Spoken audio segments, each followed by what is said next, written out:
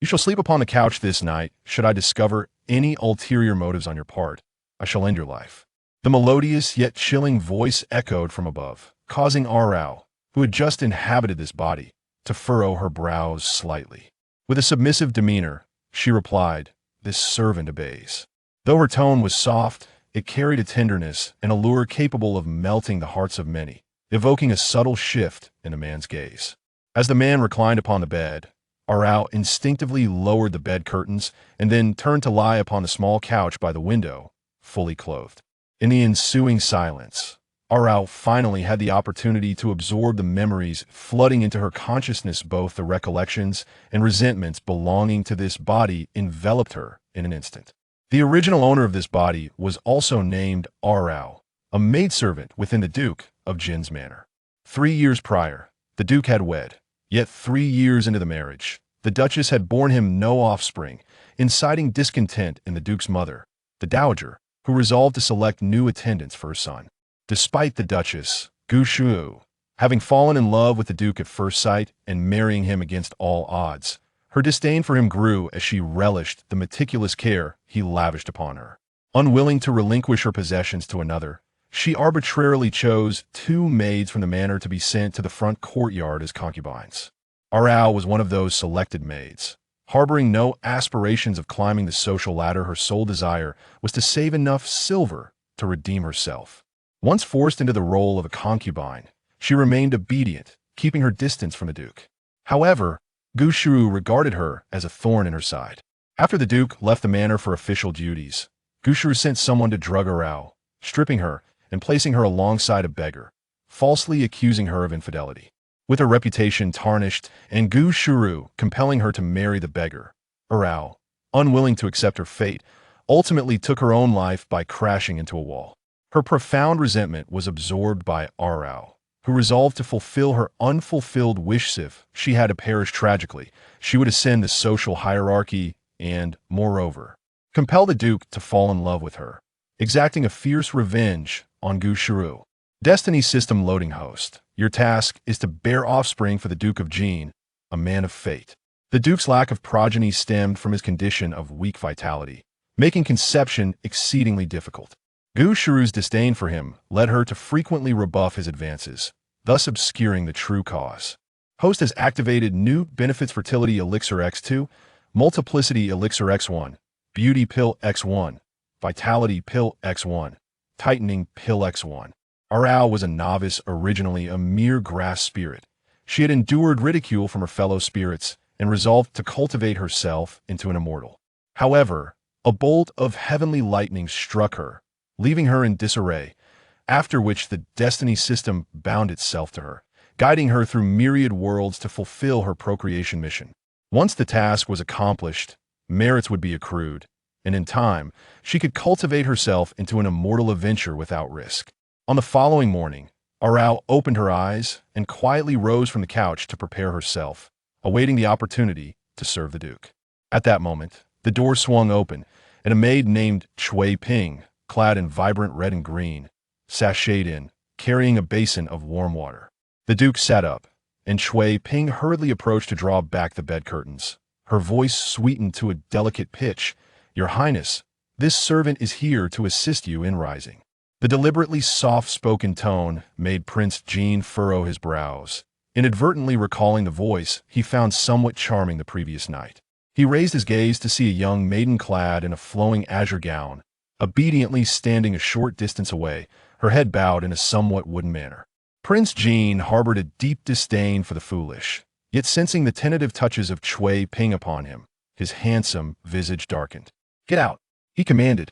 Startled by his harsh tone, Chui Ping trembled, her face draining of color as she knelt upon the ground. The man's impatient voice echoed above her. "Get out, did you not hear?" Terrified, Chui Ping dared not linger, her feet moving as if greased, hastening away. Yet the man's voice followed her.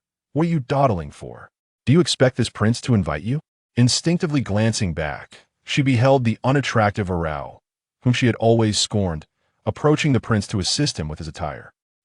She appeared plain, yet was evidently a temptress seeking to ensnare the prince. No wonder he had chosen her to serve him last night. Arao, sensing the malice emanating from Chui Ping, cautiously maneuvered her delicate, fair hands to help the man don his garments, standing on tiptoe to ensure she did not encroach upon his space. This careful demeanor momentarily relaxed the prince's furrowed brow as a faint fragrance wafted towards him. Upon closer inspection, he realized the scent belonged to this maid. Tempting him, Prince Jin's gaze sharpened as he seized Arao's wrist. "What perfume have you applied?" The young girl was startled, instinctively lifting her fair face, her doe-like eyes glistening with a hint of unconscious allure as she gazed at him. Prince Jin narrowed his eyes slightly, leaning closer to Arao, his voice oscillating between light and dark. "Do you wish to entice this prince?" The smoothness of her skin beneath his fingertips compelled him to linger momentarily.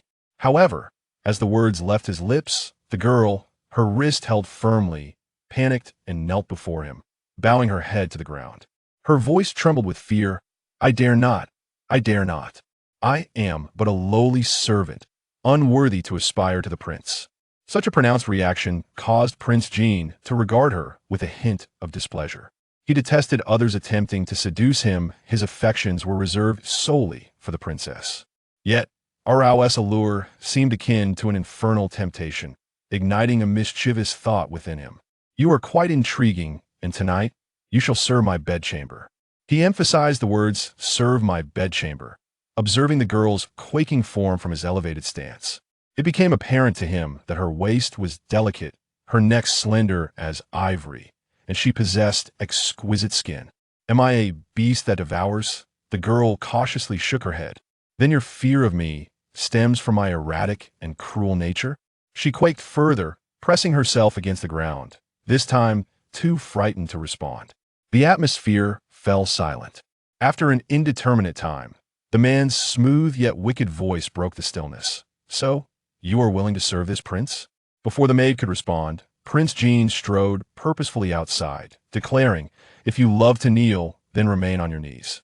He surmised that Shui Ro had likely awakened, and he intended to join her in the main courtyard for a meal. As Gushuru rose from her slumber, she found herself in a position of remarkable fortune, having entered the Wangfu without the weight of a mother-in-law's expectations. Her husband, handsome and gentle, devoted his heart entirely to her. Such a reality would render most women exceedingly happy. Yet, Gushuru was anything but content.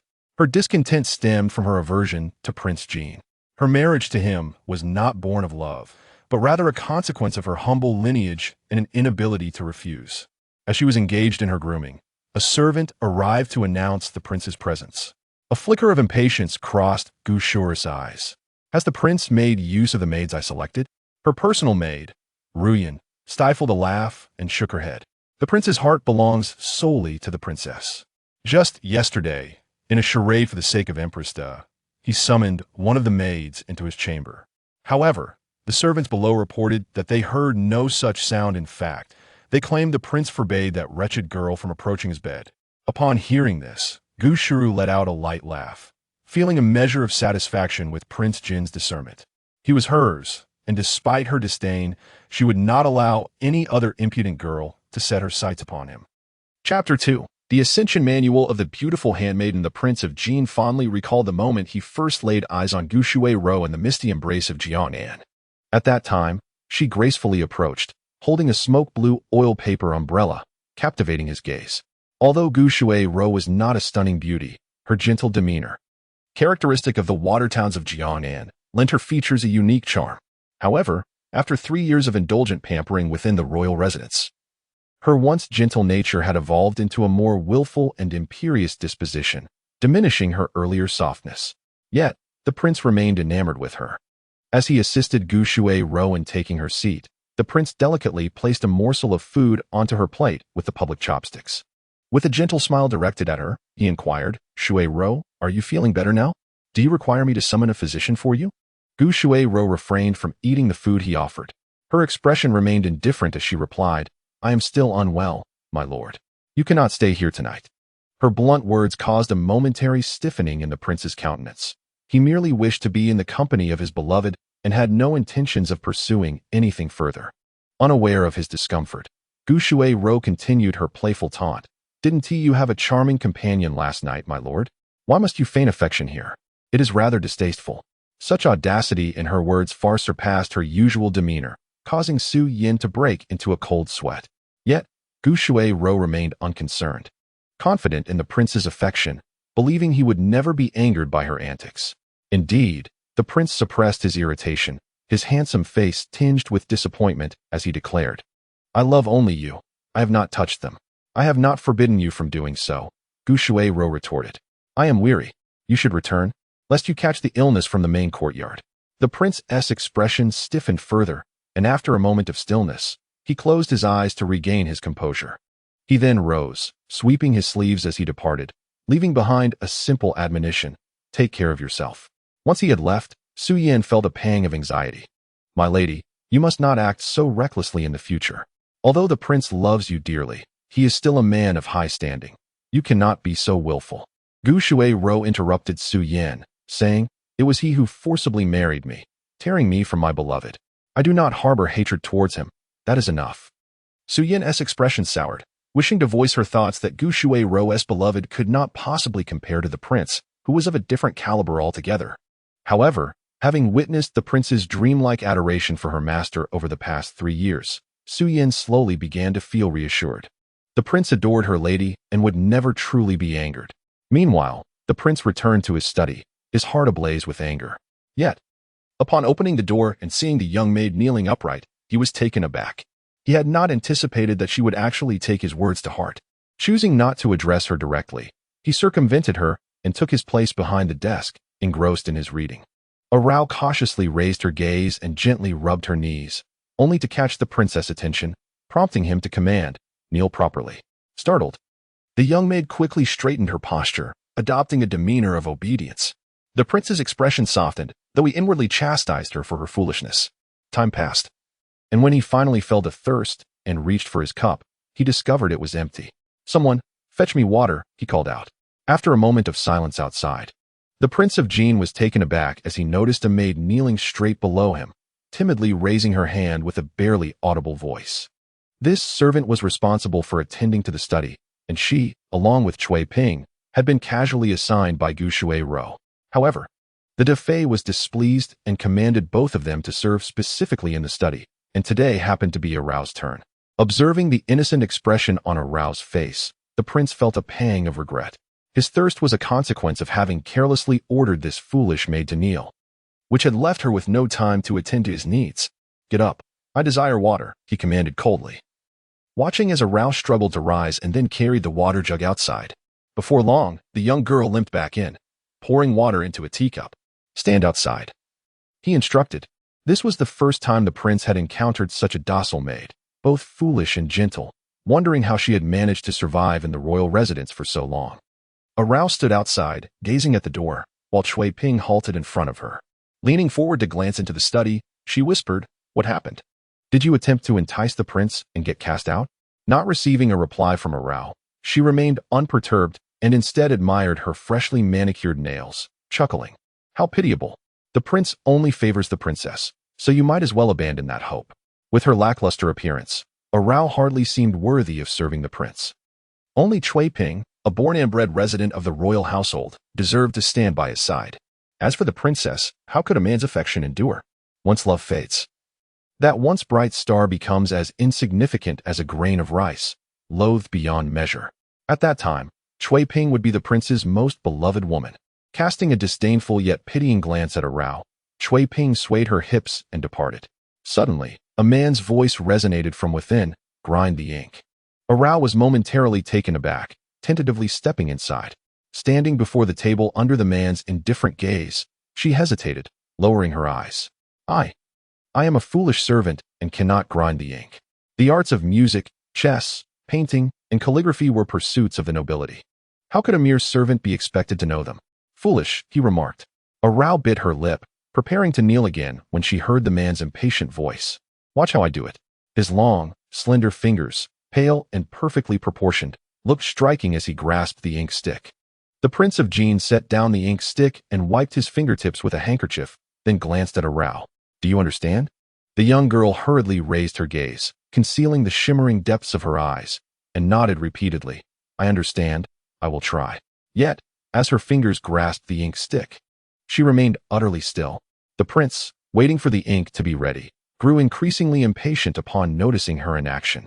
He furrowed his brow, about to order her out, when he caught sight of her plump, glistening earlobes, slightly flushed, along with the delicate blush on her neck. He paused, his tone unconsciously softening. "Come here.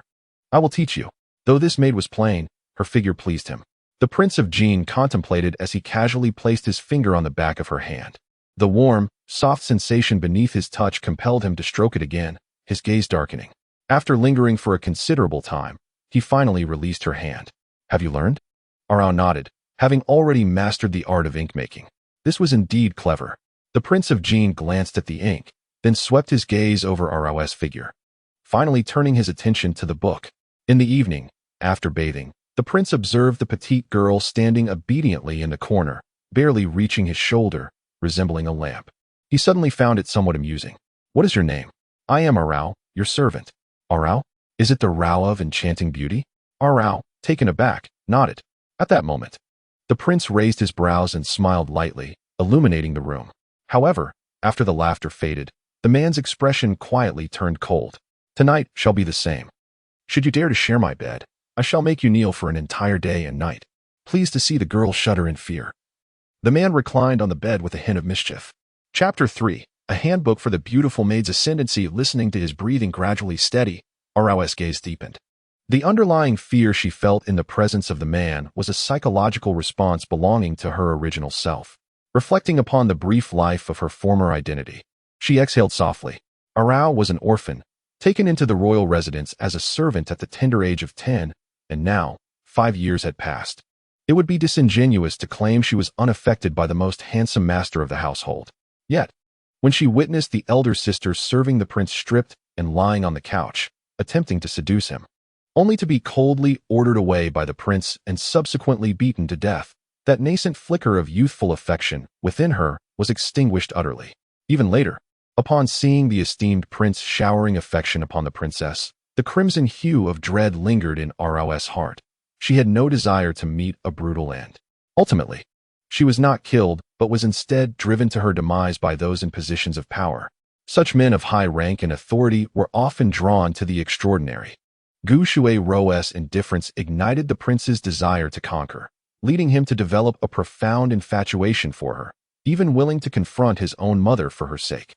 Yet, reality seldom allows for romantic indulgence. 3 years of marriage without offspring marked the original sin of being a princess. Now, the Empress Dowager had grown dissatisfied. If a year passed without the desired outcome, a significant conflict was bound to arise between the disparate ranks of mother-in-law and daughter-in-law. This year presented Arao with the perfect opportunity for her strategy. She intended to stoke the flames of the man's unfulfilled desires, for once intimacy was established, love would inevitably follow. This was a common flaw among men of high standing. While the prince reveled in his desire to conquer, the indifference of the woman he adored left him feeling frustrated. At such a time, if someone were to focus solely on him, seeing him as the most significant presence in their life, the contrast between such devotion and indifference would be stark.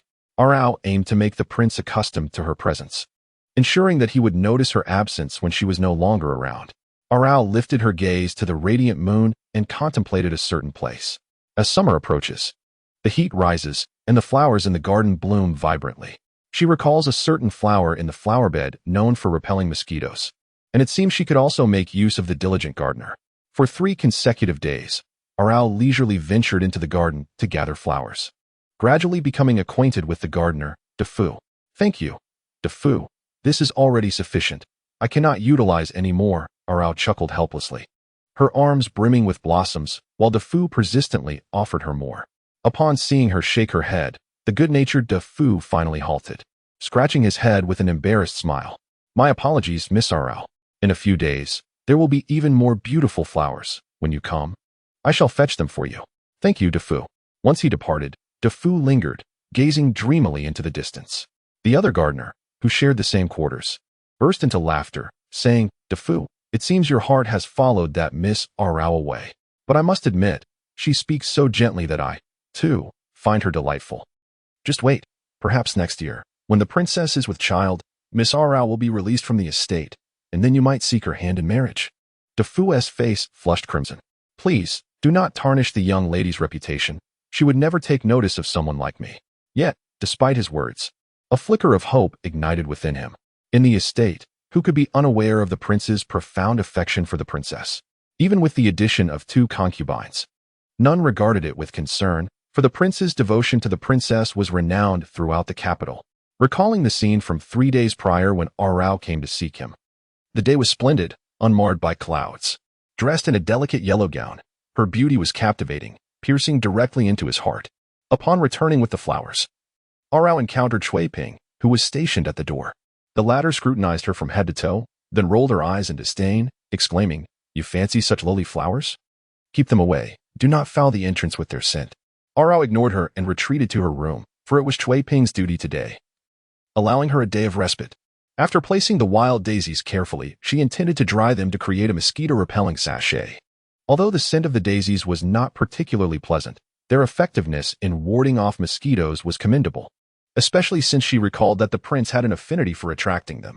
At midnight, just as Arao succumbed to slumber, a series of knocks reverberated at her door. Rising to answer, she found the prince's personal bodyguard, Chongqing, standing grimly at the threshold. "Miss Arao, the prince requests your presence." Entering the study, she beheld Shui Ping kneeling at the center, her head bowed as she wept silently. The prince, clad in a dark robe, regarded Arao with a slightly softened expression upon her arrival, for she was dressed modestly. "From now on, you shall attend to me at night." As his words hung in the air, Shui Ping's resentful gaze shot towards Arao, who, momentarily taken aback, nodded in agreement, her mind sluggish to comprehend. Yet the prince found her simplicity endearing, preferring her unassuming nature over Shui Ping's cunning demeanor. Upon seeing Shui Ping, he furrowed his brow in annoyance. Were it not for the Empress Dowager's decree, he would have truly wished to end her life. He was indeed capable of murder, yet Shui Ping was different. She had been personally chosen by the Defei. To take her life would be to incite hatred from the Defei on behalf of Gu Shuai-Ro. Although the Jin Wang was irritable, his affections for Gu Shuai-Ro were currently profound, thus he refrained from such actions. "Go outside and kneel. Do not rise until 4 full hours have passed." Once Shui Ping exited, the room's heavy fragrance of powder began to dissipate. The Jin Wang uttered a command for her to follow and strode purposefully into the inner chamber, with Arao hastily trailing behind. She happened to glimpse the man's bare back as he removed his inner garments. The contours of his back were strikingly defined, his inverted triangular waist and abdomen pale yet exuding strength. As he turned, his well-defined chest was complemented by a prominent Adam's apple, leading down to 8 distinct abdominal muscles, their lines extending tantalizingly into his trousers, radiating formidable power. "Change my clothes," he said in a brusque tone, as the scent of his previous attire had been sullied by Shui Ping, rendering it unbearable.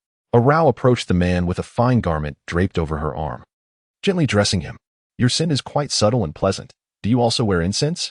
"I do not," she replied. "You are indeed curious, unlike other women. Were it not for my knowledge of your sincerity, I might have presumed you were attempting to seduce me with a feigned display of modesty." As his words lingered, the Jin Wang observed Arao's delicate frame tremble as she prostrated herself, eliciting a soft chuckle from him. "A mouse's courage," he remarked lightly. He made no effort to fasten his garments, reclining casually on the couch in an effortlessly captivating posture. "What is it? Have I unveiled your scheme? Or have I frightened you?" Arao shook her head, her voice trembling. "I am but a timid servant. Let not your highness mock me. It is I who deserves punishment. You are indeed quite timid, so quick to kneel, your knees quite resilient." Perhaps in a rare moment of good humor, the man decided to engage the foolish girl in further conversation. "How old are you this year?" "I have served in the palace since I was 10, and now 5 years have passed." 15? A blossom of an age. "Come closer." Startled, Arao inched forward while still kneeling, only to hear a soft chuckle from above. "I meant for you to ascend the couch." Arao remained still. The voice above grew colder. "What is this? Is my command ineffective?" No sooner had he finished speaking than the kneeling girl swiftly climbed onto the couch, mere arm's length from the man. The Jin Wang, too, bore a hint of fragrance, but his was a crisp and cool bamboo scent, refreshing and serene. As the scent drew nearer, Arao's chin was gently lifted by a long, elegant finger. The voice now close and clear. "This evening, I find myself somewhat intrigued. You possess a certain allure." The Jin Wang had spoken casually, yet inadvertently found himself captivated by her glistening, watery eyes, which bore a pitiful charm, their corners aglow. Beneath their enchanting shimmer lay a tantalizing innocence that momentarily stole his breath, for those eyes were extraordinarily captivating. The skin beneath his touch was fair and delicate, reminiscent of a lychee freshly peeled. The Prince of Jin cast another glance at Arao, unable to deny that this seemingly foolish maid possessed a face of unparalleled innocence. Such a visage could evoke a sense of brutality in others, stirring an urge to witness the subtle parting of her crimson lips, to see her weep. Suddenly, the prince's expression shifted. He realized that he had been stirred by a flicker of desire for this lowly maid. His countenance darkened, and he tightened his grip, his voice taking on a sinister edge. "And you, do you have something to say? Do you wish to serve me?" Arao was compelled to lean forward, her long, delicate neck arching back involuntarily, her fragile form trembling slightly, a hint of feminine fragrance wafting through the intoxicating night, adding a layer of allure to the atmosphere. Yet, this enchantment was utterly shattered as she spoke. Your clothes are undone. You'll catch a chill." The prince paused, taken aback by her words, instinctively glancing down at his exposed chest, then noticing the maid's tightly shut eyes. He fell silent, feeling a mix of bemusement and exasperation. "You foolish girl." The prince realized that Arao had no intention of seducing him.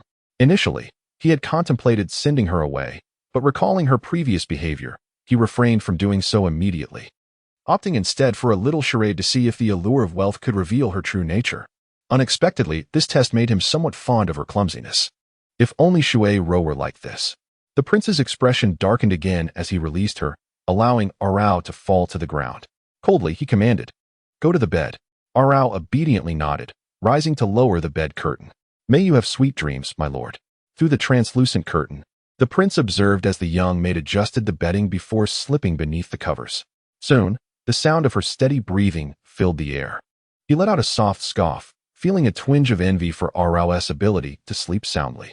Ever since his maturity, burdens had plagued him, especially now, caught between his revered mother and beloved wife, leaving him utterly overwhelmed.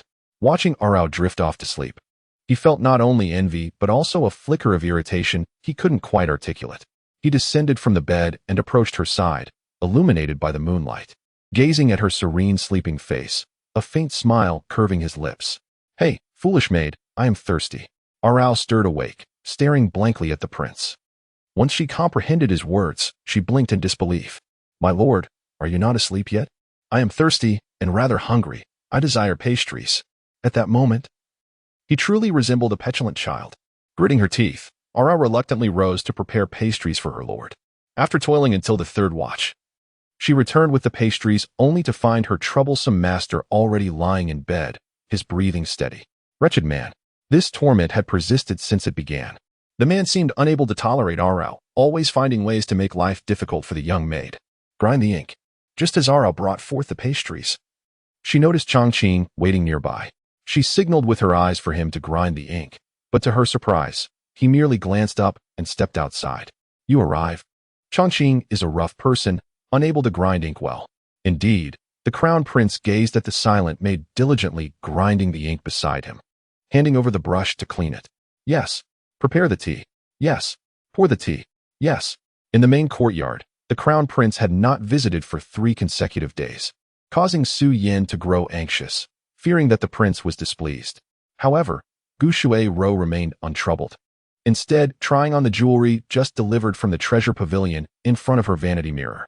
Seeing her mistress so lively, Su Yin quickly took out an exquisite pearl hairpin, saying that the jewelry from the treasure pavilion was rare. And knowing that the prince was aware of her mistress's fondness for adornments, he had specially ordered new styles to be fetched each month. How stunning would she be at the banquet in half a month? As for the banquet, it was utterly tedious. I had long lost interest in attending. It was always the same people sitting together, discussing their own prince's affections for them, as well as their grievances and helplessness regarding the concubines in the rear courtyard. Only Gu Shui Ro remained free from such woes, yet she still had to listen to those resentful women share their gossip, which was dreadfully boring. What sustained her was merely the envious glances from others upon seeing her new jewelry and the mixed looks of envy and jealousy when they learned how the crown prince cherished her. Her ladyship speaks in anger.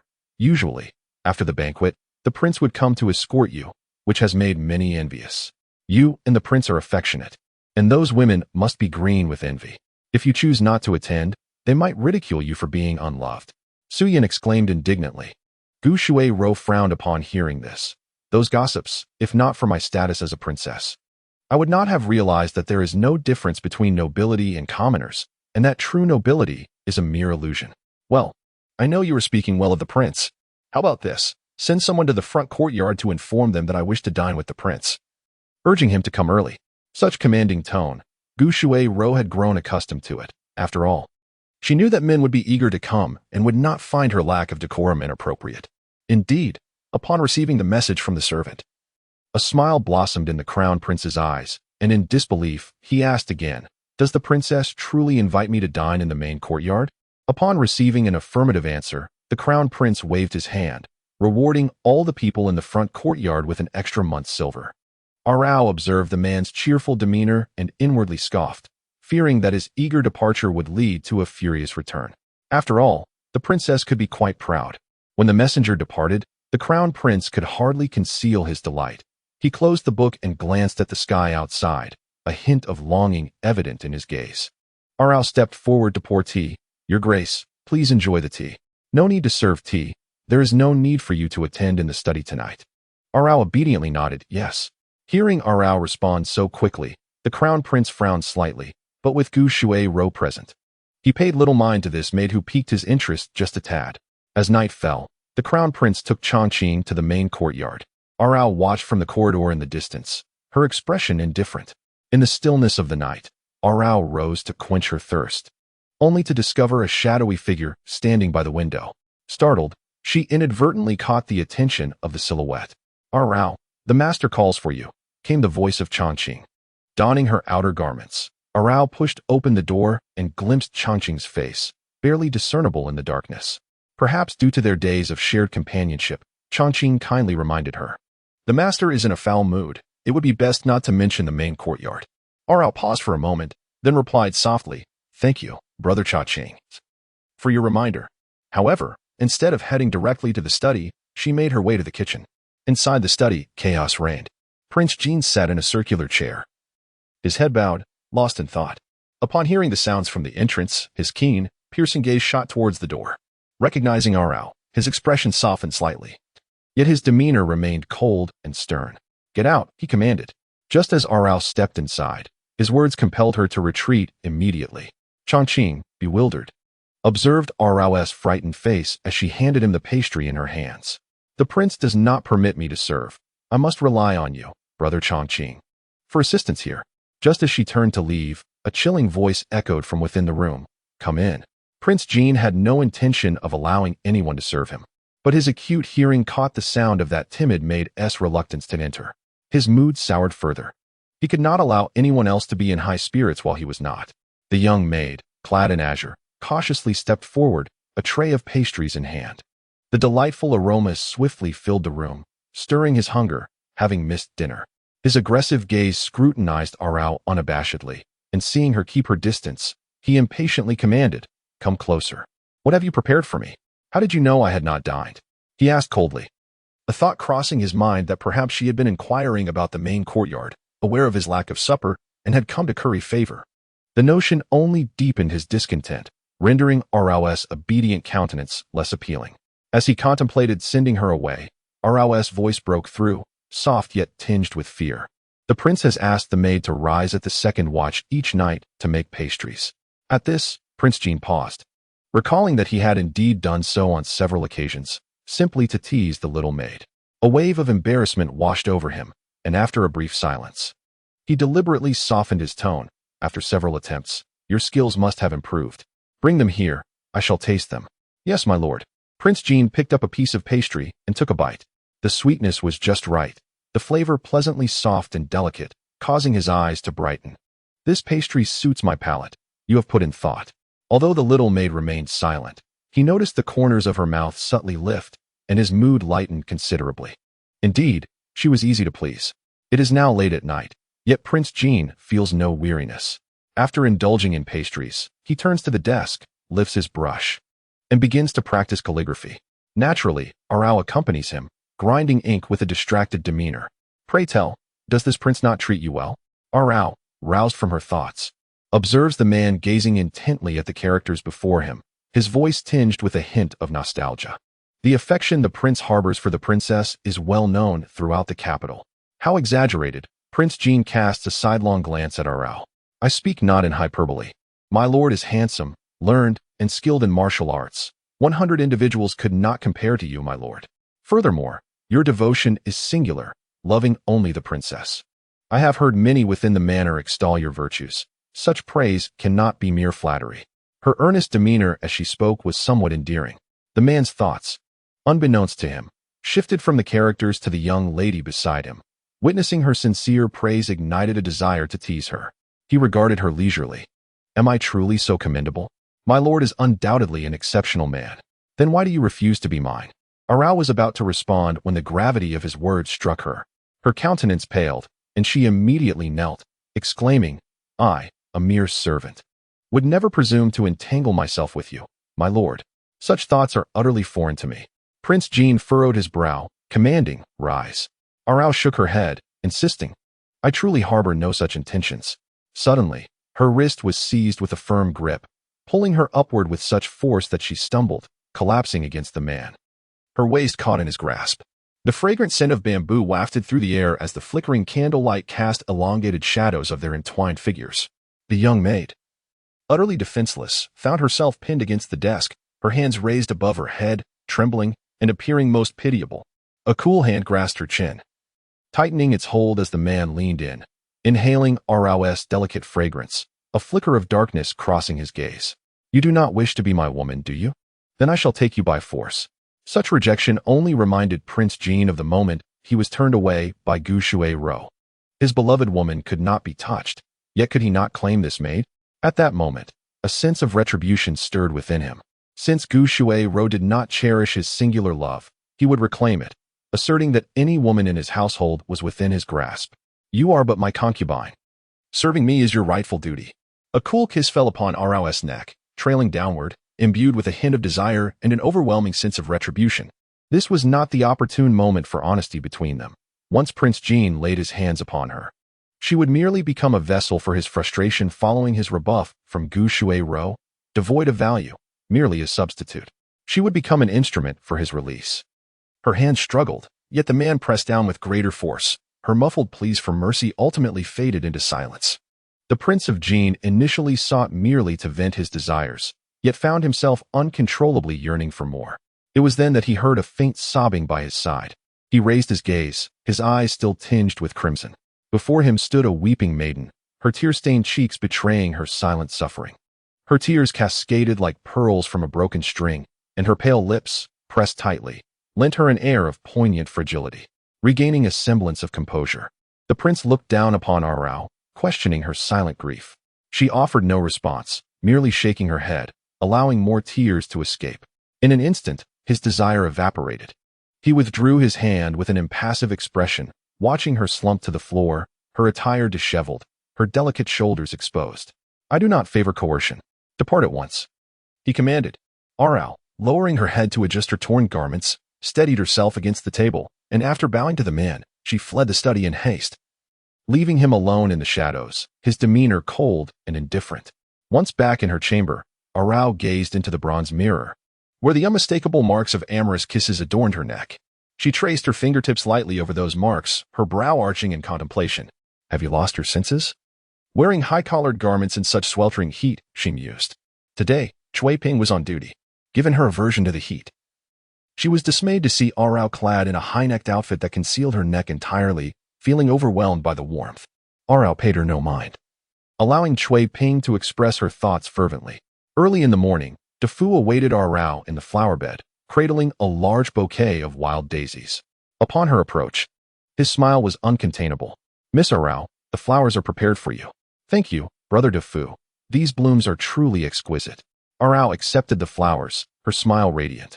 Once I have dried them, I shall craft a mosquito-repelling sachet for you, for this riverside location surely invites numerous pests at night.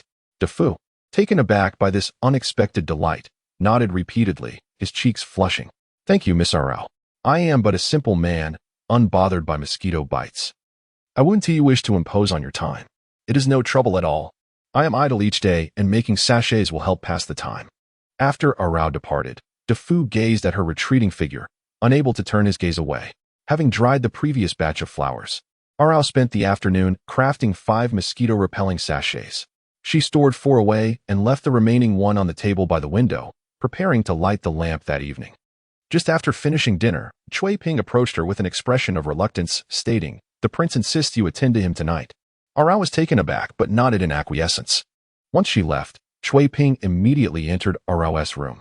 In such oppressive heat, why does Arao wear such peculiar attire? It must be unusual. Perhaps a lover left his mark upon her. Regrettably, after searching thoroughly, she found no suspicious items. Furrowing her brows, she noticed the sachet by the window and took note of its peculiar design. This sachet is quite distinctive, and Arao seldom adorns herself with such trinkets. Surely, she wouldn't go to such lengths unless there was something amiss.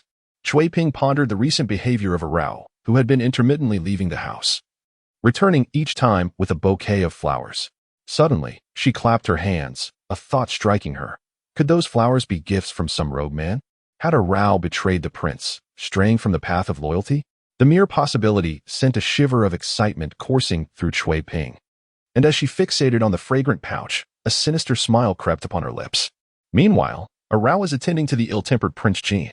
It seemed he had suffered considerable distress from the main courtyard, to the extent that he had not set foot there in days and forbade anyone from mentioning it, quite a rarity. Yet, Arao understood that the prince's resolve was steadfast at present. Once Gu Shuai-ro showed her a modicum of tenderness, the prince would undoubtedly reconsider his affections. As Arao stood by, fanning him, she diligently worked to enhance the prince's fondness for both herself and Gu Shuai-ro, their ratings being 15 and 75. Respectively, an evident disparity. What was she dawdling for? Had she forgotten to eat? She needed to fan him with more vigor. Snapping back to reality, Arao noticed the prince's displeasure as he regarded her, beads of sweat beginning to form on his brow. Despite the large basin of ice in the room, it had failed to quell his discomfort, illustrating just how intolerant he was of heat. Observing Arao's feeble attempts at fanning, Prince Jin felt increasingly sticky and uncomfortable. In a sudden motion, he seized the fan from her grasp, and upon contact with the cool surface, he paused, his gaze drifting to Arao's hands. Her hands, marked by labor yet possessing an elegant length and pale skin, were not unattractive. The slight calluses merely served as embellishments. "Your hands are quite proportionate," he remarked, astonished. This foolish maid seemed to meet his every preference. Her figure was appealing, and though her demeanor was somewhat dull, there was a certain naive charm about her.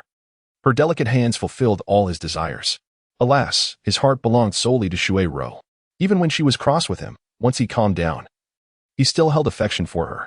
Gazing at Arao, he recalled his earlier impulsiveness, his expression darkening with both frustration towards Gu Shuai-ro's cruelty and a hint of self-loathing. "Leave now. There is no need for you to attend to me," he commanded, a hint of irritation in his tone.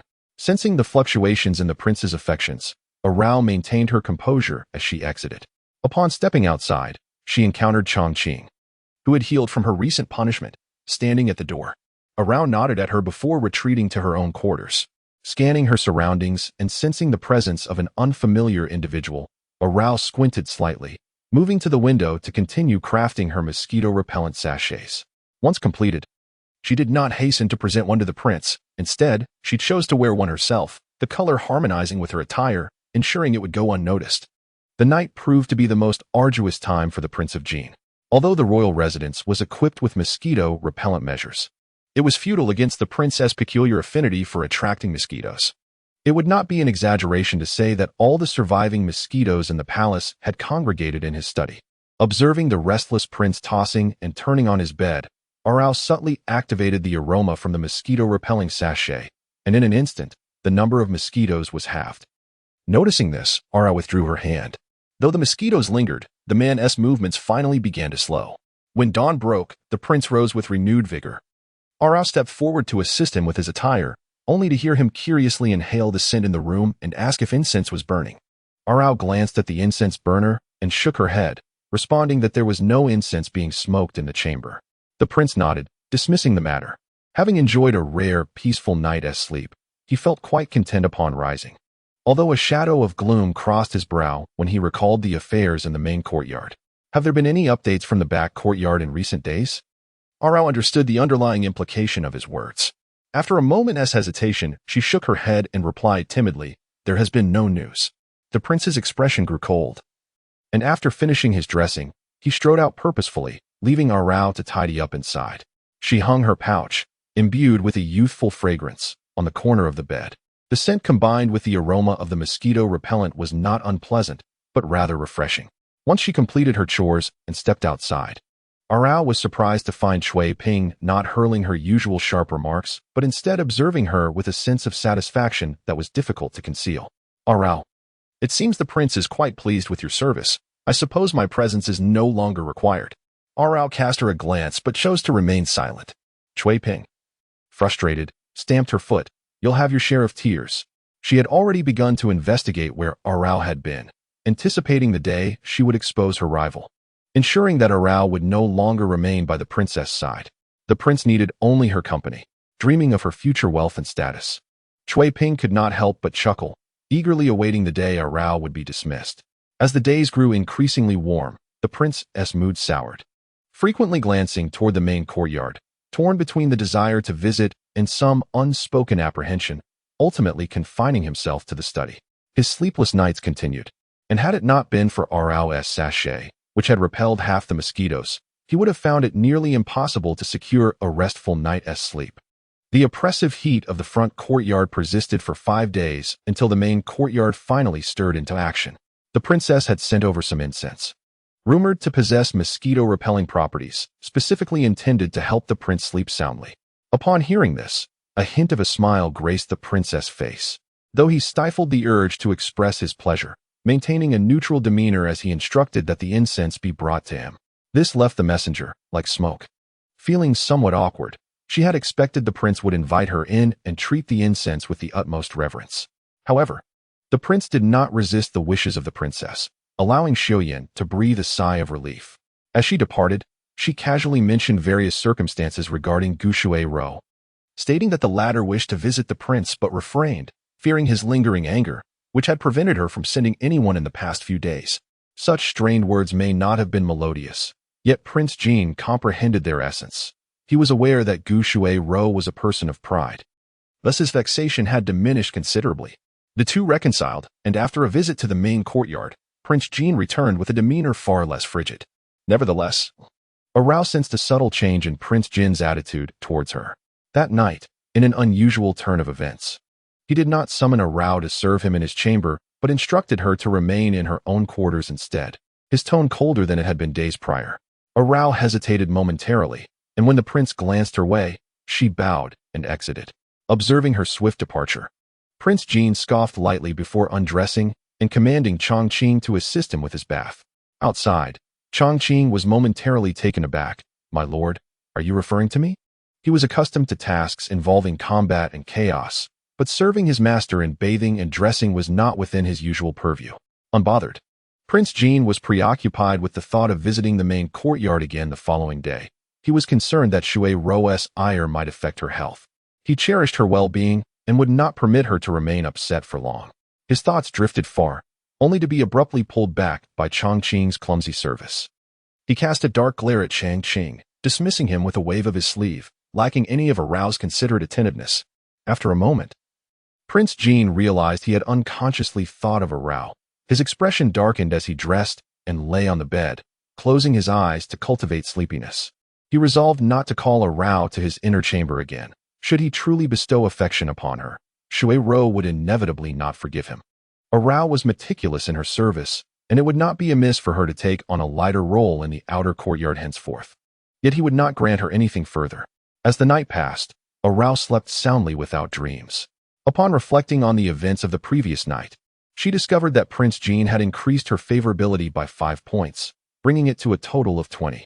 She proceeded with her morning routine and made her way to the study. Upon greeting Chongqing and preparing to enter, she noticed the still sullen Chongqing blocking her path. His expression remained grim, yet his tone softened slightly as he spoke. "Miss Arao, the prince has issued a decree. You are no longer required to serve in the inner chamber. The prince delights in the pastries you prepare. Henceforth, you shall attend to the small kitchen and prepare pastries as commanded by the prince." Compared to serving in the inner chamber, this was indeed a respectable and leisurely position. Chapter 7.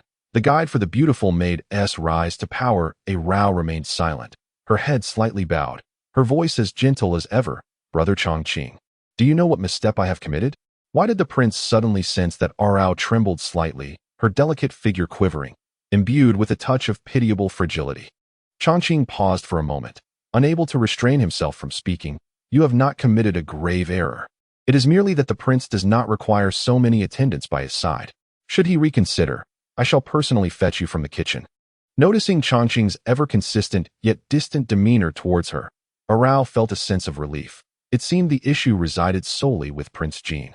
After visiting the main courtyard, the prince's attitude towards her had indeed shifted, and it was evident that Gushuru had played a role in this transformation. Upon reflection, her excursion to the kitchen might prove advantageous. Rao's gaze darkened. Let Suaping endure Gushuru's jealousy and malice for the time being. In the main courtyard, as Rao had surmised, her assignment to the kitchen was indeed the result of Gushuru whispering in the prince's ear. In truth, it was not Gushuru who actively requested the dismissal of those attending the study, but rather the outcome of Ru Yan's persistent suggestions. Although Gushuru and Prince Jean had recently reconciled, it was the first time she had witnessed him so irate, as he had not graced the main courtyard with his presence for 4 consecutive days. In the past, whenever they quarreled, he would promptly return the following day to appease her, urging her not to let anger affect her health. Listening to the gossip regarding her and Prince Jean, Gushuru was incensed and punished several loquacious servants. She simultaneously resented the prince for not honoring her and, under Ru Yan's analysis, began to harbor a subtle anxiety regarding the prince's potential change of heart. If the prince were to waver in his affections, what joy would remain for her?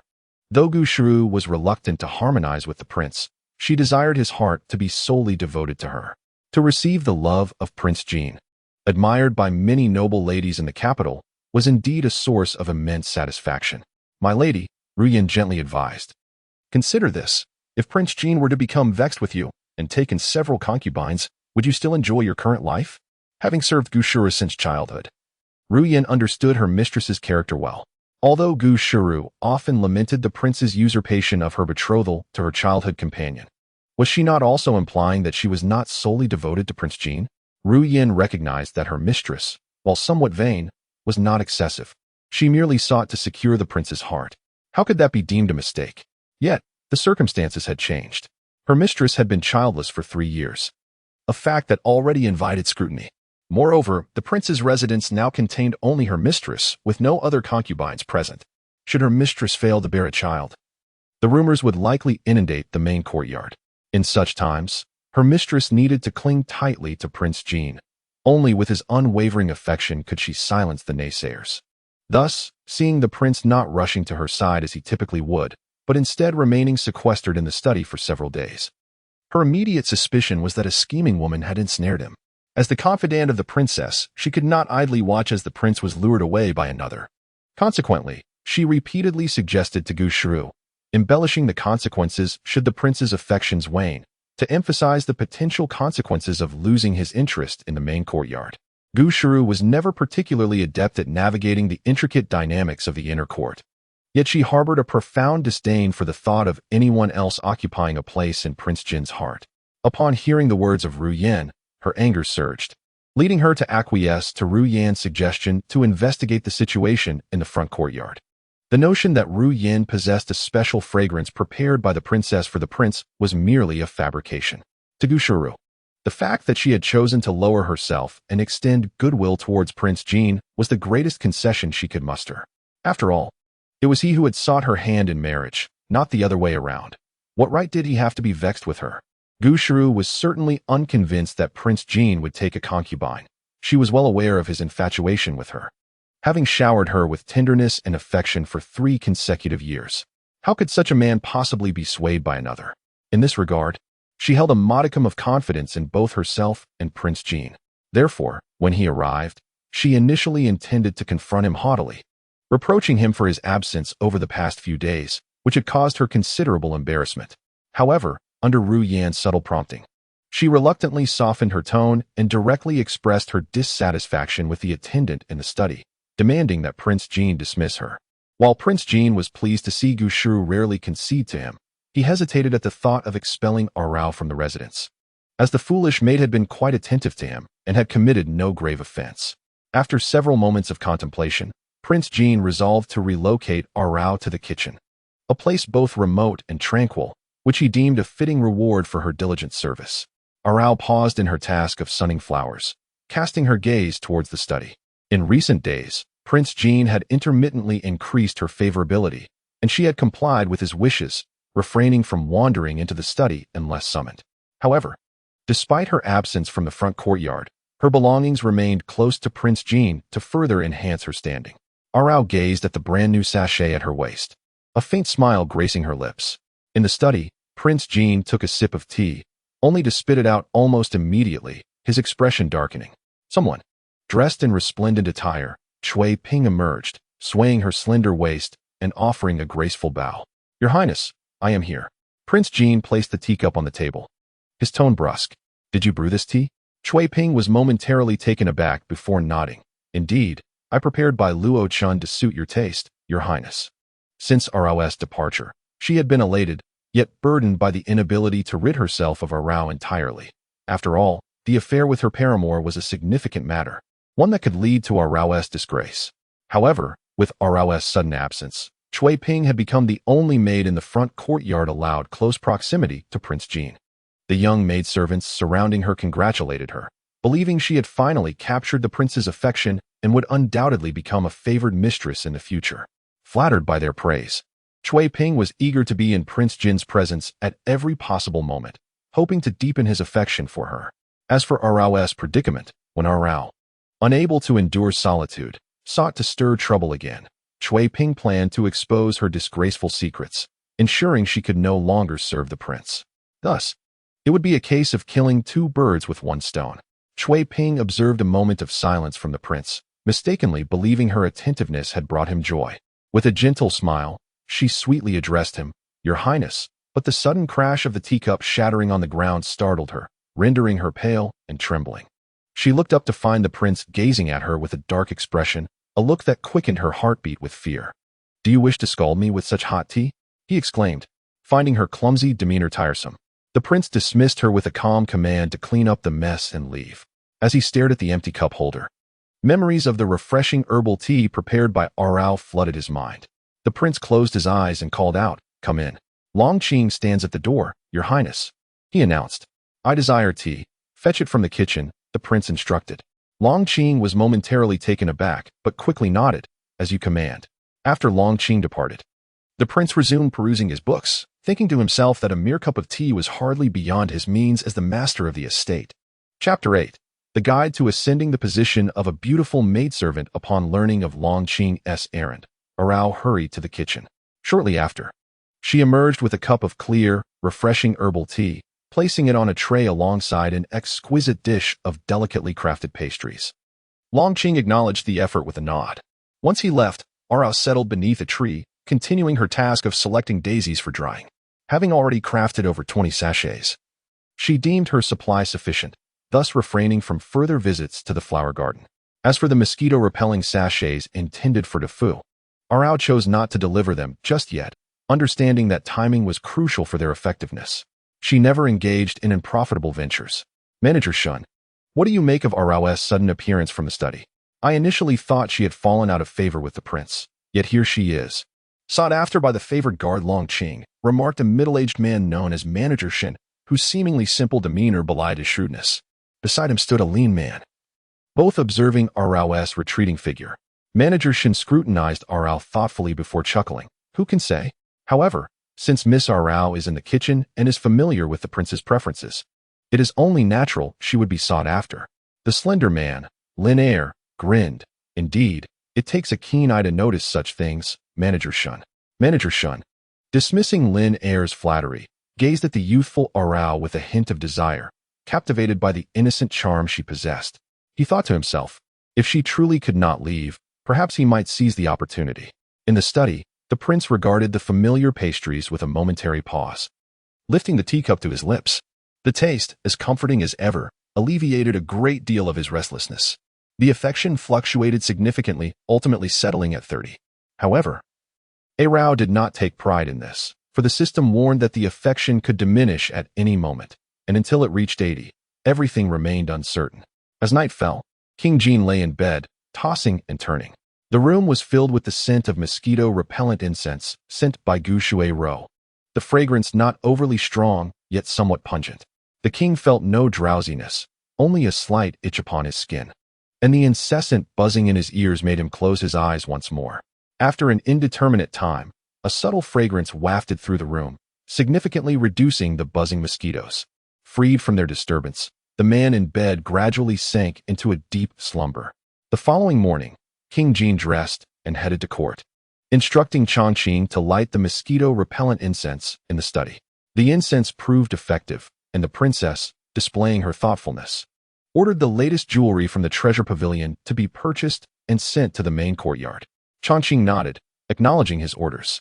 When Gu Shui-ro learned of King Jin's praise for her choice of incense, she was momentarily taken aback. It was merely a fragrance she had casually pointed out. One she had not known how long it had been in storage, nor whether it truly had any repellent properties. Had her simple suggestion coincidentally aligned with the king's preferences? With a slight lift of her chin, exuding a hint of pride from her pampered upbringing, Gu Shui-ro waved her sleeve dismissively, deeming it a trivial matter. She then instructed Xiaoyan to fetch more incense for Cha-Ching. Xiaoyan eagerly complied, her face alight with joy as she handed over the items.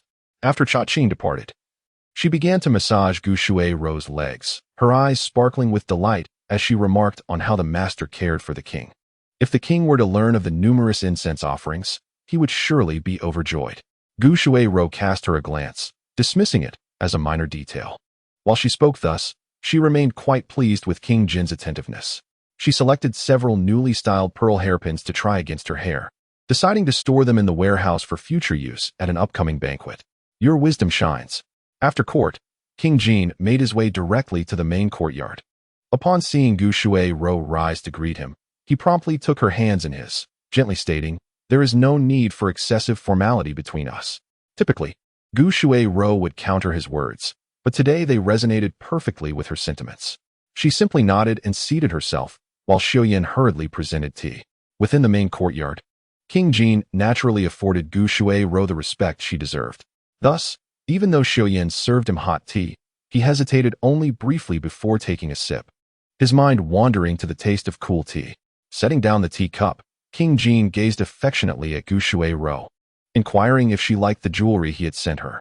Gu Shui-ro nodded, finding it acceptable.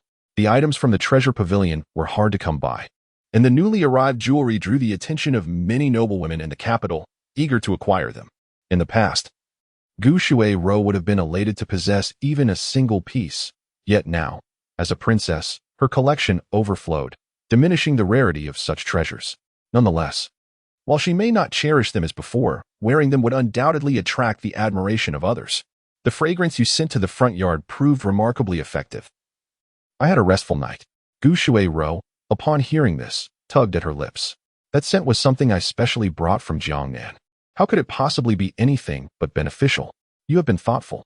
Today, I visited the Empress Mother, and in a month and a half, it will be her birthday.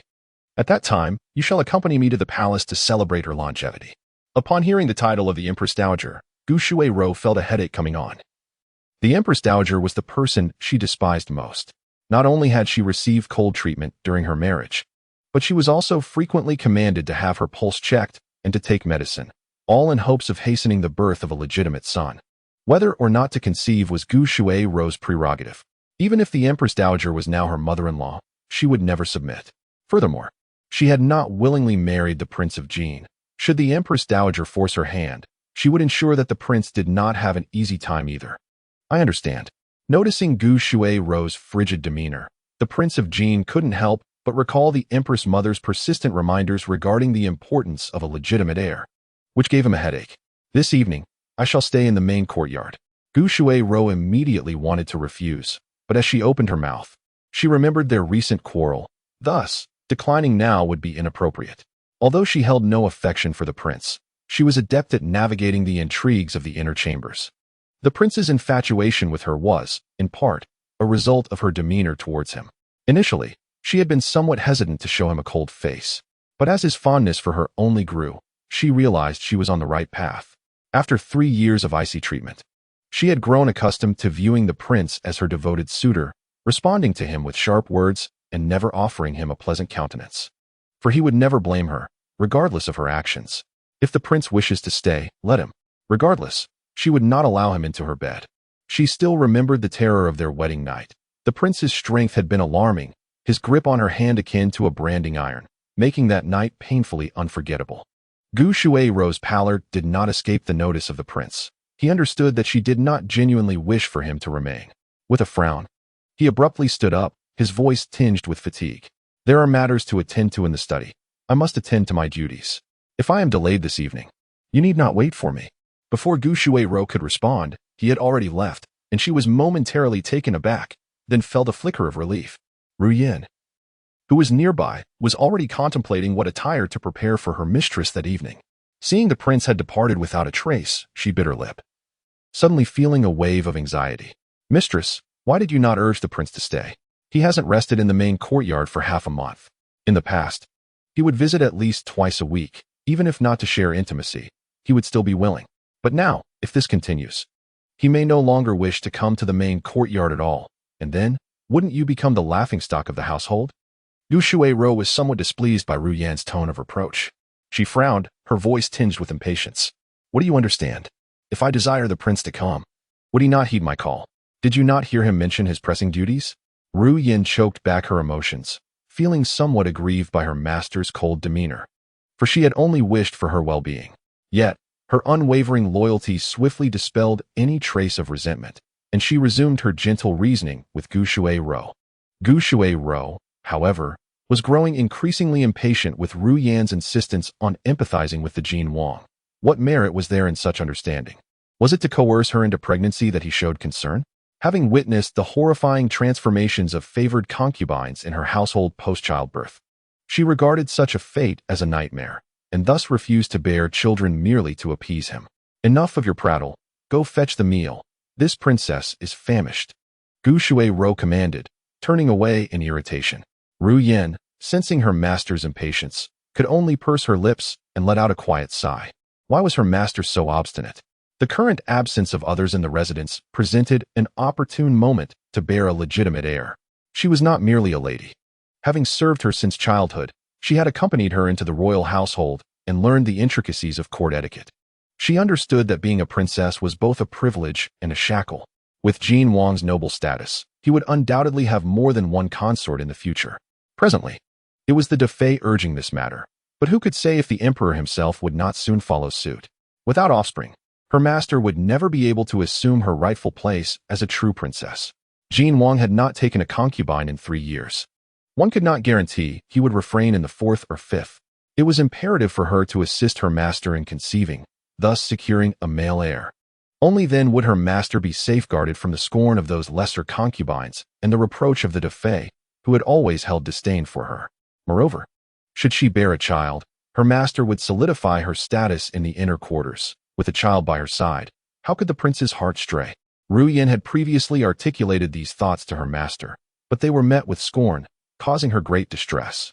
Now, she could only remain vigilant against those maids who, emboldened by their beauty, sought to entangle themselves with the prince. The study was a particular focus for Ru Yin. Previously, her master had carelessly sent 2 unremarkable maids to the front courtyard, only for them to be ordered by the Defei to serve closely in the study.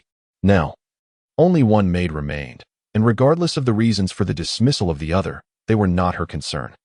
Her primary worry lay with the 2 maids retained by the prince, as the one who remained clearly held his favor. The prince often rested in the front courtyard, and the slightest oversight could allow that insipid maid to intrude upon the inner quarters and become a thorn in her master's side. Should that maid show any inclination towards the prince, Ru Yin vowed to eliminate the threat, ensuring nothing would obstruct her master's path. Meanwhile, in the study, Jin Wang could scarcely endure the turmoil within his heart. Upon encountering the flamboyantly adorned Cui Ping, his agitation grew, prompting him to hastily dismiss her and seclude himself in solitude. Expelled from the premises, Cui Ping wore a bitter expression. Yet upon reflecting on the fate of the dismissed Arao, a flicker of satisfaction emerged within her. After all, the prince valued her enough not to cast her out. Pray, do you know why the prince is in such a foul mood? Could it be that something in the main courtyard has once again vexed him? Chongqing cast a cold glance at Cui Ping, his voice devoid of warmth. Do not inquire into matters that do not concern you. Infuriated by Changqing's lack of deference, Cui Ping fumed. What was there to be proud of? He was merely a gatekeeper. After all, what audacity. Once she became a favored concubine, she would beseech the prince to dismiss this cold-faced guard. After Cui Ping departed, Chongqing remained stationed at the door. As the midday hour approached with no sign of activity within, his brow furrowed with concern. Suddenly, as if struck by a thought, he stepped outside with a measured pace. Upon reaching the kitchen, Chongqing scanned the bustling crowd, but Arao was nowhere to be seen, deepening his frown. A sprightly young kitchen hand noticed and hurried over, wiping his hands on the towel draped around his neck. Might I inquire whether you seek ingredients or someone in particular? I am looking for Arao. Arao? The kitchen hand paused to ponder, recalling that this Arao was the young lady recently assigned to the kitchen, her arrival having drawn many curious glances. The kitchen, after all, was the most laborious domain within the entire royal residence. While other areas enjoyed scheduled breaks, the kitchen was perpetually on guard for the whims of the masters, who might desire pastries or dishes at any moment, leaving the staff in a constant state of busyness. Due to the physically demanding nature of the work, the kitchen was predominantly staffed by men, making Arao's youthful presence a rarity. Moreover, it was noted that while she had joined the kitchen, her duties did not require her to toil alongside the others, but rather to assist occasionally. Most crucially, Arao had previously held the status of a favored concubine. Though her rank was not lofty, in the Jin prince's residence, she was one of the select few women permitted to attend to the prince, second only to the princess consort. This led to much speculation among the staff regarding Arao's current standing. Had she been cast out due to the prince's disdain, or was there a different reason? Being relegated from the main courtyard to the kitchen without being assigned heavy labor was indeed puzzling. The quick-witted kitchen hand soon regained his composure and smiled at Changqing, explaining, "Yesterday, Arao was unwell, and thus she has remained in her quarters to rest today." Chongqing was taken aback, and as the kitchen hand offered to lead him to Arao, he waved his hand dismissively. "There is no need." Turning to depart, he hesitated momentarily before returning to place an order for some of the dishes the Jin prince favored, half of which were his old favorites, and half were new selections presumably chosen by Arao to cater to his tastes. Chapter 10. The Handbook for the Ascension of a Charming Maid. When the dishes were delivered to the study, Changqing accepted the food box and approached the door. Knocking gently, from within came the prince's icy voice. "What is it?" "Your subordinate has brought a meal from the kitchen. Might his highness partake?" "I am not hungry." The man's voice was somewhat hoarse as Chongqing pondered, continuing to speak. If the prince neglects his meals and falls ill, the princess will surely be distressed. The study fell silent for a moment, with no response. Chongqing frowned again. His mind, usually focused solely on the act of chopping, began to turn. Suddenly, a spark of inspiration illuminated his thoughts, and he tentatively remarked, "The subordinate has brought a dish of golden minced fish and a serving of lotus seed soup." He listed several dish names, concluding with a plate of pastries. After a brief wait, the voice of Prince Jin finally resonated from within the study. "Come in." Upon entering, Chongqing found Prince Jin seated behind a somewhat disordered desk, clad in dark attire that melded with the surroundings. The prince's handsome brow bore a slightly gloomy and stern expression.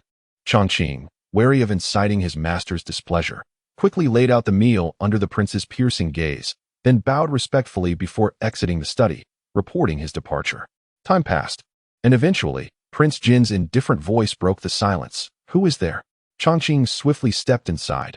"Master, your subordinate is here." "What is she doing now?"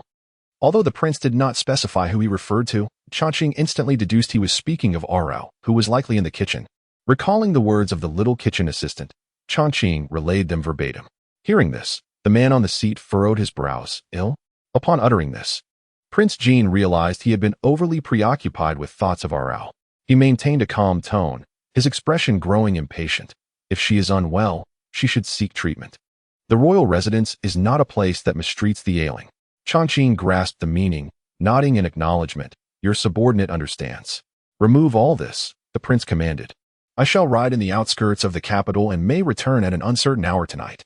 If I arrive late, you may light the mosquito-repellent incense sent from the main courtyard." Chongqing, surprised, queried, "May I not accompany the prince?" Prince Jin emerged from behind the desk. "No need. I wish to ride freely alone, without anyone trailing me." Reluctantly, Chongqing knelt to accept the order. In the past, he had always accompanied the prince on such outings. But now, even without his presence, the hidden guards would adequately protect their master, alleviating his concerns. After the prince departed, Chongqing followed his instructions and made his way to the kitchen once more. This time, he did not resist the little assistant's guidance and arrived at Arao's quarters. The quarters were shared by several maidservants, and though the environment was crowded, each maid had her own room. A far better arrangement than the large dormitory shared by numerous others outside. Arao's room was situated at the far end of the courtyard, somewhat dim due to the lack of light. "Sister Arao, someone from the front yard has come to see you." Noticing that the accompanying guard remained silent, the little assistant scratched his head and called out loudly. After a moment, the last door creaked open, revealing Arao clad in green maid attire, her face faintly displaying signs of illness as she stepped outside. Upon seeing Chongqing, her eyes widened with surprise. "Brother Chongqing, what brings you here?" The little assistant had already quietly withdrawn, allowing Chongqing to speak openly. "The prince instructed me to come and summon the court physician for you. Do not delay." Arao was somewhat taken aback, but soon lowered her head with a gentle smile, stating, "It is merely a minor ailment, nothing to be concerned about. I shall recover in a few days. There is no need to summon the palace physician." Chongqing furrowed his brow, noticing Arao's delicate expression of discomfort. He inquired, "How could you fall ill?" Glancing around their surroundings, Chongqing couldn't help but purse his lips. Although he did not comprehend why the prince had dismissed Arao from the study, he was certain it was not due to any disdain for her. There must be another reason. The kitchen was typically a leisurely place, abundant with resources. Assigning Arao to this area was not an act of torment, but rather an opportunity for respite. The more junior attendants were often quite astute, and though the reasons behind Arao's relocation from the study were unclear, any sensible person would instinctively treat her with kindness. Moreover, Arao had previously served as the prince's personal attendant. However, upon observing her now, Chongqing noted that she did not appear as comfortable as he had imagined. After only a few days, she had fallen ill and seemed increasingly frail.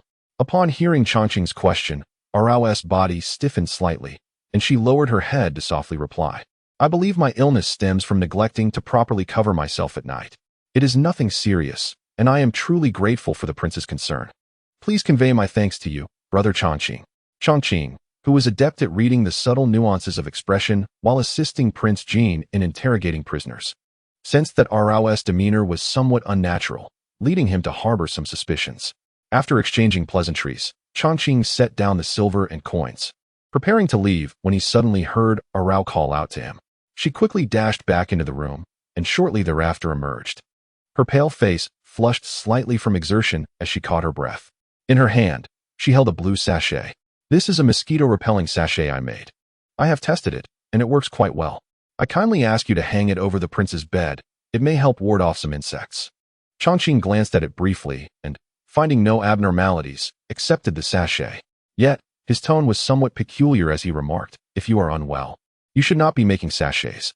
If it proves effective, I shall certainly speak favorably of you before the prince." Arao quickly shook her head, insisting, "This is my duty as a servant. I cannot trouble you, Brother Chongqing. However, my stitching is rather crude and unrefined, so it would be best not to inform the prince.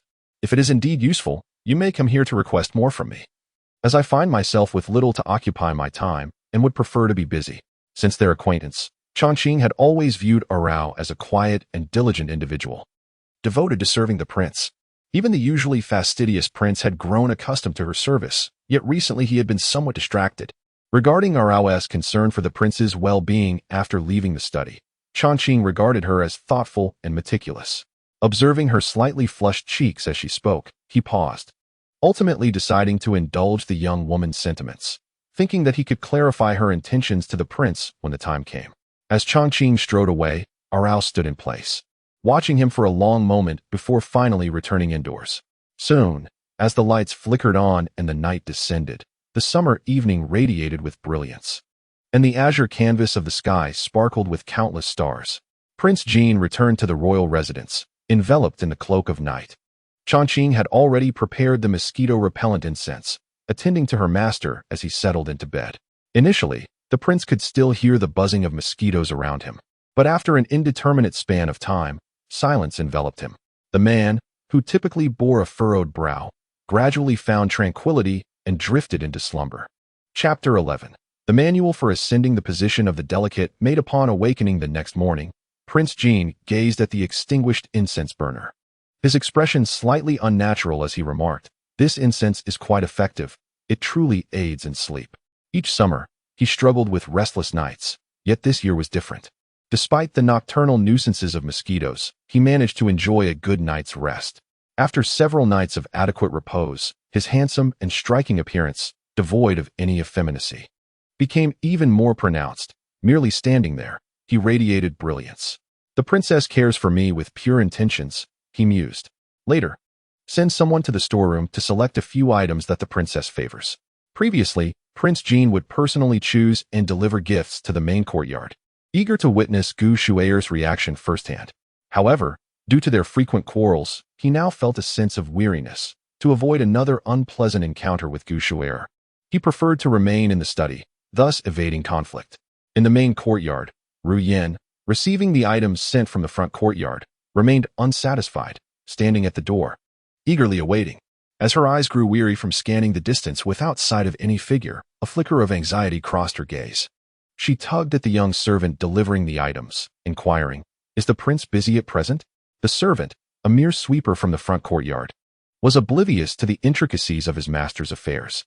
He shook his head repeatedly, a sheepish smile on his face, and replied, "How could a lowly servant know such matters? You truly humble me." Dissatisfied, Ru Yan cast a few more glances outside before dismissing the servant and returning to the courtyard, cradling the items. Gu Shuai reclined on her beauty couch, attended by two maidservants who were painting her nails. Hearing that gold leaf had recently become fashionable in the capital for nail art, she felt a surge of interest and decided to try it herself that day. Upon Ru Yan's entrance, she glanced over and asked in a neutral tone, "What has he sent this time?" Ru Yan hurriedly approached and opened the box. Gu Shuai was immediately captivated by the red jade droplet earrings within. The earrings, fashioned from vibrant red jade, were both opulent and elegant, a new style not yet seen even in the capital's treasure pavilion. Beside the red jade droplet earrings lay a pair of cloisonne coral earrings, a set of pearl tassel earrings, a gold hairpin adorned with entwined lotus patterns, and a white jade double lotus hair ornament. At first glance, one would be unsure where to focus their gaze.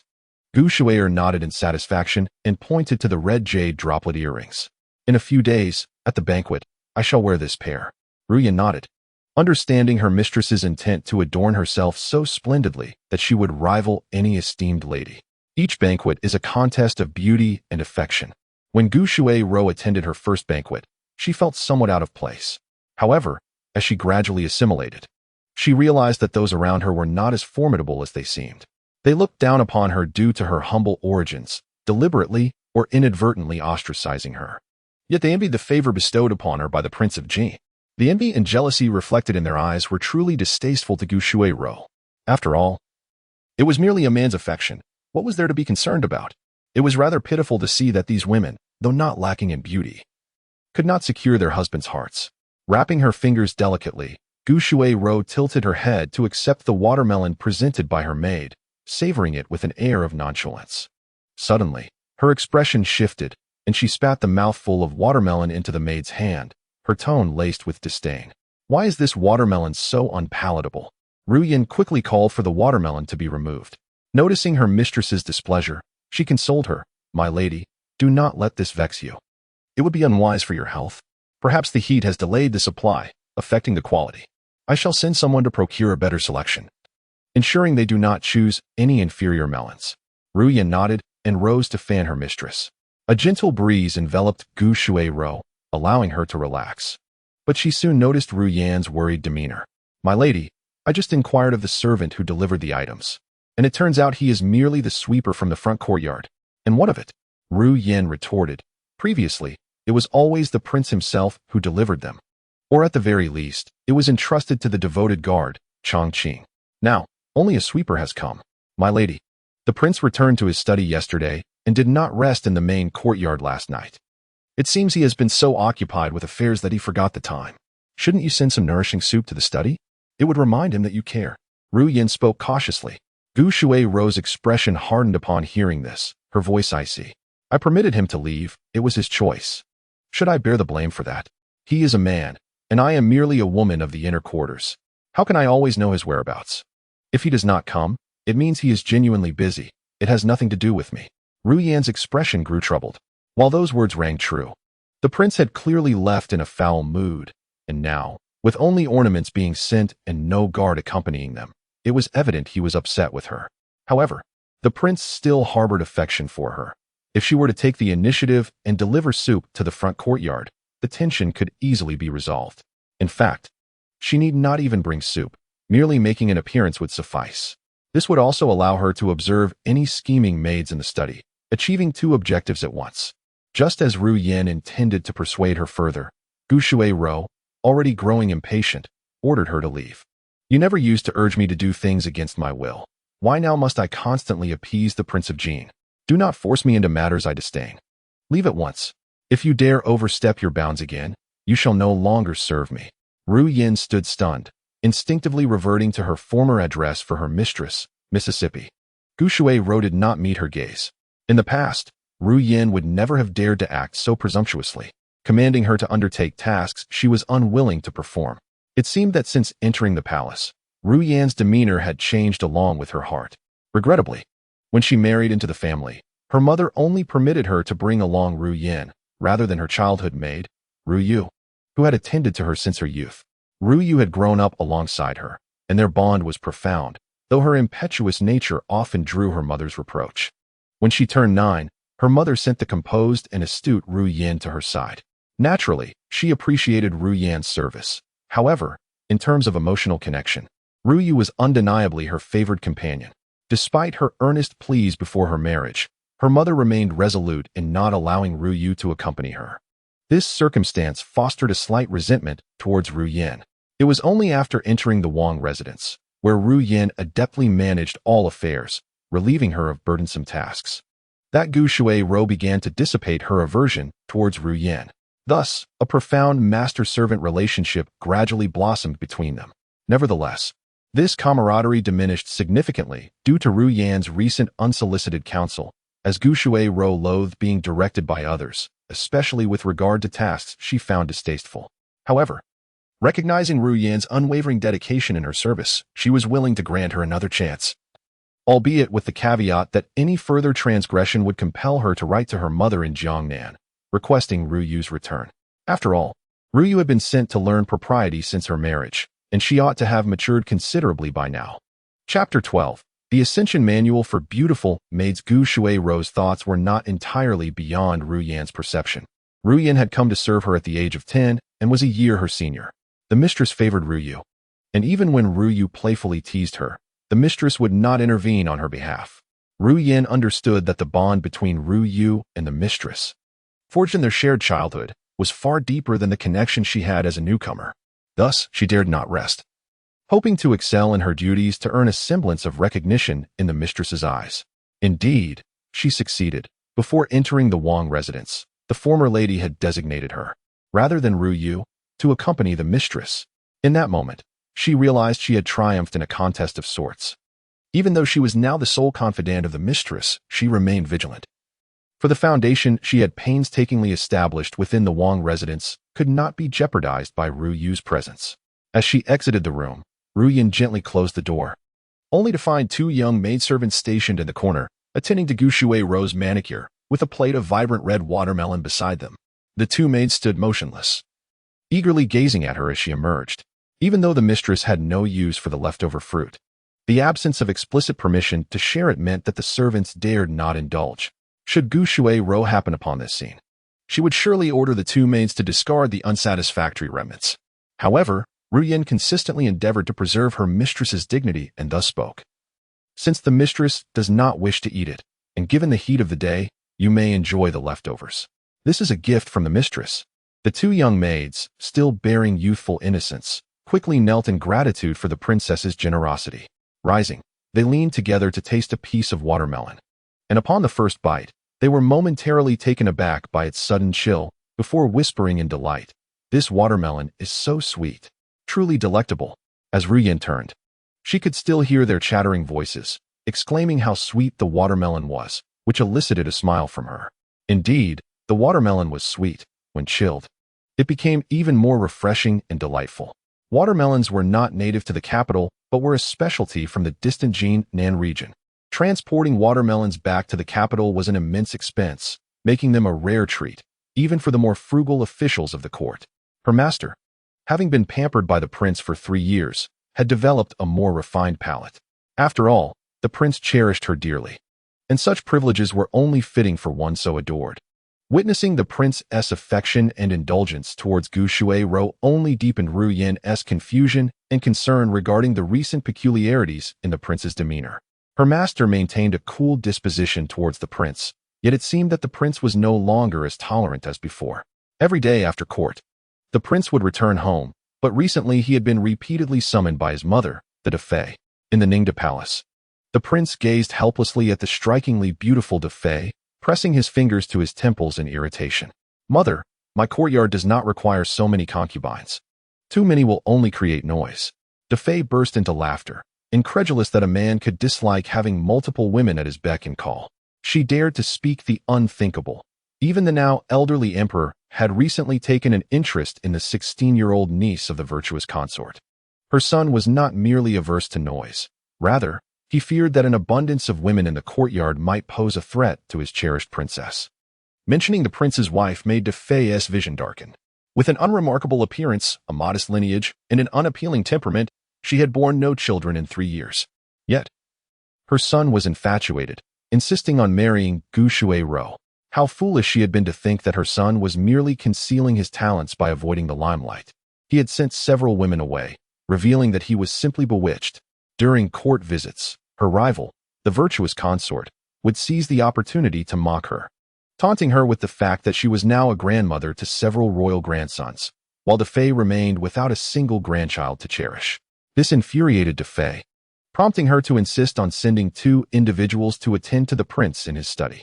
However, before she could act, Gu Shuai-ro had already chosen 2 unremarkable maidservants to send to the study, outright defying Defei's authority. Consequently, Defei's disdain for Gu Shuai-ro grew. She had kept an eye on her son's courtyard and noticed that he spent every night in the study, with one of the maidservants dismissed. It was evident that Gu Shuai-ro was the source of this issue. Now that he returned home, burying himself in the study and neglecting the main courtyard, was he treating his beloved princess as a mere ornament? 3 years had passed without a grandchild for her to hold, while his brothers had already welcomed numerous children into their households. Other princes' children had begun to walk, yet the once praised Jin Wang found himself childless. The issue of heirs was not trivial. It could indeed affect the fate of a nation. The Empress Dowager harbored doubts regarding her son's indifference towards the throne, believing it implausible that such an extraordinary offspring would lack ambition. Though the Empress was presently unconcerned, the reality remained that he had no heirs. Should the Emperor inquire, the Empress would find herself powerless to provide a satisfactory answer.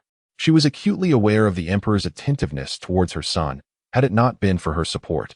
The Emperor would have long since questioned the barrenness of his son's harem, and the blame would inevitably fall upon the Gu family. How could the Emperor possibly let her go unscathed? The Prince of Jin clenched his fists, fully cognizant of this truth, and wishing to negotiate amicably with Shuai-ro. However, she offered him no opportunity for discourse. In 3 years of marriage, their lives had been devoid of harmony, and although he still held affection for her, he felt an undeniable weariness. He closed his eyes, his voice tinged with bitterness, acknowledging that he would discuss this matter with the princess upon his return. Yet the Empress Dowager remained unsatisfied, letting out a cold snort that revealed her unwavering vigilance over her son's harem. "Did you dismiss one of the maidservants from your study?" The prince was momentarily taken aback, quickly realizing that his first instinct was to protect Gu Shuai-ro, as he preferred a less populated study. "I can concede to other requests, but not this one. Your harem is already lacking in numbers. How can you afford to send one away simply due to a distaste for many attendants? They may not serve meticulously, but I have plenty of gentle and attentive maidens here. Why not take a few back with you today?" The prince's mind was in turmoil. The mere mention of Erwan left him feeling inexplicably uneasy, especially considering the quarrel with Shuai-ro, during which he had nearly forced Erwan's hand. His decision to send Erwan to the study was not due to her inadequacy, but rather her over-excellence in service. Over time, it became increasingly uncertain whether the prince would remain steadfast in his affections. Undoubtedly, He harbored a profound disdain for those who wavered in their loyalties, regardless of gender. Chapter 13. The ascendance of a beautiful maidservant upon returning to the royal residence. The Prince of Jin felt an overwhelming fatigue wash over him. He sank into the embrace of a chair in his study, closing his eyes for a moment of respite, a frown etched upon his face. How could he broach the subject of heirs with Shui Rou? He found himself momentarily vexed. The words of the Empress held no falsehoods. In fact, they were not exaggerated in the least. As the Emperor's most cherished son, the prince's accomplishments stemmed not only from the favor of the Empress Dowager, but also from his own merits cultivated over the years. Among his brothers, all of whom were accomplished in their own rights, the prince stood out as the most exceptional. The Emperor's favoritism towards him was evident to all. And while his brothers harbored resentment and jealousy, the prince understood that the Emperor's subtle apprehension was far more alarming than his overt admiration. As the aging Emperor observed his youthful sons transforming into formidable and commendable gentlemen and geniuses, fleeting moments of appreciation and comfort were swiftly overshadowed by a looming sense of wariness and a hint of lethal intent. The throne was not a place for the slumbering. Moreover, the Emperor had been ruling since the tender age of 13, possessing an unparalleled comprehension of power and ambition. The Prince of Jin, in particular, found himself under the Emperor's suspicion. At the tender age of 17, Prince Jin began to sense the complexities of his destiny. As an envoy of the Lin Kingdom, he was tasked with escorting a princess from a neighboring realm who had been offered in marriage as a gesture of peace following her country's surrender.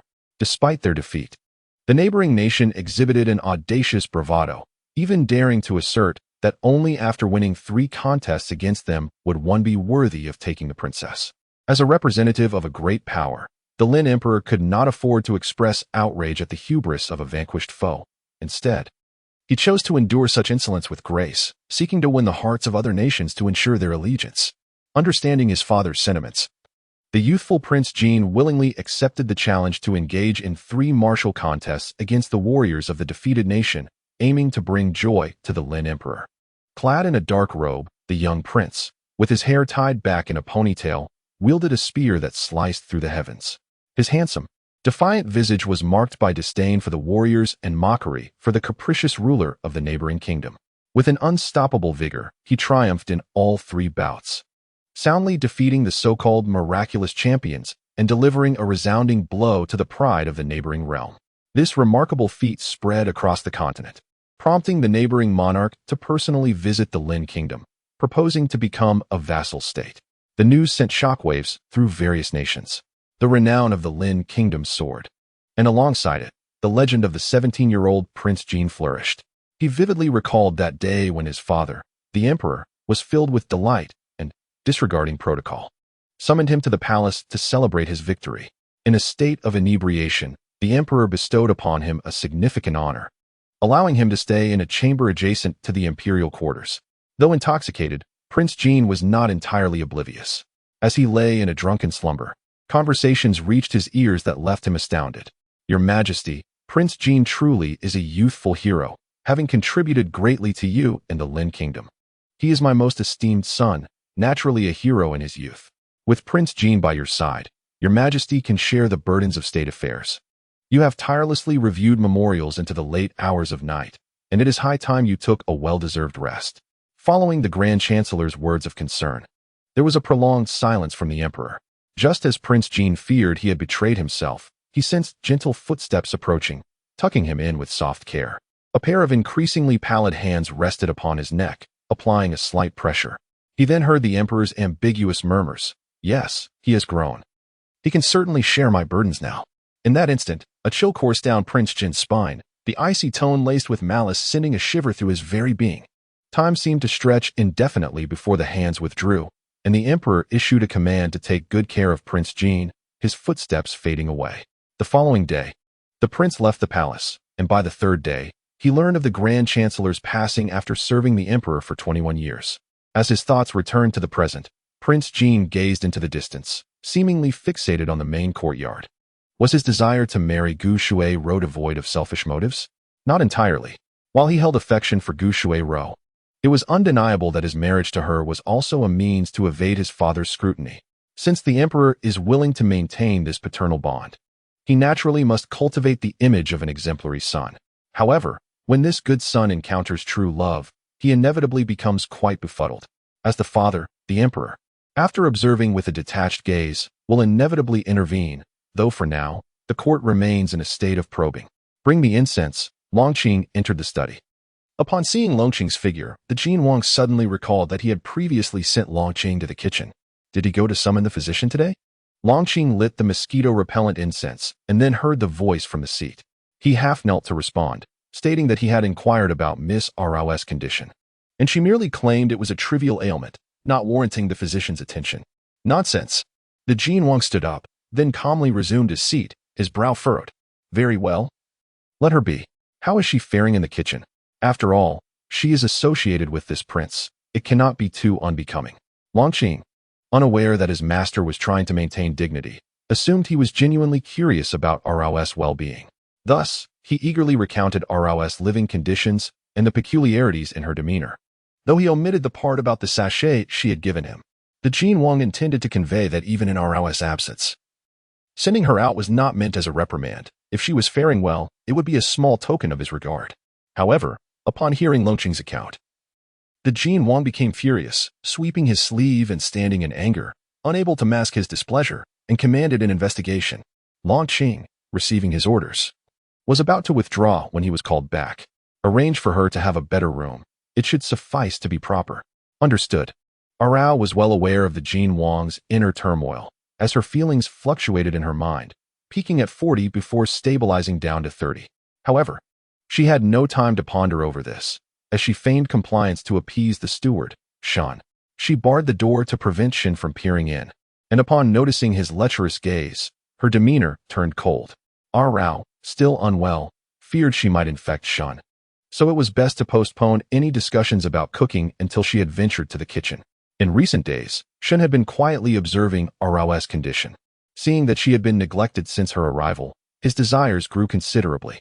He surveyed her soft, delicate face, becoming increasingly fond of her, wishing he could reach out and touch her to see if her skin was as tender as he imagined. Chapter 14. The handbook for ascension of the beautiful maidservant Miss Rao's health remains precarious. I, too, harbor concerns. Perhaps you could invite me in for a moment? It would allow me to offer some comfort to Miss Rao, and I happen to have some effective medicine that she could accompany me to fetch. The insatiable desire gleaming in Shan's eyes nearly nauseated Rao. She firmly guarded the door, finally adopting a resolute attitude. Steward Shan, please leave. It is inconvenient to receive you here, and it will remain so. This is a dwelling for women, and your presence is rather inappropriate. Mr. Shin had not anticipated that although Rao appeared soft and gentle, her temperament was quite fiery. Yet, this quality only endeared her to him further. After all, a lack of fierceness rendered things rather dull. He relished the challenge of conquering a spirited individual. Despite Rao's cold demeanor, Mr. Shun maintained a cheerful facade, akin to a carefree pig not fearing boiling water. Why should you be angered, Miss Rao? I am merely expressing concern for you. You are of similar age to my daughter, whom I regard you as one of my own. Years ago, Mr. Shin had married outside the estate, and throughout the years, he had enjoyed a lavish life in the royal household, making only occasional visits to his wife and daughter to offer them meager sums of money as a token of his affection, which amounted to little more than nothing. His wife, a woman of simple disposition, was unaware that her husband was a heartless scoundrel, and she felt guilty for the meager financial support he sent, believing she and their daughter were merely burdens on him. As the steward of the kitchen, Mr. Shun had no reason to be presumptuous towards a mere assistant like Rao, and he suggested she return to her duties. However, Rao, impervious to his schemes, seemed to have seen through his intentions. After several fruitless attempts to test her resolve, Mr. Shun's irritation grew. He stepped closer, his towering figure casting a shadow over Rao. His tone turned menacing. Miss Rao, you may not realize who holds dominion in the kitchen.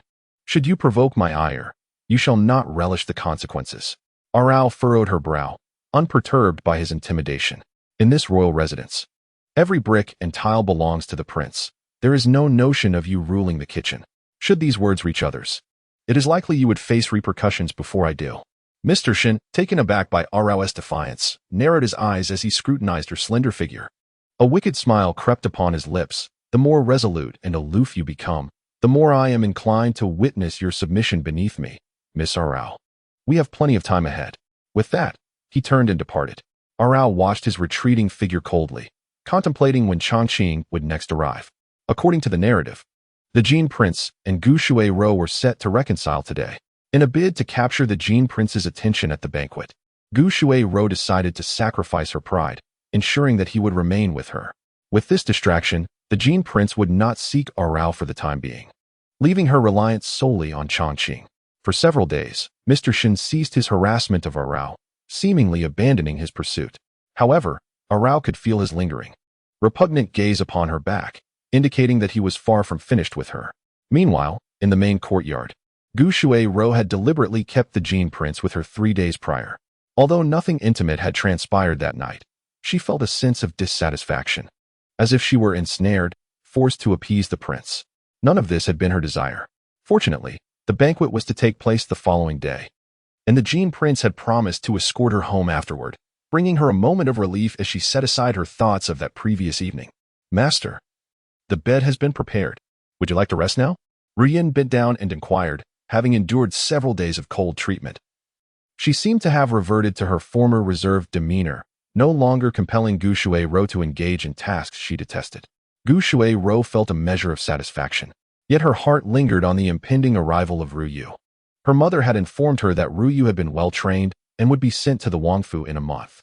Gu Shuai-ro felt a surge of excitement, which diminished her appreciation for Ru Yin's attentive service, prompting her to respond coldly, "You need not concern yourself with me. Please leave." Ru Yin, momentarily taken aback, lowered her head and slowly exited, ensuring the door was closed behind her. She exhaled softly, recalling the letter she had surreptitiously glimpsed. Ruyu was nearing her arrival.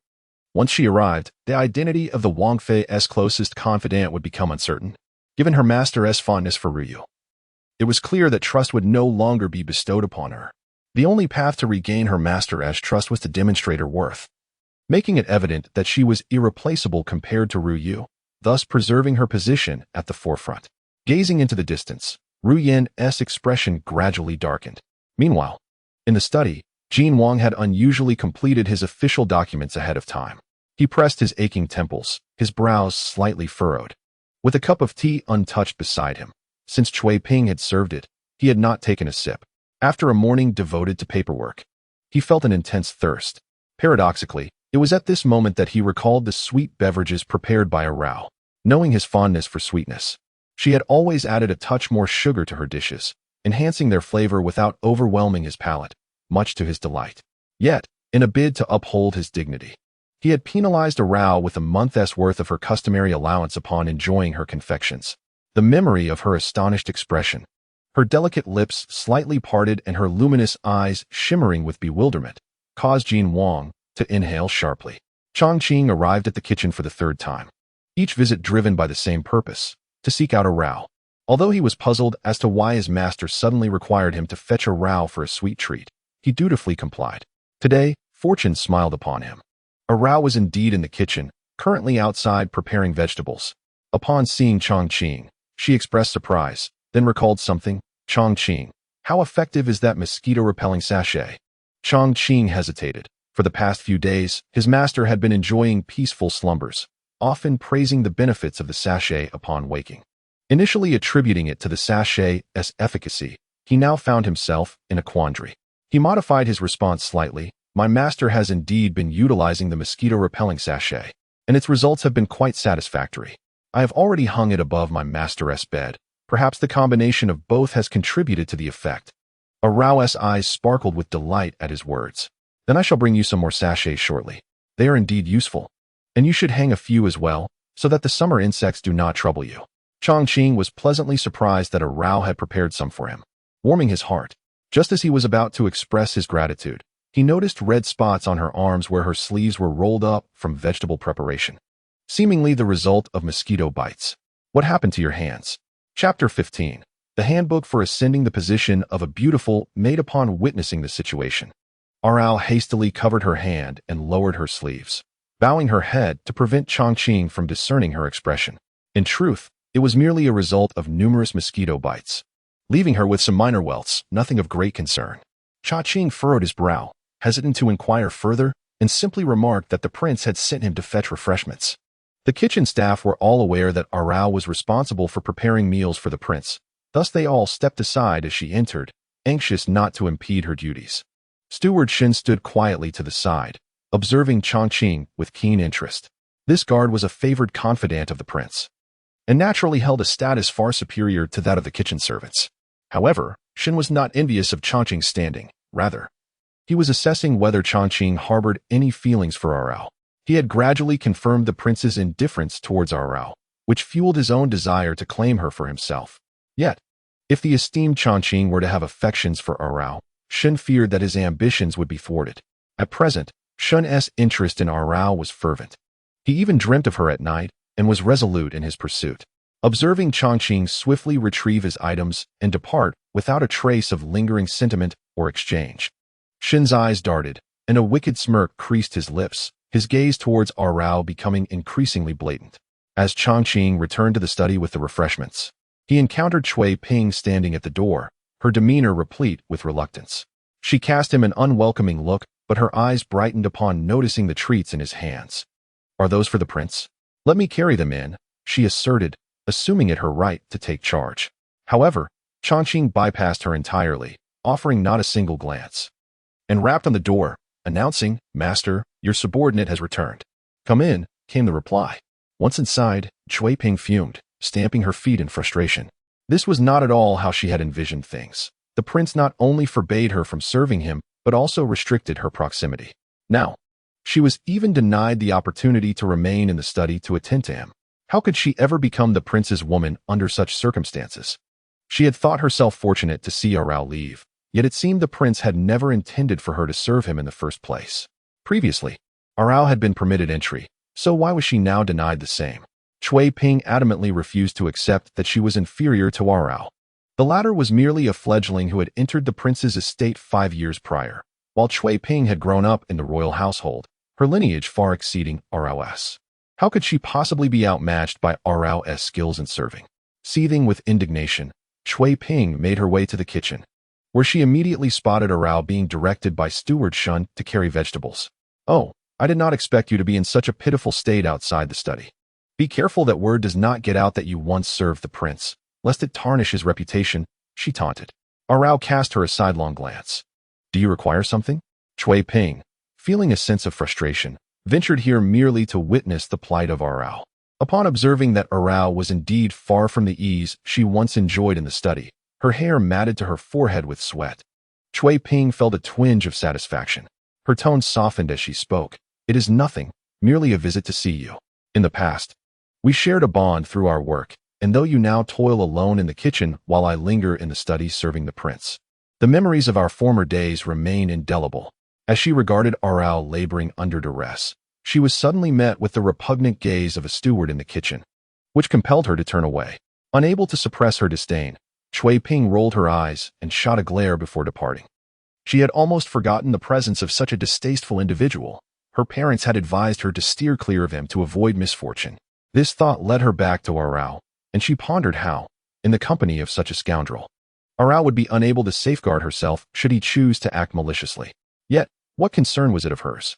With a scoff, Cui Ping left the kitchen with a lightened step. The following day marked the occasion of Gu Shuirou's attendance at a banquet. The Jin prince was to attend court, and they would share a carriage.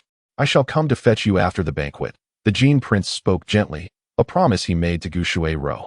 Though she did not voice it, he would have fulfilled this obligation regardless. However, the notion of using this arrangement as leverage left him with a slight discomfort. He rubbed his temples, attempting to dispel his irritation as the carriage made its way toward the palace. Gu Shuirou arrived not too early. A group of noble women had already gathered and commenced their tea drinking.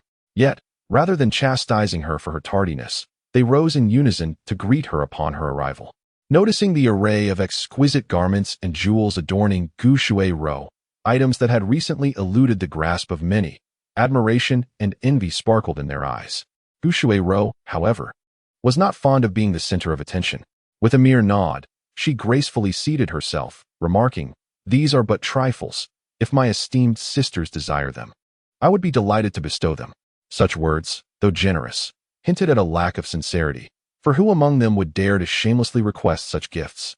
Everyone knew these jewels were procured by the Jin prince to endear himself to the princess, each piece worth a fortune and likely unique in design. To merely gaze upon these treasures was enough. Who would be audacious enough to claim them? The princess possesses an elegance that complements this ornament splendidly. Its beauty would be diminished were we mere mortals to don it, they remarked, words that delighted Gu Shuai-ro. A subtle smile graced her lips as she held her gracefully maintained neck high, choosing not to engage further.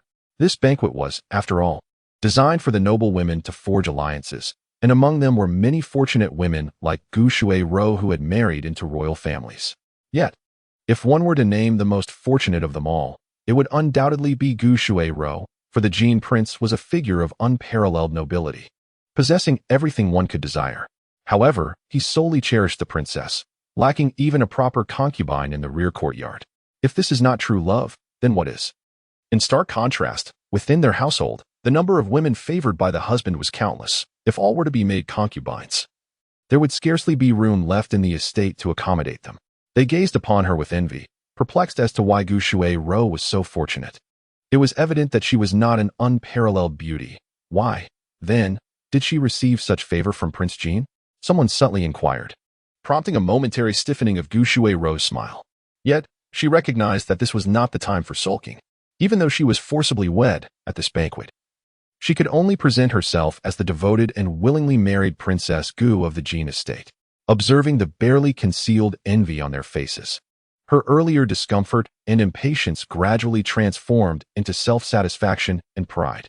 The feeling of being admired was truly delightful, to the extent that when she spoke of Prince Jin, a rare smile of affection graced her lips. This only deepened their envy, and she reveled in the green-eyed glances directed her way, an experience she had never known before. As the banquet approached its conclusion and the guests prepared to depart, the excited voices of the servants outside announced the arrival of Prince Jin. Upon hearing this, Gu Shuai-ro, who had been anxiously waiting, finally felt a wave of relief. She had feared that he might not come. Supporting herself with Ru Yan's hand, Gu Shuai-ro gracefully rose and addressed the crowd gathered at the archway, saying, "The prince has come to escort me, so I shall take my leave." This was a gathering for the women of the household, and Prince Jin waited just outside the door. As Gu Shuai-ro approached, he appeared somewhat fatigued, yet his eyes brightened at the sight of her. Just as he was about to speak, Gu Shuai-ro unexpectedly took his hand. Prince Jin glanced down, and following her gentle pull, he moved forward until they reached the carriage, at which point her soft grip was relinquished. With a hint of displeasure, she remarked, "Why did you arrive so late today? Have you forgotten our agreement?" The term agreement struck a cold note. The prince's expression darkened slightly as he replied, "My father commanded me to stay for a while longer, which is why I was delayed." Gu Shuai-ro, seeking to express her dissatisfaction, chose to remain silent as he explained, and she sat down on the opposite side of the carriage, creating a distance between them. Noticing this, Prince Jin closed his eyes briefly, choosing not to speak further. The journey was silent until they reached the entrance, where Gu Shuai-ro was the first to alight from the carriage. She glanced back hesitantly, uncertain of how to proceed. Prince Jin, fully aware of her unspoken thoughts, felt a chill within him and casually remarked, "I have important matters to attend to tonight, so I will not be going to the main courtyard." Gu Shuai-ro, unsure whether to feel relieved or otherwise, nodded and continued forward with Ru Yan's assistance. It was only after Gu Shuai-ro had vanished from sight that Prince Jin exhaled a heavy sigh, recalling his conversation with Ling Di, who clearly deemed his 3 years of childlessness a laughingstock and was contemplating sending someone to address the issue. For reasons unknown, Prince Jin felt particularly fatigued today, his mood heavy with melancholy. Upon arriving at his study, he still felt unsatisfied and instructed Changqing to bring him some wine. After a moment of hesitation, Changqing complied, bringing a jug of wine, and kindly advised, "Your Highness, please do not indulge too much. You may leave. There is no need for your service today," he replied. Once he was alone in the study, Prince Jin poured himself a drink, savoring it. Earlier in the court, the matter of the crown prince's favoritism towards young boys had been exposed, inciting Emperor Lin's fury, leading to the crown prince being placed under house arrest, forbidden to leave without summons. As the heir to the throne, the crown prince now bore an ignoble charge, known to all under heaven. To safeguard the reputation of the Lin dynasty, the crown prince would undoubtedly endure considerable suffering. With numerous factions supporting the crown prince, any slight movement could trigger widespread repercussions. Many pleaded for his clemency, arguing that he had merely been seduced by those young boys. Yet, Prince Jean understood the crown prince's character. If there had been seduction, it would have been the young boys ensnared by the crown prince's allure. In that moment, there were those advocating for the crown prince's pardon, as well as others subtly suggesting the promotion of different princes, with Prince Jean being one of the favored candidates among many officials. Subsequently, Emperor Lin summoned him to the imperial study, inquiring gently about the affairs of his princely residence. Prince Jean, already wary of the emperor, contemplated the deeper implications behind the seemingly caring words. Beneath the warm phrases lay a sea of vigilance and suspicion. Prince Jean was uncertain how he exited the palace, and although he understood the emperor's inherent paranoia, his heart grew colder. He believed he held genuine affection for his father, yet he could not discern whether his father's warmth and favoritism had been sincere or merely an elaborate deception. As he consumed cup after cup of wine, his complexion flushed, and his lips grew more vibrant. He sat dazed at the table, his movements becoming sluggish. Realizing he was becoming intoxicated, he rose with difficulty and made his way to the bed, lying down fully clothed. A buzzing sound filled his ears, and a faint fragrance wafted past his nose. Turning slightly, he caught sight of a young girl's smooth, white neck. His eyes narrowed, and with a sudden surge of strength, he pulled her beneath him. The following day, Prince Jean awoke to an irritating sensation. Supporting his forehead, he gradually sat up, observing the countless red marks scattered across his body. Just as he was about to express his anger, his peripheral vision caught sight of something unusual between his trousers. He froze, his thoughts racing back to the previous night. Replaying the shattered dreams, those intoxicatingly alluring images seemed etched into his mind, causing his breath to falter. His lingering loyalty to Gushura filled him with self-disgust, prompting him to call for Chongqing loudly. "Did you burn incense last night?" Chongqing was taken aback. He had already prepared the incense before his master returned.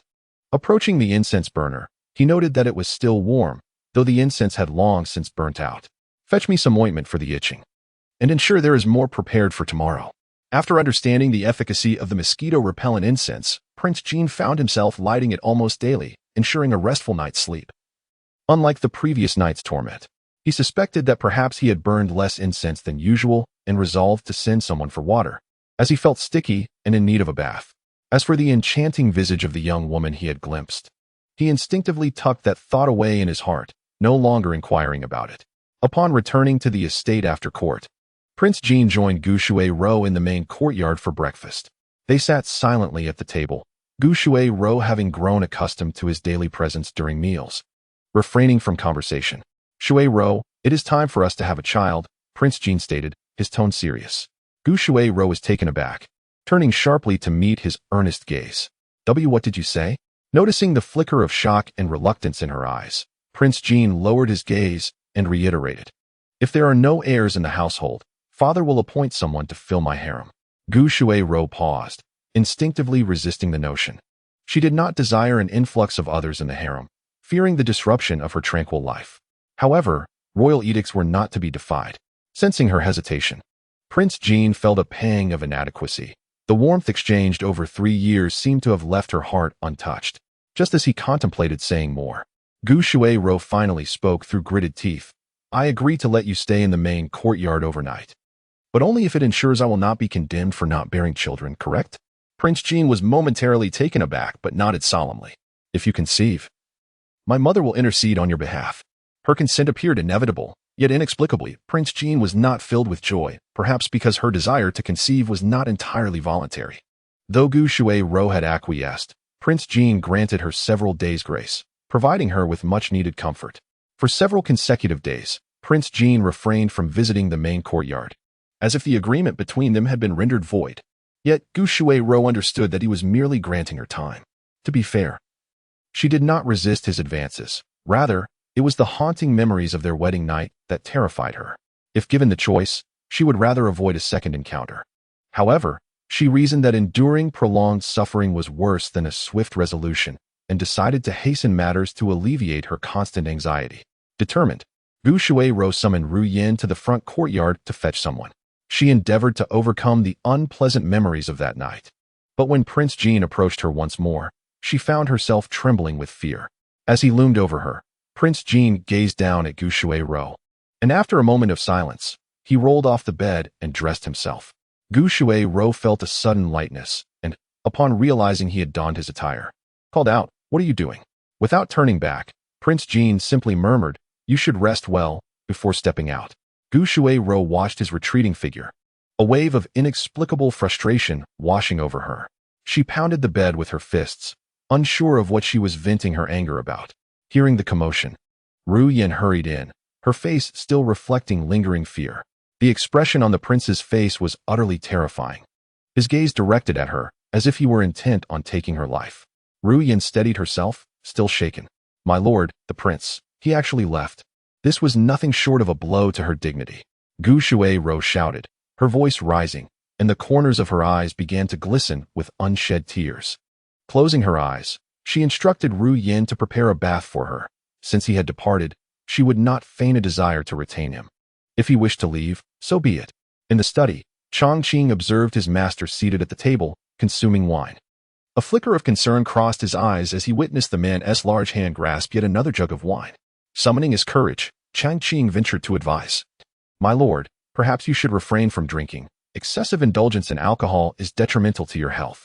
The piercing gaze of the Jin Wang, sharp as a hawk, fell upon him, freezing Chongqing in place. He could only bow his head in submission and dutifully present his master with another jug of wine. Wasn't he supposed to be in the main courtyard tonight? Why return with such a grim demeanor, seeking solace in drink, intent on drowning his sorrows? Realizing that yet again a quarrel had erupted between the two lords, Chongqing felt a wave of fatigue wash over him. After draining another jug of wine, the Jin Wang noticed that all the jugs on the table were empty. He pressed his fingers to his forehead, coldly commanding, "Fetch more wine." Chongqing hesitated, reluctant to provoke misfortune at this moment, but ultimately turned to retrieve more wine. However, upon his return to the study door, he was met with the prince's furious bellow, accompanied by the sound of a woman's anguished cries. Furrowing his brows, Chongqing sensed trouble and hastened toward the study, only to find Cui Ping, draped in sheer fabric, kneeling at the entrance, trembling like a leaf, her heavily powdered face pale, biting her lip to suppress any further quivering sounds that might provoke the prince's wrath. "Drag her out and administer 100 strokes." 100. Hearing of the impending punishment, Cui Ping trembled violently and collapsed to the ground, rendered unconscious from fear. The Jin Wang, momentarily shaken from his drunken stupor by Cui Ping's sudden assault, felt his overwhelming rage simmer down a notch. He gazed at the unconscious figure on the floor with a cold, menacing glare. Chongqing had no desire to intervene on Cui Ping's behalf. Yet he was acutely aware of her connection to the Defei, who had sent her to attend to the prince, as well as her parents, who had served the prince for many years. The prince, out of nostalgia, would likely refrain from taking drastic measures against her. "My lord, temper your anger. Excessive rage harms your health," Chongqing urged. The Jin Wang clenched his jaw, suppressing a measure of murderous intent, and began to understand the intricacies of the situation. He regarded Cui Ping with the disdain one might reserve for a filthy thing and commanded Chongqing to prepare water for a bath while instructing that Cui Ping be dragged out and given 20 strokes. The dull thuds of the cane striking her behind echoed in the room. After only 20 blows, Cui Ping transitioned from fainting in fear to fainting from pain. The other attendants in the study watched in trepidation as Cui Ping's makeup was marred by a sheen of sweat. After the punishment was administered, they dragged her back to her quarters. The following day, Gu Shuai-ro was dining when Ru Yin stormed in, her expression filled with indignation. "My lady, a grave incident occurred in the study last night." Gu Shuai-ro, perplexed, instinctively set down her utensils. "What happened?" Ru Yin, her eyes alight with fury, exclaimed. "That wretched maidservant serving the prince had the audacity to climb into his bed. Fortunately, the prince regained his composure swiftly, expelling the wretched maid and administering 20 lashes, rendering her incapable of movement." Upon hearing this, Gu Shuai-ro's gaze turned cold, and an uncomfortable emotion surged within her. She let out a cold snort, her tone a mixture of mockery and sarcasm. After all, it was she, the princess, who had pointed the maid out, and thus, the punishment also bore her responsibility. "Ruoyan, please take the time to pay a visit, as a token of my concern." Beneath her gentle tone lay an ominous chill. Ruoyan seemed to grasp her intent, a smirk gracing her lips, and she obediently replied, "As you command." Meanwhile, after rising, Jin Wang felt quite vexed. He glanced at the small red spots reappearing on his skin and impatiently summoned Changqing. "Did you forget to light the incense last night?" Changqing, bewildered, responded. "I did light it, and even prepared a double portion as per your instructions." Observing the red spots on his master's body, he too began to feel perplexed. That shouldn't be the case. Although I saw you intended to spend the night in the main courtyard, I still followed your orders and lit the mosquito-repelling incense early. It should have been effective. He approached the incense burner and confirmed that the double portion had indeed burned out, having lasted the entire night. It worked just 3 days ago. Why has it ceased to function now? Jin Wang held no doubts about Gu Shuirou's assertion regarding the incense's effectiveness, believing instead that the merchant had deceived her. Yet, Changqing suddenly exclaimed, 3 days ago? How curious. As that was precisely when you hung Miss Arao's incense pouch at your bedside. Contemplating this, he walked to the foot of the bed and retrieved a dark blue incense pouch, simple in design and faintly fragrant when held. What is this? Jin Wang mused, a flicker of suspicion crossing his mind, unaware that an incense pouch hung by his bedside. Changqing, recognizing his master's doubts, immediately knelt and explained. This was obtained from Miss Arao. She crafted it herself, claiming it has mosquito-repelling properties. I have inspected it and even had the physician examine it, confirming there was no issue before hanging it by your bed. Speaking of Arao, Changqing had a favorable impression of her and was inclined to speak further. I once noticed that Arao's arms were covered in small red spots, apparently from mosquito bites. I inquired, and it was said that she ventured alone to a waterside location to test the efficacy of this pouch, which is how she entrusted it to me. Arao? The mere mention of her name did not evoke thoughts of her gentle servitude, but rather the sweet and alluring dreams that had haunted him at night. Jin Wang's breath caught in his throat. As he toyed with the subtly fragrant pouch, he recalled the nights before he drifted into slumber, when the air was filled with this very scent. Bringing the pouch closer to his nose, he inhaled deeply, and a sense of certainty washed over him. His fingertips traced the smooth stitches of the pouch, and inexplicably, he found himself envisioning Arao as she embroidered it. Changqing retrieved a fragrant sachet from the curtain beside the bed. However, after several days, its aroma had faded somewhat, and it had acquired a faint scent of mosquito repellent, which overshadowed the original fragrance of the sachet. A curious hypothesis formed in Changqing's mind. Could it be that these sachets were indeed effective tools against mosquitoes, while the repellent itself was utterly useless? Such thoughts were best left unspoken, for the scent had been sent by the princess herself. Not only did Changqing entertain this notion, but Prince Jin also pondered it, his expression slightly peculiar as he gazed at the 2 exquisite sachets. A barely perceptible softness flickered in his eyes. Was that all there was?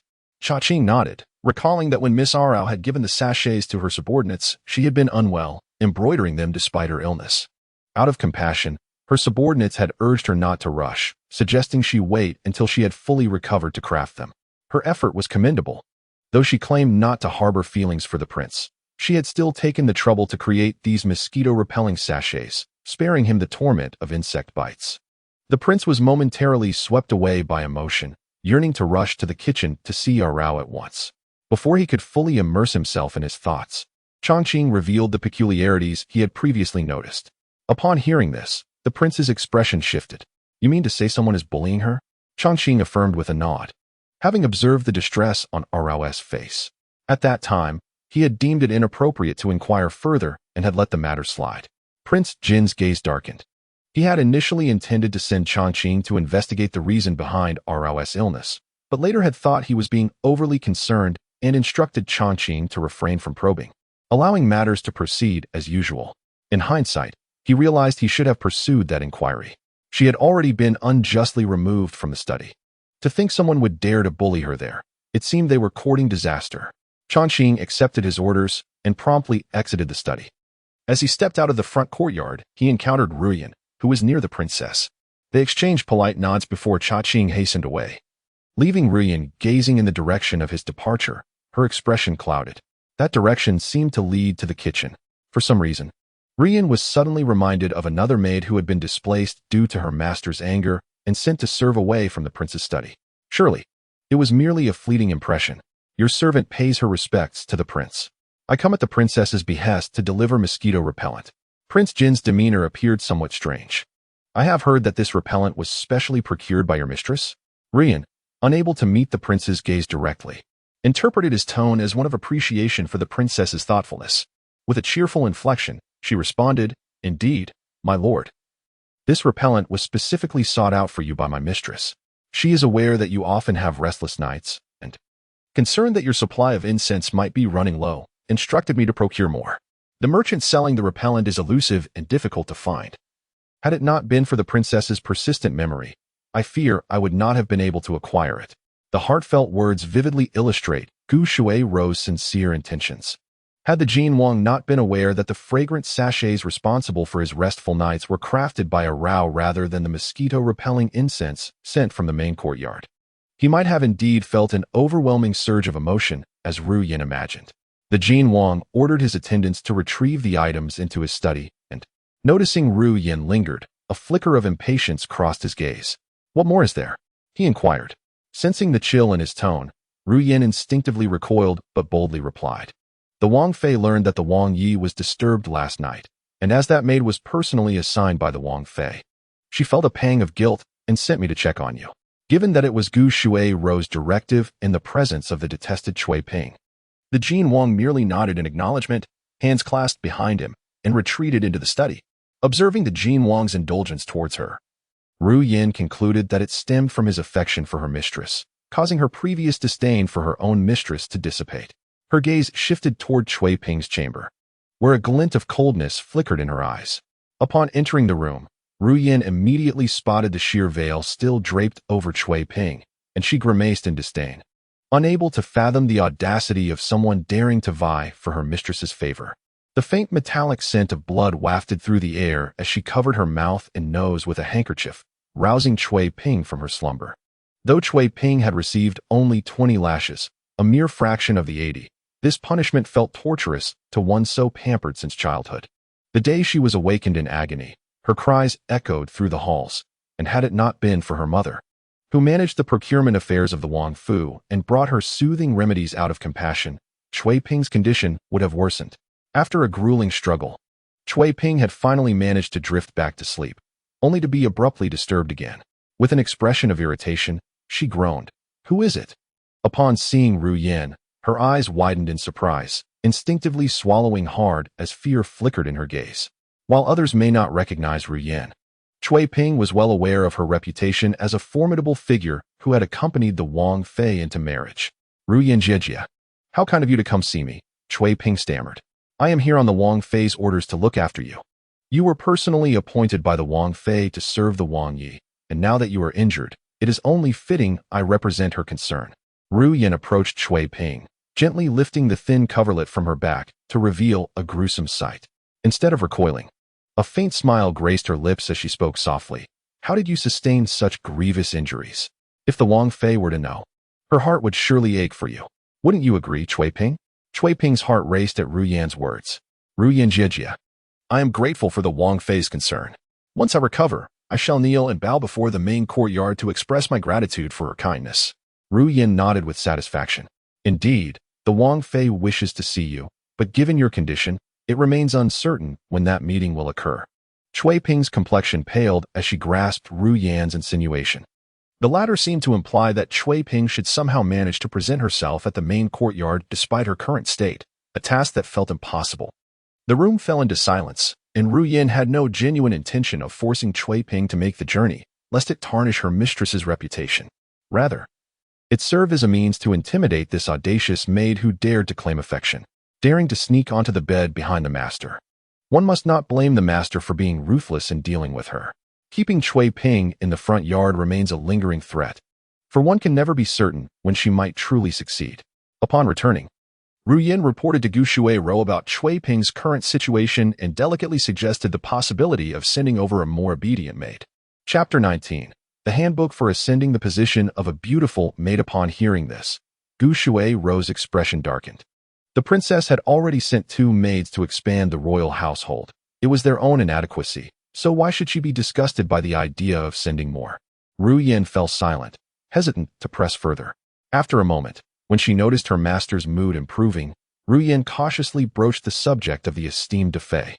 Upon the mention of De Fei, Gu Shui felt an immediate aversion, yet now, governed by filial piety, she was De Fei's rightful daughter-in-law.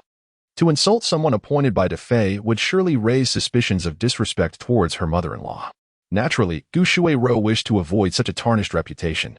Clenching her teeth, she inquired about Ru Yan's opinion, noticing her calm demeanor. Could it be that she already possessed a clever plan? Ru Yan refrained from nodding. She was aware that her master harbored dissatisfaction towards her. Should she reveal that she had devised a strategy, Gu Shuai-ro might suspect her of deliberately seeking to embarrass her. Thus, Ru Yan, ever cautious, was reluctant to take that risk. After a moment's hesitation, she finally shared her carefully considered approach. Are you suggesting another maid? Ru Yan nodded. Your Highness, consider this. There are only 2 maids serving in the study. Yet in the end, only Cui Ping remains. I have inquired about another maid's background, and she does not seem to be of an unruly nature. It appears she was driven away by Cui Ping's schemes. If such a person could not withstand Cui Ping, how could she possibly be a match for you? Moreover, I am hesitant to recommend a newcomer because the inner courtyard is currently devoid of concubines. If your Highness were to send a fresh face who caught the prince's eye, it would be disastrous. It is wiser to continue utilizing the existing personnel to ease your mind. Gu Shuai-ro pondered for a moment and did not refute Ru Yan's words. More precisely, as long as the individual was not Cui Ping, she would be amenable. The thought of the Jin Wang being coveted by others filled her with disgust, though she treated him with indifference. She could not bear the thought of anyone else being in his vicinity. With this in mind, she consented to Ru Yan's suggestion, instructing someone to bring forth the maid who had been banished to the kitchen. As a Rao was led out of the kitchen, a sense of foreboding began to stir within her. Yesterday, during her interactions with the kitchen staff, they had quietly informed her that Cui Ping, who served the prince in the study, had been punished with a beating, and it was rumored that she was unable to move. With Cui Ping incapacitated, there was no one left to attend to the study. To prevent Defei from discovering this, Gu Shuai-ro was compelled to appoint another woman, one who posed no threat to her, to serve the Jin Wang, who better than her, who had been unjustly removed from the study without having committed any errors.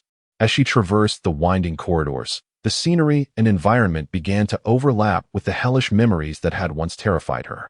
Arao felt a surge of unease and resentment, remnants of the original self's memories flooding back.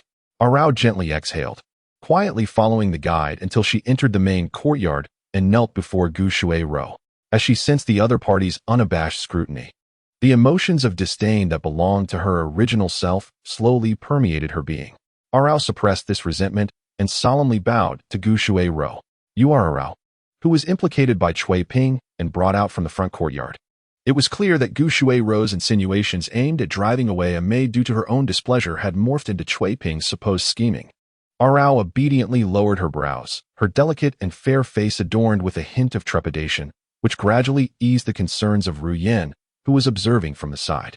Compared to Cui Ping, this Arao seemed rather transparent, her thoughts laid bare for all to see. You have committed no wrongdoing. Naturally, I shall not punish you. Cui Ping has erred and is now receiving punishment. Who knows when she will recover? The study cannot lack for diligent attendance. And I initially chose you because I deemed you a person of steady disposition. Today, I shall have you return to the study to serve. How does that sound? To Gu Shuai-ro's astonishment, she anticipated Arao, kneeling on the ground, would be overwhelmed with gratitude. However, Arao remained silent for a considerable time before slowly nodding, appearing somewhat reluctant. Unlike others who eagerly flocked to serve the crown prince at the mere mention, Arao's troubled expression instead brought a sense of relief to Gu Shuai-ro. What is it? Is it my words that disturb you, or do you simply not wish to serve the crown prince? Such a heavy burden you bear. Arao trembled at the frightful inquiry, and as she spoke, her voice quivered slightly. Replying to the esteemed princess, this servant is willing to serve the prince, but I am timid. In the past, I witnessed a sister receive punishment from the prince, and it left me somewhat fearful. That is why I reacted slowly. It is not out of unwillingness. I hope the princess can see this clearly. Punish someone. Gu Shuai-ro dredged up a memory from the depths of her mind. Merely a lowly maid who, emboldened by her slight beauty, had deliberately seduced the crown prince. By the time the news reached the main courtyard, that maid had already met her demise under punishment. Although Gu Shuai-ro was unaware of the full story, she was quite satisfied with the crown prince's method of handling such matters. For those who lacked discernment, such punishment was warranted. It was a lesson to others. Seeing Arao's cowering demeanor, a trace of disdain flickered in Gu Shuai-ro's eyes, yet her tone remained particularly gentle. One who commits a fault must naturally face punishment. If you focus solely on your duties without distraction, you will not be penalized. You are a person bestowed by me, and the prince will not impose arbitrary difficulties upon you. This statement both asserted her authority as a princess and showcased the crown prince's affection towards her. Even the maid she granted would not be subjected to casual punishment. Was this not the essence of love? Arao internally scoffed, yet her exterior displayed increased timidity. This servant understands. I shall diligently serve the prince and ensure that the esteemed princess has no worries. Gu Shuai-ro nodded in satisfaction, instructing Ru Yin to escort Arao out. Given Arao's timid nature, it was unlikely she would dare to undertake any audacious acts. Ru Yin gently closed the door, observing Arao behind her. After a moment of contemplation, she decided to lead Arao to the front courtyard while subtly probing her thoughts along the way. Despite Arao's seemingly honest and timid demeanor, Ru Yin remained unconvinced. The more she could test, the better her grasp of the situation would be. In the face of her incessant probing, Arao feigned ignorance of the underlying implications, her gaze timidly averted from the ethereal presence of Ru Yin. The display of her inferiority and timidity was laid bare, an authentic manifestation rather than a mere act, emanating from the very core of her being. The princess was known for her good nature, yet she harbored no tolerance for ambitious servants. Though Arao had ventured into the front courtyard, she must not forget her position as a servant of the main chamber. Loyalty to the princess was her solemn duty. Did she comprehend this? Arao responded with a subdued affirmation, and Ru Yin, satisfied to a degree, turned away, falling silent. Upon reaching the front courtyard, Ru Yin lingered, guiding Arao to the threshold of Cui Ping's chamber. The door stood ajar, revealing glimpses of the interior's grim condition. Ru Yin strategically positioned herself to allow a clear view of Cui Ping's unfortunate plight. After observing for a considerable time, she noted Arao's lips had paled, and while her face betrayed no fear, her movements were somewhat sluggish. A subtle smile crept across Ru Yin's lips, her voice as gentle as a spring breeze as she lightly patted Arao's shoulder. Cui Ping's downfall was a result of harboring inappropriate thoughts, leading to her lamentable state. You are wiser and more obedient than she, and you would never betray the princess, would you? Seeing Arao nod through gritted teeth, Ru Yin encouraged her further, reminding her that as a servant of the main chamber, she must embody its spirit. Should anyone dare to bully her, she need only report it to her master, who would surely show concern for her welfare and come to her aid. Arao's eyes sparkled with a glimmer of hope, as if clinging to a life raft. Grasping Ru Yin's hand, Sister Ru Yin, I shall serve the prince diligently, ensuring the master has no cause for worry. Ru Yin nodded approvingly, watching as Arao passed through the arched doorway into the study. She paused for a moment, her gaze suddenly shifting towards the kitchen, her eyes narrowing slightly. She intended to investigate whether Arao was indeed the genuinely obedient individual she appeared to be. Meanwhile, Arao, who had been playing along with Ru Yin, felt her demeanor chill. In her recollection, if Gu Shuai-ro was the one who condemned her to death, then Ru Yin was the most loyal and troublesome hound by Gu Shuai-ro's side, the very executioner who had ultimately sealed her innocent fate. Neither of these two would escape her reckoning. Arao, a voice called out, causing her to swiftly conceal any extraneous emotion, transforming her expression into the usual timid and fragile countenance, innocently regarding the newcomer. Upon encountering a familiar face, her eyes brightened, glimmering like stars. Brother Chongqing. Chongqing paused momentarily, then averted his gaze, his tone remaining cold. The prince wishes to see you. Arao followed Chongqing's lead into the study. Within the familiar confines, the prince, clad in dark robes, was not seated at his desk attending to official documents as usual. Instead, he appeared to be indulging in a leisurely painting. He did not lift his eyes upon her entrance, remaining engrossed in his artwork. Once Chongqing exited, the room was left with just Arao and the prince. Time passed, and Arao felt her feet grow slightly weary as she gently shifted her weight.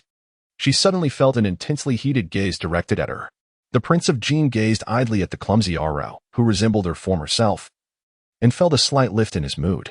Without uttering a word, Arao, sensing she had stood long enough, gracefully approached the desk and began to grind ink with practiced ease. How have you fared in the kitchen? The question caught Arao off guard. She looked up to find the man watching her, inquiring about her well-being. Lowering her gaze, her voice soft and gentle, she replied, I have been well, my lord. Liar. The Prince of Jin thought without hesitation, yet recalling that her troubles might stem from his own actions, he chose not to pursue the matter further. Instead, he instructed Arao to rest early that night, relieved from her duty to keep vigil. After all, she had been sent by Shui Rou to attend to him, and treating her kindly was a reflection of his regard for Shui Rou. Thus, the prince began to act with greater awareness. He first commanded Changqing to deliver several batches of vibrant fabrics to Arao, followed by a pair of exquisite vases for her to use as flower containers in her quarters. Although the gifts were few, they were precisely what Arao needed at present. Though she was reserved, her expressions of joy were direct. The prince sensed the delight radiating from her, and he couldn't help but glance sideways. Despite her downcast face, her eyes curved like crescent moons, and her smile, though a bit silly, inexplicably brought joy to those around her. Is she truly so happy? Not surprised by the increase of 5 points in their affinity, Arao noted that the current score was a mere 40. While not particularly high, the prince's affections were largely directed towards Shui Rou. Although his fondness for her had diminished to 70 due to certain events, this still represented the highest regard within the household. It could only be said that the prince had grown accustomed to tolerating Shui Rou and cherishing her, as long as she did not disappoint him too gravely. Her favor remained her strongest asset. As for Arao, all she could do was nurture the relationship subtly. As night fell, Arao was finally able to openly hang the sachet she had crafted on the prince's bed curtain. The placement was discreet, yet the faint, fragrant aroma wafted through the air. After bathing, the prince watched as Arao skillfully arranged his bedding, momentarily taken aback. Observing her tiptoe to secure the curtain, he found himself acting out of character. After she exited, he reached out and removed the sachet she had just hung, holding it in his palm and gently stroking its smooth surface, lost in thought. A night of sweet dreams followed, with the sachet quietly resting by his side, its subtle scent soothing his senses and lifting his spirits. The previous night had gifted him an exceptionally rare dream. Gazing at the cold stove, the prince finally realized that what truly aided his slumber was this seemingly ordinary sachet. Although Shui Rou had sent the mosquito-repelling incense with good intentions, it inadvertently overshadowed the sachet's merits, leaving the prince momentarily contemplative. He ordered the incense to be stored away, deeming it unnecessary in the future. Gazing at the fragrant pouch beside his pillow, he lowered his eyes in contemplation for a moment, then suddenly leaned down to push the pouch deeper into the pillow, an action imbued with a hint of guilt and awkwardness. If she were to discover that he had surreptitiously removed the pouch and placed it beside him, she would undoubtedly question his integrity. That person was so timid. It was better not to frighten her. After donning his outer robe, the Prince of Jin summoned Arao to enter. Upon seeing Arao assist him in putting on his robe, she intended to tidy the bed, but he quickly interjected, stating that her presence was unnecessary and that Changqing could manage it instead. Outside, Changqing was left bewildered. Once the room was in order, the Prince of Jin prepared to attend court, and the front courtyard fell silent, save for Arao, who busily went about her tasks. Sounds seemed to emanate from the side room. It was Cui Ping's mother expressing concern for her daughter. The front courtyard, however, permitted her little time, and Mrs. Lu hurriedly stepped out, inadvertently crossing paths with Arao. Recognizing her as another maidservant attending to the prince, Mrs. Lu assessed Arao with a fleeting glance. Concluding that this young lady was more astute than her own daughter, lamenting that her child had encountered such misfortune, Mrs. Lu departed in haste, her figure slightly hunched. Arao watched her retreating form, her gaze calm, as if shedding the veneer of timidity in that fleeting moment. Cui Ping was fortunate. At least she had parents who cherished her, unlike the original self, whose life had been steeped in bitterness from beginning to end. Chapter 21. A handbook for the ascension of a beautiful maidservant. It seemed that her wound had begun to throb again. Cui Ping's low moans had never ceased, ringing in Arao's ears like an incessant clamor. Observing the surroundings of the room, Arao turned and entered. She had anticipated that the Prince of Jin would return early from court as usual, so she had prepared his favorite pastries in the kitchen, enduring the lingering, heated gaze of Steward Shun. As she departed, she cast a glance at his back, a flicker of light briefly illuminating her eyes. Not only was the front courtyard awaiting the prince, but Gu Shui Rou in the main courtyard was also in anticipation. Ever since her arrival at the manor, the Prince of Jin had consistently come to the main courtyard to dine with her after court. Although Gu Shui Rou felt a twinge of impatience, she had unknowingly grown accustomed to his presence. She instinctively glanced towards the courtyard door multiple times, and when Ru Yin looked over in confusion, Yu Shuai-ro suddenly realized that she had been speculating about why the prince had yet to arrive. Her expression stiffened, and almost instinctively, she dropped the spoon in her hand into the bowl, producing a sharp sound. Ru Yin, who was attending to her, was startled by the noise and was about to inquire further when Gu Shuai-ro abruptly stood up, her demeanor unnatural. "Remove all of this. I have no appetite today." Was it merely because he had not come to dine with her? It was for the best, as she would not have to endure the sight of his face, an improvement indeed.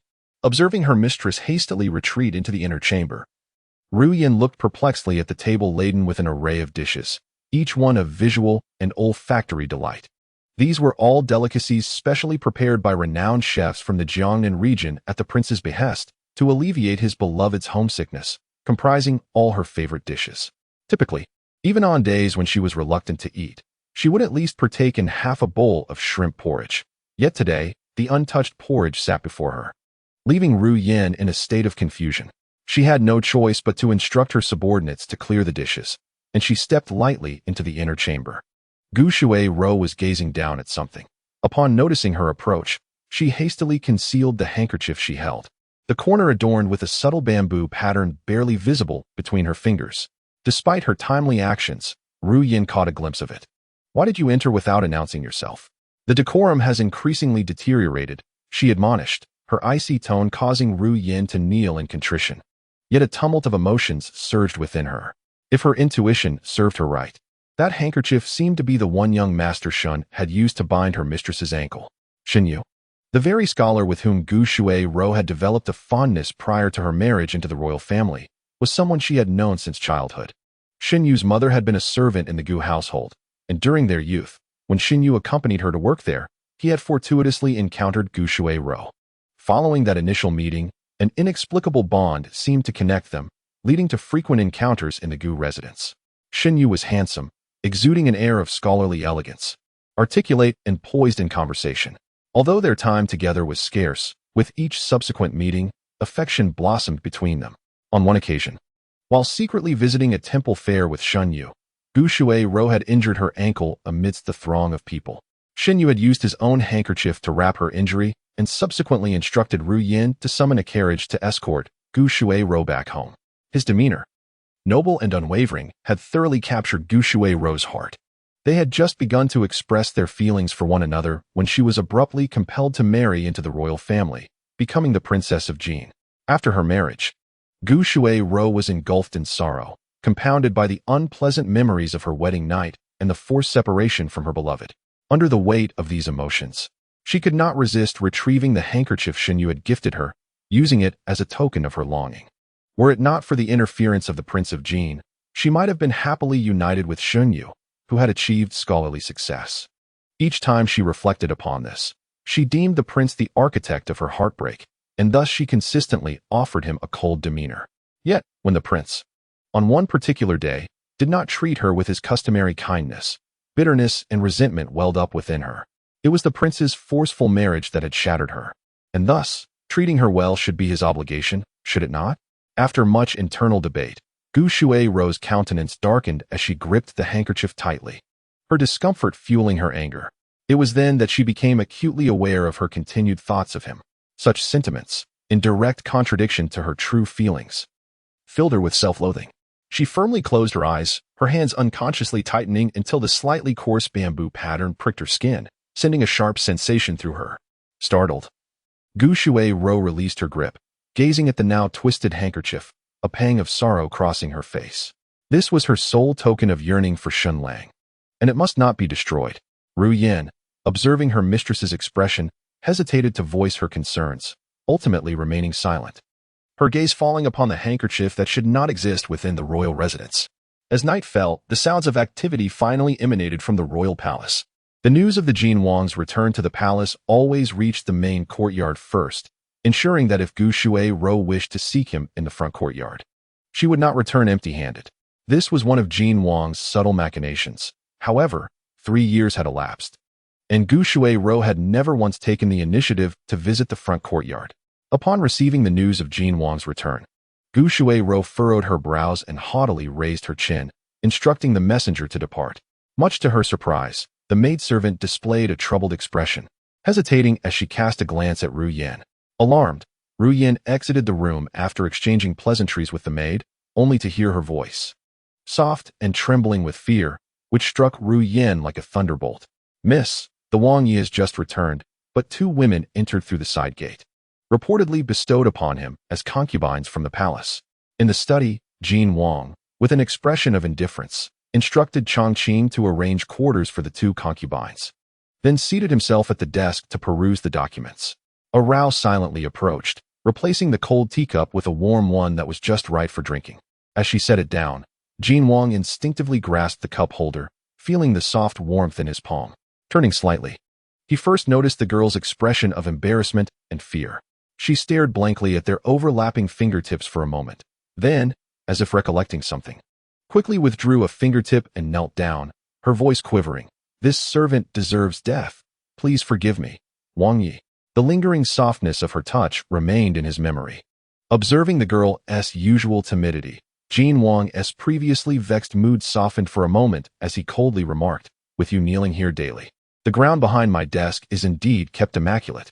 He disregarded the kneeling Rao, lightly stroking the cup holder before taking a sip of tea, the flavor causing his brows to relax slightly. "Your skill indeed pleases me."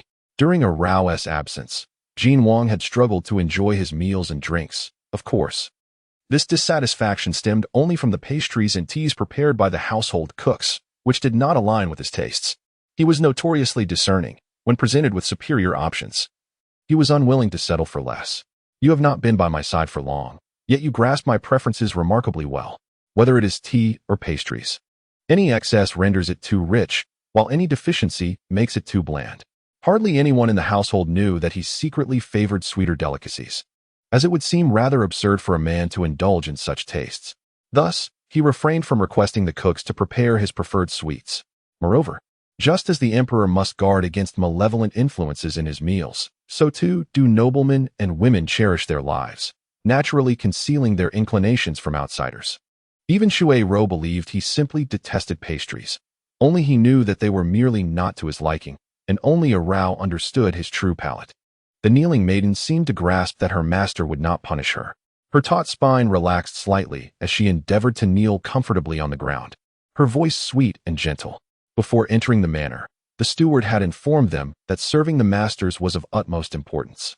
In the presence of their masters, one must speak cautiously and tread carefully, observing their words and expressions.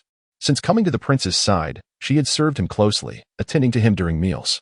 Gradually, she mustered the courage to discern the prince's preferences. She noticed that when he consumed dishes that were somewhat spicy, he would slightly furrow his brow, while his brows would relax only when he partook of sweeter flavors.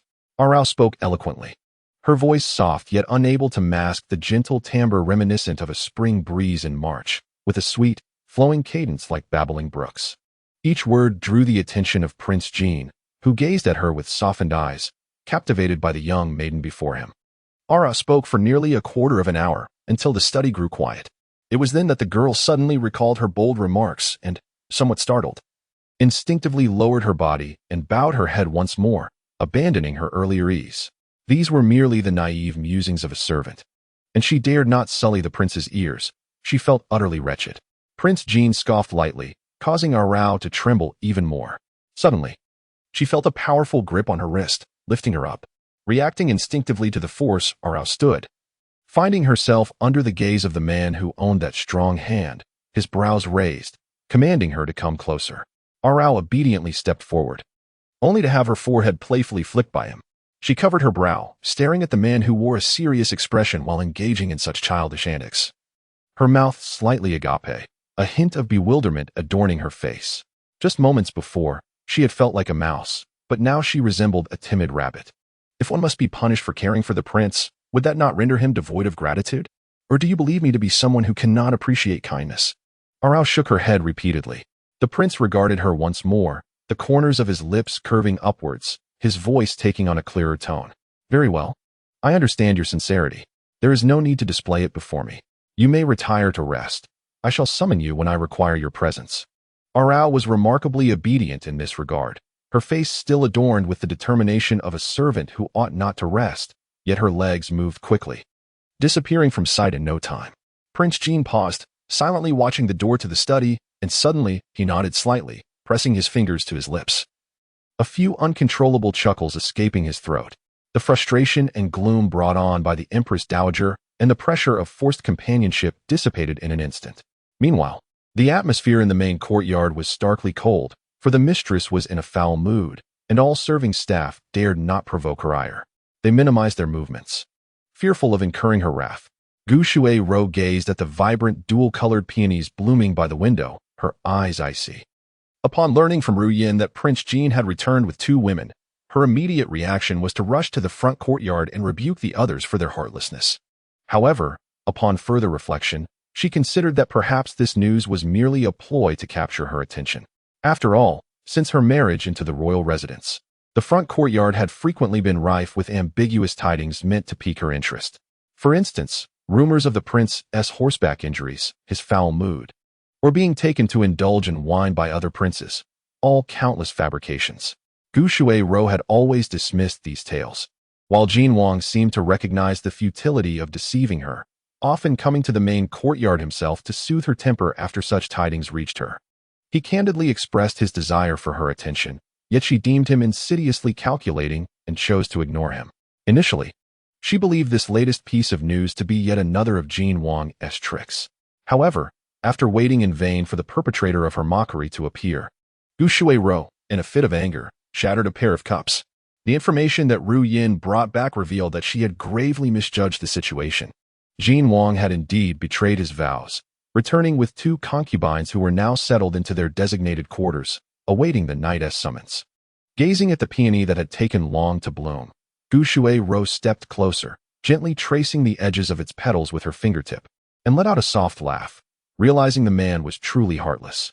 Ru Yin's lips moved as if to speak, but she swallowed her words.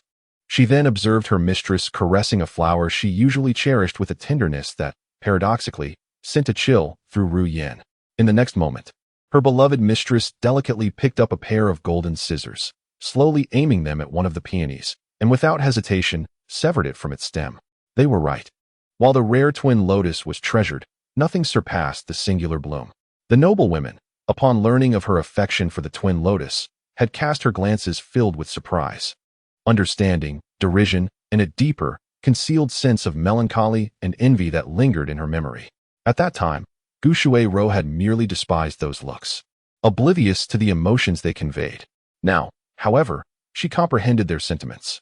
Others, basking in the splendor of their own households, projected their frustrations and disappointments regarding unshared favor onto the flowers, resenting the vibrant twin lotuses. Despite their unparalleled rarity, these flowers could not conceal the truth of competing for the admiration of beholders. Only a singular bloom could be deemed the finest. They marveled at her continued preference for the twin lotus after 3 years of being the sole favored one, yet they secretly scoffed at the happiness she unintentionally displayed. Only those truly favored would remain indifferent to whether the blossom was 1 or 2. In this contrast, their own pitiable state became evident. Watching the meticulously tended flowers that had once flourished now fallen to the ground, Gu Shui-ro set down the scissors and instructed someone to prune the peony, as it had become unsightly. Ru Yin gazed in astonishment at her mistress, who appeared subtly altered, and nodded gently. The servant understood. She then sent someone to trim the floral branches, ensuring that any trace of the once existing second flower would be thoroughly eradicated. Chapter 23. The Handbook for Ascending the Position of a Beautiful Maidservant. The news of the addition of 2 concubines swiftly spread throughout every corner of the royal residence, as if it had sprouted wings. Compared to the status of a mere maid, the position of a concubine, though still somewhat awkward, conferred a tangible authority.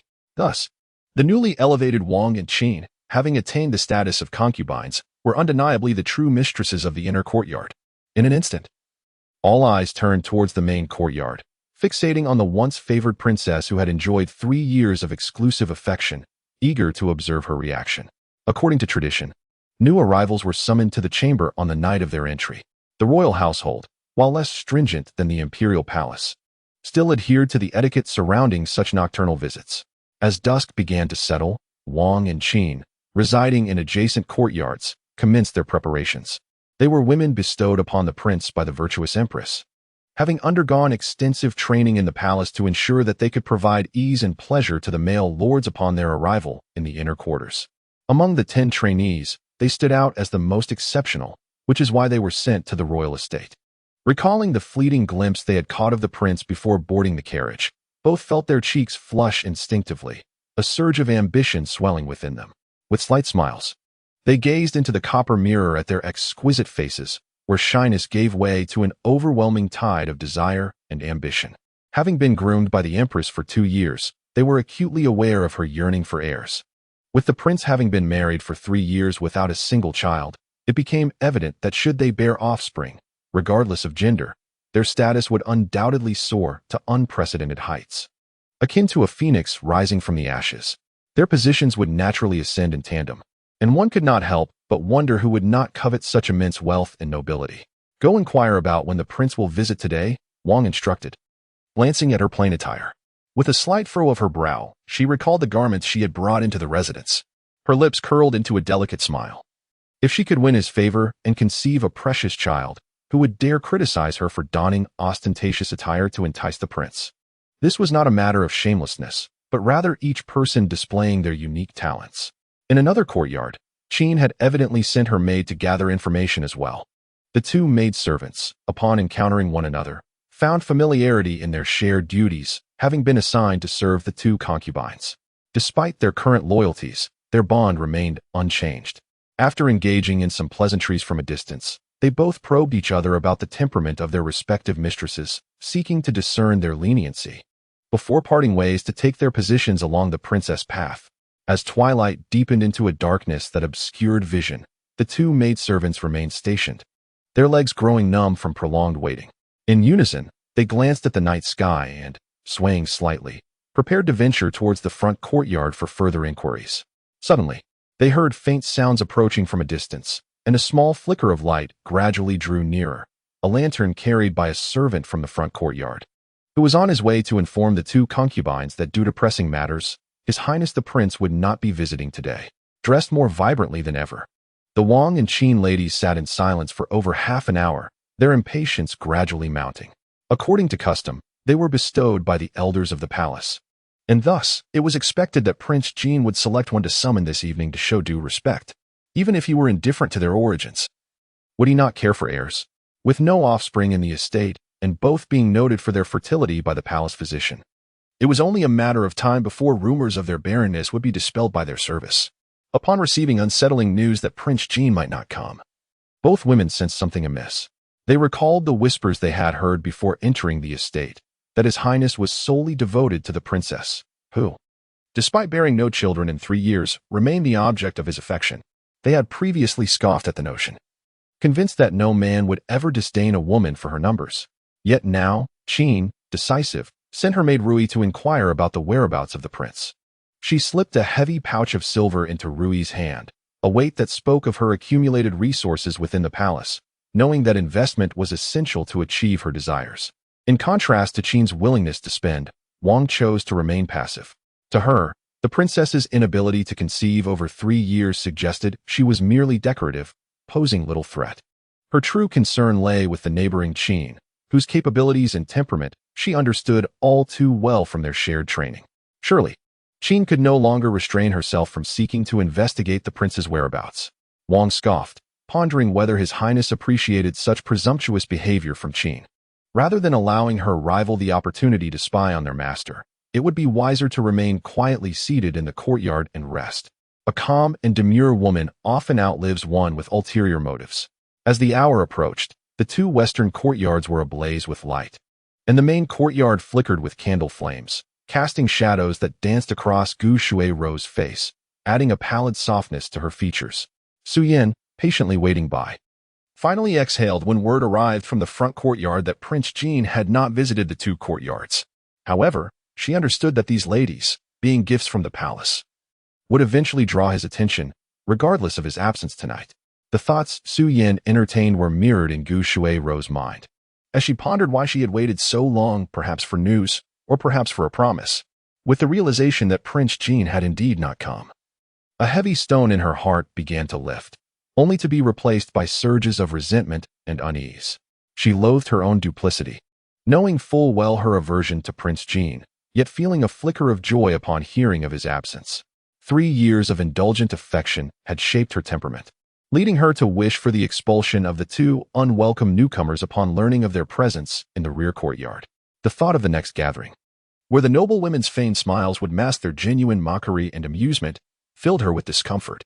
Regardless, in order to preserve her dignity and to assert her status before those in the household, she must make some sacrifices. Since the concubines are not permitted to share the bed and, according to protocol, cannot pay respects to the matriarch, Wang and Qin decided to rise early the next morning to prepare pastries in the kitchen. They could not venture into the main courtyard, but approaching the front courtyard to foster a connection with the prince seemed just the opportunity they needed. Once the pastries were ready, the prince would surely have returned from court. As anticipated, after the prince concluded his duties, he made a beeline for Wang's residence. Chongqing took the reins and handed the horse over to the doorkeeper before following closely behind his master. In the study, Arao was meticulously organizing the documents on the desk. Upon finishing, she retreated to the inner room to replace the waning incense sachet with a new one of her own creation. Suddenly, the sound of hurried footsteps caught her attention. Turning towards the noise, she nearly collided with the prince. Arao quickly steadied herself and sidestepped, avoiding the prince's instinctive reach, and knelt to pay her respects. "Rise and assist me in changing," commanded the prince, extending his arms towards Arao, dressed in the formal attire of court. His deep blue robes exuded an air of solemnity and gravity, lacking any softness, yet brimming with composure. Clad in court garb, the prince's demeanor was calm, his profound eyes radiating an unusual blend of authority and steadiness. Arao, petite in stature, had to stand on her toes to unfasten the top button of his attire. With care, she undid it, and then moved behind him to untangle the intricate sash.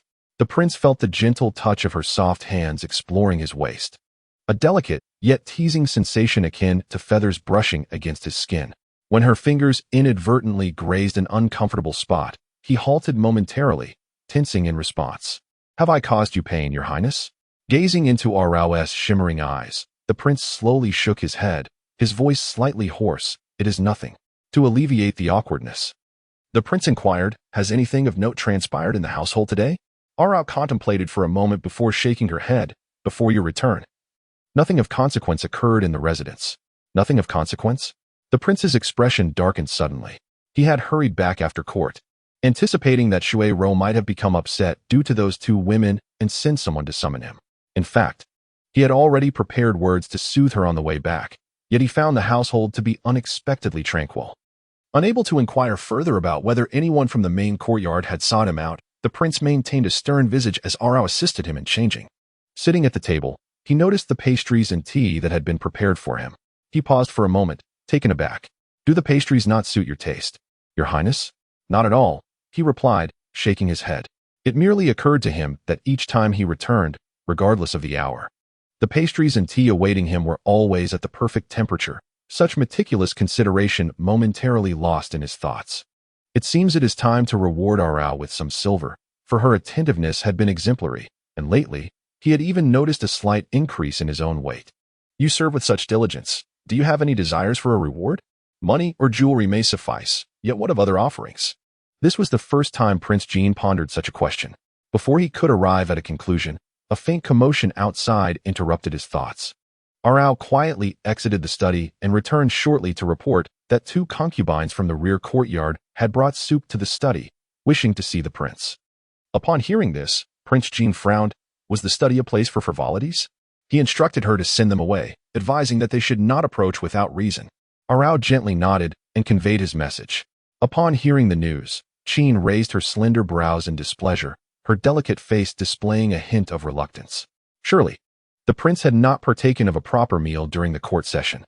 If so, she would send word again, asserting that she had personally prepared the chicken soup for him to savor and warm his body.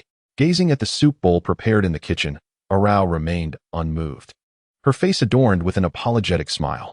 She spoke softly, conveying her understanding of the two ladies' considerate intentions, yet expressing her reluctance to disturb the prince during his official duties. Hoping for their understanding, Qin was aware that the study concealed 2 favored maidservants, appointed by the princess and instructed by the esteemed concubine to attend closely to the prince. They possessed a status above that of ordinary maidservants, though they were still, in essence, maidservants. Observing Arao's honest demeanor and gentle speech, Qin's eyes brightened. Those who serve the prince must possess a profound understanding of his inclinations. Should she extract any insights, her own service in the prince's chambers would surely win his favor. With this thought, Qin's gaze shifted from mere maidservant to one of potential utility. She scrutinized Arao's expression, her charming features curving into a playful smile. I have heard that there are 2 maidservants who serve the prince closely. May I inquire which one you are? I am Arao, came the reply. Arao is it? Since we are acquainted, it is fate. I am a concubine personally appointed by the esteemed concubine to serve the prince, with the same intention as yours, to ensure his comfort. Having served him for some time, might you share his preferences with me? It would greatly aid my endeavors. Perhaps Arao's overly friendly tone encouraged Qin to reveal her intentions outright. To be frank, she held no disdain for this maidservant attending the prince, by rights. Arao should indeed offer her respects. Yet, adhering to the principle of courtesy before conflict, she glanced at her own maidservant, who stepped forward to present Arao with a small pouch containing silver coins. Arao felt the texture in her hands and paused momentarily before returning the pouch to the maidservant under Qin's confident gaze. This servant cannot accept rewards without merit, she stated. You. Qin glared at Arao, incredulity flashing in her eyes. Did she find the offering insufficient? After all, she was but a servant attending to her master, and to provide a pouch was already a generous gesture. The refusal stung, especially with Wang observing nearby, leaving Qin feeling as though she had been diminished in stature. She couldn't help but unleash her ire upon Arao, merely because she felt a sense of familiarity upon their first meeting and thought to bestow a reward upon her. This maid, ungrateful as she was, not only failed to appreciate the gesture, but also dared to express dissatisfaction. How insatiable! Observing Arao quietly listening without uttering a word, Qin felt an increasing anger, believing Arao was mocking her. She furrowed her brows, shook off the maid holding her hand, and was about to speak further when the 3 of them heard a cool, melodious voice emanating from the doorway of the study. Qin focused her gaze and saw a man standing there, his appearance as refined as jade and strikingly handsome, resembling an immortal. As he approached, it became evident that he was none other than His Highness, the Prince Qin. What commotion is this? He inquired. Your Highness, this humble servant is Qin, a maid from Bailu Pavilion, here to pay my respects, Qin said, her face glowing like the morning sun as she bowed gracefully toward the prince. Her eyes filled with affection. She had long been aware of His Highness's unparalleled beauty, and at that moment, her heart raced with infatuation, while Qin was lost in admiration. Wang and Arao, along with others, also paid their respects to the prince. Prince Qin, perceptive and astute, had overheard Qin's cruel remarks directed at Arao. He cast a cold glance in Qin's direction, his brows slightly furrowed, before noticing Arao, who appeared vulnerable and isolated when compared to Qin and her entourage. With a subtle gesture of his eyes, he signaled for her to step behind him. Wang, witnessing this scene, felt a flicker of intrigue. Qin, the study is not a place for you to vent your frustrations. Since you are so quick-tempered, you shall transcribe the Diamond Sutra 10 times to calm your spirit. You are not permitted to leave the courtyard until you complete this task. Your Highness, Qin exclaimed in shock. However, as she felt the icy detachment of the man's gaze sweep over her, fear surged within her, leading her to ultimately submit and lower her head in acceptance of her punishment. This servant accepts her punishment. Seeing Qin storm away in indignation, Prince Qin withdrew his gaze, ignoring the quietly observant Wang, and informed Arao of his whereabouts. I am heading to the main courtyard, though he could have remained silent. He understood that Arao would wait at the study's entrance regardless, so he chose to speak. As the prince's figure gradually faded from view, Arao redirected her gaze and found Wang, who had been silent until now, curiously scrutinizing her, devoid of malice but filled with an insatiable curiosity. Before Arao could utter a word, Wang spoke first. Miss Arao, it is indeed a stroke of fortune for you to serve the prince in the study. I imagine you must possess considerable skill and dexterity to attend to him so well. She stepped forward and gently handed Arao a prepared pouch, noticing her surprise. Wang's smile deepened. Consider this a token of friendship from me to you, dear sister. I apologize if my greeting is somewhat modest. Her voice was far more melodious than the impetuous Qin's. framing the money as a mere gift between sisters rather than a reward for risking one's life to disclose her master's whereabouts. Observing Arao's subtly moved expression, Wang's eyes deepened with meaning before she turned to leave without waiting for Arao's response. Arao held the weighty pouch in her hand, her gaze devoid of the excitement and conflict that Wang had assumed. In a previous life, the Qin family was reckless, while the Wang family was meticulous. Although Gu Shuai-ro was not particularly cunning, she skillfully maneuvered between the two women. With three women performing in this intricate drama, Gu Shuai-ro, who subtly occupied a dominant position, was not one to overlook the encroachment and provocation from the Qin and Wang families. Leveraging the guilt and affection of the Jin Wang towards her, she devised strategies akin to smoke, ensuring that her esteemed position in his heart remained unscathed, while simultaneously forcing both families to retreat, thus eliminating any chance of their pregnancy. This battle, devoid of gunpowder, culminated in Gu Shuai-ro's resounding victory. It was from this moment that she began to realize her feelings for Jin Wang, asserting her authority over the women in the courtyard. Jin Wang, eager for Gu Shuai-ro's affection, paid little heed to the fates of other women. In his eyes, even her acts of violence were merely manifestations of love intended to monopolize him, a rare and precious form of affection. Consequently, although the original body met a cruel demise at her hands after he left the palace, upon learning of her death, Jin Wang did not seek vengeance.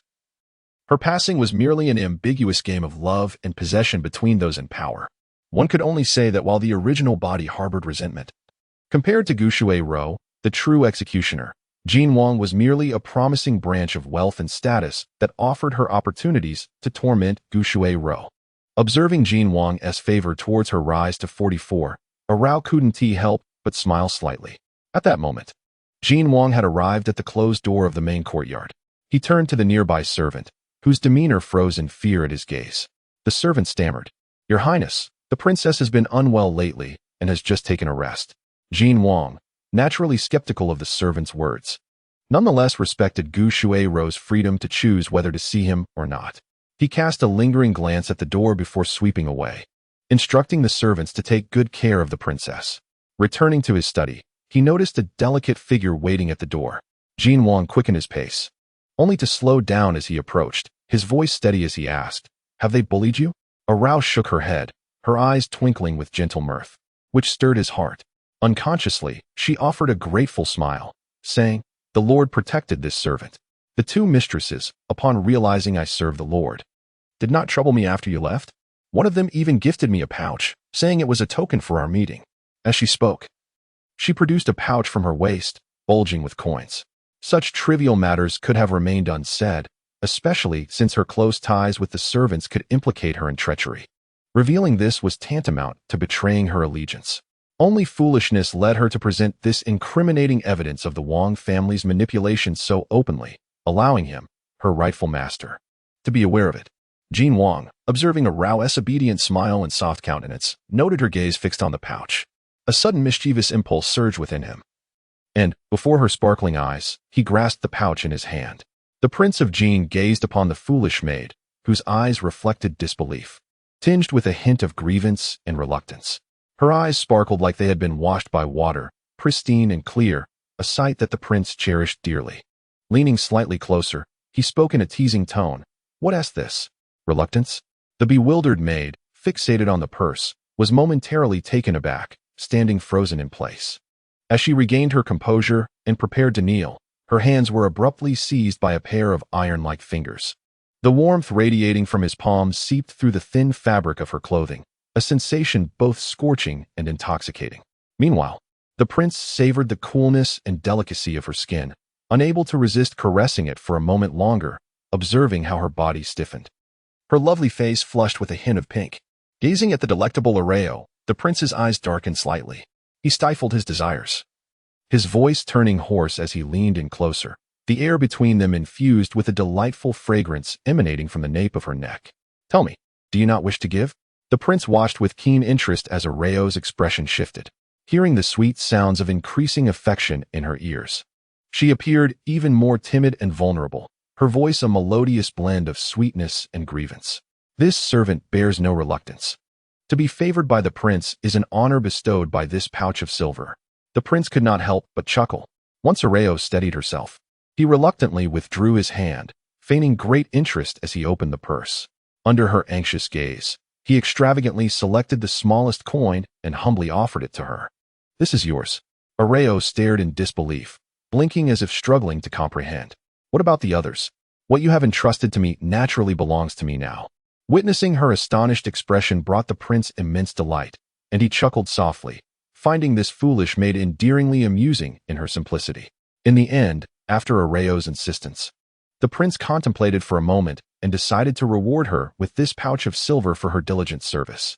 To use her own money as a reward was a peculiar notion. Even the most honest Areo could not suppress a pout, murmuring softly, only to be caught by her master. He raised an eyebrow, intrigued that she dared to mutter in defiance, and leaned closer with curiosity, flaunting the purse before her. Then, under her expectant gaze, he straightened up and playfully tapped her forehead, his voice melodious yet laced with mischief, declaring, "You shall make pastries for me." As Areo turned to leave, the prince glanced at the unremarkable purse in his hand, unable to stifle another hearty laugh, his mirth ringing clear and bright. Meanwhile, in the main courtyard, once the prince's figure had vanished, Ruyin opened the door, and Gu Shuai-ro stepped out slowly. For the past few days, regardless of when the prince arrived, she instructed that the door remain closed, simply stating that she was unwell and had retired early.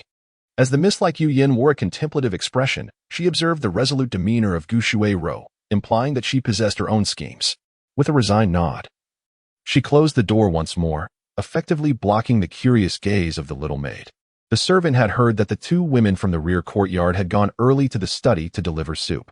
Fortunately, the prince was steadfast in his intentions, focusing solely on the main courtyard, suggesting that those two women were not actively sought by him. The distinction between actively taking concubines and passively accepting them, though merely a word apart, represents a chasm of difference. As long as Prince Jean did not actively take them as concubines, the two women from the rear courtyard posed no threat whatsoever. This would spare her the need for any drastic measures. She could simply observe as they self-destructed.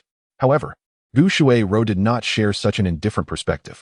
With her obsessive cleanliness and accustomed to viewing Prince Jean as her sole possession, she regarded anyone attempting to encroach upon her territory as an adversary. To drive them away, Gu Shuai-ro felt compelled to demonstrate her formidable prowess. "You shall instruct them to visit the main courtyard tomorrow. It has been some time since we welcomed newcomers, and the estate could use some liveliness," she commanded. Yu Yin instantly grasped her mistress's intention, a proud smirk gracing her lips, acknowledging her mistress's wisdom. Gu Shuai-ro languidly admired her freshly manicured nails, remaining silent. Thus commenced the first clash among the three women from the rear courtyard, and true to Gu Shuai-ro's desires, the main courtyard soon buzzed with activity. However, since the two women had yet to share the prince's bed, they lacked the privilege to serve tea to the princess, leaving them to sip tasteless floral tea while casting resentful glances at the princess, adorned in opulent jewelry that spoke of her status. In stark contrast to the tumult of the main courtyard, the study exuded a serene atmosphere. With Prince Jean yet to return from court, Arao engaged in light conversation with Chongqing. Chongqing, possessing a reserved demeanor, answered her inquiries with a formal tone, which amused Arao, prompting her to guide the conversation toward the prince's first encounter with Gu Shuai-ro.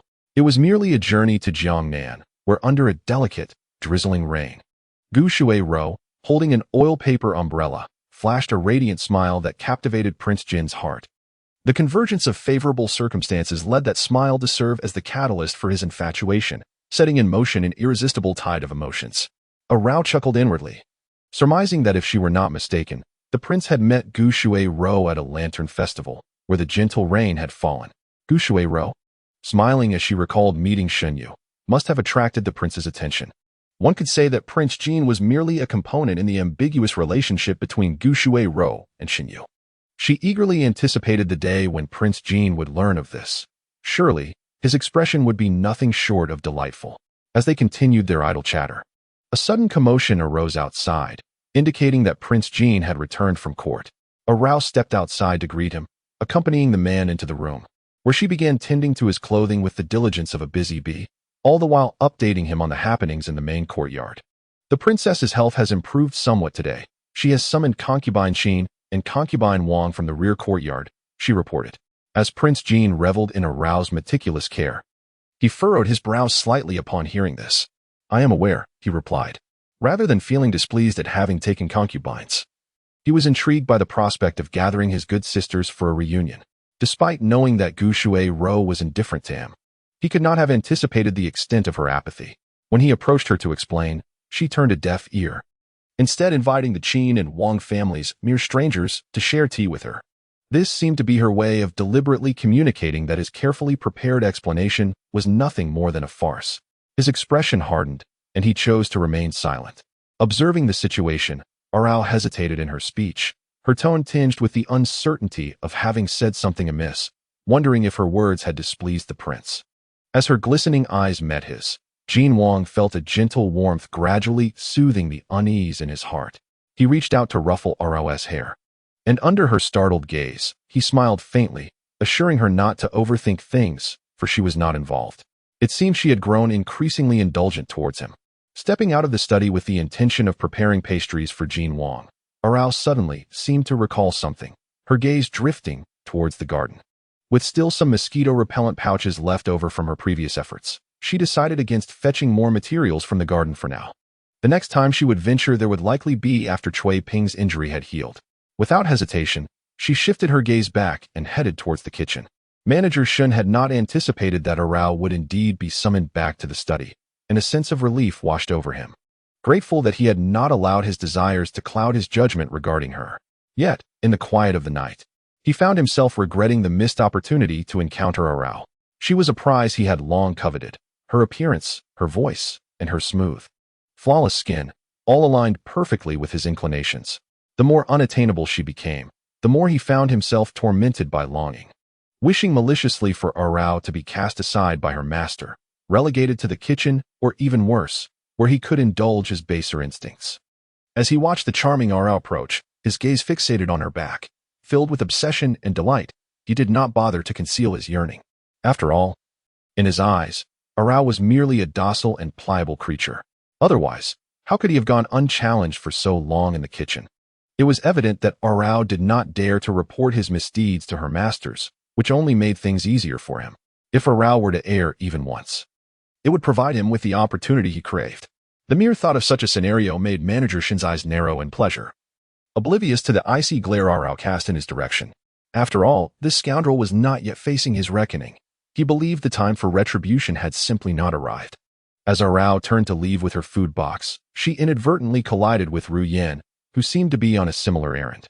Despite the abundance of servants in the main courtyard, it was puzzling why such a trivial task as serving food fell to Ru Yan, the favored maid.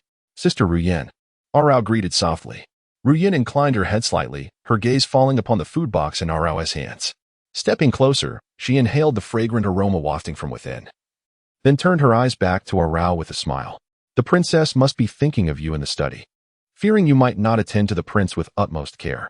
Is it true that the delicacies within are the prince's favorites? The prince often dines in the main courtyard with the princess, and I am well aware of his culinary preferences. Should I mistakenly select a dish he dislikes, it might displease him greatly." Upon hearing this, Arao gently pursed her lips, lowering her head as she handed the food box to Rien, timidly expressing, "I noticed that the prince has been eating the same type of food for the past few days, so I thought to vary the offerings. I hope you can assist me, dear sister, so that I do not inadvertently anger the prince." Ruyan scrutinized Arao's expression and, seeing her genuine fear devoid of ulterior motives, felt a sense of satisfaction wash over her. She opened the food box for a cursory examination and frowned slightly. "Why have you brought the prince a plate of pastries? He has a strong aversion to sweets. Even the sight of them would prompt him to have them removed. You must return this immediately." Startled by Ruyan's reprimand, Arao shivered and hesitated for a moment before softly replying, "It was my oversight. However, every time I have offered something to the prince, he has rewarded me. I do not wish to be overly demanding." Ruyan's expression softened, and she regarded Arao with a knowing glance. "Ah, I see. You are indeed quite clever. It is merely a plate of pastries. You should have mentioned it sooner. If the prince is pleased, he will naturally reward you. Moreover, should the princess learn of your diligent service, she would also be inclined to reward you. Your perspective, my dear, truly needs broadening." As her words settled, Ruyan returned the food box with a perfectly measured smile, but moments later, her tone shifted to a cooler demeanor. The pastries are meant to reward your meticulousness and innocence. Should you entertain other thoughts, you might find that not only the pastries but everything else may be forfeited. Do you comprehend, Arao? You are a good girl and surely do not wish to betray your master. Arao appeared startled by her words, nodding vigorously like a garlic clove being crushed. Ruyen's smile deepened as she patted Arao's head. Go now, do not delay the prince's meal. On another day, I shall procure some of your favorite pastries from the kitchen for you to enjoy. Arao's eyes brightened, her lips involuntarily curving upward, revealing two delicate dimples on her cheeks, reminiscent of a pure white lamb. Thank you, Sister Ruyen, and thank you, Princess. Observing Arao's obedient and manageable demeanor, Ruyen's eyes narrowed slightly as she watched Arao vanish around a corner before turning her gaze towards the kitchen. Her visit to the kitchen was not merely to serve food. It was to prepare nourishing ingredients for her mistress. During her time in the household, the madam had trained her in the ways of women's fertility, imparting knowledge on the best foods for conception and how to maximize the efficacy of various herbs and medicines. With the sudden arrival of two concubines in the courtyard, perhaps her mistress was concerned when she subtly suggested preparing some restorative herbal dishes. Despite her mistress's initially unwelcoming demeanor, she did not refuse. Thus, Ruyen's purpose for visiting the kitchen became clear. It was most fitting that she personally concoct the medicine for her mistress. Upon spotting Manager Shun relaxing under a tree, Ruyen approached, prompting him to rise eagerly, grinning broadly. Sister Ring, what brings you here today? Are you looking to procure some Western Han dishes? The dishes prepared for Her Highness, the princess, are all ready, awaiting her command. Ruyen does not particularly favor Steward Shun. Not only does he have a rather rotund appearance, but there is also a lewd glint in his eyes, which, despite his seemingly honest smile, does little to conceal the oppressive aura surrounding him. However, as the steward of the kitchen, he holds a position of some significance, and Ruyen, being astute and diplomatic, would naturally refrain from antagonizing him. Recently, it seems the princess has developed a penchant for sweet delicacies. How fortuitous, for the kitchen has recently acquired fresh ingredients, ensuring that the dishes will be both delectable and sweet. The princess and the prince truly share an unspoken connection, even their tastes align closely. What was that? Someone from the study has also taken the honey-glazed pork belly? Ruyen furrowed her brow slightly. Could it be that Arao, the maidservant attending to the prince, was involved? Upon hearing Arao's name, Steward Shin nodded. He had been keeping a close eye on her since she arrived in the kitchen. However, she seldom requested sweet dishes, usually partaking of whatever was available. Yet, in recent days, Arao had been coming to the kitchen for dishes. Though she had not asked him to accompany her, as the steward, he could easily discern any missing ingredients and surmise what Arao was preparing. Noticing the familiarity between the princess and Arao, he shamelessly continued to linger near Ruyen, sharing tidbits about Arao's activities in the kitchen. However, his observations were primarily superficial, lacking any substantial insight into Arao's daily life. Thus, his discourse went in circles, devoid of any significant points, mostly revolving around Arao's mundane tasks in the kitchen, followed by her return to the courtyard for rest. Ruyen found Steward Shin's attempts to curry favor tiresome, yet she refrained from displaying her irritation, and, when he appeared eager to continue, she interrupted him, leaving the kitchen with the prepared dishes in hand. Pleased with his own chatter, Steward Shin noticed Ruyen's disdainful expression as she hurried away, prompting him to spit disdainfully on the ground. How arrogant! To consider herself above him. His flattery was evidently unreciprocated, which left Shin feeling somewhat indignant. He had intended to inform her that someone had visited the study to check on Arao when she fell ill, but his words had been cut short, leaving him frustrated. As Ruyen arranged the meal, Gu Shuai took her seat gracefully. Glancing at the dishes, she felt little appetite. But the thought of the two bothersome women in the courtyard compelled her to suppress her discontent and take a few more bites. While Gu Shuai ate, Ruyen contemplated her own thoughts. She had initially believed that Arao occasionally indulged herself with a few treats, but from what she gathered from Steward Shin, it seemed this was a frequent occurrence. Such behavior, if taken to extremes, could be seen as an abuse of the princess's favor.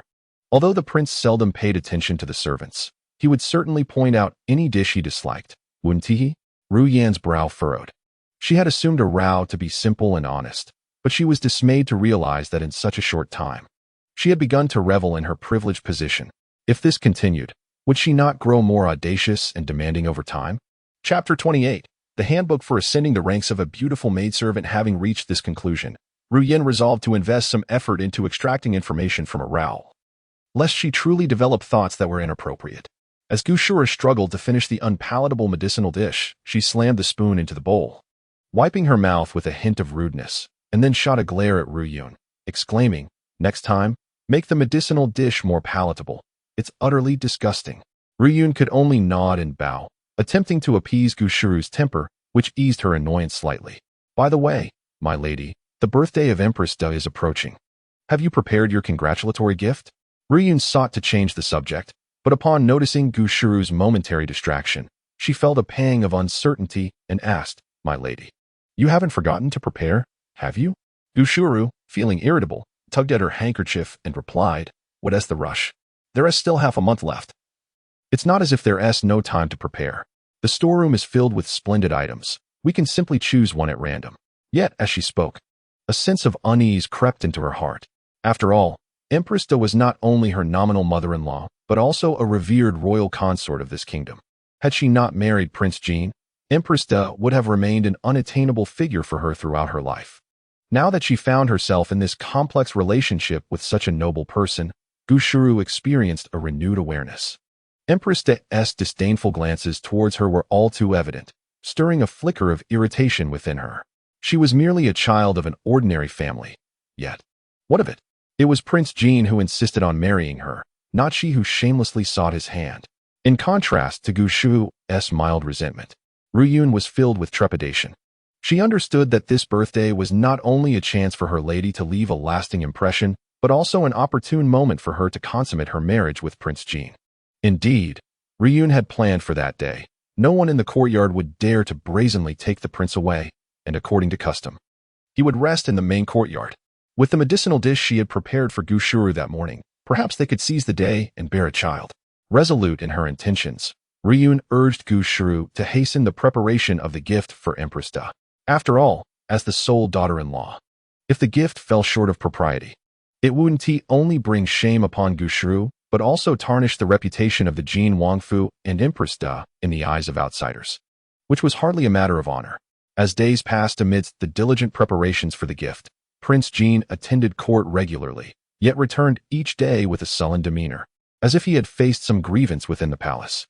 The only individuals capable of provoking such discontent in Prince Jean were either Empress Da or the emperor himself. Empress Da was gentle and loving towards him and would not chastise him for several consecutive days. However, if it were the emperor, it was unlikely he would be reprimanded for an extended period. As she served tea to Prince Jean as usual, he gazed at the teacup with an icy expression. Arao stood quietly by his side, refraining from interrupting his contemplation. After a considerable pause, Prince Jean finally spoke, his voice rough as if gravel had scraped it, declaring, "Tonight, the Wang family shall attend to me." Arao furrowed her brow slightly, realizing that this was the source of his displeasure. It was understandable. The emperor was a man of many affairs, with countless consorts in the harem, each of whom was bestowed the privilege of bearing offspring. Just counting his sons, the emperor must have had an innumerable number. In order to prevent the increasingly ambitious princes from vying for power, the emperor had early on designated his son with the empress as the crown prince. However, not long ago, the crown prince was embroiled in scandal, leaving a multitude of princes lacking any remarkable distinction, except for the Prince Jean, who had joined the military at the tender age of 12, wielded a spear at 14, and at 16 had reclaimed a vassal state for the kingdom of Lin, thus greatly enhancing its prestige. The emperor began to divert some of his attention towards Prince Jean. Despite all the effort he had invested in the crown prince, both in matters of culture and martial prowess, the carefully cultivated heir had suddenly become the subject of widespread disgrace. Had he not been wronged by treacherous foes, how could his misdeeds have become common knowledge? A crown prince, engaging in undignified conduct and having it revealed to the world, was a reflection of his incompetence and folly. As soon as the incident involving the crown prince unfolded, the emperor shifted his focus to Prince Jean. It was undeniable that the self-made Prince Jean possessed a demeanor and resolve far surpassing that of the pampered crown prince. The emperor's feelings towards Prince Jean were indeed complex. He admired this son who had flourished through his own merit, yet as the sovereign, he felt an acute apprehension towards this formidable warrior prince, at times even contemplating swift measures against him. What restrained him was the vast empire that would remain ungoverned upon his demise. for the sake of the realm. The emperor ultimately relinquished his darker thoughts. However, diverting his focus to Prince Jean did not mean he intended to place any bets on him. The emperor's suspicion was the ultimate weapon that could lead to a minister's demise. Although the sovereign had chosen Prince Jean, he could not help but resent this exceptional son due to his own insecurities. This culminated in public reprimands in the Grand Hall, followed by suppression of discussions regarding heirs in the Hall of Governance, all of which left Prince Jean feeling stifled and resentful. Yet, for the sake of the royal household and his mother, he had no choice but to heed his father's commands. As for the rumors circulating in the main courtyard, he deemed it unnecessary to pursue them. The 3 years of care Prince Jean had lavished upon Gu Shui-ro were genuine. Having witnessed the fickleness of affection, he harbored a deep disdain for insincerity. He had resolutely vowed to uphold his promise, pledging his heart to a single person for a lifetime, yet ultimately found himself compelled to compromise under the weight of reality. Observing the anguish on Prince Jin's face, Arao remained expressionless. At times, she pondered how such prominent figures could be so preoccupied with matters of love, as if their lives were devoid of hardship and trials. They lacked nothing and had never tasted suffering, yet yearned to experience the bitterness of love. In her calm contemplation, Arao took a step forward and silently nudged a sweet pastry closer to the man. Noticing Prince Jin's gaze upon her, she fidgeted with her fingertips, seemingly unaware she had captured his attention. She murmured softly, suggesting that if her lord was in distress, a taste of sweetness might alleviate his troubles. Prince Jin's eyes shifted from the pastry to Arao, and after a moment of quiet contemplation, he suddenly extended his hand and beckoned her closer. The foolish maid hesitated for a moment, but ultimately stepped obediently into the wolf's domain. Instantly, she felt a tightening around her waist, and before she knew it, she was ensnared in the man's embrace, compelled to sit upon his lap. The robust scent of masculinity enveloped her, causing a blush to creep across Arao's cheeks. As she sensed the warmth beneath her and the strength of his thighs, she struggled to rise, only to inadvertently press herself further into his hold. "Do not move," came a low, cool voice at her ear. The delicate figure in his arms froze, paralyzed with trepidation. The Prince of Jean, slightly irritated, pinched her flushed earlobe, feeling her shiver lightly against him, igniting a fire within his throat. He tightened his grip around her waist, his voice hoarse. "Do not move. This prince wishes to hold you for a while." The position was undoubtedly suggestive and flirtatious. Even the prince had never engaged with Gu Shuijiao in such a manner. Yet, as he cradled the soft Arao, feeling her gentle breath caressing his shoulder, he found no discomfort in her compliance. Instead, he yearned to draw her even closer. He imprisoned Arao within his embrace, exuding a possessiveness he had not realized he possessed. Noticing the quickening of his heartbeat, Arao tilted her head slightly and fidgeted uncomfortably, her soft hair brushing against the nape of the prince's neck, causing his Adam's apple to bob involuntarily, darkening his gaze. "My lord, this is improper," she murmured. "What impropriety? You are this prince's personal maid. What rules apply when I hold you? The very act of you serving me is wholly justified. Who among others would dare claim I lack decorum?" Sensing her continued resistance, he irritably patted her thigh. "This prince merely wishes to embrace you. If you cannot behave, do not blame me for being unkind." His tone, though fierce, was laced with an undeniable flirtation.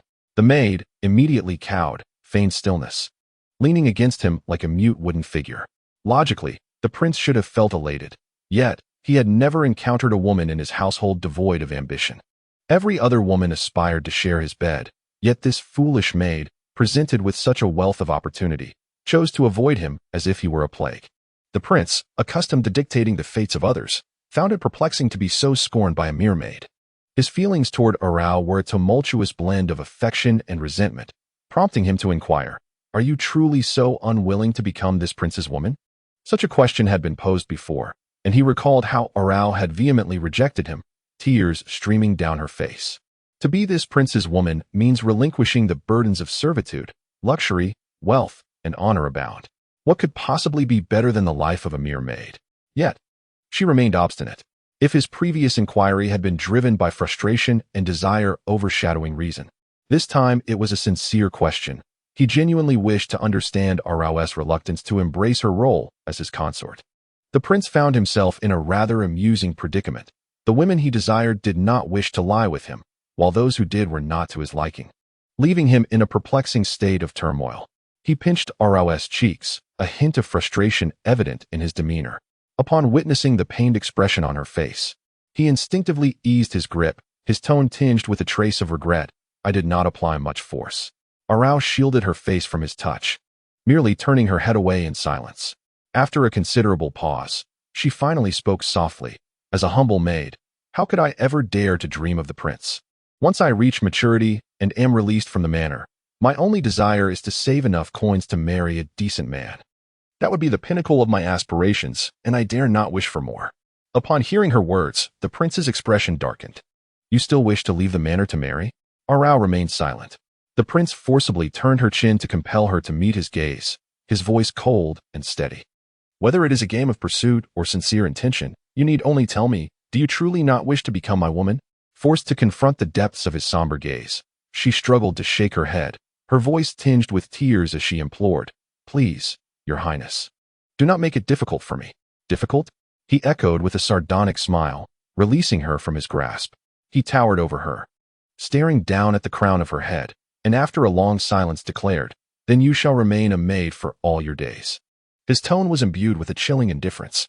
Since she harbored no ambitions to ascend socially, he saw no reason to reveal his own feelings, thereby risking his dignity.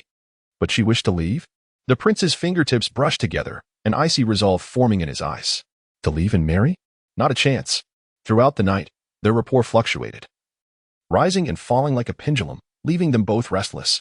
By morning, Ara bore the visible signs of a sleepless night beneath her eyes. From that day forward, the prince indeed treated her like an ordinary but agreeable maid, yet all previous displays of affection were conspicuously absent. In the rear courtyard, 2 concubines had initially been favored by the prince.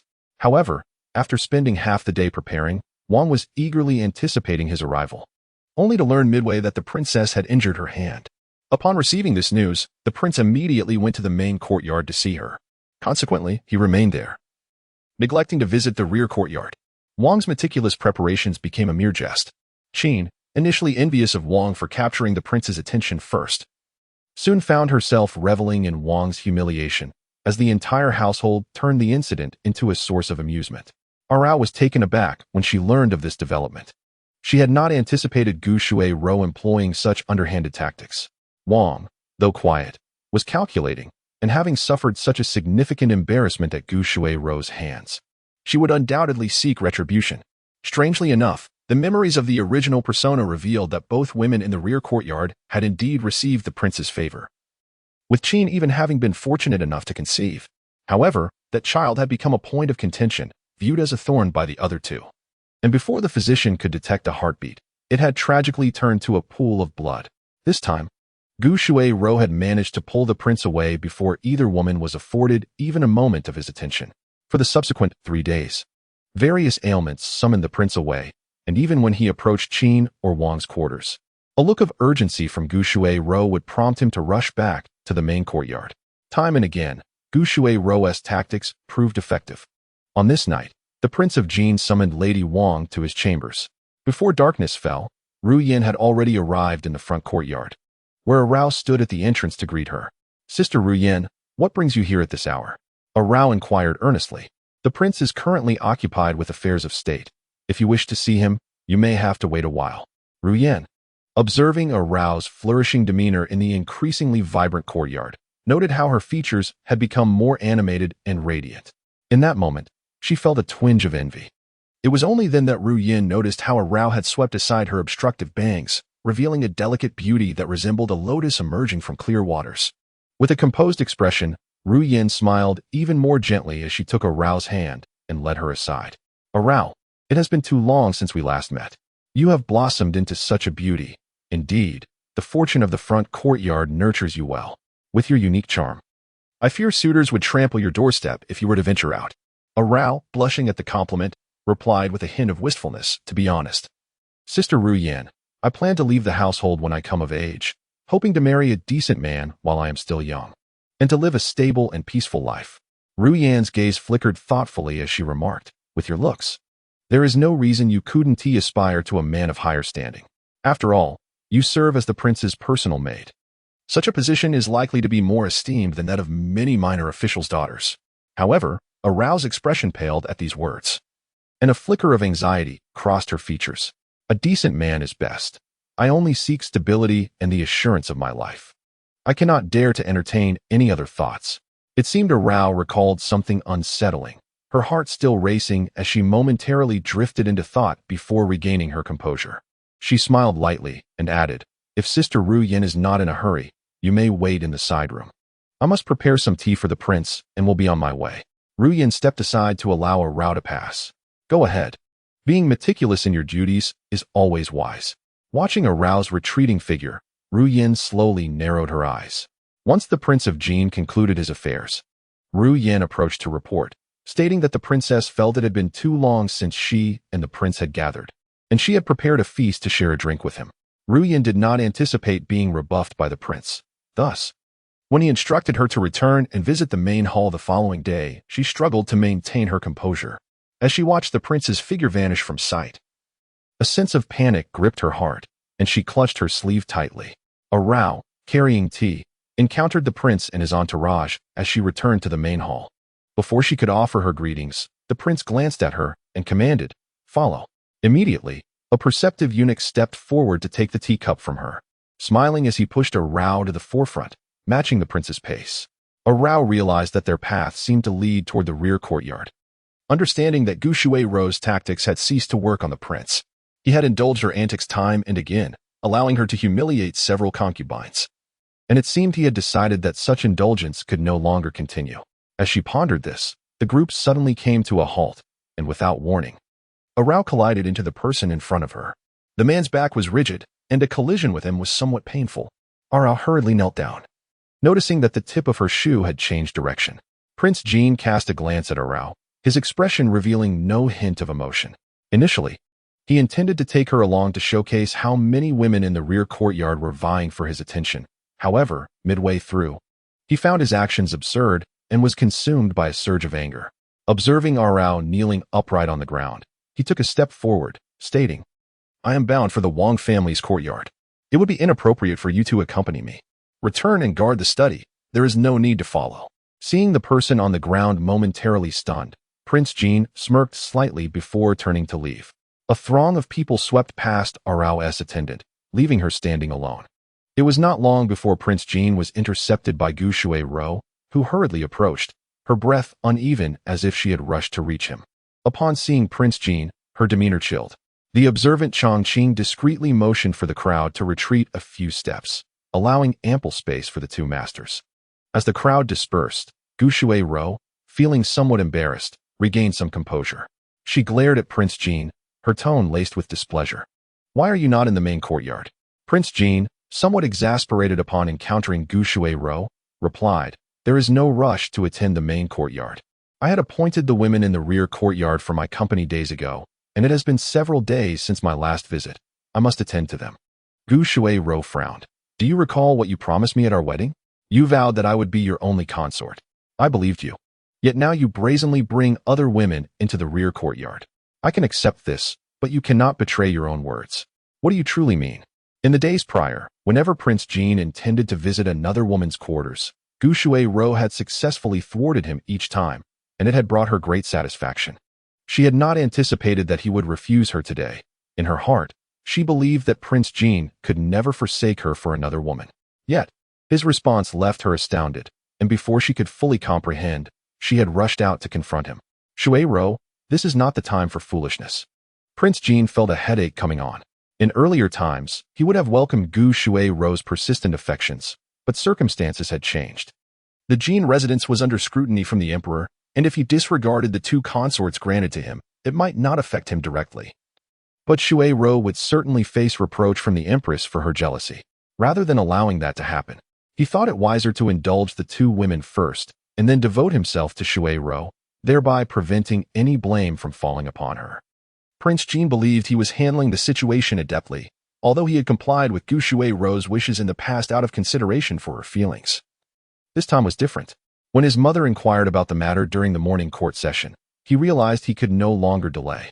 Thus, he rejected Gu Shui's invitation and proceeded to the rear courtyard. Unbeknownst to Gu Shui, she perceived only Prince Jin's betrayal of his promise, as he now sought to indulge other women in her presence. A bitter pang of resentment filled her heart. Clenching her fists, She glared at Prince Jean before turning and racing toward the main courtyard, seemingly fueled by anger. Prince Jean sighed softly, instructing someone to follow her and assess the situation, then resumed his steps toward the Wang family's quarters. As he entered the courtyard of the Wang residence, he had scarcely settled down with a cup of tea when a commotion erupted outside.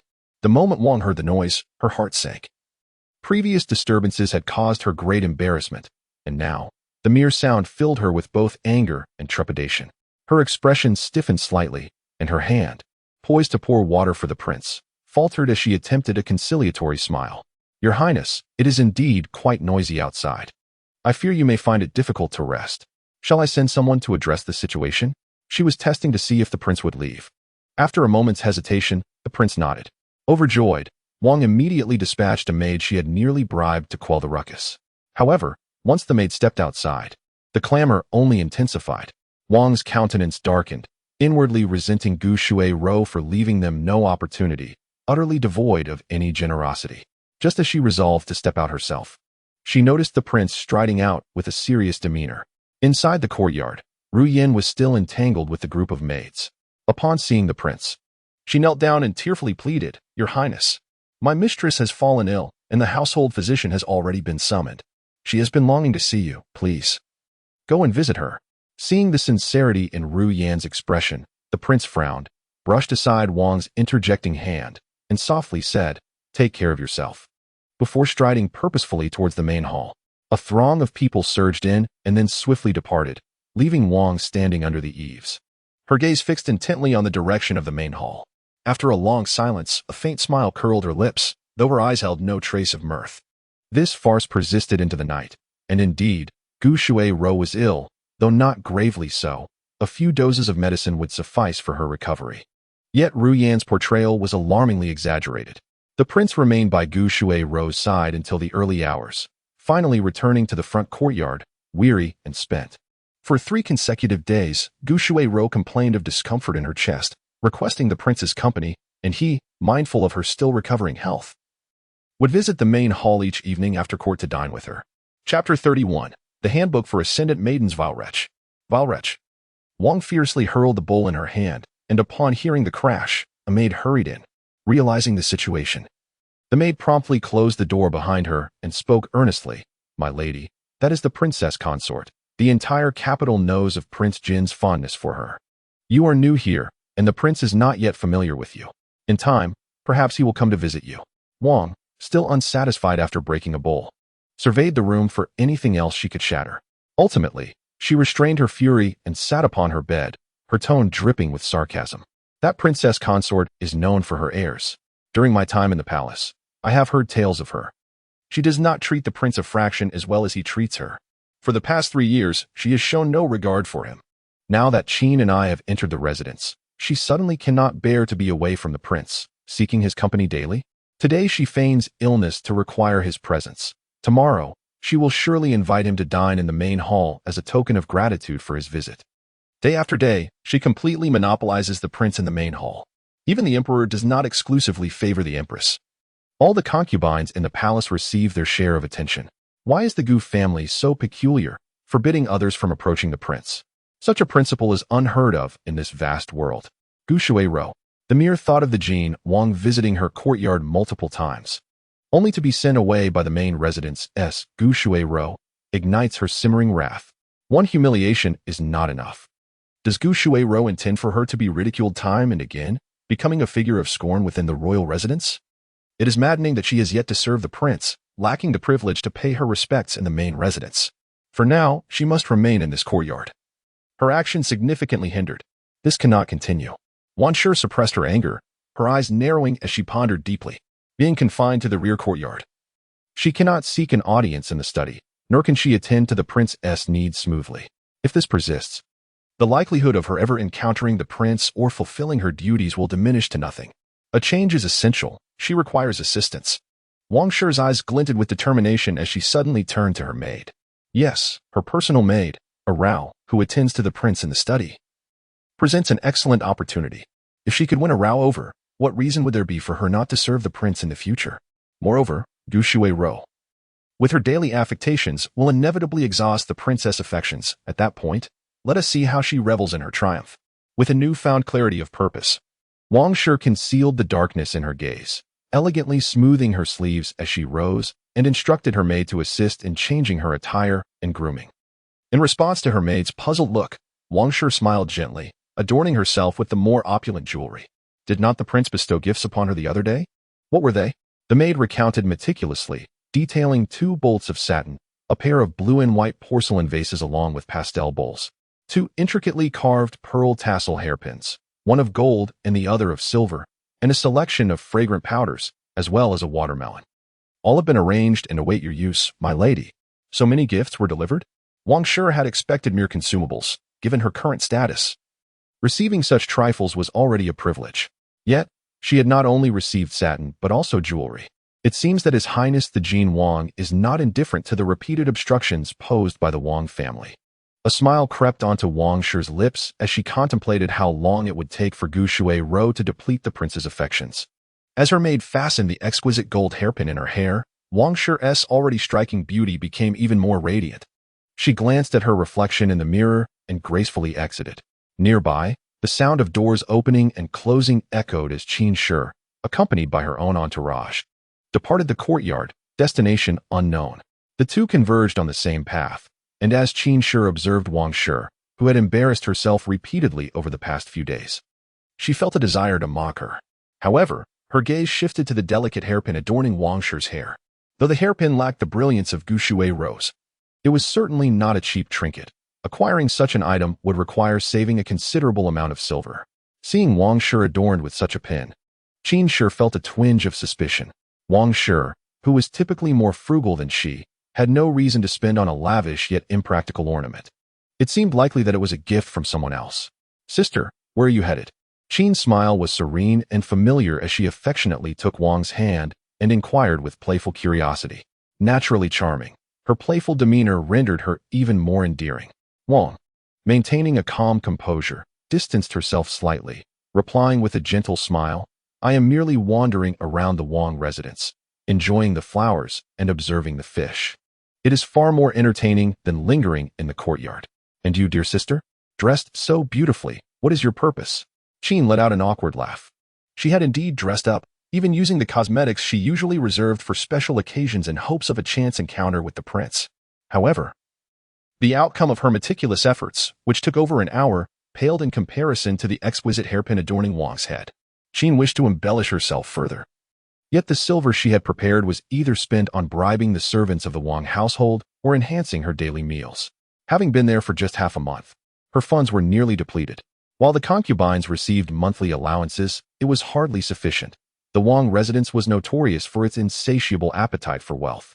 Just the other day, Qin had expended a significant sum to bribe a young eunuch who swept the study, who had promised to inform her of the prince's whereabouts. However, 2 days had passed without any contact from him after taking her silver. She was incensed, believing her money had gone to waste. When unexpectedly she received a message from the young eunuch, stating that the prince was heading to the garden, seemingly towards the main courtyard. Naturally, Qin prepared herself to go to the garden. Yet, upon encountering Wang, she was reluctant to venture there prematurely, for Wang was not her close confidant. And that information had been purchased at a price. Why should Wang benefit from her investment? The two conversed for a while, and through subtle inquiries, Qin discerned the origin of the hairpin atop Wang's head, learning that it had been a gift from the prince. A pang of envy surged within Qin. How could one receive such a splendid gift without sharing the prince's bed? She had assumed such rewards were limited to mere provisions. However, a flicker of hope ignited within her. If Wang could receive such a beautiful hairpin without intimacy, then surely her own rewards would be even greater should she engage in such relationships. This thought incited a longing within her to hasten her encounter with the prince. Noticing that time was of the essence, Qin frequently glanced in the direction of the garden, anxious to devise a plan to divert Wang. Fortunately, her concerns did not linger long, as Wang proposed they venture to the western garden to gather some flowers for the courtyard. The Wang residence boasted 2 gardens. The expansive eastern garden was filled with rare blooms, exclusively for viewing and tended by dedicated eunuchs, while the western garden, smaller in size, contained more commonplace flowers and herbs, which could be harvested or transplanted. Why does the mistress not accompany Qin to the western garden? Inquired a maid, perplexed. Qin's facade was not particularly convincing, and even she could sense Wang's lingering gaze towards the eastern garden, as if something of great significance resided there. Could it be that the prince was also involved? Why did the mistress deliberately choose to traverse towards the lesser western garden? Wang, maintaining an elegant pace, scoffed lightly, responding, "Qin has mocked my unsuccessful attempts on several occasions, finding amusement in my plight while I have faced the scrutiny of the princess, and she observes from afar with delight. However, now she intentionally seeks to encounter the prince. Regardless of the outcome, do you think the princess would let her off the hook?" The Wang family harbors no particular animosity towards the Qin family. Yet they equally do not possess any fondness. Having endured ridicule from them on several occasions without retaliation has already been an act of grace. How could she possibly offer reminders? Presently, Gu Shuai-Ro is fixated on the Jin prince. Whether or not Qin Shi has approached him, even without uttering a single word, Gu Shuai-Ro is aware that Qin Shi must suffer the consequences. In the inner courtyard, the methods of torment are as numerous as the stars in the sky. It can only be deemed unfortunate for Qin Shi. Moreover, she requires Qin Shi to shield her from Gu Shuai-Ro's gaze.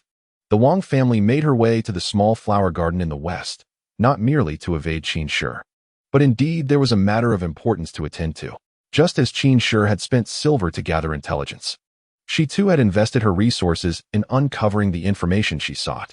Yet, compared to the lavish sums spent by Qin Shi, her expenditure was considerably lesser, and she had indeed acquired the desired news. For she was inquiring about Areo. Upon her first encounter with Areo, Wang Shi discerned the prince's unique regard for her. Though Areo was not strikingly beautiful, her demeanor radiated purity, particularly her pair of eyes, which shone like the bright moon and sparkled like stars, captivating even Wang Shi, let alone the men. Her intention was to win over Areo. If Areo were to become the prince's consort in the future, that would be splendid. Gu Shuai-Ro is no virtuous character. With Qin Shi and Areo in the forefront, she could quietly approach the prince and obtain what she desired. Should Areo not become the prince's woman, it would be of little consequence. The prince has always been averse to allowing outsiders near, yet Areo has managed to serve him closely for such a duration, indicating her own capabilities. Having her as her informant would enable greater insight into the Jin prince. Would it not be advantageous? Therefore, acquiring Areo was imperative for Wang Shi. As fate would have it, today Areo would be visiting the western garden to gather flowers.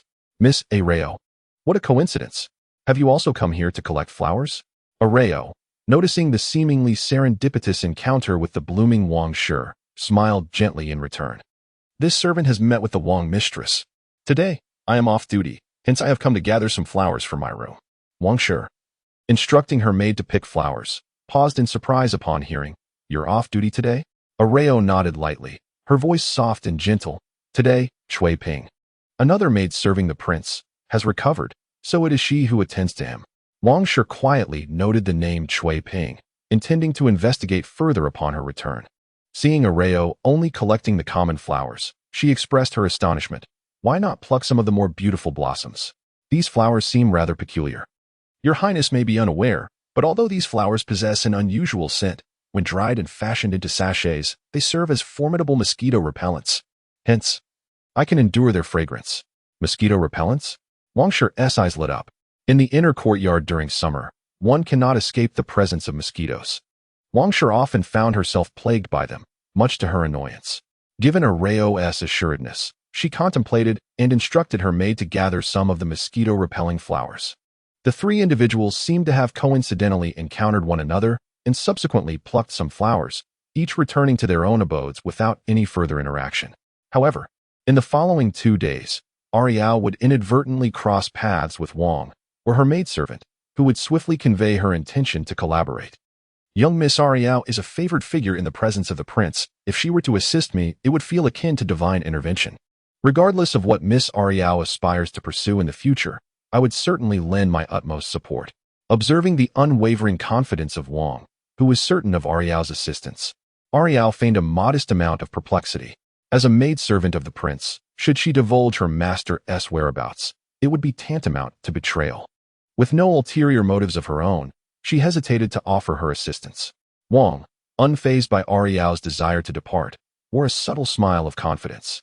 Just as Ariao was about to exit the courtyard, Wang leisurely spoke up, suggesting that if Ariao were unwilling, Perhaps the steward responsible for the garden, Defu, might be amenable.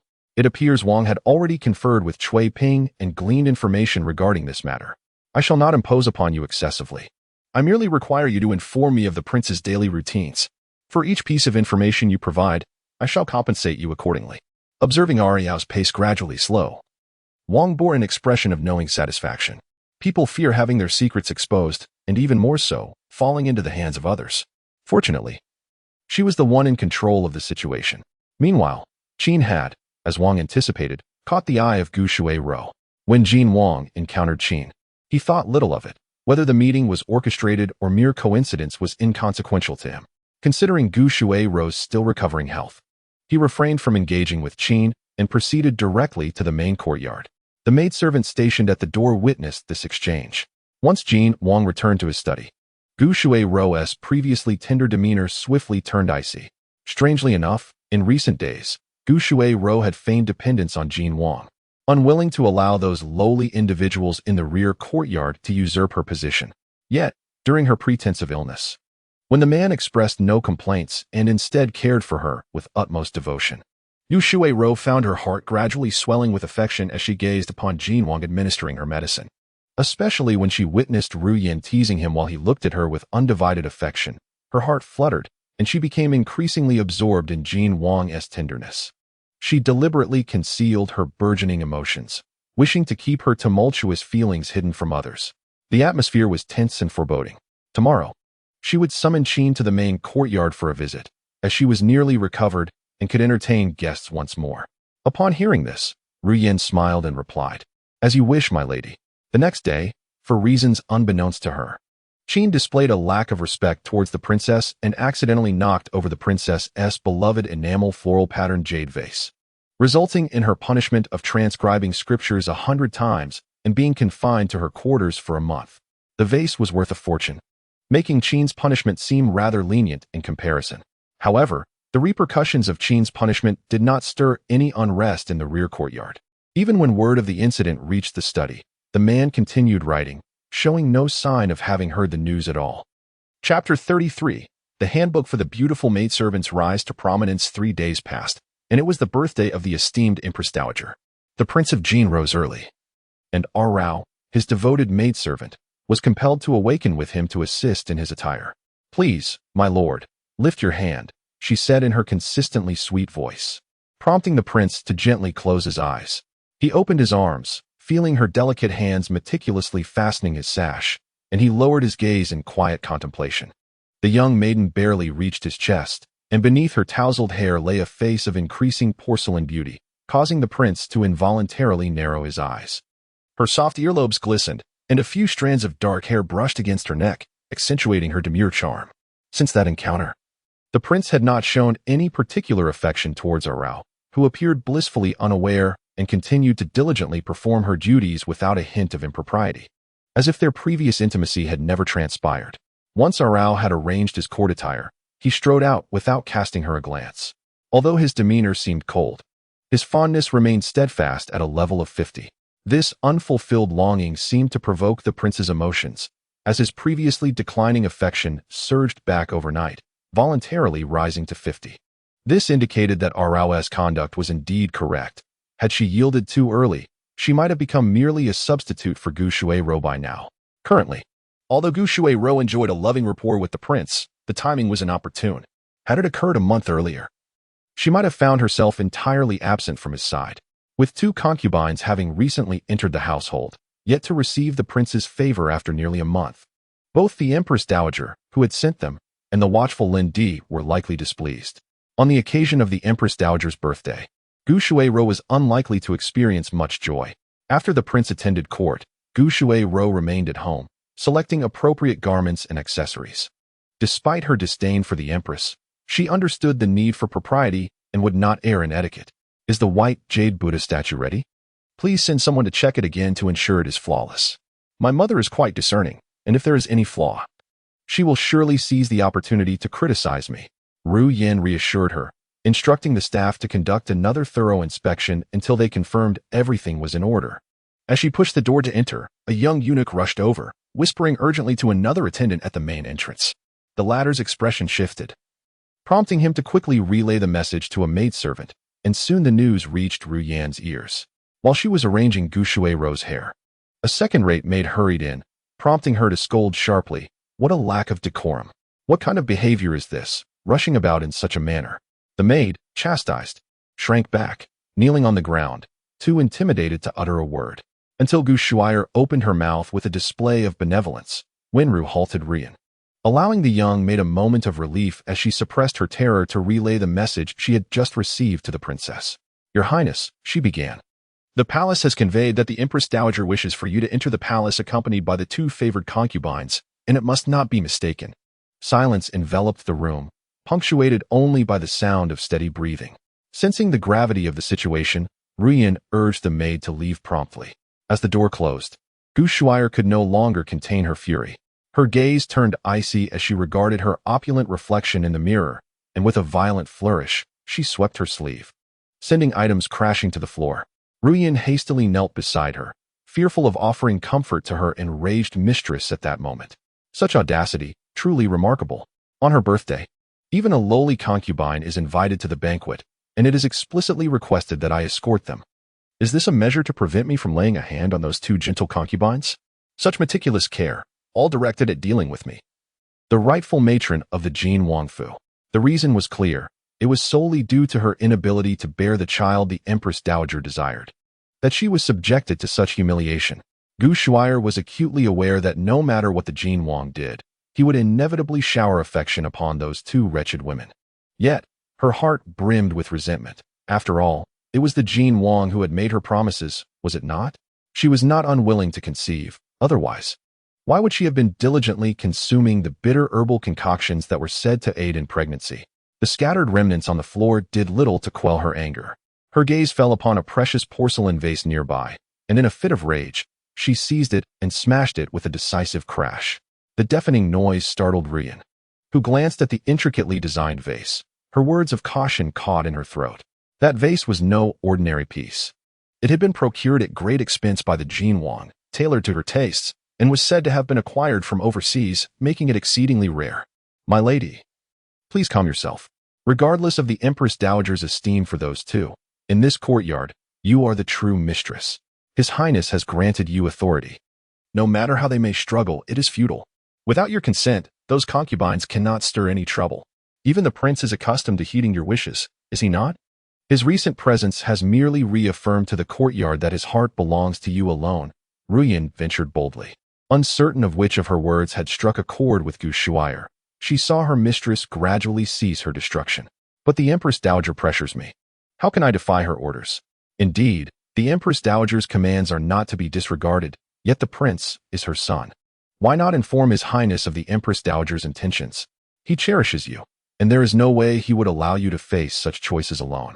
It is only by inciting a dispute between the Jin Wang and the Empress Dowager that you, as his dutiful daughter-in-law, can navigate the situation and earn the Empress Dowager's favor. Gu Shuire glared at her. Are you suggesting that I should passively watch as the Jin Wang lavishes affection upon other women? Even if he favors them, can they truly surpass you in his heart? Even with the prince's favor, conceiving is not guaranteed. After being nurtured for such a long time, the mistress is now in a state conducive to pregnancy. Once she is with child, those 2 women in the rear courtyard will be at her mercy, won't they? Undoubtedly. Every word that Ru Yin spoke struck a chord with Gu Shuiro, and after her persuasion, Gu Shuiro began to accept the idea of the Jin Wang favoring other women. However, those women remain a source of trouble, and she does not wish for the prince to shower them with excessive attention. Ru Yan, do you understand my meaning? Ru Yan's expression shifted, instantly grasping her mistress's underlying intent. Her gaze fell, revealing a flicker of anxiety. Previously, her mistress had remained inactive, which Ru Yan could hardly bear, hoping for her to find motivation.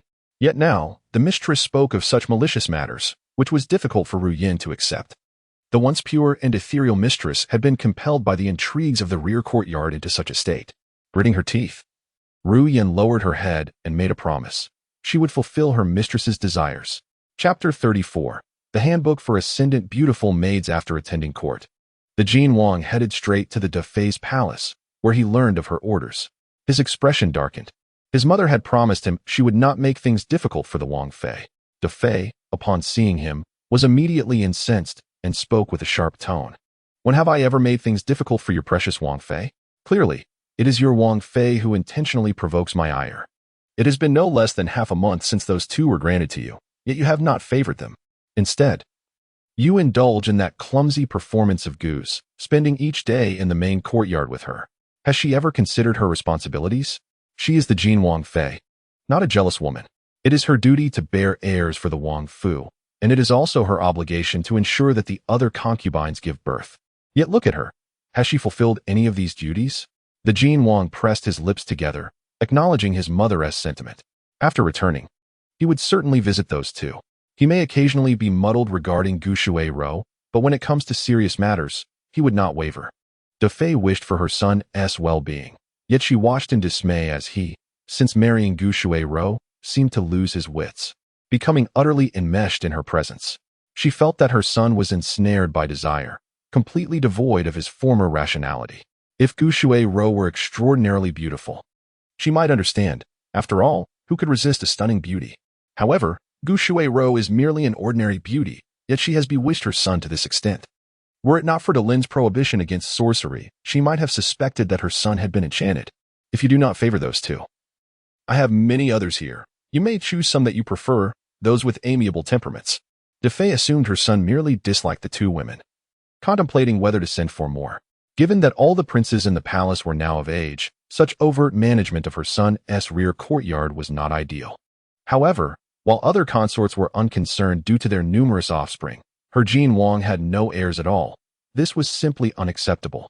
De Fei even began to consider sending only those who were likely to conceive to the Wang Fu, hoping her son might secure 1 or 2 heirs. The son has no particular favorites. The Empress Mother need not worry. I understand the current situation and will no longer indulge in my own whims. The Prince of Jin is acutely aware. Not long ago, he had been comforting Gu Shuai-Ro, partly out of guilt and partly to buy himself time. Once this period passes, regardless of how sorrowful Shuai-Ro may feel, he would still visit the chambers of other women. If Shuai-Ro were to conceive, it would be the most fortuitous outcome. Should Arao become aware of the prince's request, she would surely let out a soft laugh. For the prince has indeed gotten his wish. In an effort to prevent the prince from visiting the Wang and Qin residences, Gu Shuai-Ro disregarded Ru Yan's advice and consumed all the nourishing medicine in one go. The potency of the medicine was strong, and when taken together, its effects were significantly amplified, yet it also posed a considerable risk to her health. During this period, Gu Shuai-Ro began to subtly sense her feelings for the prince and, without hesitation, finished the medicine, ultimately finding herself pregnant, thus keeping the prince close by her side. After attending the birthday banquet for the De Fei, Gu Shuai-Ro's countenance remained bleak. She had managed to hold herself together during the event, but now, in the carriage, she could no longer contain her distress. The De Fei had brazenly rewarded those two concubines in her presence, gently urging them to bear offspring for the prince's sake. Gu Shuai-Ro was well aware that this was a veiled insult directed at her. Fortunately, having listened to Ru Yan's analysis, she had become less concerned about the prince's affections towards the two women. The prince was free to favor them. Whether they could conceive after their encounters was solely their affair. Recalling the smug expression on Qin Shi's face after receiving her gifts, Gu Shuai-Ro scoffed. Merely a bracelet. A trivial token. Soon after, the prince entered the carriage, taking a seat opposite Gu Shuai-Ro. The soft, luminous glow of the night pearl illuminated the interior, highlighting the prince's exquisite features. He pressed a finger to his forehead, feeling particularly fatigued today, oblivious to Gu Shuai-Ro's several glances. As the carriage swayed and rolled toward the Wang residence, the prince disembarked first, extending a hand to assist Gu Shuai-Ro down. You have worked hard today. Return and rest early. I will take care of matters with the Empress Mother, so you need not worry. Gu Shuai-Ro bit her lip, wishing to invite him to her quarters, for the medicine she had taken would yield the best results within 3 days of intimacy. However, her mind was a tumult of complex emotions, her feelings for the prince intertwined with regrets for her childhood sweetheart. Before she could sort through her thoughts, the prince had already sent someone to escort her back to the main courtyard. Arao had sensed something amiss when the prince returned to his study. Noticing the lights remained aglow, after a moment's contemplation, she donned her garments and stepped outside. The prince reclined on the couch, exuding an air of carefree elegance. Yet his brow bore a hint of sorrow. Suddenly, a knock echoed through the door. The prince turned his gaze toward the entrance as Arao entered. bearing steaming pastries and tea. Under the weight of the prince's piercing gaze, she placed the tray on the table and, bowing respectfully, began to leave. Stop. The Prince of Jin gazed at Arao's retreating figure, his voice tinged with indifference. Who permitted you to bring something here? Arao turned, her head bowed, her voice gentle. Your Highness often feels hunger after the banquets, and I feared you might be unable to sleep if hungry, so I took the liberty of preparing something in the kitchen. The prince scoffed, the sound ambiguous, perhaps mocking either the food she prepared or her words. Rising to his full height, his imposing shadow enveloped Arao's petite form entirely. The flickering candlelight illuminated his sharp, profound gaze, now cast in darkness, reminiscent of a solitary wolf on the hunt. Presumptuous. Arao pursed her lips and knelt, readily acknowledging her fault. Suddenly, a pair of dark, elegant boots appeared before her. The man crouched slowly, his deep, melodic voice resonating. You claim not to wish to be my woman, yet you engage in acts of concern for me. May I interpret this as a clever ruse? Revealing your true intentions as a scheming woman seeking to elevate her status from a mere servant? His words were laced with icy disdain, piercing and hurtful. The prince observed the young girl's complexion pale, as if deeply wounded by his remarks. Seeing her in such distress, an unexpected pang of discomfort struck the prince's heart. Even though he directed his ire towards her, her evident anguish did not bring him the satisfaction he anticipated. What? Are you feigning pity to elicit my sympathy? I am not, Arao replied. I harbor no ambitions of climbing the social ladder. I merely acted within my duties. Suddenly, her chin was lifted by a long, cold finger. The man's strikingly handsome face drew closer, his lips curling slightly yet devoid of mirth in his eyes. I care not whether you possess any desire for advancement. I only trust what I witness. His fingertip grazed Arao's cheek, the touch gentle like the tender caress between lovers, their proximity stirring an air of intimacy. Do you believe that if you express such desires, I might accept you? You are merely an inconspicuous maid. Arao wished to lower her gaze, but found herself unable to retreat, her chin held firm, rendering her unable to avert her pale countenance. She cast her eyes downward, avoiding the man so close before her, biting her lip until it turned pale. The prince lingered on the delicate shade of pink for a moment, his finger tracing from her cheek to her slightly parted lips, applying pressure with a cruel intent. I detest indecisive individuals, he stated coldly. Whether you regret rejecting me or for other reasons, I shall never look back. Do you understand? Then let me leave your estate. I shall not trouble you again. And you need not endure the sight of such an insufferable maid. It would indeed be a blessing for me. The prince pressed against Arao's lips, continuing to caress, until her once pale, pink lips appeared brutally swollen and reddened, tears gathering at the corners of her eyes. In that moment, a primal desire within the prince surged forth. Unexpectedly fulfilled, he had long desired to see those beautiful, clear eyes brimming with tears. With a sharp tongue and a keen wit, the more you yearned to leave, the more determined I became to thwart your wishes. Rather than face a life of destitution outside, it is far better to remain by my side, where you may enjoy a life of tranquility. Naturally, should you reconsider and wish to join me in my bed, such a thing is utterly impossible. Inside, Arao scoffed quietly. This man seemed oblivious to his own repetitive emphasis on a single topic. The more he insisted on something trivial, the more it revealed his own insecurities. Why must the prince make things difficult for a mere servant? All I desire is to fulfill my duties and, upon reaching the appropriate age, depart the premises without causing you any inconvenience. Should I ever displease you, I am willing to accept punishment. Punishment? Those two words stirred an unusual sentiment within Prince Jin. Rationally, he recognized that he was merely projecting his frustrations from today's banquet and accumulated pressures onto an innocent maid, who had committed no fault but had instead conducted herself with decorum, adhering strictly to etiquette without a single misstep. Yet, she had erred in attracting his attention and then irresponsibly fleeing, leaving him feeling humiliated. Under duress, her avoidance and fear seemed to mock his authority, highlighting his unwarranted attempts at coercion. Prince Jin was not accustomed to dissatisfaction, yet he found himself fixated on Arao's reluctance to heed his anger, thus delighting in tormenting this oblivious girl. Come here and massage my forehead, he commanded. Reclining on the small couch where Arao typically rested, he appeared quite relaxed. She knelt beside him, her hands expertly kneading his head with just the right amount of pressure. Yet, there were always those eager to find fault. Too light. Apply more pressure. Too heavy. Are you attempting to murder me? Do not cease. Arao was compelled to continue for nearly half an hour, her hands weary and aching. The moment she paused, Prince Jin's gaze turned toward her. Aware that he was deliberately making things difficult for her, she realized that if she did not yield, he would likely continue the torment. With this in mind, Arao trembled as she knelt on the ground, her voice weary and pitiful. I truly lack the strength in my hands. His soft, sweet voice felt as light as a feather, tightening around Prince Jin's heart. He averted his gaze, coldly remarking that she was utterly useless, and did not instruct her to continue. They sat in silence for a considerable time until Prince Jin rose from the couch and walked past Arao, calling for someone to fetch water for his bath. As Arao started to leave, he cast a glance in her direction, his tone still frosty. Did I permit you to depart? You wish to be a devoted maid. Perfect, then serve me during my bath. There were few women in the prince's courtyard, as he preferred not to have maids attending to him. His study was filled with young attendants, and now only Arao and Cui Ping occupied the role of somewhat special maids. Noticing Arao hesitating in place, Prince Jin shot her a sharp look, his voice firm. What? Do you need me to personally invite you? Surrounded by steam, Arao stood by the bathing tub with a towel in hand, her expression fraught with uncertainty, not daring to cast even a glance within. As the Prince of Jin observed her flushed cheeks, suffused by the mist, and her bewildered expression, a subtle smile graced his lips. He then leaned back against the edge of the bath, his tone languid and carefree, inviting her to assist him with his back. Arao responded affirmatively, stepping forward to caress the man's back.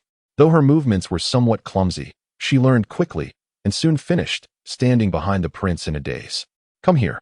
The prince grasped Arao's hand firmly, his gaze piercing and assertive, studying the young maiden whose earlobes blushed with embarrassment. His warm palm enveloped her reluctant hand, resting upon his chest, and as he moved slightly, he suggested, Shall I teach you how to serve me? With her hand pressed against his well-defined chest, Arao's cheeks ignited with heat, her delicate neck bowing slightly, while her enchanting eyes were veiled beneath fluttering lashes, adding a touch of allure to the misty ambience surrounding them. The fragrance wafted through the air, and the prince's hand, submerged in water, gradually clenched, his gaze fixated on Arao, who was bent over to wipe his back, her hair cascading against her ear. From this angle, he glimpsed the faint outline of her slender neck beneath her flimsy garment, embroidered with intertwining lotuses in shades of blue and pink. Leave, you clumsy fool. The prince pushed Arao's hand away, turning his back to her, the sound of splashing water echoing, a few droplets landing upon her. My lord, I shall take my leave now. If you have any commands, please send for me, Arao said, gracefully stepping around the screen. Suddenly, a discontented voice from the man reached her ears. You shall keep watch tonight. The corners of her lips curled slightly as she softly affirmed. Then her skirt fluttered as she exited the room. He believed he had the upper hand in tormenting Arao, unaware that she was subtly provoking the already turbulent waters of his heart. When the moment was ripe, the surging tide would burst forth, irretrievable.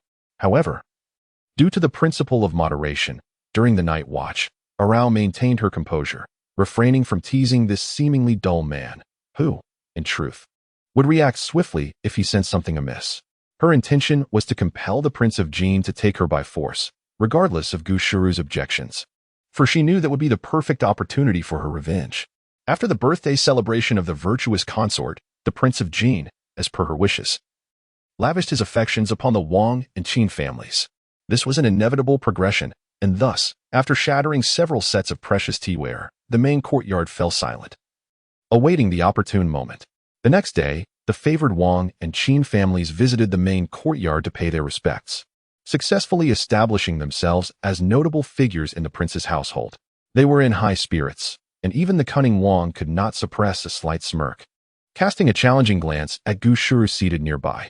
Despite her repeated attempts to thwart Wang's access to the prince's bedchamber, in the end, it was Wang who triumphed.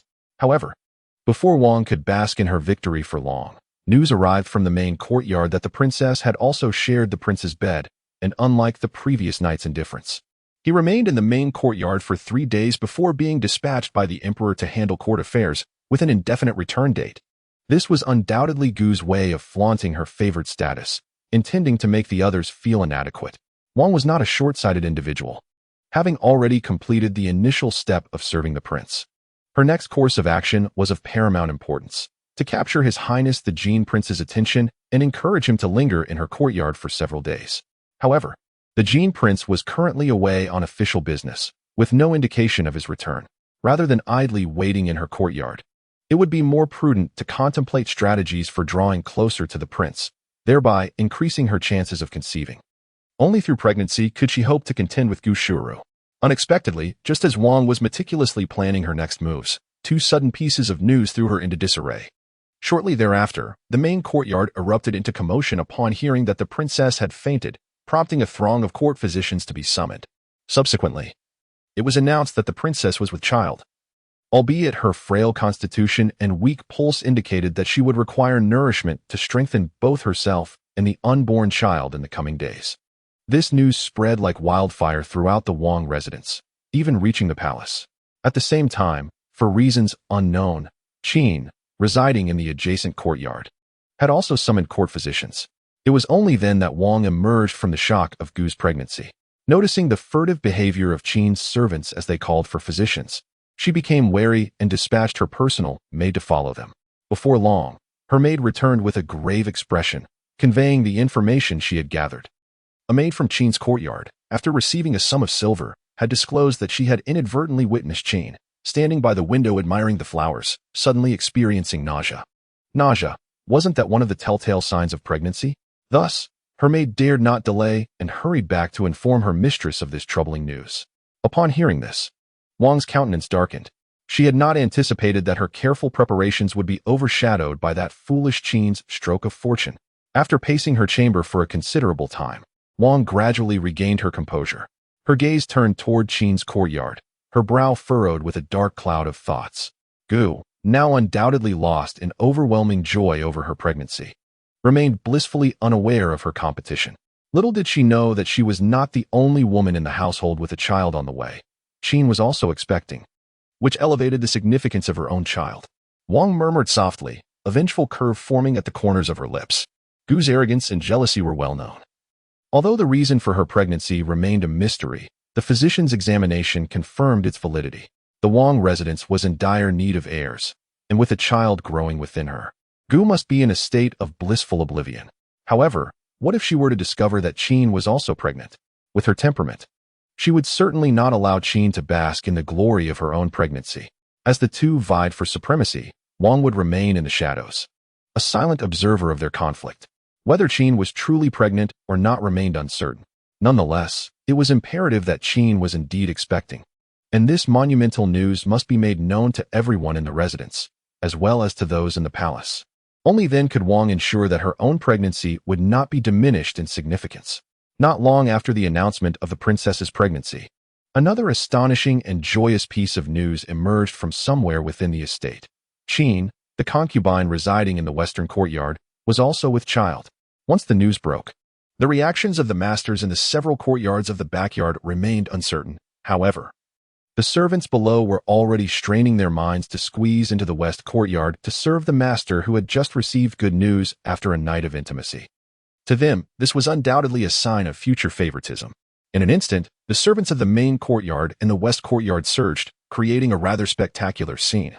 While only the west courtyard, where Wang resided, remained quiet and unattended, appearing even more desolate in comparison to the neighboring courtyards. When Arao heard the news, she pondered for a moment and soon grasped the situation. Wang was always a clever individual, though her maneuver was not particularly sophisticated. It was ingenious in that Qin had discreetly sent someone to summon the household physician. While this act was shrouded in secrecy, it was not entirely devoid of clues should one seek to investigate. Now that the news had emerged, regardless of whether she was truly pregnant or not, she was already pinned to the pillar of pregnancy, and her act of summoning the physician became a display of caution and fear that others might learn of her condition. As for whom she feared, everyone understood implicitly. In the main courtyard, the confirmed pregnant Gu Shuru, upon hearing of Qin's affair, let out a cold laugh. She was indeed vigilant. Having just announced her own pregnancy, the other party had promptly called for the physician. Could it be a deliberate attempt to steal her limelight? Unfortunately for her, Gu seemed to recall something, a smile gracing her features as she caressed her flat abdomen, exuding elegance. Beside her, Rian stood with a smile, her eyes alight with mirth as she gazed at Gu Shuru's belly. Finally, she had made a significant contribution in front of her master, and now, with the imminent arrival of Ryue, Her standing in her master's eyes could not be shaken, Rian thought, suppressing a cold snort within. The servants of the Wang residence could not help but congratulate the two pregnant mistresses. The main courtyard was naturally filled with joyous scenes, while the west courtyard, though smaller, was also quite lively. Qin, one hand resting on her waist and the other gently cradling her flat belly, generously rewarded the servants below with silver, her eyes sparkling with self-satisfaction. As she watched the servants kneel in gratitude, Qin's heart swelled with pride, envisioning the accolades she would receive upon giving birth. Once the crowd dispersed, she languidly reclined on her couch, her personal maid, Tinglan, diligently massaging her legs. After a moment of contemplation, Tinglan hesitantly looked up at her mistress and inquired, "Mistress, how do you suppose the news from our courtyard reached others in the residence? Moreover, although you have felt nauseous a few times, the physician has yet to discern any signs of pregnancy, stating that it may be too early to detect a pulse. Perhaps it would be wise to summon the physician again in a few days for assurance." Chapter 37. The Handbook for Ascending the Ranks of Beautiful Maids. Though Qin did not wish to heed Tinglan's words, the well-being of the child within her was indeed paramount. Yet, recalling the main courtyard, she felt a twinge of hesitation. The princess was already displeased with her for having summoned the physician without her knowledge. If she were to continuously call for the physician now, others in the residence might suspect issues with her pregnancy, which would be quite inappropriate. She harbored intentions of leveraging her child to elevate her status, naturally unwilling to let her offspring bear any unhealthy reputation. After all, just a few days ago, the palace physician had taken her pulse. The medical practitioners of the royal household were remarkably skilled, ensuring that misdiagnosis was out of the question. Moreover, she had experienced bouts of nausea on several occasions, a clear sign of pregnancy, was it not? She fervently hoped that this time she would bear a robust son. Qin gently caressed her belly, a smile gracing her lips as she envisioned the future. If she were to give birth to a healthy boy, her life would be set for the years to come.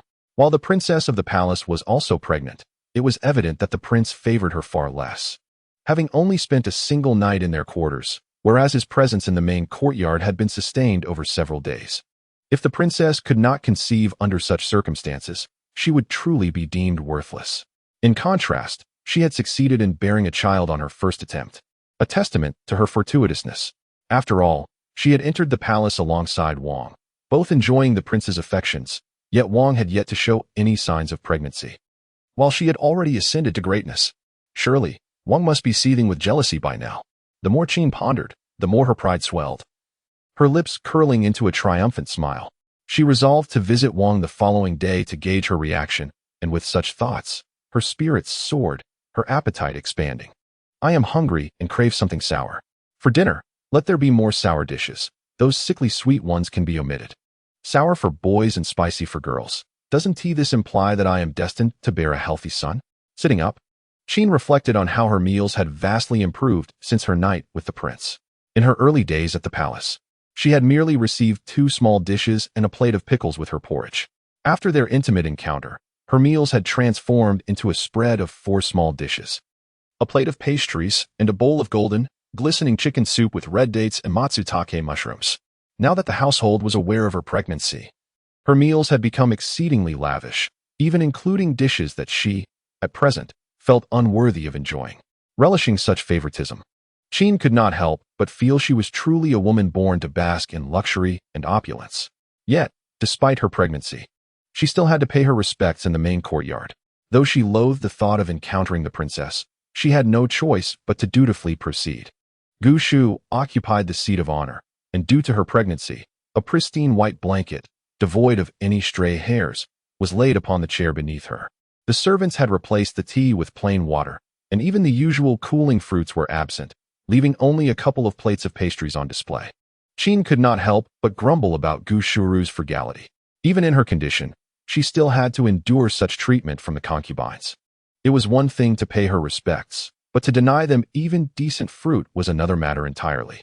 Recently, she had felt increasingly irritable, desperately needing some appetizing fruit to quell her rising temper. Having consulted medical texts, Tinglan informed her that emotional fluctuations and anxiety during pregnancy were perfectly normal and that a pregnant woman's body temperature could be slightly elevated, leading to feelings of heat and discomfort. Upon hearing this, Qin's anxious heart gradually settled. In the past, The fruits in the main courtyard had been abundant and sumptuous, and it seemed Gu Shiru, in an attempt to showcase her favored status, would ostentatiously display those rare fruits during their visits, many of which neither she nor Wang had ever encountered. Yet, Gu Shiru would respond with indifference, even expressing disdain for the fruit's taste. She believed she was instilling a sense of fear in her two concubines, unaware that their resolve to seek favor only intensified upon witnessing her regal demeanor. "These pastries are quite delightful. Feel free to sample them. If you enjoy them, you may take some back to the main courtyard, as they are merely sitting here," she announced. Upon hearing her condescending tone, the two women stiffened, feeling an uncomfortable knot in their hearts. Her manner was akin to that of one bestowing alms upon a beggar.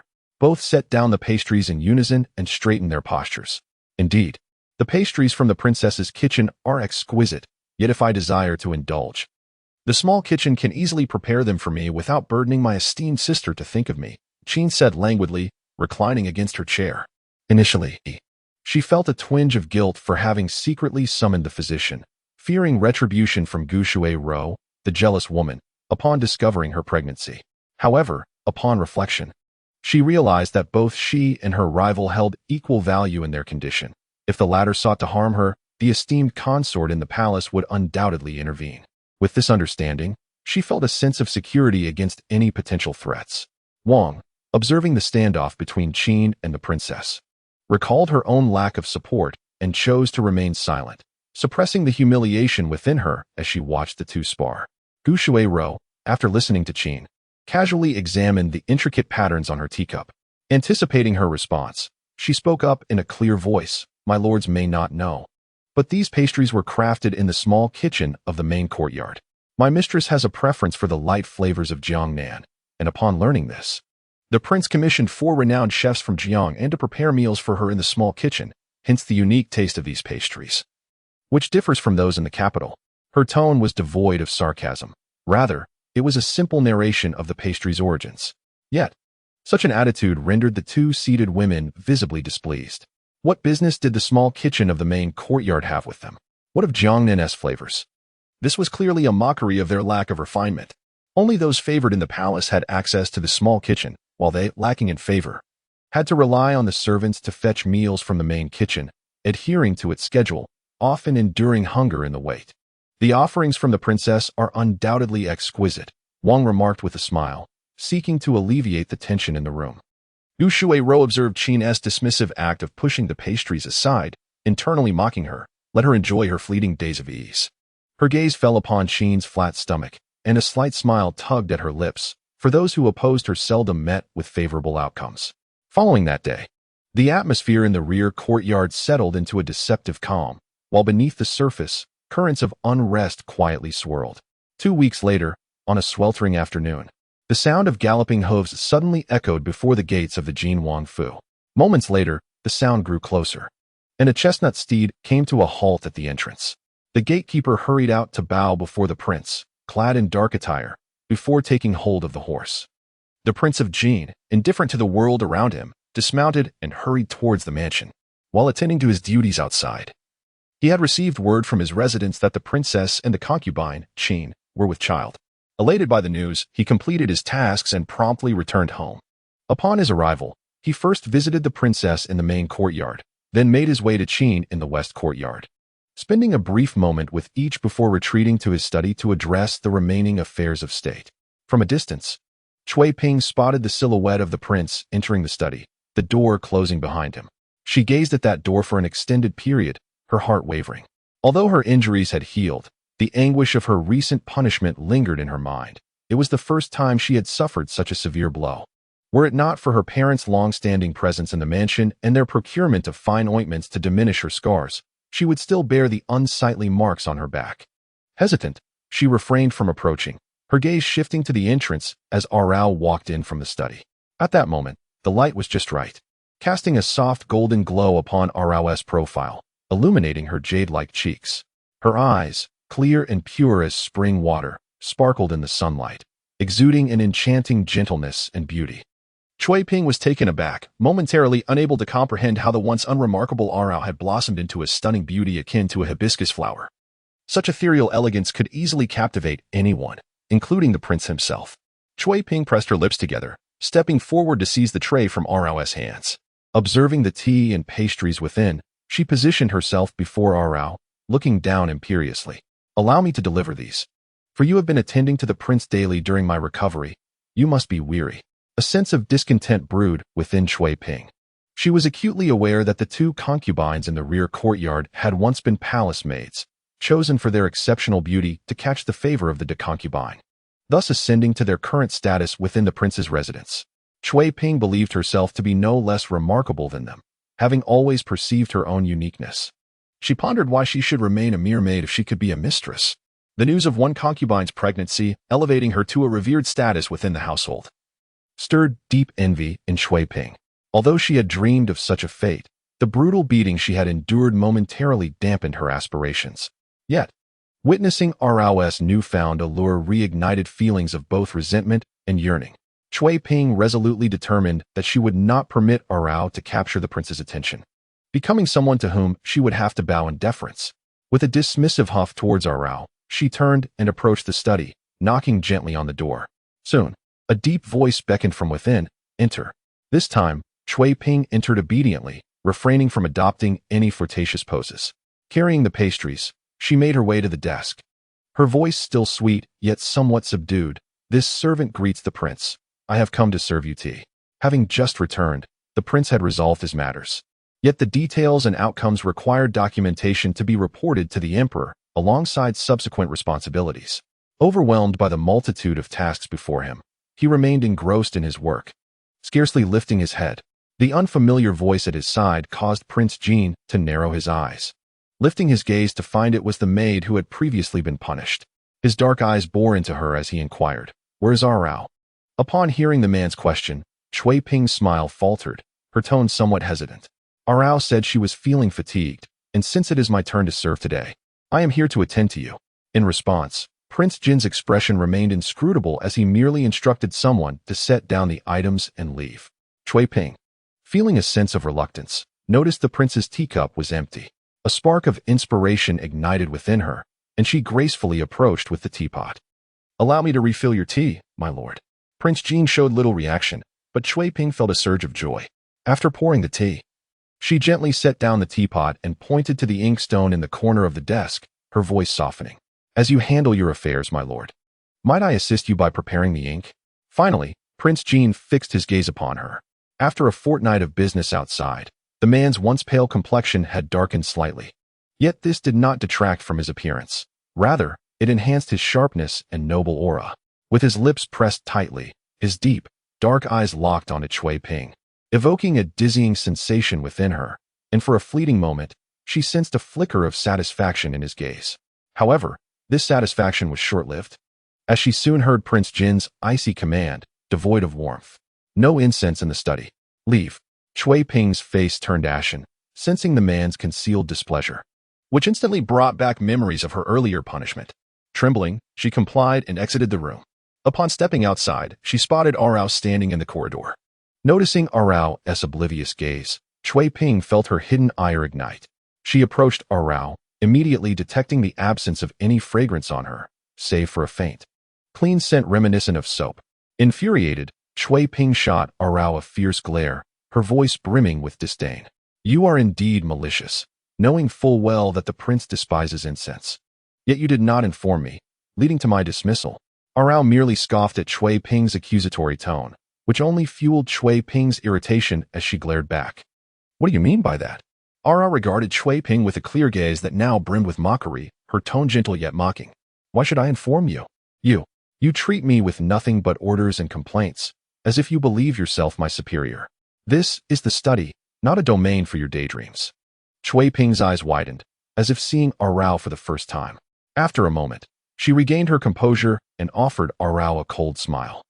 "You are truly adept at feigning innocence, always presenting yourself as a pitiful figure, yet you are nothing but cunning. Is this the guise you used to ensnare the prince?"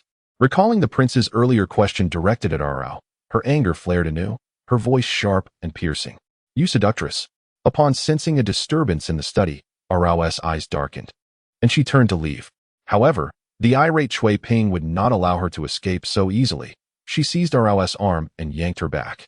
Amidst their struggle, Shui Ping suddenly felt a sharp pain as if someone had gripped her wrist, causing her to instinctively push forward.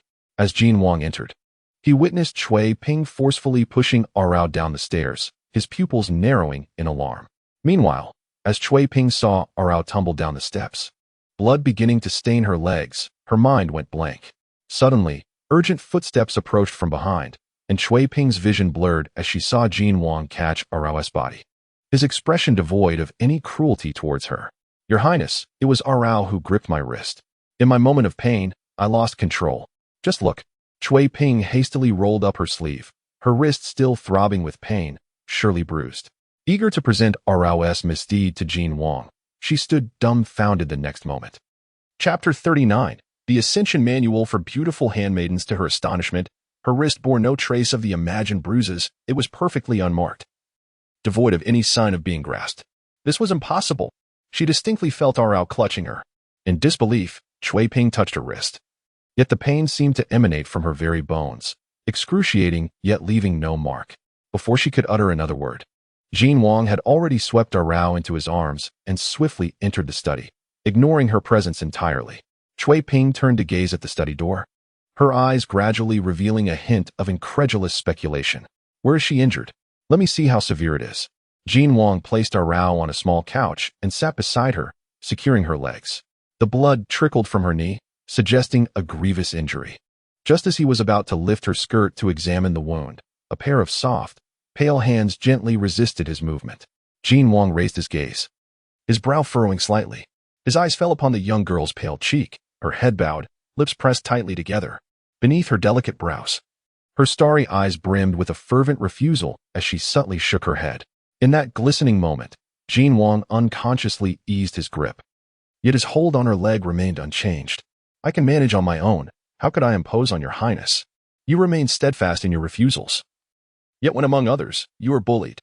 Jin Wang's tone was not particularly gentle, yet it carried a hint of awkward concern amidst its icy sharpness.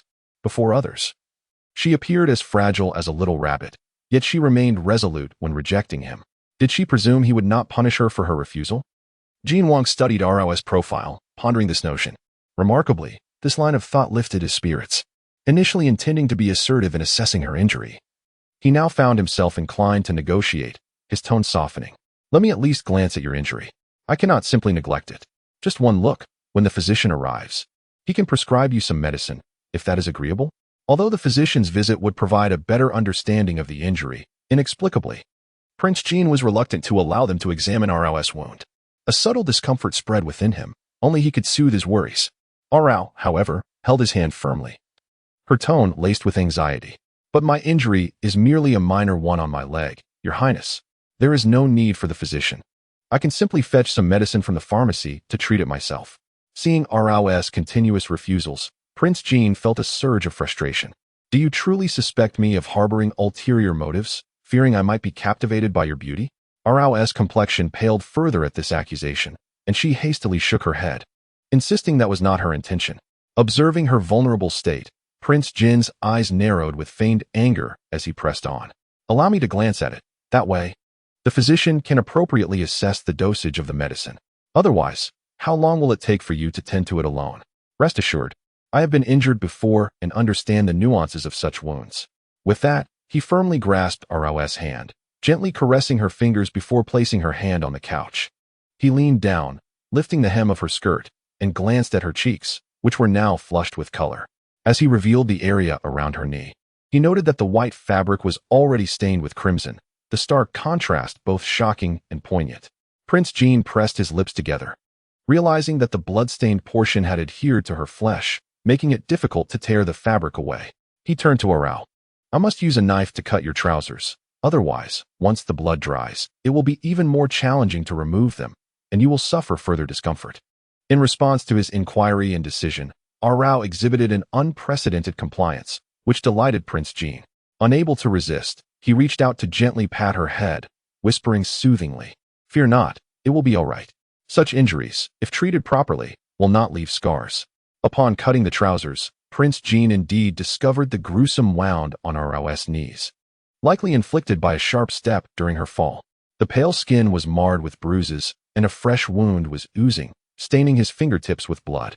His expression darkened, and he firmly held Arao's legs, scrutinizing the injury closely. Though the wound was severe in appearance, it had not damaged the bone, and with a few days of rest, she would heal. He exhaled in relief. It is not a grave injury, merely the blood surrounding the wound requires attention. Since you are unwilling to summon the physician, I have some healing ointment here. He found nothing peculiar in personally kneeling to clean a servant's wound, and even prevented Arao from attempting to do it herself. Pressing her back onto the couch. Do not move. Do not complicate matters for me. Catching sight of Arao's cheeks, flushed like the evening sky, a glimmer of amusement flickered in Prince Jin's eyes.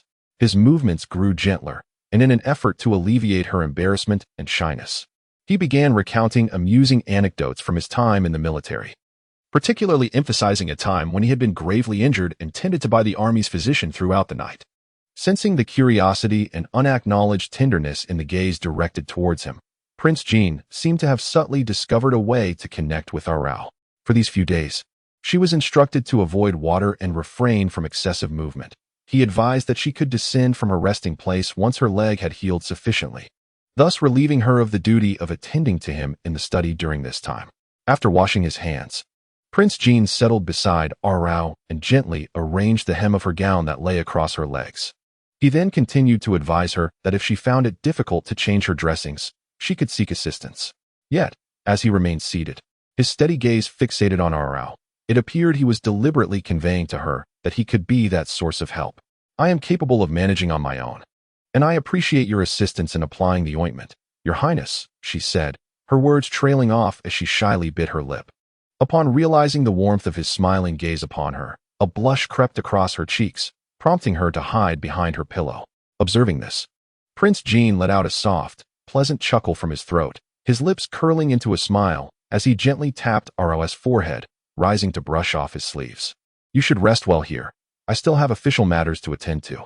As he turned to leave, the hem of his sleeve was unexpectedly grasped. Prince Jin paused, looking down at the girl who held on to him, his voice tender. What is it? Arao, lowering her head, shyly lifted her gaze upon hearing his words. Her cheeks flushed like a blooming lotus, her bright eyes sparkling, resembling a flower about to unfurl. Her voice was light and melodious. Your Highness, may I return to my own room? Prince Jin, playfully feigning seriousness, shook his head. Is this place not sufficient for you? Arao quickly shook her head, then cautiously observed his expression, seemingly gauging his mood. When she noticed the unmistakable mirth in his eyes, the warmth on her face surged once more, and she bit her lip, saying, I find it a bit dull sitting here and wish to return to my room to embroider some pouches. Summer has not yet passed, and the pouches in your tent have hung for many days. Their fragrance has faded, and new ones need to be crafted and hung instead. Realizing that she was genuinely concerned for him, Prince Jin felt a surge of tenderness, wishing to embrace her. He cleared his throat softly. Since it is for me, I shall retrieve them myself. You wait here. Before Arao could respond, Prince Jin had already stepped out of the study, heading towards her chamber. He knew the location of her room, but had never ventured inside. Now, standing at the door, he felt a twinge of nervousness. He pushed the door open, and the first sight that greeted him was a bed of moderate width, adorned with a sky-blue canopy that exuded elegance and softness. A delicate floral scent wafted through the air as he followed the fragrance with his gaze, noticing a small vase on the bedside table, holding a few blooming flowers. As a gentle breeze stirred, they swayed gracefully, releasing a refreshing fragrance. Next to the bed was a vanity table, cluttered with various items, including rouge, lip balm, and a pair of white jade earrings, though the jade was dull in luster, indicating they were not of the finest quality. This was Arao's room. The Prince of Jin surveyed the room, his brow gradually softening. He approached the bedside, where an embroidered frame lay, adorned with an unfinished design of bamboo, already exuding a certain charm. The delicate stitches further highlighted the skill of the embroidery. The prince could almost envision Arao sitting beside the bed each day, engrossed in stitching her pouch. Returning to the study with the items, the prince noticed Arao's slight embarrassment and tactfully turned back to the desk, picking up a formal document. Although his peripheral gaze remained subtly fixed on her, he observed as Arao relaxed her shoulders, her eyes discreetly glancing in his direction. Realizing he truly was not looking her way, she felt reassured enough to pick up the embroidery frame and began her work.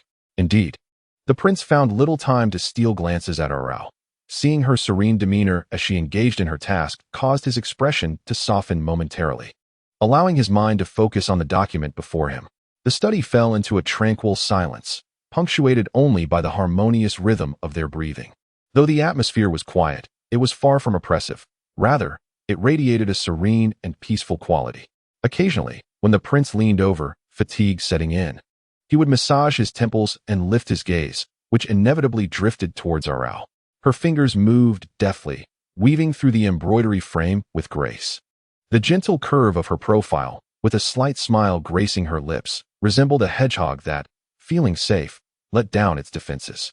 In that moment, Aurao exuded a warmth and beauty that drew the prince's gaze irresistibly. As he looked down at the document in his hands, his attention would again stray to Aurao, who was bent over, biting the thread. In a fleeting moment, he felt as though this scene mirrored that of a loving couple in a folk tale, he diligently working, while his wife sat beside him, engaged in her own small craft. This image was both warm and sweet, stirring within the prince's sense of longing. He gazed deeply at Aurao, his eyes reflecting a tumultuous and dark emotion, and he suddenly closed his eyes.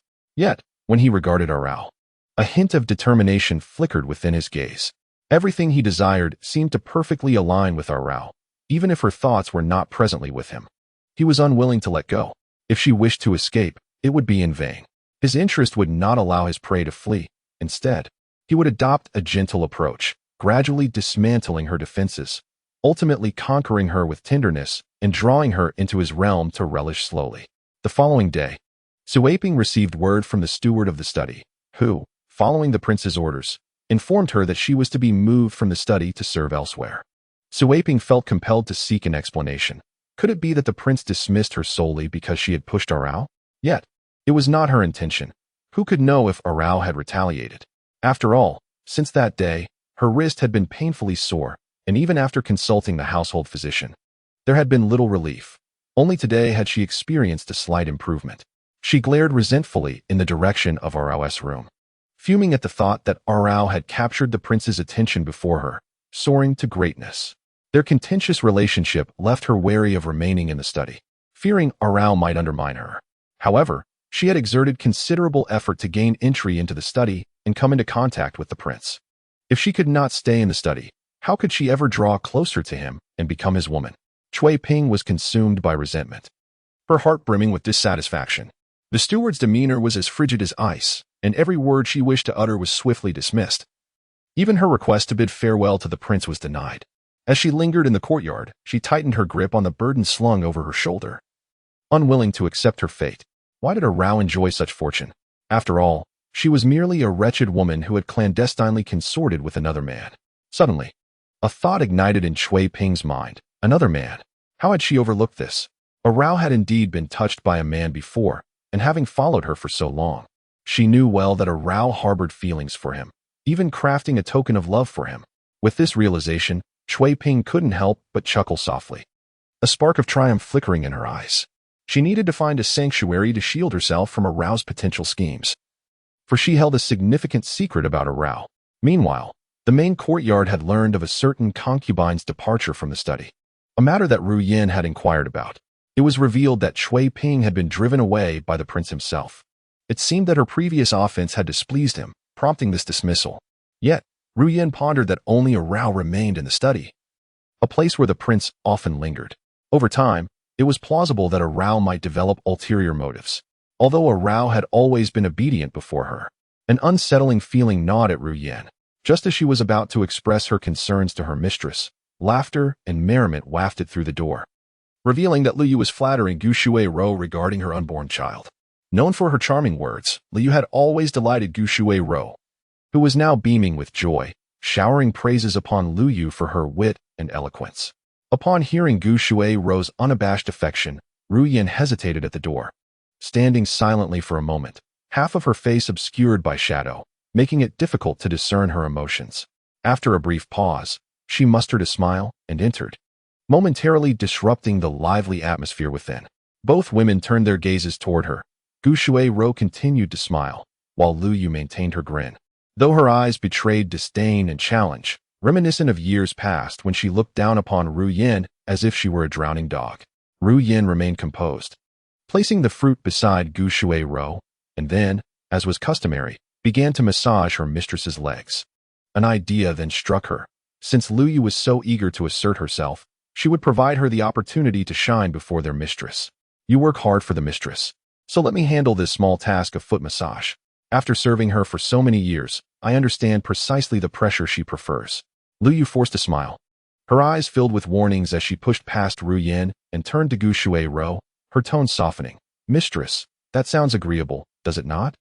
It has been a while since I last attended to you, and I trust you will not object. Gu Shuai-ro, having just reunited with Lu Yu, could hardly refuse. With a gentle nod, she playfully tapped the tip of her nose, remarking, "You are just the same as you were in your childhood, as competitive as ever." Gu Shuai-ro did not perceive this as a flaw. After all, a close maid would inevitably absorb some of her mistress's temperament. Thus, the maid, Lu Yu, who had grown up alongside Gu Shuai-ro, was merely a reflection of her character. Noticing Gu Shuai-ro's lack of refusal, Ru Yan's eyes darkened. She rose to vacate her seat for Lu Yu. As the latter cast a triumphant glance her way, Ru Yan clenched her fist briefly before releasing them, feigning indifference as she exited the room. Once Ru Yan had left, Lu Yu pouted in dissatisfaction, turning to Gu Shuai-ro to express her grievances regarding Ru Yan's aloofness. Mistress, upon her arrival, she has already shown disdain towards me. Surely, she must be taking advantage of your indulgence to disregard me. I feel so guilty for not being able to accompany you to the Wangfu. Do you think Ru Yan will dislike my presence here? Gu Shuai-ro shook her head, reassuring her. Ru Yan is not that kind of person. Do not overthink it. You two have not seen each other in a long time, and it will take time to rekindle your bond. Yet, mistress, it seems you favor Ru Yan. Here I am, day after day, yearning for your company, while she, who has only just arrived, gets to be near you. How could she ever compare to me? Lu Yu implored, her eyes glimmering with a desire to overshadow Ru Yan. Ever since she learned that her mistress had become a princess yet could not take her along, but chose Ru Yan instead, jealousy had been bubbling within her. For years, she had diligently studied etiquette and propriety, all in hopes of returning to her mistress's side and diminishing Ru Yan's standing. Gu Shuai-ro furrowed her brow upon hearing Lu Yu's words, fully grasping the underlying intent. It was clear that Lu Yu wished for her to demote Ru Yan, thus elevating her own status to that of a first-class maid. Ru Yan has been with me for quite some time and is very considerate. You have only just arrived. Promoting you to a first-class maid would certainly stir discontent among the others. In due time, I will ensure you are made the head maid. Hearing this, Lu Yu pouted, reluctantly lowering her head. However, observing Gu Shuai-ro's demeanor, which had shifted from joy to mild displeasure, she understood the importance of reading the room and swallowed her thoughts back down. Currently, Ru Yan was the sole head made by the princess's side, but there were others equally capable. Gu Shuai-ro had consistently relied on Ru Yan due to her trustworthiness and ability to handle matters effectively. With Lu Yu now present, a maid who had grown up with her, Gu Shuai-ro felt a natural inclination towards her. However, promoting her to head maid prematurely could invite discontent among the staff. If they were to gossip, what would become of her reputation? Furthermore, Ru Yan was currently overseeing a significant task for her, and Gu Shuai-ro recognized the loyalty Ru Yan held towards her. After attending to Gu Shuru's bedtime, Ru quietly stepped out of the room. With an air of indignation, she strode to Ru Yan's quarters and was taken aback by the numerous valuable gifts displayed within. Jealousy tinged her eyes with red. Had Ru Yan ever enjoyed such fortune during their time at the Gu residence? She had only been left with the remnants. Now, as a favored maidservant beside the royal consort, Ru had certainly gained confidence. Ru, what brings you here? Has the mistress retired for the night? Ru Yan inquired. Ru felt a surge of disdain upon witnessing her feigned innocence. Ru Yan had always been the one to report back to the young lady, causing her much distress and punishment in the past. Ru Yan, you must have done this on purpose. You surely planted malicious thoughts in the mistress's mind, which is why I have not been promoted to the chief maidservant. Your motives are exceedingly deep and truly frightening. Scolded thoroughly, Ru Yan lowered her head, refraining from retorting or resisting, allowing Ru to relish the familiar satisfaction of dominance. However, Ru Yan's timid demeanor quickly extinguished Ryu's excitement. After muttering a few curses to vent her anger, she departed, leaving Ru Yan standing in place, her expression shrouded in darkness. A brief uproar in the main courtyard quickly subsided into tranquility, though undercurrents stirred beneath the surface. Meanwhile, in the western courtyard, Qin lay in bed, her complexion pale. For several days, she had been plagued by nausea, unable to eat anything. The mere whiff of an unpleasant odor induced violent retching, and in just a few short days, her vitality had waned considerably. Her attending maidservant, deeply concerned, softly inquired whether she should summon the estate physician. Qin, her breath shallow, pressed her hand against her abdomen and closed her eyes to rest for a while. Finally, she spoke, her lips a ghostly hue. Summon the prince. He will surely command the physician to come. Having struggled to conceive this child, she naturally wished for its well-being. Instead of suffering in silence, she preferred to reveal her condition to the prince, hoping to elicit his sympathy. Since her pregnancy began, the prince had only visited her once, not even staying overnight. Qin felt a pang of sorrow and wished to seize this opportunity to attract the prince's attention, hoping that once the child was born, he would bestow upon her greater affection. The maidservant hesitated, and Qin shot her a sharp glance. The discomfort in her throat gradually subsided, and she summoned enough strength to sit up, her tone irritable. What is it? Are you afraid to go? I am no longer a newcomer in this household. You must understand the significance of the child I carry. If your hesitation causes my child any harm, do you not think you deserve a fate worse than death? Tinglan trembled at her words. Seeing her frightened expression, Qin couldn't help but chuckle lightly, her tone softening. I merely wish for the prince to glance my way. It is hardly a grand request. Surely, he would not refuse. Furthermore, with the prince present, the physician will undoubtedly be more diligent in alleviating my symptoms. It is such a simple matter. Why do you fear it so? Tinglan knelt silently, for since Qin's pregnancy, her temperament had grown increasingly capricious. Once easy to serve, now a single misstep could result in punishment, and as her personal maidservant, she had already faced several reprimands, leaving her understandably apprehensive. Chapter 42. The Ascension Manual for the Enchanting Maid. The front courtyard has always been a domain shunned by the maidservants. Hearing the cautious footsteps of Lan Xiao as she hesitated before the study door, she finally mustered the courage to approach a young eunuch on guard, gently passing him a pouch while engaging in light-hearted small talk before broaching the main subject. At that moment, Prince Jean was in the study tending to Arao's wounds. She was reluctant to cooperate, insisting that she could dress her own injuries, her tone tinged with a faint whimper of distress. Naturally, the prince would not acquiesce. Observing her desperate struggle to distance herself while being tethered to him ignited a secret thrill within him. As he noted her feeble attempts, he tightened his grip on her thigh slightly. Why are you unwilling today when I have treated you before? Arao, her cheeks flushed with embarrassment, turned her face from the pillow. Overwhelmed with shame and indignation, she stammered, I had been gravely injured recently, but your esteemed medicine has worked wonders. My condition has improved significantly. How could I trouble you further? I shall manage it myself. Prince Jean remained obstinate. Just as he contemplated lifting her skirt, he sensed a peculiar difference in the softness beneath his fingers. A wave of suspicion washed over him as he lifted the slightly heavier fabric, only to discover that beneath it lay not another layer of clothing, but the supple, yielding skin. She was not wearing anything. His finger felt ignited, and though it merely brushed against her skin, an unexpected heat enveloped him. Gazing at Arao's delicate yet vulnerable visage, he rasped, Are you truly refusing my assistance? Arao merely shook her head, biting her lip and remaining silent. With a reluctant sigh, the prince stood, lingering in the warmth of the contact before finally withdrawing his hand. He carefully adjusted her skirt, his tone laced with mild discontent. Ungrateful little thing. He then rose, gesturing with his sleeve, and met her gaze, one filled with a mix of dependence and apprehension. He chuckled softly, Fear not, for I shall insist on tending to your wounds. Indeed. She appeared too intimidated to lift her head, which buoyed the prince's spirits. Suddenly, the steward appeared at the study door, bowing respectfully, Your Highness. The maidservant Tinglan from the west courtyard has come. She reports that concubine Xin is feeling unwell and wishes to see you. Prince Jean furrowed his brow. Though he had not fathered a child in years, he still held the matter of heirs in high regard. Concerned, he inquired, Is there no physician in the west courtyard? The steward shook his head.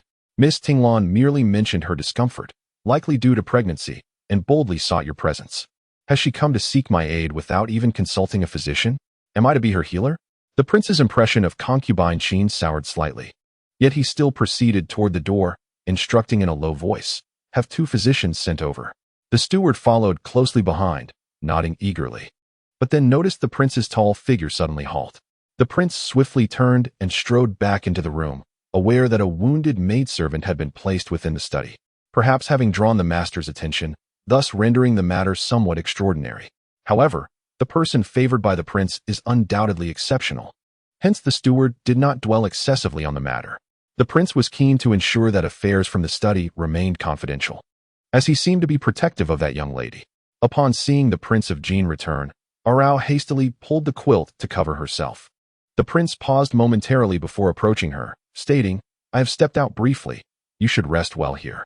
If you wish to embroider, do so. If not, feel free to read." Arao pressed her lips together, replying, "I cannot read." The prince was taken aback, intending to say something, yet was amused by the embarrassment visible on Arao's face. He gently ruffled her hair and said softly, "Then I shall teach you later." His return had been swift, and his departure decisive. Once the man left, Arao's blush transformed into a nonchalant demeanor as she lifted the quilt to gaze at her fair, jade-like legs, her eyes curving slightly in a smile. After being so reserved for so long, she had subtly introduced this ambiguous interaction today, and the prince's reaction was as she had anticipated. Her favorability rating had reached 58. A significant portion of the prince's affection was derived from a desire for conquest. For Arao, this was a potent tool to garner favor. However, she could not remain unyielding forever. To keep the prince intrigued, she would need to occasionally provide incentives. At present, Gu Shuai-ro was scheming to eliminate the Qin and Wang clans from the backyard. Though her vision was narrow, her companion, Ru Yin, harbored considerable ambitions. It was feared that after dealing with those two, she would turn her attention toward Gu Shuai-ro. Furthermore, Gu Shuai-ro was pregnant. Having reached the pinnacle of the prince's compassion, his fondness for her would not wane any time soon. Therefore, she needed to elevate her favorability to 80 before Gu Shuai-ro could turn her sights on her, as once she reached that threshold, it would no longer decline. And surpassing 80 would soon enter the realm of love. News of the prince spending half an hour in the west courtyard with the Qin concubine spread rapidly throughout the backyard. Everyone craned their necks to witness the Qin concubine's favor, contemplating how to gain access to the west courtyard. In the main courtyard, upon receiving this news, Yu Shuai-ro was consuming medicine to stabilize her pregnancy. The potency of the medicine required her to take it every 3 days to ensure the safety of the fetus, continuing until 3 months had passed and the pregnancy stabilized. Upon hearing that the prince not only visited the west courtyard but also dined with the Qin clan, Gu Shuai-ro's fingers tightened around the medicine bowl until they turned white. She let out a cold laugh. Wiping her mouth with a handkerchief, her expression darkened. As Yaya sought to demonstrate her worth, she noticed Gu Shuai-ro's unfriendly demeanor but felt no fear. Instead, she approached and said, "When I arrived, I heard that the 2 concubines in the backyard were using seductive tactics to entice the prince. It seems to be true. Even you, my lady, are advised to rest quietly during your pregnancy, while they brazenly vie for favor despite being with child. It is utterly disgraceful." How well Ryu understands Gu Shuai-ro. Though her words may be harsh and cutting, each utterance strikes a chord deep within her heart. These vile and unsightly sentiments have long resided in Gu Shuai-ro's own mind, merely kept at bay by her sense of propriety. However, Ryu, being a maid unencumbered by such constraints, articulates her observations with candor, thus endearing herself to Gu Shuai-ro once more. Noticing Gu Shuai-ro's expression soften somewhat, though she remained displeased, Ryu approached to massage her legs, speaking in a gentle tone, yet conveying a rather alarming message. "This pregnancy of yours is precious." Yet the Qin lady hastily declared her own condition right after yours. Could it be that she seeks to overshadow your glory? Had it not been for your timely vigilance, she might have been the first to claim such news. It is evident that the Qin lady does not hold you in high regard and harbors intentions of undermining you. You, with your benevolence, have every reason to reprimand her audacity. Chapter 43. A Guide for Beautiful Maids Ascending in Rank. Gu Shuai-ro's eyes sparkled with delight, for Ryu's words struck a resonant chord within her. She had long harbored thoughts of teaching the Qin lady a lesson, yet she had been urged by Ru Yin to exercise patience. However, her compliance had only led to the Qin lady sending someone to the main courtyard to seek favor. Gu Shuai-ro felt a sense of treachery brewing within her.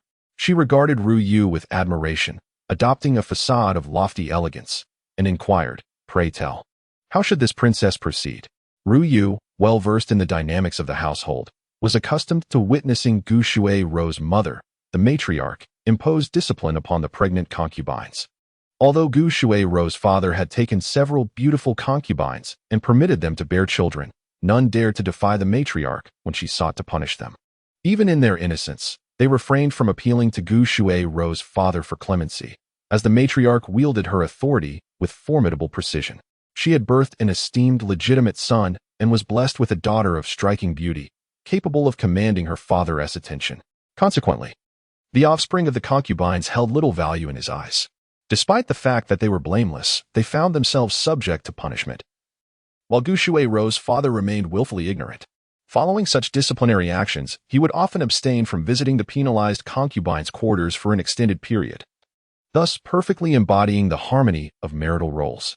Raised in such an environment, Gu Shuai-Rou naturally adopted similar attitudes, looking down upon the concubines and their ilk, a perspective shared by Ruyu.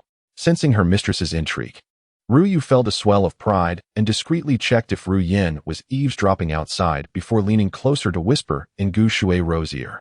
This elicited a satisfied smile from Gu Shuai-Rou. Outside the door, a figure appeared silently.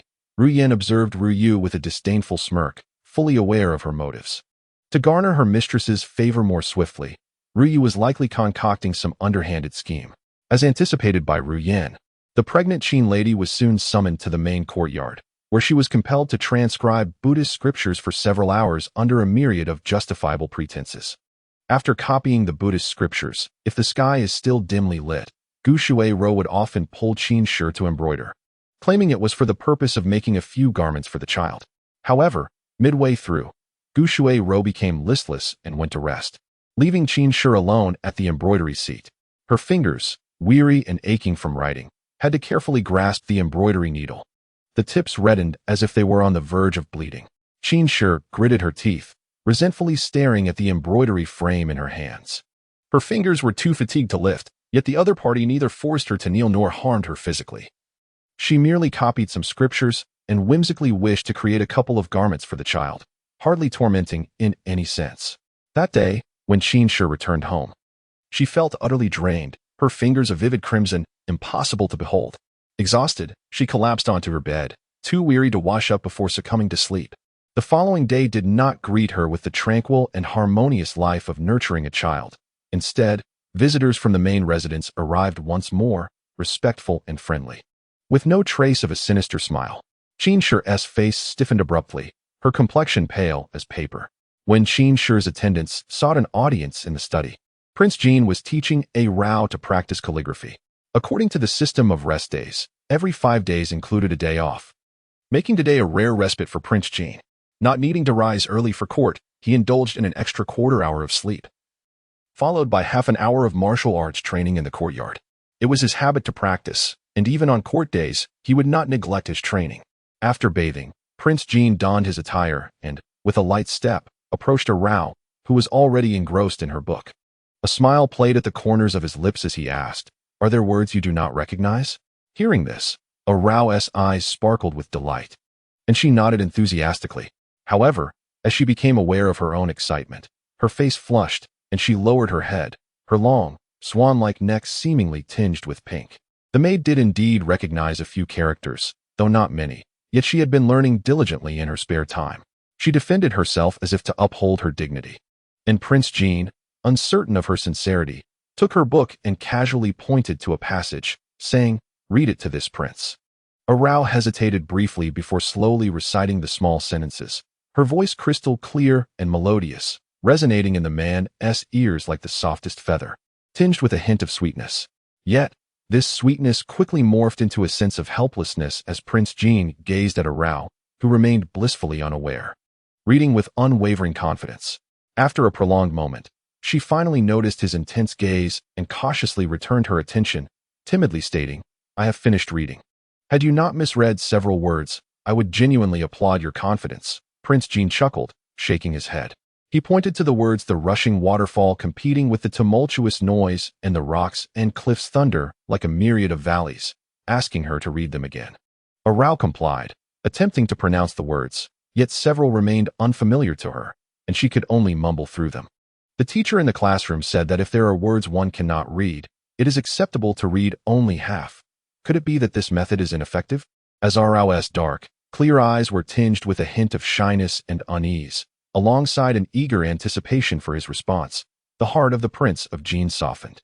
This method could certainly be employed. However, should any unforeseen circumstances arise, it would be prohibited. He grasped the book, gently pointing to the characters inscribed within, and softly recited. Amidst the tumultuous torrents, the cascading waterfalls compete in their clamor. The cliffs reverberate like thunder in the myriad ravines.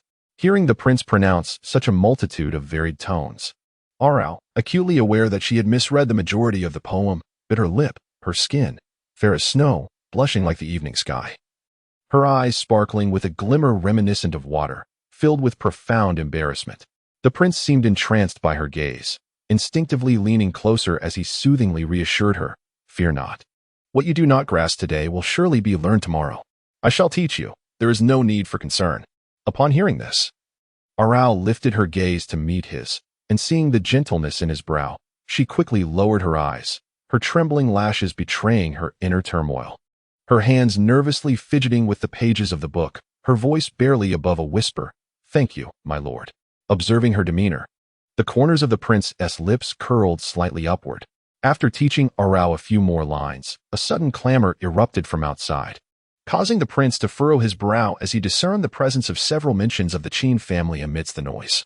Before he could step outside, the commotion abruptly ceased, and the steward stood at the entrance, bowing his head. "My lord, the Qin lady from the west courtyard requests an audience." Expressing grievances regarding the perceived unfair treatment of the Qin concubine in the main courtyard, she implores you to uphold justice. Upon reaching the main hall, the prince beheld the Qin lady, who was currently engaged in transcribing Buddhist scriptures, her back slightly hunched, beads of sweat trickling down from the corners of her eyes. What is transpiring here? Upon hearing the prince's voice, a flicker of secret joy crossed the Qin lady's eyes. She slowly turned her head, seemingly incredulous that the prince had arrived, her reaction somewhat delayed. After a moment, she managed a bittersweet smile, carefully concealing her emotions, and replied softly, "In response to your question, my lord, I am transcribing Buddhist scriptures." The prince's brow furrowed deeply as he observed her form swaying slightly. He commanded someone to support the Qin lady and to guide her to a shaded area for rest before he proceeded into the main hall. Gu Shiru was comfortably reclining on the couch, allowing a young maid to massage her legs. Upon seeing the prince stride in with purpose, she was startled and hurriedly dismissed the maid, rising to her feet. The two exchanged glances for a moment, the atmosphere growing somewhat tense. In truth, the prince had visited Gu Shiru several times since her pregnancy, but each encounter had been marked by a heavy silence. Gu Shiru did not harbor affection for him. Her willingness to conceive a child was merely a response to her mother's urging, a truth he was acutely aware of. Yet, the bond forged over 3 years was not insubstantial, prompting the prince to avert his gaze first and inquire about her well-being and diet. Ruyu was witnessing the strikingly handsome Prince of Jin for the first time, her eyes alight with admiration, completely disregarding his words, a faint blush of infatuation gracing her cheeks. It was not until the prince frowned disapprovingly in her direction that the sudden chill of his demeanor sent a shiver down her spine, leaving Ryu frozen in place, uncertain of how to respond. After observing silently for a considerable time, Ru Yin was well aware of the intentions brewing within Lu Yu. To alleviate the stifling atmosphere in the room, she decided to step forward and meticulously inform the King of Jin about the recent happenings concerning her master, clearly demonstrating her diligence in serving. The king's expression softened slightly before he inquired, "Why is the Qin lady here today?" At this, Gushue Ro's countenance froze, a flicker of discontent rising within her. Her tone turned frosty as she retorted, "Is your visit merely to discuss the Qin lady? She is with child and highly regarded by the empress. Would I ever conspire against her?" The King of Jin, feeling a headache coming on, closed his eyes momentarily. This recurring pattern was tiresome. Every time they exchanged a few words, she would invariably disrupt the fragile warmth that had taken so long to establish between them. He mused that he had never found her so intolerable before, regretting her words as soon as they left her lips. Gushue Ro began to grasp her own feelings towards the king. Although not particularly enamored, she felt a certain joy at his presence. Stealing a cautious glance at his expression, she noted that his demeanor remained as cool as ever, showing no signs of displeasure at her remarks, which eased her heart somewhat. "I was merely curious to see her in the main courtyard. If you prefer not to speak of it, "That is entirely acceptable," he replied. Gu Shuai-ro frowned, a hint of irritation lacing her voice. "I only thought of her because of her commendable penmanship. She used to transcribe letters in the Empress's palace. I believe she could also copy Buddhist scriptures with some significance. When she mentioned her body felt stiff from sitting too long, I suggested she step outside to stretch her legs. That is all." The explanation felt rather strained. Yet it was the first time Gu Shuai-ro had offered an explanation to herself. Although the king was taken aback, he accepted her reasoning. He commanded someone to escort the Qin lady home and, after deliberation, instructed that some nourishing supplements and jewelry be sent along as a gesture of goodwill. With the matter resolved, the king of Jin intended to take his leave. Observing his actions, Gu Shuai-ro's voice turned sharp. "You come after such a long absence, and yet you leave so soon? It is nearly lunchtime. If you wish, please stay for a meal, lest the Empress hears of it and accuses me of failing to attend to you properly." The king's expression momentarily stiffened before he nodded. They sat in the room, neither daring to break the silence, and the atmosphere remained heavy until Ru Yin finally entered with the dishes. Gu Shuai-ro was notoriously particular about her meals, so the majority of the dishes served were to her liking. The king of Jin regarded the table with an impassive gaze. He was not picky and would eat whatever was presented to him. Due to his status, he often had no choice but to forego his preferences. Noticing that most of the dishes were light in flavor, he selected a piece of green vegetable and began to eat leisurely. Throughout the meal, silence prevailed as both maintained an air of refined dining etiquette. However, when the king picked up a dish that was rather sweet, Gu Shuai-ro suddenly erupted in frustration. What is the purpose of serving such cloyingly sweet dishes? They entirely ruin one's appetite. She ordered the kitchen to prepare some fewer chicken slices and longjing shrimp. The king paused mid-motion, recalling that she had often chosen those two dishes during their meals together. At this moment, Gu Shuru realized, almost unconsciously, that she had memorized the favorite foods of the man before her. She couldn't help but nibble on her lip, a rare blush gracing her cheeks. Lifting her gaze to him, she found his expression rather neutral, lacking the joy she had anticipated. Gu Shuru's countenance suddenly darkened. She felt that even the delicious meal of the day had lost its flavor. The two quickly finished their meal, as dishes were cleared one by one, leaving the room clean and bright. The servants placed 2 cups of steaming tea beside them. Gu Shuru found herself unable to eat comfortably, her unease lingering on her face. With the man beside her, she had learned to conceal her emotions, yet a breath of frustration lodged in her chest, impossible to release, which only heightened her irritation. Rian, perceptive to her mood, stepped aside to retrieve something, then handed it to Gu Shuru. "This hibiscus flower should be finished today. You have stitched it for several days, my lady, and now you can finally take a break." Gu Shuru understood Rian's intention and bestowed her a look of appreciation. Her movements slightly awkward as she began to embroider the remaining petals. Feeling a burning gaze upon her, Gu Shuru's lips secretly curled into a smile. Little did she know, at that moment, King Jin's thoughts were not on her, but rather on Rao, who was recuperating in the study. She possessed exceptional embroidery skills, and as the needle danced across the fabric, the flowers and koi on the embroidery frame seemed to spring to life, vivid and animated. Remembering her flustered expression when she misread characters, her long, curled eyelashes brushed against his heart, leaving him feeling somewhat exhilarated. A subtle smile crept onto King Jin's lips. Gu Shuru, by chance, caught sight of this scene and mistakenly believed she had moved him, her face lighting up with joy. The two shared a silence, one sipping tea, the other embroidering. It wasn't until Gu Shuru retired for the night that King Jin turned to leave, his back bearing a hint of urgency. In the study, Rao's injuries had improved, and she was slowly making her way outside, intending to prepare some pastries for King Jin. Suddenly, a voice called out from behind her, startling Rao as she turned to see who it was. Chapter 45. The Ascendance of the Beautiful made Rao gazed at the newcomer, softening her expression as her eyes warmed. "Ah, it's you, Defugu. Are you on your way to the back courtyard to deliver flowers to the masters?" The simple-hearted Defu scratched his head, feeling a bit embarrassed. "Rao, I came to find you." Noticing the surprise on Rao's face, Defu, realizing his rudeness, grew anxious that Rao might form a negative impression of him. He hurriedly began to explain, his words tumbling over one another. "Rao, I heard you went to the kitchen a while ago, but the flower room was very busy, and I couldn't find a moment to greet you. By the time I finally had a chance, you had already been reassigned back to the study." Defu spoke quickly, I know your transfer to the kitchen was not due to any wrongdoing. You are so thoughtful and considerate, you would never displease the masters. Now that you've returned to the study, I am truly happy for you. Seeing Defu's anxious expression, Arao smiled lightly. I understand what you mean, Defu. I was just reassigned to the study and have been quite busy lately, which is why I haven't had the chance to retrieve the flowers. Thank you for remembering me. Arao's words were polite. Yet Defu felt a pang of disappointment upon hearing them. He glanced at her, but she remained blissfully unaware, smiling as ever. He sighed softly. Sensing that Arao did not harbor any romantic feelings for him, her gaze mirrored that of another servant from the flower room, gentle, yet always maintaining a distance. Despite this, he found himself increasingly drawn to this tender-hearted girl. The colleagues he worked with in the flower room constantly urged him to be brave and confess his feelings to Arao, yet he, as a mere servant of the Wang family, felt unworthy of someone as radiant as her.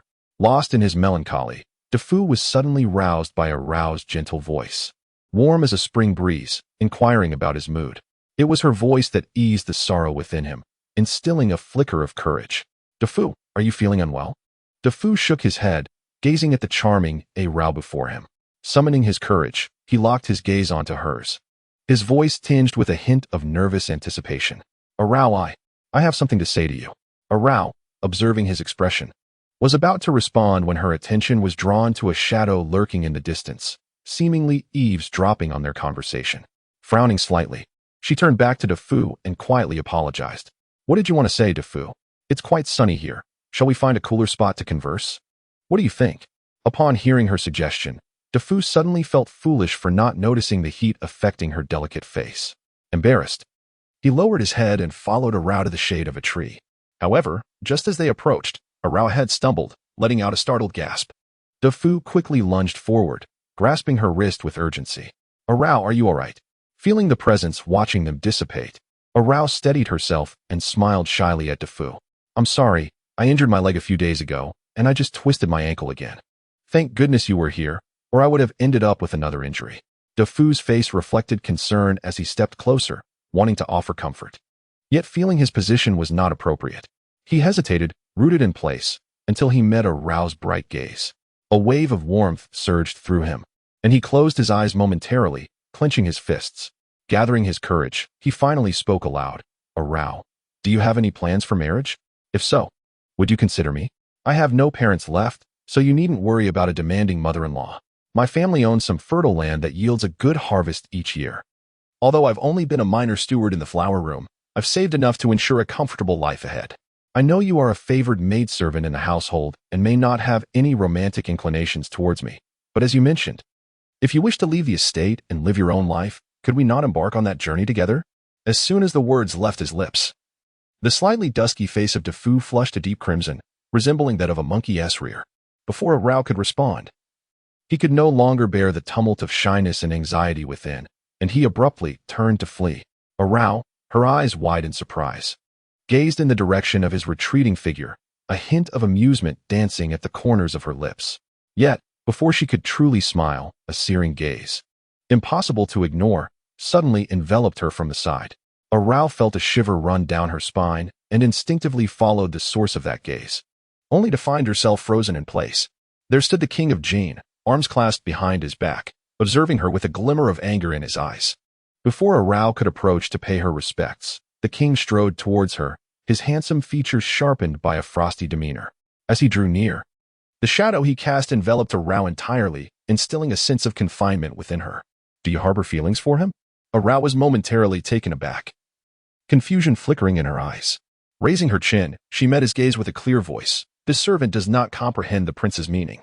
However, the king interpreted her response as an affirmation, a tumult of fearsome wrath and gloom igniting within him. His fingers, clasped behind his back, turned white from the force of his grip as he struggled to contain the sudden surge of jealousy and ire. Is your rejection of me due to him? Before Arao could utter a word, the king flicked his sleeve dismissively and turned to stride toward the study. After a few steps, noticing Arao had not followed, he glanced back, irritation evident in his raised brow. Come here. The king was sulking. While it could be described as sulking, it was more accurate to say he was deliberately ignoring her, were it not for the fact that his fondness for her seemed to increase rather than diminish. She might have truly believed that this seemingly composed yet distant man harbored no emotions. Moreover, he continued to deliberately overlook her, assigning tasks that she was perfectly capable of handling to Changqing instead. This caused the devoted attendant to return, weary from his duties, only to be burdened with additional menial tasks. Rao offered a slightly awkward smile in response to Changqing's resentful gaze. Within the study, the king, appearing calm and composed while reviewing documents, had secretly gazed at Rao's back several times within a quarter of an hour, observing her engrossed in her own work. He felt a surge of frustration rise within him, compelling him to avert his gaze. He had erred. He had believed that a gradual approach would yield the desired prey. Yet he had not anticipated that someone would audaciously attempt to contest him. To make matters worse, that very person was unwilling to become his, intent instead on living her own life outside the confines of his domain. Should he press too hard, he risked scaring away this carefree little hedgehog. In contrast to the torment of waiting for her to respond to him, it seemed more prudent to await her proactive pursuit.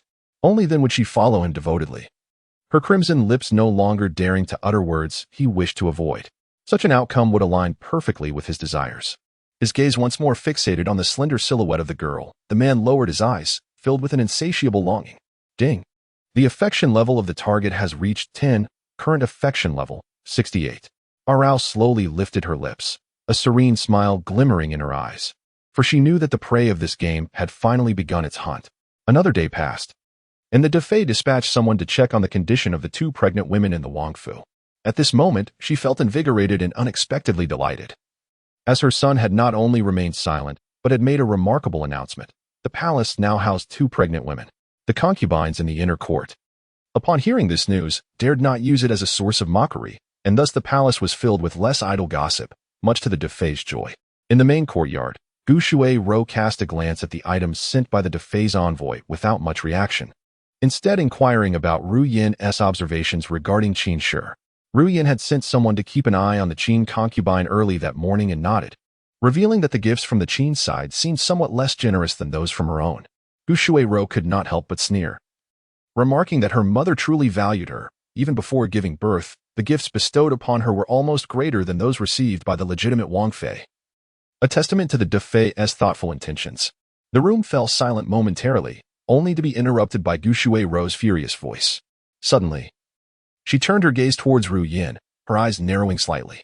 She demanded to know how that matter was progressing, expressing her disdain for the thought of that woman flaunting herself in public any longer.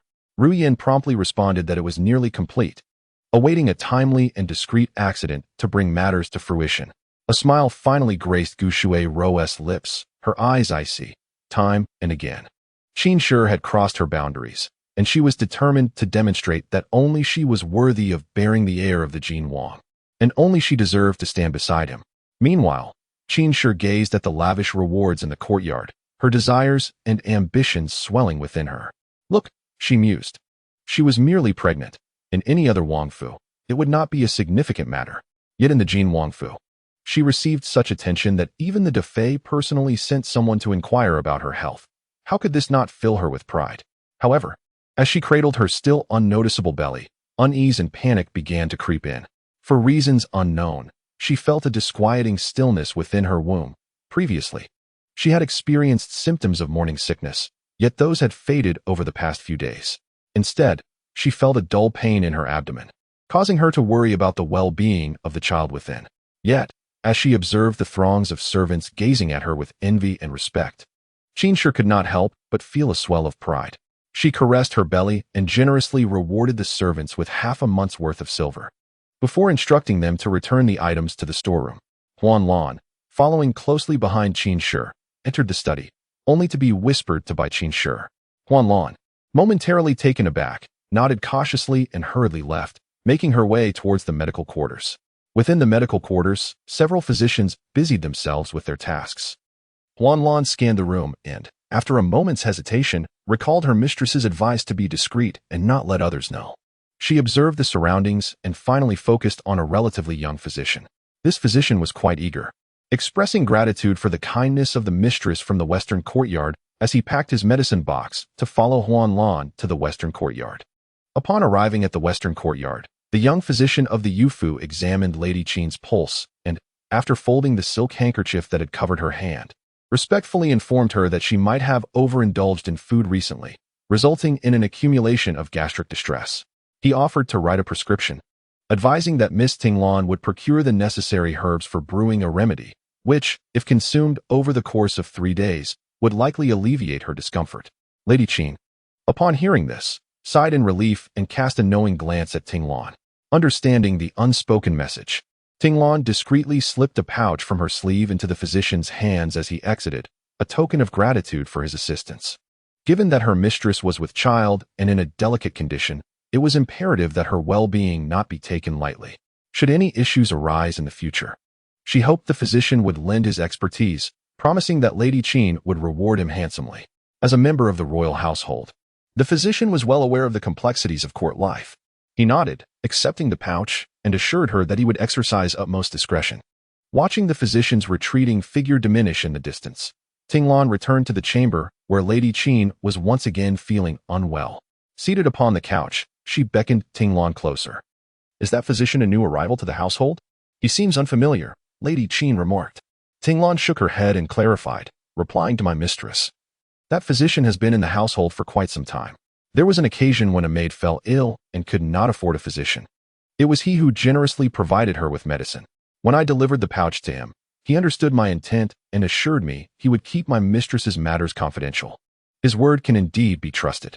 However, upon hearing Tinglan's praise, Lady Qin's brow furrowed with concern. After a moment of silence, she posed a chilling question. "Does that physician have family?" Tinglan froze, caught off guard, and hesitated under Lady Qin's increasingly impatient gaze. Finally, she nodded, albeit reluctantly, revealing that there might be family, though she was not well acquainted with the physician and lacked further knowledge. Subsequently, Lady Qin instructed Tinglan to investigate the physician's family and, if necessary, to employ measures to ensure their protection from potential threats. The ferocity in her eyes made Tinglan feel a chill run down her spine. She almost synchronized her movements as she exited, biting her lip in distress. She was sent by the steward to attend to a concubine, yet she harbored aspirations of ascending the ranks to become a favored maid by the side of the concubine. Though Lady Qin was initially a tolerable mistress, her temperament was hardly conducive to patience. With her pregnancy, she had begun to perceive herself as a woman of destiny, frequently whispering aspirations of favor and the potential elevation in status through her child's birth. Tinglan's anxiety heightened as she clenched her trembling hands, reflecting on the kind-hearted physician and feeling a pang of sympathy. Yet, considering Lady Qin's trust in her, even with such burdensome tasks, and the undeniable significance of the child she carried, Lady Qin was undoubtedly favored over the other concubines. Tinglan's own ambitions stirred within her. Having spent a considerable sum to gain entry into the western courtyard, she was unwilling to abandon her pursuit. After much deliberation, Tinglan steeled her resolve. Little did she know that the physician, whom she believed she was strategically planning for, was already being intercepted as he left the western courtyard. Chapter 47. The Ascension Manual for Beautiful Maidens. Qin was once again seeking the services of the palace physician. Could it be that there was some grave concern regarding the child she carried? If one were to ponder who possessed the most intimate knowledge of the western courtyard, it would undoubtedly be Wang, who resided next door. Qin's actions were cautious, yet she could not escape the watchful gaze of Wang, who, upon learning of the physician's visit, began to speculate in earnest. Among all in the household, Wang's anxiety was paramount. She had entered the manor alongside Qin, who, despite her clumsiness, found herself in an advantageous position. In contrast, Wang recalled how the prince had frequently visited her quarters, suggesting his fondness for her. Yet, following a night spent in his company, her own womb remained silent, and her monthly cycle had recently returned. Wang clenched her fists, her brow furrowed, a grave expression adorning her face. Setting aside her concerns for Qin, she inquired, "Are you certain you witnessed Arao's close interaction with that gardener?" Beside Wang stood Cui Ping, who had recently been expelled from the study by the Jin prince. Now, she had transformed into Wang's chief maidservant. Upon hearing Wang's question, Cui Ping nodded with conviction, her eyes sparkling with malice at the thought of Arao's impending misfortune. "This is all that this humble servant has witnessed firsthand," she declared. "In broad daylight, I saw Arao throw herself at the gardener, indicating that they had long since exchanged affections. Moreover, just days ago, I observed her donning a high-collared garment in the sweltering heat, and she possessed a sachet intended for the gardener. As she spoke, Chui Ping produced a green bamboo pouch. The very pouch crafted by Rao on that fateful day. Chui Ping had noticed Rao's furtive demeanor and, suspecting something amiss, had followed her for several days. Ultimately witnessing the intimate moments shared between Rao and the young gardener, both of them seemingly at ease and merry. After Rao departed, the gardener's gaze remained glued to her. Wang accepted the pouch, her expression inscrutable as her thoughts churned. She turned her attention back to the still chattering Chui Ping, her tone softening. It is curious, is it not, that you and Rao, having once served the prince together, should find yourselves at odds instead of forming a bond. At this, Chui Ping's demeanor shifted, her expression evasive. She was not a fool and understood that if she were to confess before Wang that her expulsion stemmed from an attempt to seduce the prince, it would likely result in Wang turning her ire towards her instead of Rao. Thus, she cleverly redirected the blame entirely onto Rao. Wang listened intently, and upon hearing Chui Ping lament her exclusion from the inner chambers since her first night of service, she responded with a soft exclamation. The prince forbade you from attending to him in the inner chambers? Just as Chui Ping was about to indignantly affirm, she caught a glimpse of Wang's expression, which suggested that rather than seeking her grievances, Wang was instead probing the extent of her service to the prince. Chui Ping quickly adjusted her narrative, feigning a sorrowful demeanor. I am no match for Rao in serving the prince. He holds her in greater esteem, allowing her to attend to him closely at night. I have never entered the study's inner chambers. It has always been Rao serving there. Yet, Rao proved to be insincere, feigning a quarrel with me before tumbling down the steps, which led to my dismissal. Wang meticulously observed Chui Ping's expression, and upon confirming her honesty, the unease in her heart diminished somewhat. After all, she was no saint. How could she accept that her maid harbored similar sentiments? Regarding Rao's situation, Wang gestured for Chui Ping to come closer, and in hushed tones, imparted a few words. Chui Ping's eyes sparkled with increasing brightness. On that day, as the Jin Wang enjoyed his leisure, the people from the main courtyard arrived to invite him for a meal. For reasons unknown. Although he would have been ecstatic to see Shui Ro's proactive nature in the past, he now found himself in a state of emotional turmoil. He casually nodded, yet his gaze remained fixated on the young girl in the study, who was deeply engrossed in grinding ink. His eyes flickered slightly as he beckoned Chongqing over. Chongqing's expression soured. He had assumed he would be tasked with menial labor once more. To his surprise, the prince merely gestured nonchalantly towards the girl within. His voice low and languid, I shall dine in the main courtyard. Have her accompany me. As they made their way, the maidservant assigned to lead the way walked forward with unwavering focus. The Jin Wang stood with his hands clasped behind his back, exuding an air of elegance and nonchalance, while Rao followed closely, her head bowed. Upon arriving at the main courtyard, the maid entered to report and then stood outside the door. Rao, having visited the main courtyard before, surveyed her surroundings and positioned herself alongside the leading maidservant. Your Highness, today the kitchen has prepared some of your favorite dishes. Yu Shui-ro said softly as she stepped forward. Noticing her rise, the Jin Wang reached out to assist her. Now that you are with child, there is no need for formalities. A gentle smile graced Gu Shui-ro's face as they took their seats. She beckoned for Ru Yan and Ru Yu to come forth and serve the dishes. Ru Yu discreetly cast glances at the extraordinarily handsome Jin Wang, her heart racing uncontrollably. Struggling to suppress her blush, she approached him, holding the serving chopsticks, ready to offer him food. Yet, the Jin Wang suddenly set down his chopsticks, not sparing her a glance, and called out, Come in. As his words echoed, a Rao, clad in a flowing green dress with captivating features, entered gracefully.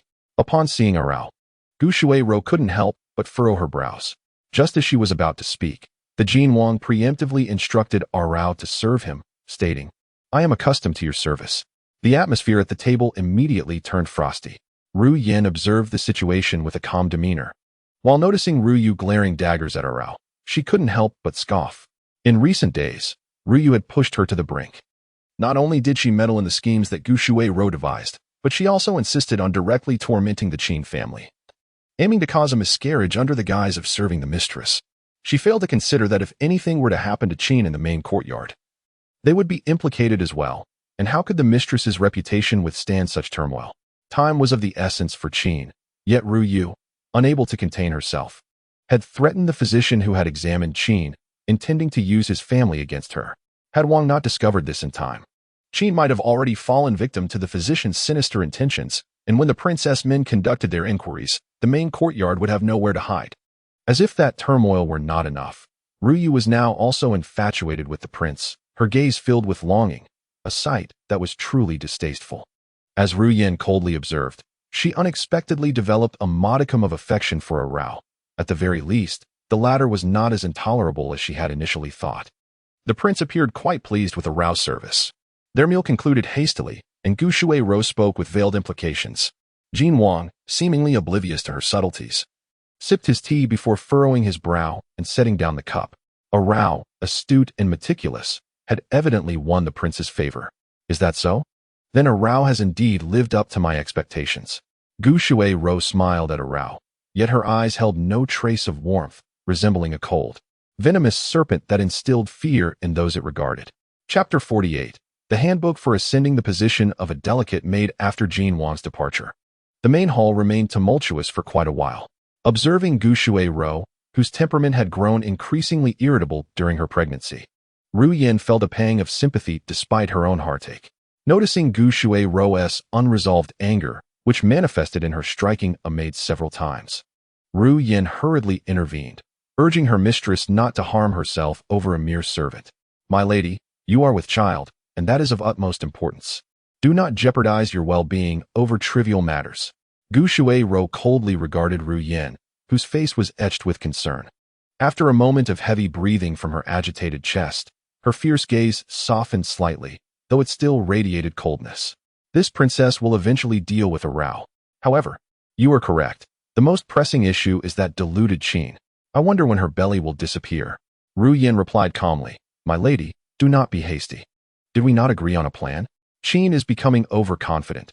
She showed you little respect even before her pregnancy, and now that she is with child, she has indeed restrained herself a bit. This is advantageous for us, as long as she remains unreasonable and causes a stir throughout the manor. When her false pregnancy vanishes, the prince will likely believe her arrogance has endangered the child, and he will not suspect you. By then, you shall be the only one with a child in the household, and the prince will surely cherish you greatly. Ru Yan's gentle yet persuasive words eased Gu Shuai-Ro's furrowed brow. Ever since she consented to share a bed with Jin Wang and became pregnant, his attention had waned significantly. Were it not for the presence of two insufferable women in the household, she would not have found herself in such a predicament, even resorting to sending someone to the study to summon help. Despite her awareness of her feelings for Jin Wang, Gu Shuai-Ro could not endure her plummeting status or his indifference and neglect. The culprits behind her plight were the Wang and Qin families in the rear courtyard. As well as Rao in the study, she would settle the score with each of them in due time. Meanwhile, in the study, Jin Wang glanced back at Rao, who followed him closely, her demeanor revealing a subtle determination amid his indifferent expression. Earlier in the main hall, he had not intended to involve Rao, yet her aloofness had irked him. He awaited her submission, but she stubbornly refused to grasp the high branch he offered. The Prince of Jin could have easily resorted to coercion, yet after spending so much time with Rao, he realized he could not bring himself to treat her so harshly. He cherished her smile and was unwilling to cause her distress. Since he could not bear to play the villain, he resolved to seek others to pressure Rao instead. He aimed to make her understand that within the royal residence, only his bed offered the utmost safety, and for her affection, he would not hesitate to employ seemingly fearsome tactics. He remained steadfast, awaiting the moment Rao, frightened and pale, would seek refuge in his embrace. He was never the noble gentleman he appeared to be, was he? Tonight, there is no need for you to attend to me in the study. Rao was momentarily taken aback, her gaze falling upon his retreating figure. The people in the front courtyard were well aware that the one favored by the prince was none other than the gentle Rao. Wherever the prince went, Rao was sure to follow. Remarkably, despite her esteemed position, Rao never boasted of her closeness to the prince. Instead, she engaged with the servants in the courtyard with her usual kindness and grace. Thus, when Rao had been less present behind the prince of late, whispers began to circulate, questioning whether the prince had become unaccustomed to the company of women. After all, he had never favored their attendance. And had it not been for the interventions of the virtuous consort and the princess, rumors might have begun to spread that the Prince of Jin inclined towards men. Rao consoled the group of maids and young eunuchs who had come to offer her comfort, standing vigil at the door. Even the usually indifferent Changqing discreetly inquired if she had been attempting to entice the prince, leading to his current disfavor towards her. Arao found herself at a loss for words, unsure how to clarify the misunderstanding. Just as she was about to respond, a young eunuch rushed toward her, breathless. "Sister Arao, there is someone outside who wishes to see you." "Who is it?" Arao asked. The young eunuch pondered for a moment before responding. "It's a man, always wearing a friendly smile. He says his name is Dafu, from the garden." Before he could finish, the study door swung open with a bang. The Prince of Jin, his face stern, cast a piercing gaze at Arao. When serving in the study, one must never abandon their post. The young eunuch turned pale with fear, his legs giving way as he knelt before the prince, but the others present paid him no mind. Changqing observed the darkening expression of his master as he fixed his stare upon Arao. When the girl visibly trembled, a hint of fear in her demeanor. Changqing keenly sensed his master suppressing his emotions. His gaze flitted between the two. Suddenly, a thought struck him, and as he looked back at Arao, he quietly stepped back, watching as the prince summoned her into the study. Inside the study, Arao stood quietly at the foot of the platform, while the man behind the desk appeared oblivious to her presence, engrossed in his work. As the sun began to set, the Prince of Jin slowly lifted his gaze. Noticing that Arao remained standing, head bowed, embodying a picture of obedience and compliance. "You may leave now, once again. There is no need for you to serve me tonight." Arao cast a fleeting glance behind the table, her lips slightly parted before she slowly swallowed her words, nodding as she exited the room. Sensing the confusion and uncertainty enveloping Arao, Prince Jin gently caressed his fingertips, his gaze drifting toward the setting sun streaming through the window. His eyes deep and contemplative, yet still lacking clarity. Ever since the day Prince Jin escorted Arao to the main courtyard, Yu Shuai-ro had begun to send people to monitor the movements in the front courtyard. Unfortunately, the individuals there were not easily swayed, leaving Gu Shuai-ro with no choice but to occasionally send spies to gather information and ingratiate themselves. After some time, they indeed managed to uncover a few tidbits. Learning that Arao had been neglected by Prince Jin, though the reasons remained unclear, did little to dampen Gu Shuai-ro's spirits. Instead, it brought her a sense of satisfaction. As she stroked her belly, a smug expression dancing across her features. "I knew it. How could the prince possibly fancy a mere maid?" The happenings in the front courtyard lightened her mood, granting her more patience for her forthcoming dealings with the Qin family. Meanwhile, as she observed Ru Yan stealing her limelight, a flicker of resentment surged within her as she watched Ru Yan's busy figure from a distance. She thought to herself that she too should take some action. Although she genuinely wished for her mistress's well-being, she was also a daughter of a respectable family, naturally harboring her own ambitions. Rather than marrying some ordinary commoner, she resolved to strive for greatness and ascend to a higher status. Chapter 49, Climax, The Charming Maid, The Art of Seduction. Soon, the long-awaited day finally arrived for Gu Shuai-ro. On the 11th of October, it was Qin's birthday. At this point, her unborn child was nearly 1.5 months along, while the false pregnancy medicine concocted by Ru Yan would only last for 2 months. If prolonged any further, it could lead to unforeseen complications. Thus, Gu Shuai-ro decided to act during Qin's birthday banquet. Naturally, she would not take matters into her own hands, nor would she allow the main courtyard to be sullied by such bloodshed. Therefore, Ru Yan had already found a scapegoat in Wang Shi. Although Qin's arrogance was irksome, the scheming nature of Wang Shi was equally worrisome to Gu Shuai-ro. Compared to the mindless Qin, she loathed Wang Shi even more, who, like a venomous serpent, lurked in the shadows, waiting to strike. She had not forgotten that months ago, when the prince had shown interest in entering Wang Shi's quarters, it was her foresight and relentless obstruction that prevented him from doing so at once. Their animosity had long been established. Gu Shuai-ro was well aware that engaging in such underhanded dealings as a princess was quite disgraceful. Yet she was unwilling to allow those two women to succeed in their schemes. "Is everything prepared?" Ru Yan nodded cautiously in response to her mistress, confirming that all was in order, save for the disrespectful treatment from Qin, the concubine. In recent days, the princess had frequently summoned Qin to exchange parenting advice. However, Qin appeared distracted, repeatedly ignoring the princess's words. The princess's expression darkened. She had intended to reprimand her with some writing exercises to instill decorum. But Qin's immediate retort about her unstable pregnancy made the princess reconsider, fearing that such punishment might be counterproductive. Thus, The princess reluctantly rescinded her order for Qin to copy texts. As Qin gradually found amusement in her coerced indulgence time and again, she pressed her hand against her abdomen, which had begun to throb subtly once more. Her brows arched skyward, and the golden hairpin was affixed to her hair, a symbol of her fortune. Tinglan, on the verge of speech yet hesitant, caught Qin's attention in the bronze mirror. Qin furrowed her brow, demanding, "What is with that mournful expression? Are you mourning on this day of great joy?" Tinglan shook her head repeatedly, yet Qin's ire was already ignited. She had long deemed Tinglan ineffectual. Previously, when tasked with winning over the physicians of the residence, Tinglan's efforts had been lackluster. Now, with the approach of her birthday, Tinglan's morose demeanor was utterly distasteful. Observing Tinglan's face, Qin felt a pang of suspicion regarding her loyalty.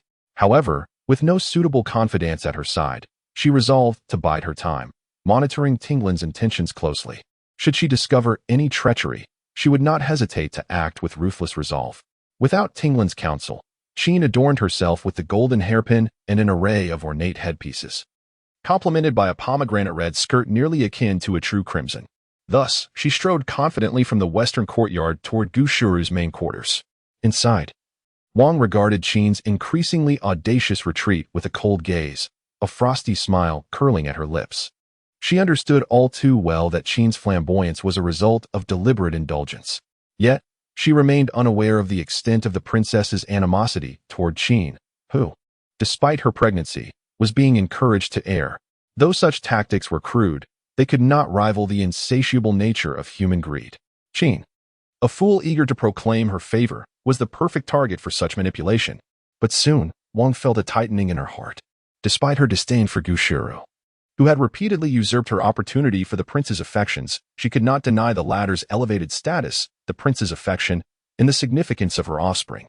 As long as Gu Shuru committed no blunders, Wang's efforts would be futile against the Gu family. Conversely, should Qin falter, it could very well lead to Gu Shuru turning her sights upon Wang next.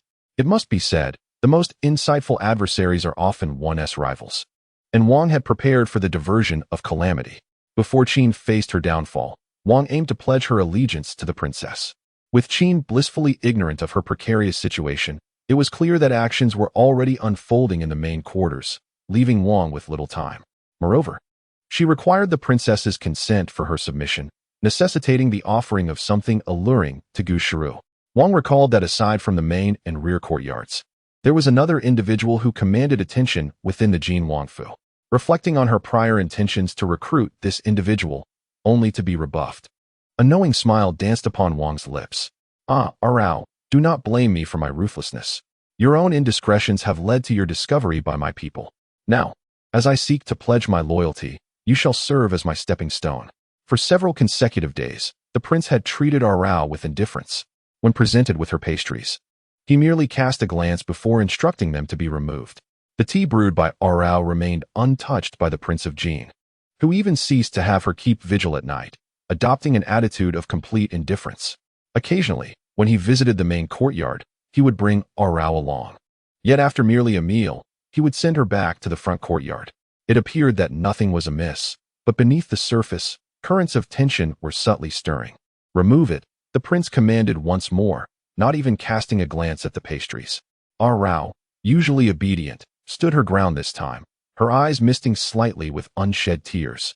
She furrowed her brow, perplexed by the emotions welling within her. Yet, upon meeting the man's gaze, a flicker of vulnerability crossed her eyes. Did the confections made by the servant girl fail to meet the prince's taste? She could certainly prepare another batch. The prince observed the redness around Arao's eyes and felt a twinge of pain in his heart, swiftly followed by a surge of overwhelming satisfaction. Ah, his Arao. Had she finally begun to show him some emotion? However, that was still far from sufficient. He suppressed the urge to embrace her and soothe her, leaning back slightly in his grand chair, exuding an air of languid nobility. "I simply do not wish to partake of the pastries, that is all. There is no need for you to exert yourself unnecessarily." The young girl trembled slightly, her delicate lips paling, and she pressed them together, their beauty shimmering with an ethereal quality. Her expressive, watery eyes, filled with innocence, did not soften the man's heart. Instead, they ignited the darker impulses within him. He tapped his slender, pale fingers rhythmically against the table, a signal that seemed to threaten to unravel her composure. Aral felt tears welling at the corners of her eyes, and the man inquired with a low, indifferent tone, "Why are you crying?" His voice carried an alluring undertone. I simply feel inadequate in serving your highness," she confessed. "To be in close attendance, yet remain oblivious to your highness's preferences and changes. I am unworthy to serve you any longer." The man nearly chuckled in exasperation. He regarded her foolishness with a blend of irritation and reluctant amusement. "You weep for such trivialities? Is it truly so wonderful to serve at my side?" Aral was momentarily struck dumb, unable to articulate a response, observing her silence. The prince recognized that she was beginning to understand, albeit still too young to fully grasp her feelings. Indeed, being 8 years her senior, it was his duty to guide her, to help her comprehend her emotions, and ultimately to become wholly his, adorned in the colors he cherished. A tempest brewed in the depths of his gaze, yet his expression softened.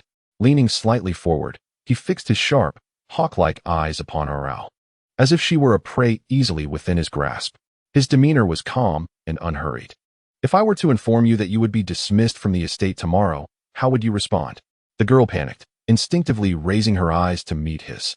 Seeing the lack of mirth at his lips and the coldness in his demeanor, her legs buckled beneath her, and she knelt on the ground, casting her gaze downwards without noticing the slight furrow of his brow.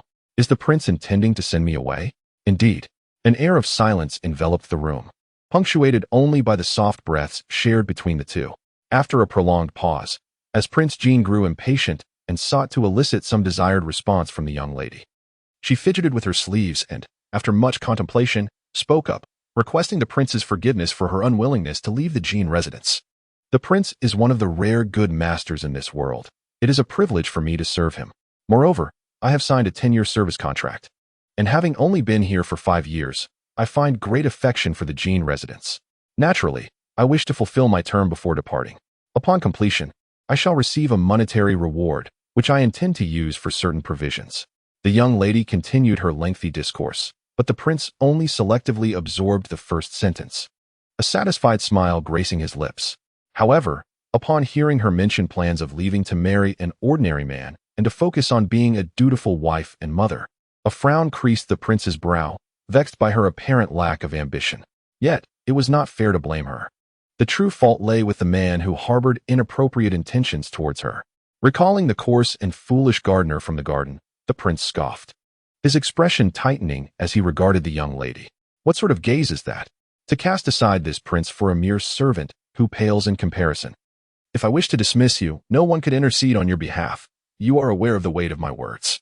Should you desire to remain, you must engage in actions that please me, for I do not keep idle individuals by my side." The young lady bit her lip, torn between emotions, her gaze lifting to meet the prince's for a fleeting moment, a spark of defiance flickering in her eyes. Her fists clenched and relaxed, a silent struggle evident within her. Just when the prince thought she might rise to contest him, she did indeed make a move. With a sudden determination, she stood upright, head bowed, her fists tightly clenched as if battling her inner turmoil. Finally, she raised her chin and declared resolutely, "I shall certainly strive to please you, my lord." Observing her attempt to feign nonchalance, her hands discreetly tucked away, the prince's facade of indifference cracked, and he could not help but be amused by her. He pressed his lips together, fingers poised to conceal the delight gleaming in his eyes, but soon succumbed to laughter, leaning back slightly, his mirth resonating from deep within. "Foolish girl." After sharing a laugh, the prince unceremoniously dubbed her a fool, leaving her with no room for protest. Following this unilateral intimidation, the prince, as customary, did not require her to keep vigil that night. Returning to her chamber, she sat before the vanity, removing the jeweled hairpin from her hair. The reflection in the bronze mirror revealed a young lady whose eyes sparkled with newfound brilliance. Her complexion, fair as creamy jade, resembled the delicate surface of a peeled lychee. Pores nearly imperceptible, with a refined nose and increasingly perfect lips. When she smiled, it was akin to a blooming orchid in a secluded valley, exuding an enchanting yet pure allure. This body, shedding impurities, gradually transformed into a visage suffused with the essence of her spirit. As her affinity with the characters increases, she becomes increasingly enchanting. This evening's contest has undoubtedly added a few points to Arau's allure, although it appears that the Prince of Jean exerts overwhelming dominance over her. In reality, she is nonchalantly toying with his emotional perception, skillfully dismantling his defenses one by one. She leads him to immerse himself in his own understanding, all while she anticipates the thrill of cultivating a docile and innocent girl, one who can only rely on him to paint her world in vibrant colors. To captivate a man, one must not merely evade and reject. Rather, it is essential to subtly convey a presence that is both near and distant at the right moments. If one holds too tightly, the man may crumble under the weight of consecutive defeats, transforming his fervent desire for conquest into mere competitiveness. In such a scenario, she risks becoming nothing more than a plaything, rather than a woman deserving of tenderness and genuine affection. Conversely, if one is too lenient after a man's triumph, his shallow, sweet nothings will merely serve as empty words, and once he has tasted satisfaction, disdain will slowly follow. Any prior resistance will only become fodder for his amusement. It is only through a balanced approach, creating distance while waiting to be drawn back, or revealing a softened side after having been distanced, that a woman can pique a man's interest. In this shared game, he must realize it is not solely his performance. ROS responses serve as the greatest impetus for the Prince of Jin. With her affinity already reaching 72, surpassing Gu Shui-ro by 2 points, the game of feigned pursuit has become insufficient to garner further affection. She must engage in more intimate interactions with the prince to take a significant step forward, and such closeness will undoubtedly arise from his unfulfilled desires. 3 days hence, it will be the birthday of the Qin family. Due to her delicate condition, the Prince of Jin has granted her a modicum of respect, allowing her to host a modest birthday banquet within the estate. With few attendees in the courtyard, the princess naturally refrains from attending. And although the Wang family member initially hesitates to go, she ultimately decides to join, lest the servants gossip about her jealousy. Today, Qin appears particularly ostentatious. Adorned in gold and silver, clad in a striking crimson garment typically reserved for the main wife. While one could discern the provocation in her choice of attire at a glance, it remains a bold affront, as she observes the comings and goings of the guests. Wang intends to excuse herself shortly after sitting for a brief moment. However, just as she prepares to leave the west courtyard, an unexpected commotion erupts behind her.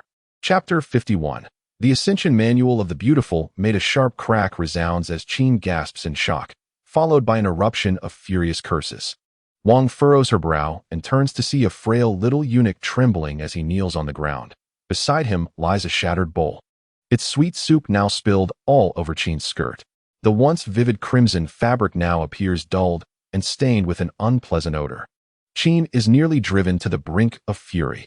This outfit, meticulously prepared for her to shine at the birthday banquet, has been ruined by that blind, wretched eunuch after just a brief wear.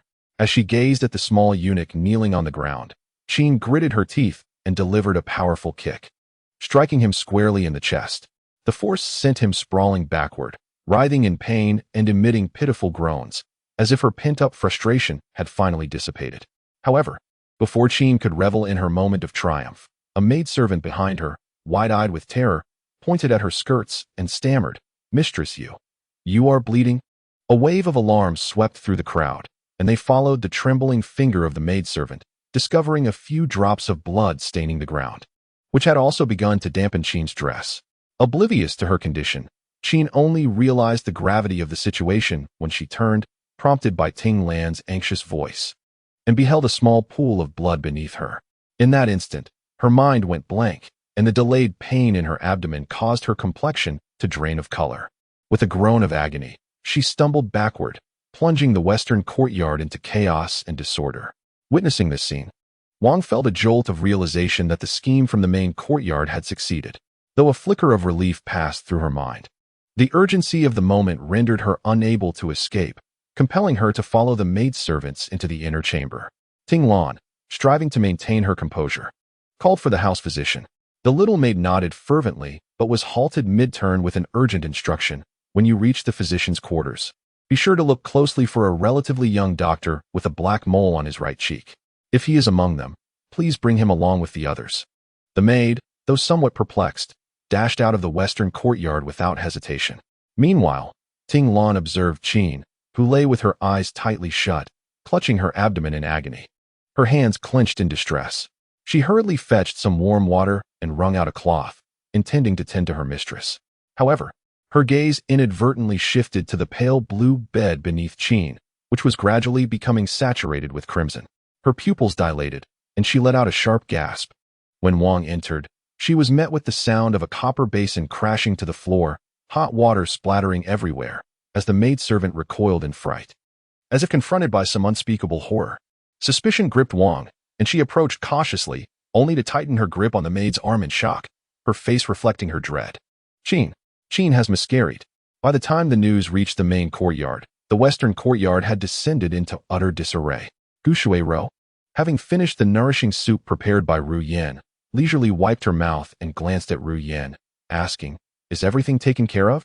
Upon seeing Ru Yan's earnest nod, Gu Shuai-ro smiled and summoned her attendants to assist with her adornment. Given the gravity of the situation, as the head matriarch, she felt compelled to investigate. Simultaneously, in the study, the Jin Wang had yet to return. Aro, after completing the final pouch she was sewing, looked out the window, and before long, she heard the sound of footsteps approaching. Jin Wang strode into the study, clad in a blue robe embroidered with a dragon motif, exuding an aura of nobility.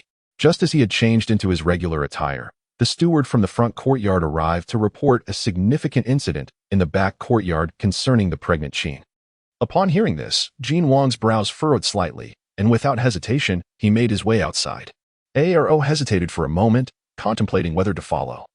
When she caught Ch in Qing's eye, who signaled her to accompany him, Aro nodded gently and, lifting her skirts, hurriedly followed. In the western courtyard, as Gu Shuai-ro arrived, the out-of-breath court physicians followed closely behind. Gu Shuai-ro waved her hand, allowing the bowing physicians to rise, urging them to hasten and examine the unconscious Qin. An elderly physician, sweeping a glance at the grave atmosphere within the room, sensed that this visit would not end well. He wiped the fine sweat that had beaded on his forehead from running, and with a somber expression, took the lead to check Qin's pulse. The previously noisy room fell silent, all eyes fixated on the physician's silhouette. After a prolonged moment of concentration, the physician's fingers suddenly halted, disbelief flashing across his face as he shifted position. After a pause, he turned towards Gu Shuai-ro with a troubled countenance, clasping his hands before her. His voice was thick with difficulty as he spoke. "Your Highness, after examining the pulse, it seems that the servant, Qin, is suffering from a chill in her constitution. Her monthly cycle has been obstructed, and she is about to menstruate." A wave of astonishment rippled through the room. Even Ting Lan was taken aback, shaking her head in disbelief. "How could that be? My mistress is evidently pregnant. She has been experiencing morning sickness, and she had previously consulted the physicians and confirmed her pregnancy. How could it possibly be that her monthly cycle is approaching?" Realizing her verbal misstep, Ting Lan felt a pang of regret, and upon hearing her words, the servants standing nearby felt their legs weaken, their faces paling in fear. Such a significant secret lay bare before them, and they understood that if their mistress were to hold them accountable, none would escape unscathed. There was even a possibility of dire consequences. Meanwhile, Wang's heart quivered as well, her fingers, which hung at her side, curled slightly, the tips growing cold uncontrollably. She had thought that today the princess had taken action against Qin because of her displeasure, eliminating Qin's child. Little did she realize that Qin never bore a child to begin with. She had fabricated the illusion of pregnancy, allowing the entire household and even the highly concerned Defei to be aware, who had generously rewarded them with many gifts. But if Defei were to discover that Qin had never been pregnant, but rather had feigned it, the repercussions for Qin would be unimaginable. Being torn to shreds would not be an exaggeration, and all Wang did was to show a modicum of disrespect towards Gu. How could she have anticipated such a brutal outcome? Gu's ruthlessness was appalling. Wang gasped, feeling a cold sweat trickle down her back, secretly sizing up Gu Shuai-ro and instinctively shrinking back among the maids. After the elderly physician concluded his findings, the expressions of the other physicians shifted as they stepped forward to confirm his diagnosis. Ultimately, they all acquiesced to the elder's assertion that Qin, having not experienced her monthly cycle for several months, was not suffering from a miscarriage, but rather from an impending menstruation. If Qin was not pregnant, why had she been diagnosed as such? This was a dereliction of duty on the part of the physicians. Just as Jin Wang entered the western courtyard, he overheard Gu Shuai-ro's accusations and the news of Qin's lack of pregnancy, his expression darkening as he strode into the room. Chapter 52. The Manual for the Ascension of the Beautiful. Made at this moment, As if sensing the oppressive atmosphere within the room, the startled Qin slowly opened her eyes. Her gaze, initially unfocused, gradually sharpened. She gasped, attempting to rise, but the agonizing pain in her abdomen forced her back onto the bed. Weakly, she turned her head and immediately spotted the Prince Jean amidst the crowd. Overwhelmed with emotion, she began to weep, extending her hands in a plea for him to take charge, to advocate for both her and her unborn child. "Your Highness, you have finally arrived. My child has been wronged. My child is gone." Yet, the prince remained cold and motionless. Nearby, her personal maid, Ting Lan, trembled violently as she knelt on the ground. Upon hearing Qin's lament, her gaze flickered with increasing distress. Suddenly, Qin sensed something amiss. A glance around the room revealed Gu Shuai-ro leisurely observing the scene, surrounded by the kneeling maids and the house physicians. The physicians, upon hearing her claim of pregnancy, bowed their heads even lower. A chilling thought flashed through Qin's mind, and gritting her teeth against the pain, she turned once more to Prince Jean. "Your Highness, my child." "Qin, you possess no child. You merely have your monthly cycle." The voice of Lu Yu, though soft, resonated clearly throughout the room, stating a harrowing truth that turned Qin's face pale, as if she had plunged into an icy abyss. What? I am not pregnant. Impossible. How could that be? I am indeed with child. Your Highness, believe me, I am certainly pregnant. The physician who examined me can attest to this." Desperation gripped her, and she raised her voice, urging the physicians present to look up. Upon realizing none of them were familiar faces, she struggled to describe the physician who had diagnosed her, pleading with Prince Jean to summon him as a witness. The prince remained silent, and for a moment, the room was so still that the sound of a pin dropping would be distinctly audible. Time seemed to stretch until a voice, devoid of emotion, finally broke the silence. "Go find him. Bring him here." A sigh of relief escaped Qin's lips, though a lingering chill enveloped her neck. Her gaze swept across the faces in the room, and upon reaching Gu Shuai-ro, a tumult of unease surged within her. She could not shake the feeling that this entire ordeal was a plot against her, orchestrated by none other than Gu, who had shown her indulgence due to her supposed pregnancy. Soon, news arrived from Prince Jin's men. The physician Qin described was not among those at the House of Physicians. Recently, several had retired to return home, but one did bear some resemblance to her description. However, this individual was a wandering physician who had fortuitously spent many years at the royal household, possessing only average skills and no significant faults. After deliberation, they had given him some monetary compensation and released him, leaving his current whereabouts unknown. "Your Highness, you must send someone to find that physician. He was the one who took my pulse and declared me pregnant. I had never doubted him, knowing he was a physician.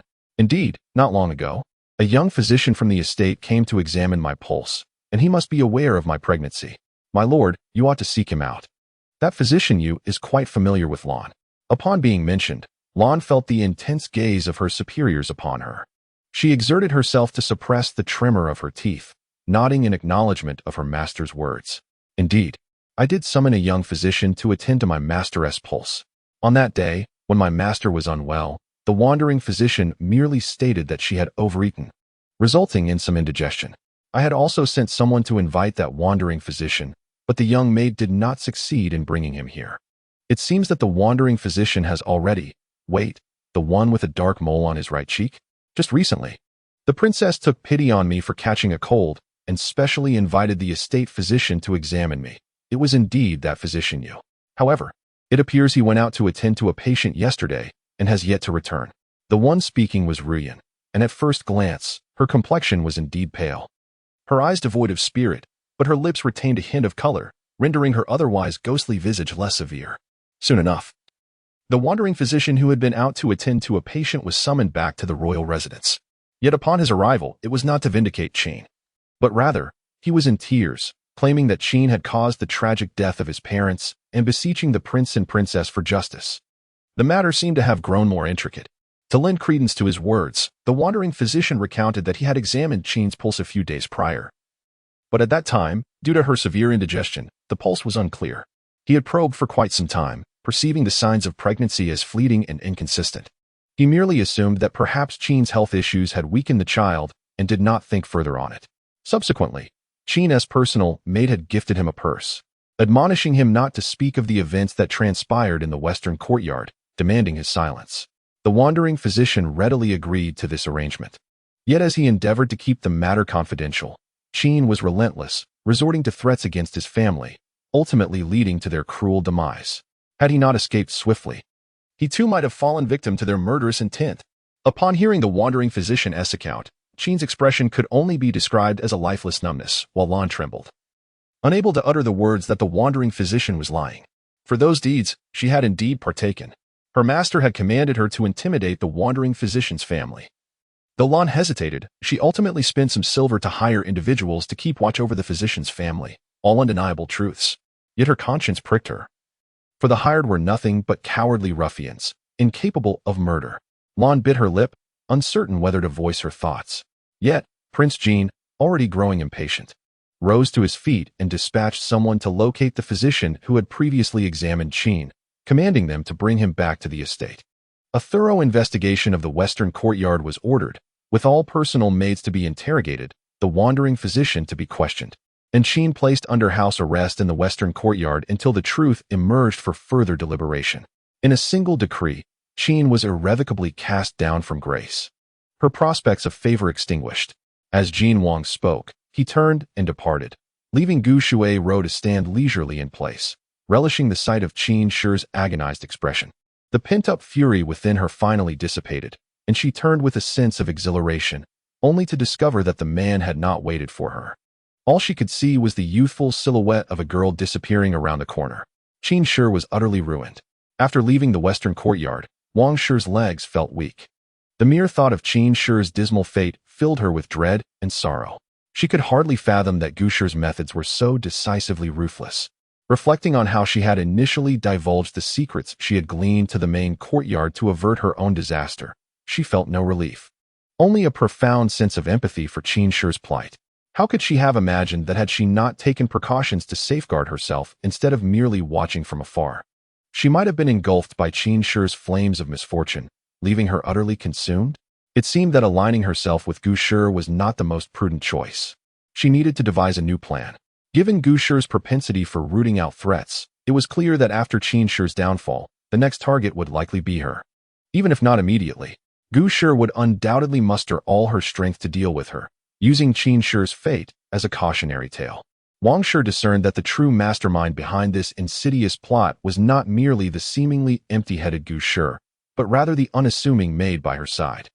It was with Gu Shuai's approval and malice that the maid dared to act recklessly, assured that Gu Shi would protect her.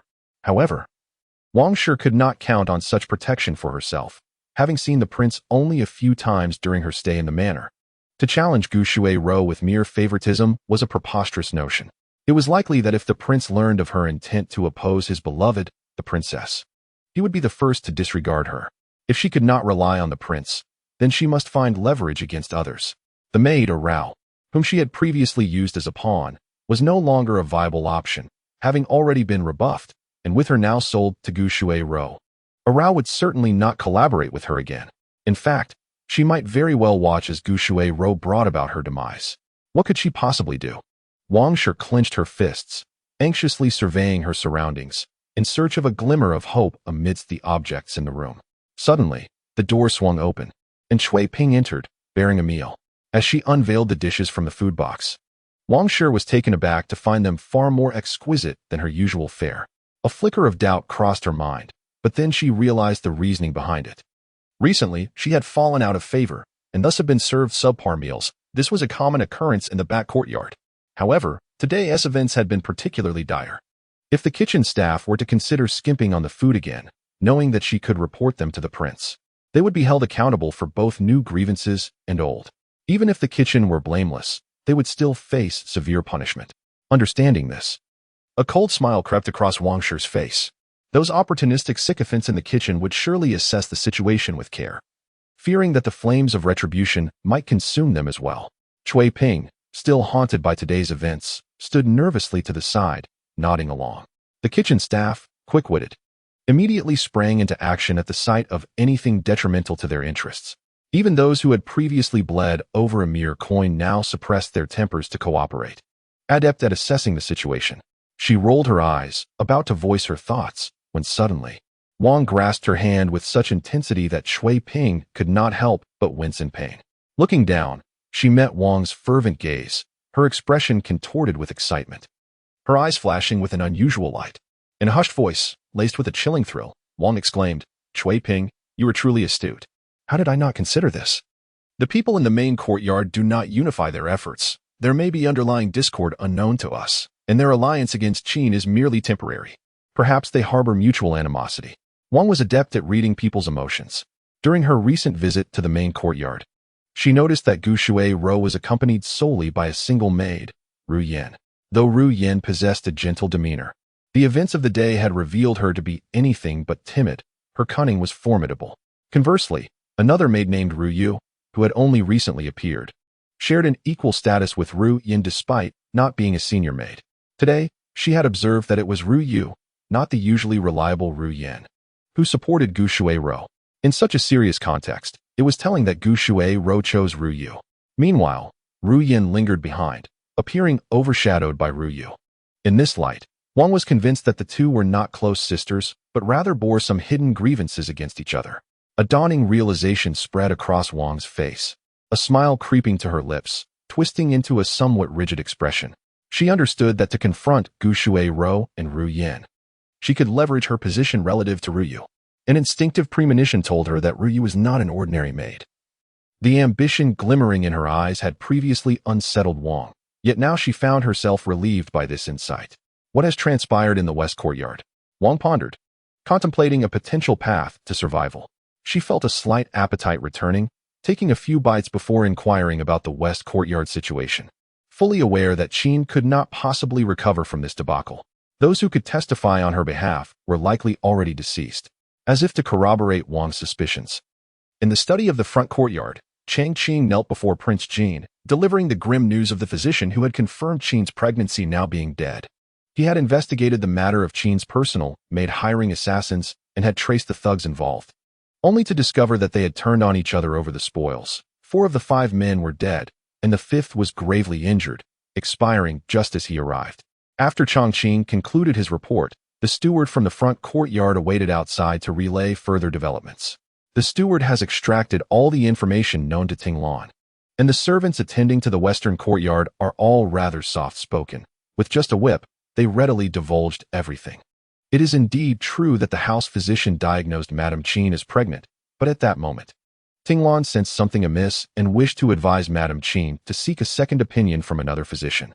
However, Madame Qin, overwhelmed with joy, disregarded Ting Lan's counsel and instead reproached her for not wishing her well. In the following fortnight, Madame Qin exhibited all the signs of early pregnancy, leading Ting Lan to dismiss her initial doubts.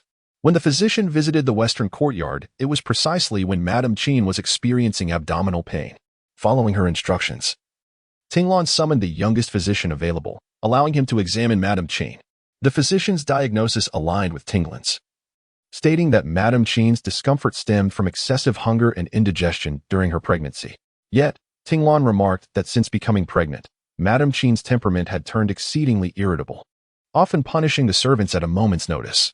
As her personal maid, Ting Lan had endured many beatings and scoldings, but each time, Madame Qin would soothe her with words, prompting Ting Lan to endure and continue her devoted service.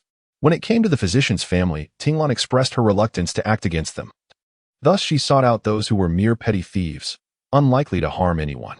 This constituted the entirety of Ting Lan's testimony. Prince Jin listened quietly, his sharp brow slightly furrowed, his fingertips tapping rhythmically against the table. After a lengthy pause, he instructed someone to investigate whether Madame Qin bore any malevolent influences. The transformation of one's disposition could only be attributed to sorcery or poison, and Madame Qin's unwavering belief in her pregnancy could not deceive him. Chapter 54, Climax. Manual for the ascendancy of a delicate maid. Madame Qin was evidently schemed against, as Prince Jin could discern at a glance. Yet, the identity of her schemer remained shrouded in a thin veil, seemingly ready to be pierced with a mere touch. Exhaling a breath of frustration, he commanded a thorough investigation. Reclining in the grand chair, his eyes involuntarily closed, revealing a hint of fatigue upon his brow. The sound of gentle footsteps reached his ears, yet Prince Jin did not open his eyes. Suddenly, a pair of tender hands began to knead his temples, alleviating some of the tension and weariness he had been harboring. The faint fragrance of the young girl enveloped him, reminiscent of a scent that had graced his dreams on numerous occasions. His breathing softened, uncertain whether the girl's compassionate proximity brought him joy, or if it was the impending revelation of the instigator disrupting the tranquility of the courtyard that began to ease his troubled heart. Today, she was surprisingly obedient. Teasing her as usual, he received no response. As he half opened his eyes, he beheld the soft-skinned girl engrossed in her task, seemingly oblivious to his words. Yet, the fear concealed behind her calm demeanor was so palpable that Prince Jean could discern it immediately. She was ill-suited for deception. Her eyes too pure and bright, sparkling like stars, unclouded by any shadow. Now, with her gaze lowered and her lashes trembling, she revealed a glimpse of her genuine feelings. And those beloved autumn-like eyes of his were tinged with a hint of shadow. Was she afraid? As she gently massaged her temple, her fingers momentarily hesitated. A response captured by the Prince of Jean. He reached out, intending to envelop her nimble hands. But the moment he made contact, she recoiled as if touching something terrifying. Instinctively stepping back, her gaze betraying a flicker of uncertainty. The prince's hand lingered in the air, his eyes fixed intently upon her. Noticing her overreaction, Arao quickly turned her attention to the man seated in the chair, her first instinct not to approach but to kneel.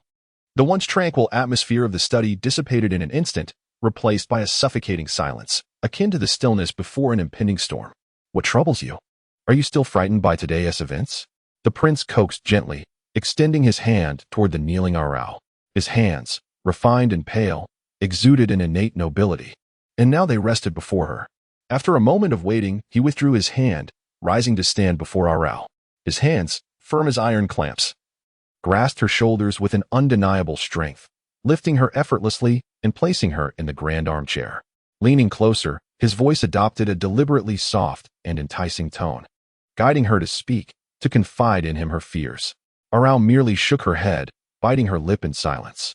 Her repeated attempts to retreat and refuse finally unleashed the suppressed fury within the prince. He seized her hands and pressed them against the chair, tilting her chin upward to meet his gaze, compelling her to confront the emotions reflected in his eyes, his desire for her. "Tell me, Arao, what is it that you fear? Speak to me, my dear child." Under the mesmerizing gaze of his soul-piercing eyes, Arao's resistance gradually waned. As if enchanted, she finally articulated the fear she had buried deep within. The prince treated the concubines of Qin merely as vessels for bearing children, devoid of genuine affection, correct? The prince's expression darkened. His declaration of affection for her was merely an appreciation of her beauty or her obedient nature, allowing him to summon her at will. Wasn't he it? If she were to become his woman, would he not, one day, treat her with the same coldness he reserved for the Qin concubine? As her words hung in the air, Arao realized the weight of her confession, her complexion draining to a pallid hue. She met the man's frigid, piercing gaze, struggling to lower her head, but found herself unable to do so, her lips trembling, drained of color. "You have always perceived me in this light, as a man driven solely by desire, regarding women as mere vessels for procreation, devoid of emotion. My affection for you is but a fleeting indulgence of my primal urges." The man's voice was deep and melodious, his tone reminiscent of whispered intimacies shared between lovers. Yet, Arao was frightened, retreating as if the chair could shield her from his presence. This instinctive evasion brought a slight curl to the man's lips, though his eyes held no trace of mirth. Gradually, he closed the distance between them, his hands sliding down her exquisite curves to encircle her slender waist, tightening his grip, compelling her closer into his embrace. Gazing at the delicate, alabaster neck of Arao, which arched slightly in resistance, a shadow flickered in the man's eyes. He soon buried his face in that fragrant haven, biting down fiercely until he felt the quiver of her soft form beneath his hands. Only then did he reluctantly release her, licking the mark he had left to soothe her pain. "Prince, your highness," she murmured, but though his demeanor appeared indifferent, his actions were anything but merciful. Time slipped away unnoticed until he finally withdrew from the reddened skin, allowing Arao to collapse onto the grand chair. Her eyes glistening with unshed tears, her skin flushed, and her ruby lips swollen, a sight that deepened the hue of his gaze. "You have persistently resisted me, leading you to envision me as cold and unfeeling, treating women as mere pets, viewing my intentions as nothing more than lust for beauty, and interpreting my commands to investigate the truth as a cruel method to handle the Qin family." His voice shifted from icy to gentle, a tenderness that bore a hint of helplessness. His fingers tenderly caressed the crimson mark on her neck, his tone low and soothing. "Arao, this is unfair to me. You perceive me through such distorted eyes, and that is unjust." Concealed emotions surged forth like a beast breaking free from its cage. And the familiar chime of an increasing affection rating rang in his ears, a melody most pleasing. Arao was lifted into his embrace, where gentle hands patted her back in an attempt to alleviate her fear. He had compelled her, and though he had tasted a bit of her flesh, he now faced the consequences of soothing this timid little hedgehog. Yet, he failed to notice the nonchalant smile dancing in the depths of the gentle girl's eyes. The curve of her lips a stark contrast to her earlier timidity. Unbeknownst to him, the delicate creature in his arms was not a soft, easily manipulated hedgehog, but rather a cunning wolf capable of devouring him whole. After a prolonged stagnation, the affection surged once more, surpassing Gu Shui's immobile feelings. With a rating of 79, he was on the brink of love, yet he hesitated, doubting he could truly love a girl he deemed both lowly and fragile. Chapter 55. The Handbook for the Rise of a Beautiful Maid. Having dealt with the Qin family, Gu Shui did not feel the anticipated joy. The events of that day replayed in her mind, leaving her feeling as though a thorn was lodged in her throat. What truly transpired in the study? Why did it seem that the prince was increasingly taking that lowly maid seriously? One of the two maids was dismissed, leaving Arao to serve at his side. Such cunning and calculation. "Master," Ru Yin said, her expression troubled, "the guards in the study are too vigilant. Our people cannot infiltrate. Those guards are not motivated by money, and we cannot brazenly use silver to bribe them. It's quite difficult to resolve." Gu Shui's expression darkened further upon hearing this. "I thought eliminating the Qin family was of utmost urgency, yet inadvertently, that wretched girl Arao has reaped the benefits. If she continues to serve in the study, I fear the prince's heart and mind will be entirely consumed by her, leaving no room for lingering in the courtyard." As if shrouded in anxiety, Ru Yin initially noticed Aro's peculiar behavior. However, their focus had been solely on devising a strategy to dismantle the Qin family, which inadvertently led them to overlook the affairs in the study, thus granting Aro an opportunity. "Do not fret, my lord. Although Aro is currently serving beside the prince, she is yet to become his woman, and her influence remains negligible. If we employ our wits to instigate the prince's disdain for Aro, she will become entirely subject to your will. Indeed, my lord, you are the true mistress of the inner court, especially now that you bear the most cherished offspring of the royal family. The prince's heart and mind are wholly occupied by you. How could he allow that wretched maid to taint his affections?" The servant noted that Aro was cunning, having successfully ensnared the prince's trust. Before Ru Yin could utter another word, Lu Yu, who had been quietly observing, was unwilling to let Ru Yin gain the upper hand and capture more of the lord's attention. With a scowl and gritted teeth, she pushed past Ru Yin to approach Gu Shui with a beaming smile.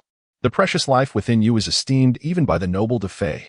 Should any misfortune befall it, rest assured the prince would be incensed, and even De Fei would lament your plight, assisting you in dealing with that treacherous maid. Would that not be a splendid twofold victory?" Gu Shui's eyes brightened at these words, momentarily forgetting Lu Yu's presence as she praised, since arriving at the royal residence. "Your mind has become ever more astute." Lu Yu smiled, her lips curling in delight as she squatted before Gu Shui, grasping her hands with a nostalgic glimmer in her eyes. "Since childhood, you have called me a blockhead. Yet, I have had the privilege of growing up alongside you, and you have never looked down upon me. After you married into the royal family, I longed to accompany you. However, the mistress feared I might bring you trouble, and though I was saddened, I did not wish to endanger you. Once I was able to enter the royal residence, I devoted myself tirelessly to learning the rules, even dreaming of following the strict matron's teachings. I believed you must have been thinking of me, which motivated me to endure any hardship, to learn swiftly and come to your side, to share your burdens, as I do now." Lu Yu understood Gu Shui better than anyone. She knew what delighted her and what moved her to emotion, insights gleaned from years of companionship. Consequently, Gu Shui began to rely on her more, treating her as a sister, despite her status as a maid, and striving to offer her the best. Feeling the firmness of Gu Shui's grasp increase, Lu Yu lowered her gaze, a smile playing at her lips in realization. A chilling gaze from behind seemed to pierce through her, prompting Lu Yu to emit a scornful snort. Ru Yin sought to leverage her seniority and status as a head maid to overshadow her, yet she failed to recognize that as long as Lu Yu remained, The Lord would never acknowledge her unless she was deemed useful. Merely a latecomer, daring to usurp her position. How laughable. For a moment, both mistress and servant were lost in the cherished memories of their youth, exchanging tales of their past. It seemed they had entirely overlooked the presence of a third individual in the room, or perhaps had never cared at all. As Gushuru succumbed to fatigue and lay on her bed for an afternoon nap, Ryue and the ever-silent Ruyan quietly exited, softly closing the door behind them. Ryue called out to Ruyan, and the two sought a secluded spot. Observing Ruyan's familiar, mute demeanor, Ryue sneered mockingly.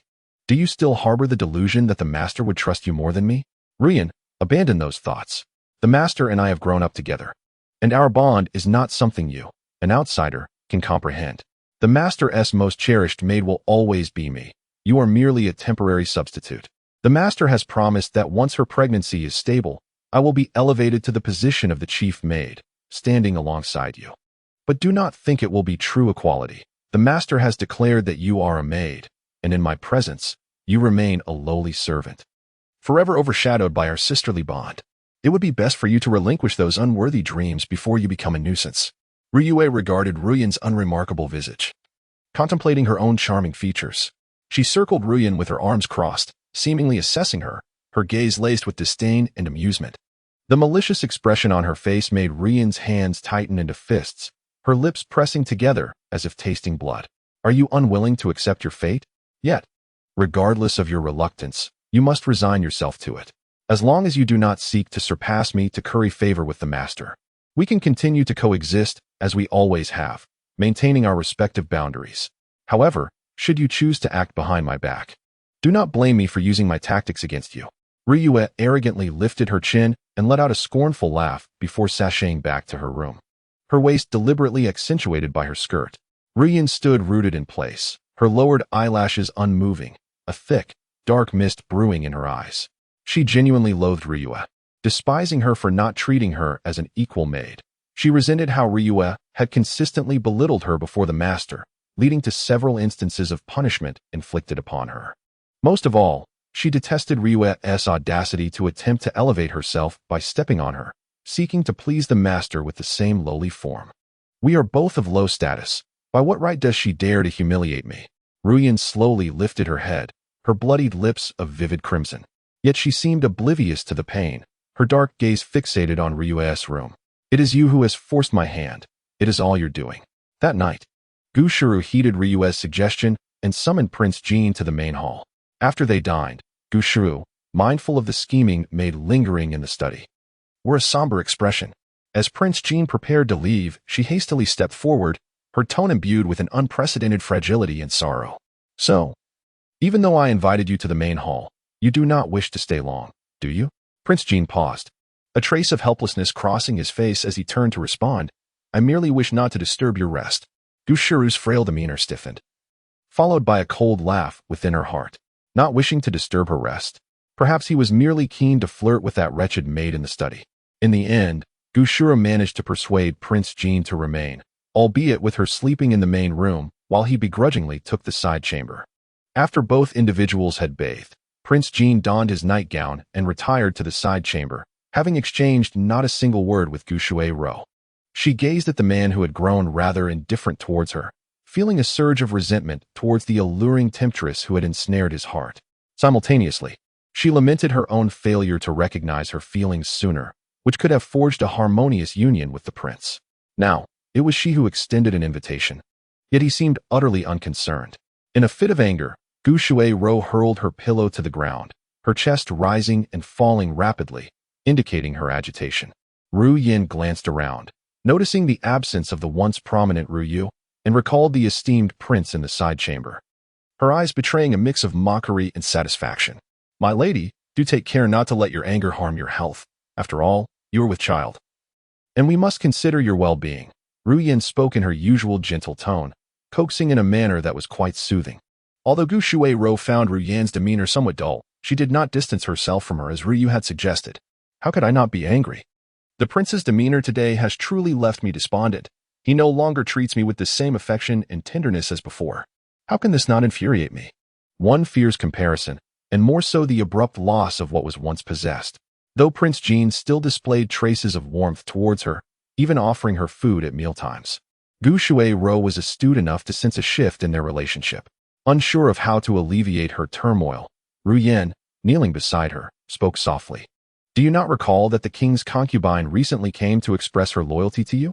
Do you remember her words?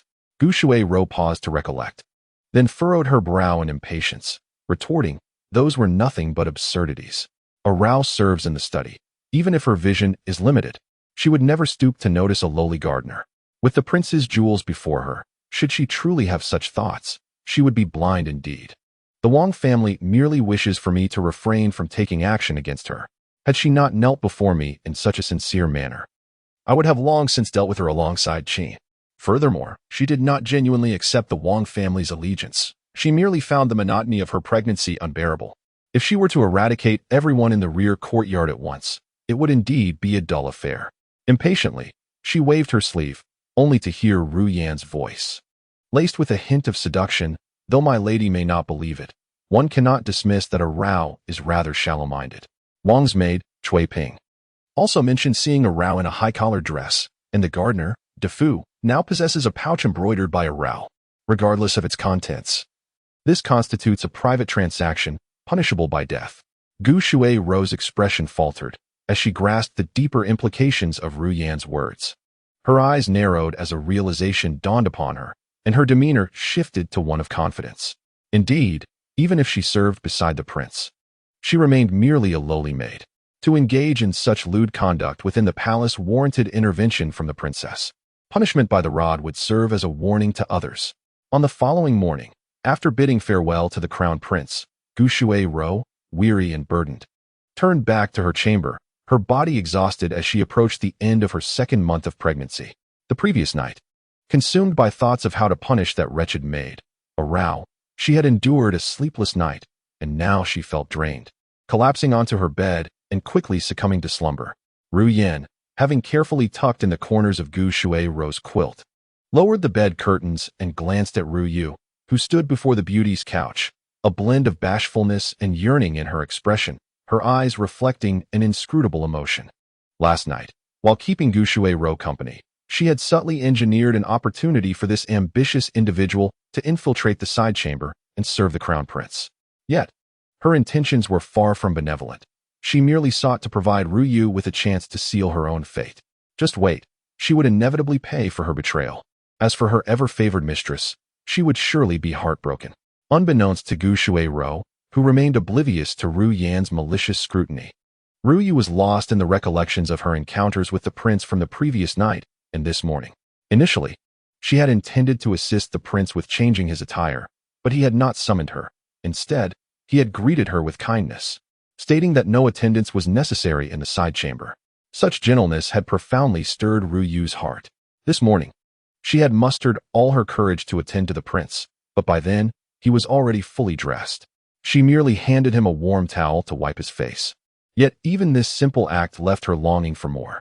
After all, he was the prince, a member of the royal family, and the esteemed crown prince of Jin, whose reputation was unparalleled.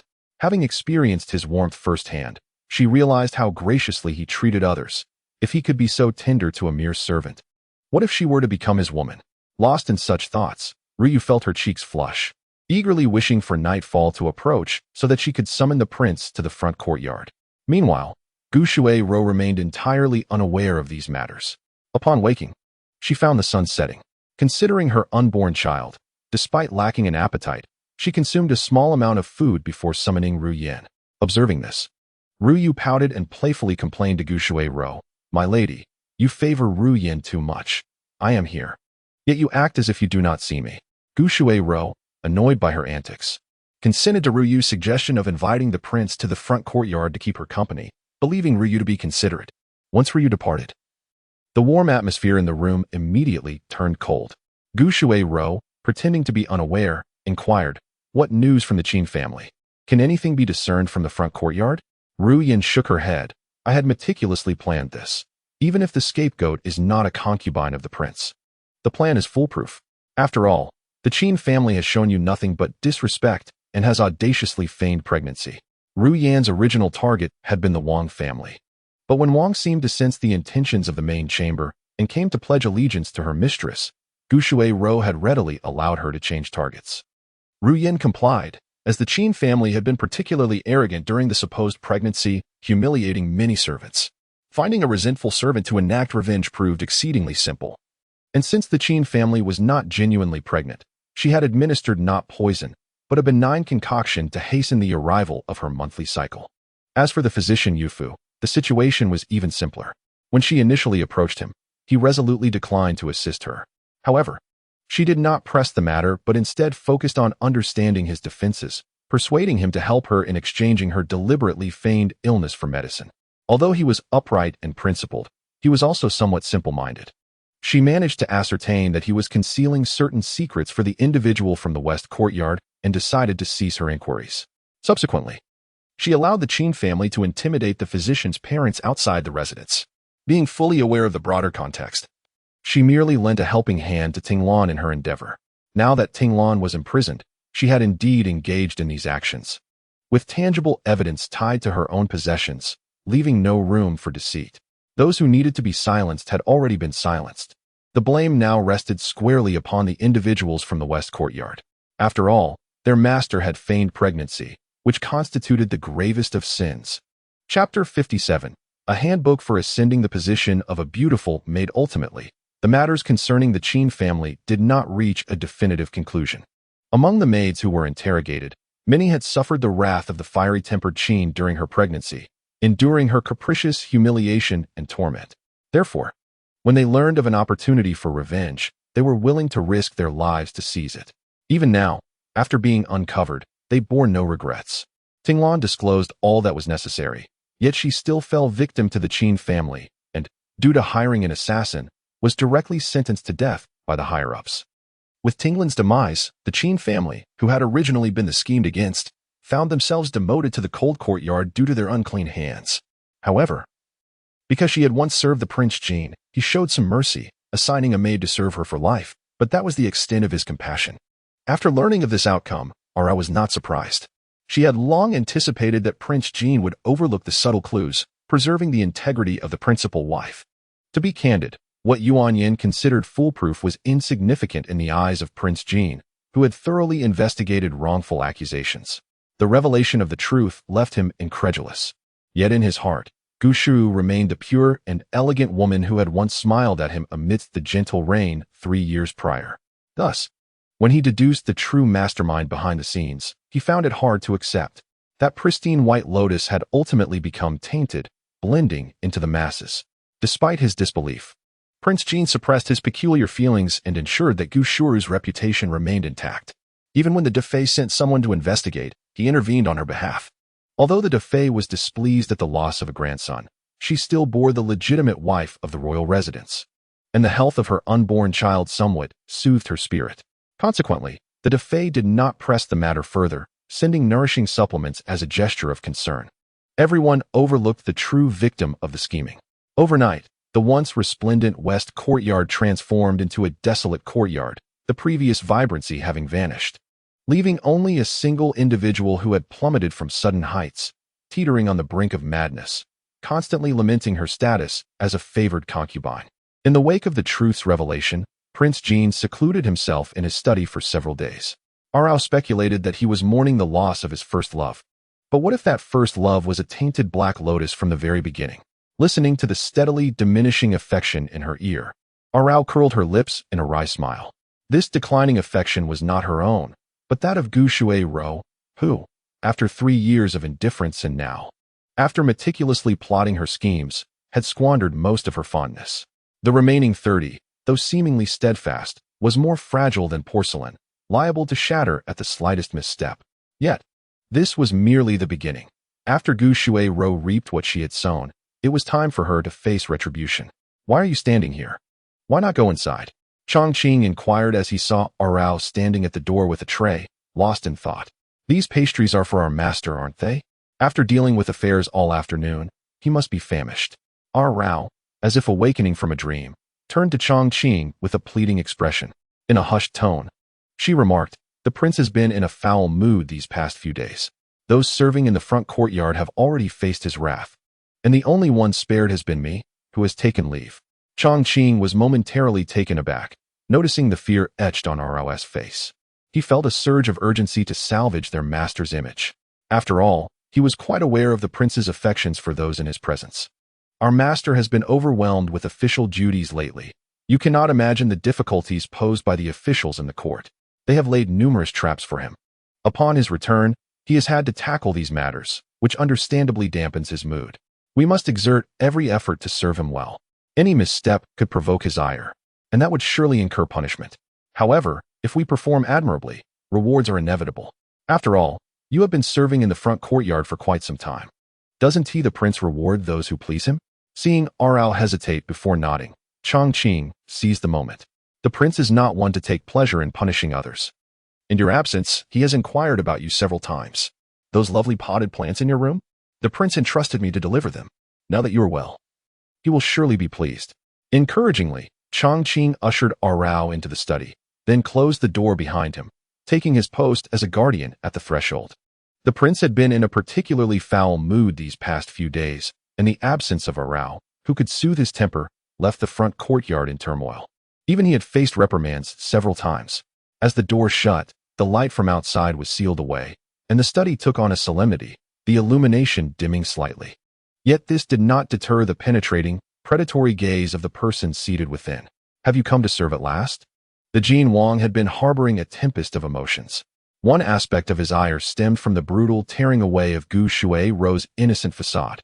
Having been deceived by this mask into fervently seeking her hand in marriage, he now felt humiliated and furious. Additionally, he was vexed by the seemingly obstinate absence of this foolish maid, who had taken leave for several days. Even when he dispatched someone to summon her, she refused to appear, as if engaged in a silent rebellion against him. Despite this, he could not bring himself to scold her. Instead, he indulged her whims, continuing to do so. Seeing the little hedgehog below him retreating into her shell after hearing his words, the Jin Wang scoffed. Did you not come to deliver pastries? I am hungry and wish to eat. As the person approached, the expression of Prince Jin softened somewhat. He set aside the wolf hair brush in his hand and, without any pretense, addressed Rao, saying, I have attended to state affairs all day and am weary. You shall feed me.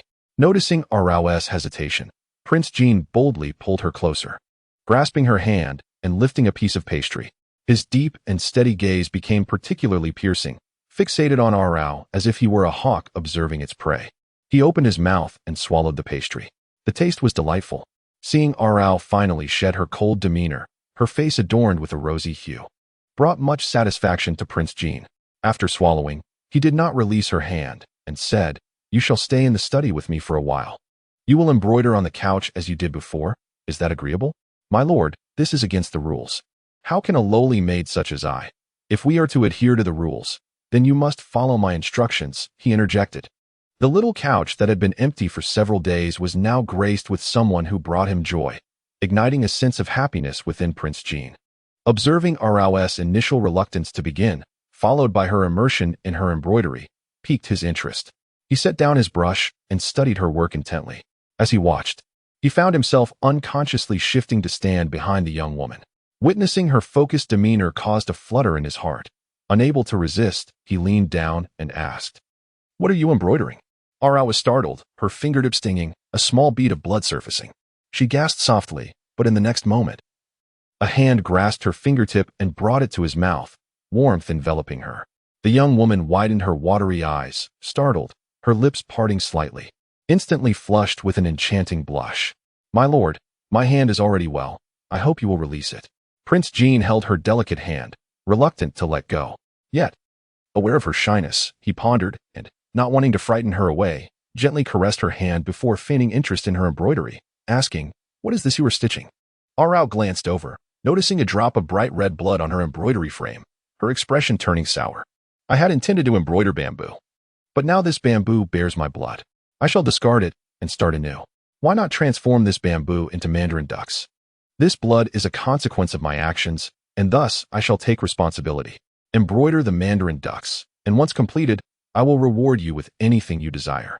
Such a grand temptation caused Arao's eyes to widen slightly, stirring her heart, yet she hesitated.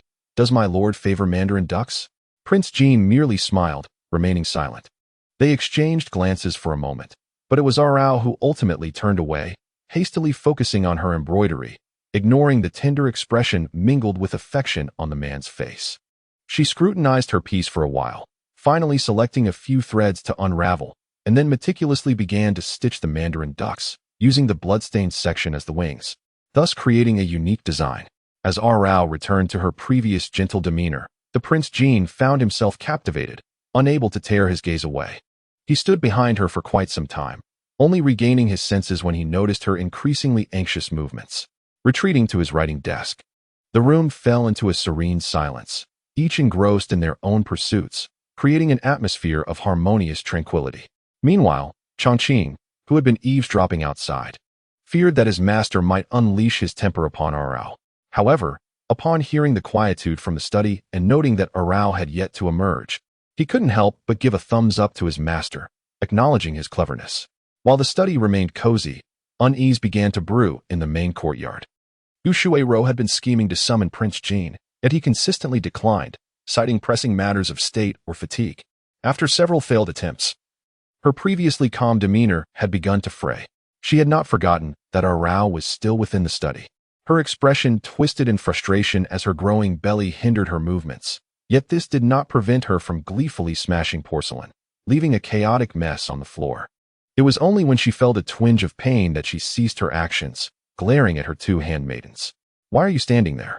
Hurry and assist me."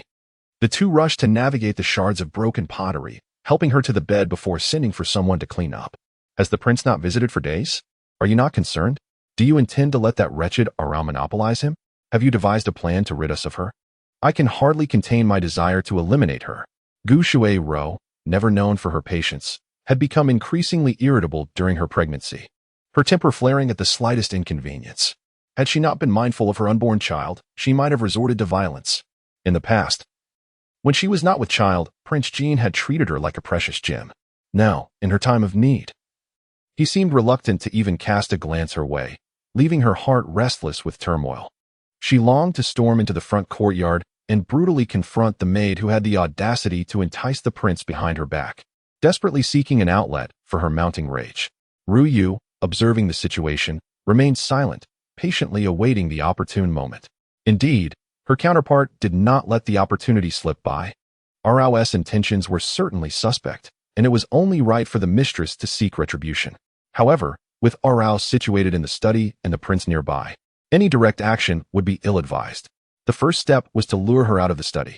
Gu Shuai-ro directed her gaze towards Ru Yu, her tone laced with impatience. "I am well aware of that.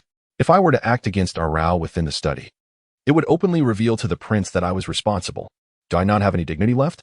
Ru Yu quickly offered a conciliatory smile to soothe Gu Shuai-ro's agitation before suggesting, "Thus, I propose we create a situation that compels Arao to err and leave the study. As for what transgression? Did not the maidservants around the prince's concubine recently share that Arao is loose in her morals? Serving in the study as the prince's acknowledged maid, she dares to engage in clandestine exchanges with the household servants, a truly scandalous affair. Should the prince learn of this, he would surely not tolerate such a disreputable character." As the topic of the maidservants arose, the voice of Ru Yue resonated with a hint of exuberance, leaving Gu Shuai-ro perplexed, while Ru Yue comprehended the underlying meaning entirely. However, that gardener was notoriously obstinate. Those he sent claimed he was dull-witted. It would be a challenge to persuade him to acknowledge his affair with Arao. Gu Shuai-ro's tone grew somber as she mulled over this predicament, prompting her to dispatch someone to approach the gardener, De Fu, with the intention of bribing him to serve her interests. Yet, the gardener remained obstinately resistant, refusing to implicate Arao, demonstrating an astonishing lack of ambition, even shunning the prospect of advancement. Ru Yue, however, chuckled merrily, asserting that her mistress was far too kind-hearted. As she suggested, it would be far more prudent to orchestrate a genuine clandestine encounter between the gardener and Arao, for only with evidence could they threaten both parties. Otherwise, they would undoubtedly remain tight-lipped. Gu Shuai-ro paused, contemplating Ru Yue's words, only to realize the embroidered pouch gifted by Arao, though innocent in appearance, contained merely mosquito-repellent herbs and would likely not serve as incriminating evidence. Ru Yue's laughter grew more exuberant. She proposed fabricating a piece of evidence, Perhaps a design featuring intertwined lotuses or a scene of mandarin ducks frolicking in water. Certain such a creation would leave Arao speechless. Guxue, finally somewhat satisfied, patted Ryue's hand and remarked on her increasing cleverness, promising a generous reward once the matter was resolved, pledging to fulfill any of her desires. Ryue felt a surge of joy, nearly voicing her wish to become the prince's woman. However, reason cautioned her against revealing her true intentions at this moment. Her mistress was exceedingly jealous, and should she discover Ryue's thoughts, the consequences could be dire. Soon, Ryue awaited an opportune moment. In Chapter 59, as the young maid from the main courtyard ventured to the kitchen to fetch a meal, she unexpectedly encountered Arao. For reasons unknown, Arao appeared hurried, and in her haste, a fragrant pouch slipped from her sleeve. The young maid, familiar with the princess's disdain for Arao, seized the opportunity and stealthily retrieved the pouch when no one was watching, intending to present it to the princess for a reward. When Ryue received the pouch, her delight was nearly overwhelming. It was as if her wishes had materialized. She had been fretting over how to obtain evidence of Arao's clandestine affair with the gardener, and now this very item had come into her possession. Her mistress awaited her cunning design to humiliate Arao and expel her from the royal residence, and this pouch was precisely the solution to her urgent predicament. However, as she listened to the young maid's account, a thought crossed her mind.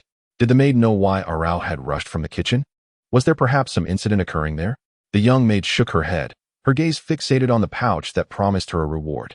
Suddenly, a realization dawned upon her, and she nodded, recalling that when she had arrived, Arao was already on her way back, and upon reaching the kitchen door, she had noticed the steward standing there, seemingly fixated on the direction from which Arao had departed. As Kisaragi's eyes sparkled with unexpected delight, she engaged in further conversation with the young maid. She learned that the kitchen steward, surnamed Shun, had been serving in the prince's residence since the establishment of the manor, and due to his seniority, he had become the kitchen's overseer.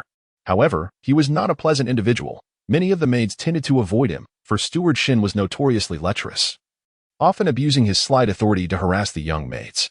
Over time, his reputation within the manor had become rather unsavory. The young maid displayed a clear distaste when speaking of him, which brought Kisaragi joy. The fact that Steward Shin had been captivated by Arao's presence indicated his interest in her. From the young maid, Kisaragi learned that Arao had spent some time in the kitchen, likely establishing a rapport with Steward Shin. Satisfied, she dismissed the young maid and turned gleefully towards her room, realizing she knew how to tarnish Arao's reputation. Soon, with Gushueiro's permission, Kisaragi ventured into the kitchen with a bribe in hand, intending to meet Steward Shin personally and gauge his feelings towards Arao. If he harbored ulterior motives, that would be splendid. If not, a glint of determination flashed in Kisaragi's eyes. She would ensure he developed some. Initially, Kisaragi had thought persuading the gardener would be a challenge, and that she would have to resort to threats and temptations to secure evidence against Arao. Yet, the emergence of Steward Shun changed everything. If he shared the same interest in Arao as a man, the gardener would surely feel anxious. This anxiety would play right into her hands. While contemplating this, Kisaragi arrived at the kitchen. Although she was not well acquainted with it, she knew that Steward Shun was prone to idleness, often found lounging at a table outside. A quick scan of the area revealed the middle-aged man described by the young maid, unremarkable in appearance, sporting a pair of whiskers that resembled those of a rat. With a flicker of her gaze, she approached him. Half an hour later, Steward Shin personally escorted Kisaragi out of the kitchen. As he watched her depart, he recalled her words about assisting him in winning Arao's favor, stirring a deep yearning within him. He had been infatuated with Arao for several months. Yet she always took her meals and left promptly, being an associate of the study, which made him hesitant to overstep his bounds for fear of the prince's wrath. To his surprise, Arao's absence from the kitchen had drawn the attention of many, and even some were eager to aid him in winning her over. This opportunity seemed almost effortless. Once Arao became his, he would take great pleasure in humiliating her in retaliation for her disdain. However, Miss Kisaragi from the main courtyard was quite lovely as well. Though her temperament was rather fiery, she was still a maiden, and he couldn't help but feel a surge of desire for her. If only Miss Kisaragi could also grace his bed. Steward Shin lingered at the kitchen entrance for a while, a wicked smile playing on his lips, which was unsettling to behold. Meanwhile, in the small garden, more individuals arrived. A plot against Arao quietly unfolded. In the study, Arao continued to embroider in tranquility. Recently, Prince Jean had taken to visiting her workspace frequently, and today, noticing she had switched to a different fabric color, he inquired with curiosity, "Have you finished the mandarin duck sachet for me?"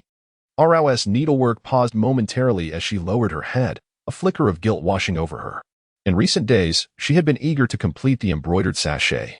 Thus, she had carelessly placed the unfinished piece at her waist. However, upon discovering its absence yesterday, she had searched in vain in numerous locations, ultimately resigning herself to the task of creating a new one for the prince. Upon hearing her explanation, Jean Wang cast a glance at the embroidery in Rao's hands. While a twinge of regret tugged at his heart, he found solace in her evident dedication. "I still desire the mandarin ducks, but do take care this time. Do not prick your fingers again," he instructed gently. "Why does the prince wish for mandarin ducks?" The young girl seemed to muster her courage, her fingers gripping the embroidery frame tightly, turning pale from exertion. Her luminous eyes were filled with uncertainty as she knitted her brows in confusion. Seeing Rao's vulnerable expression softened Jean Wang's demeanor instinctively. He leaned closer, his warm hand resting on her slender shoulder, gently caressing it for a moment. His voice, deep and resonant, held an alluring quality, akin to a siren's call. "I cherish mandarin ducks, but I cherish even more the ones you create, Rao. Do you not yet comprehend my intentions?"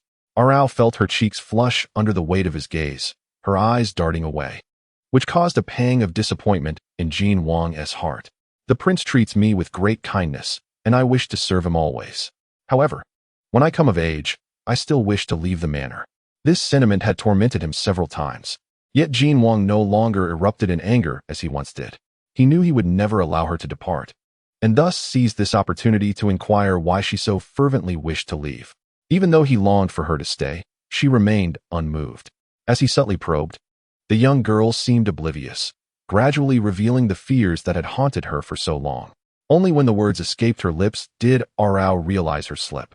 She hastily covered her mouth, her face a mask of terror as she regarded Jean Wang.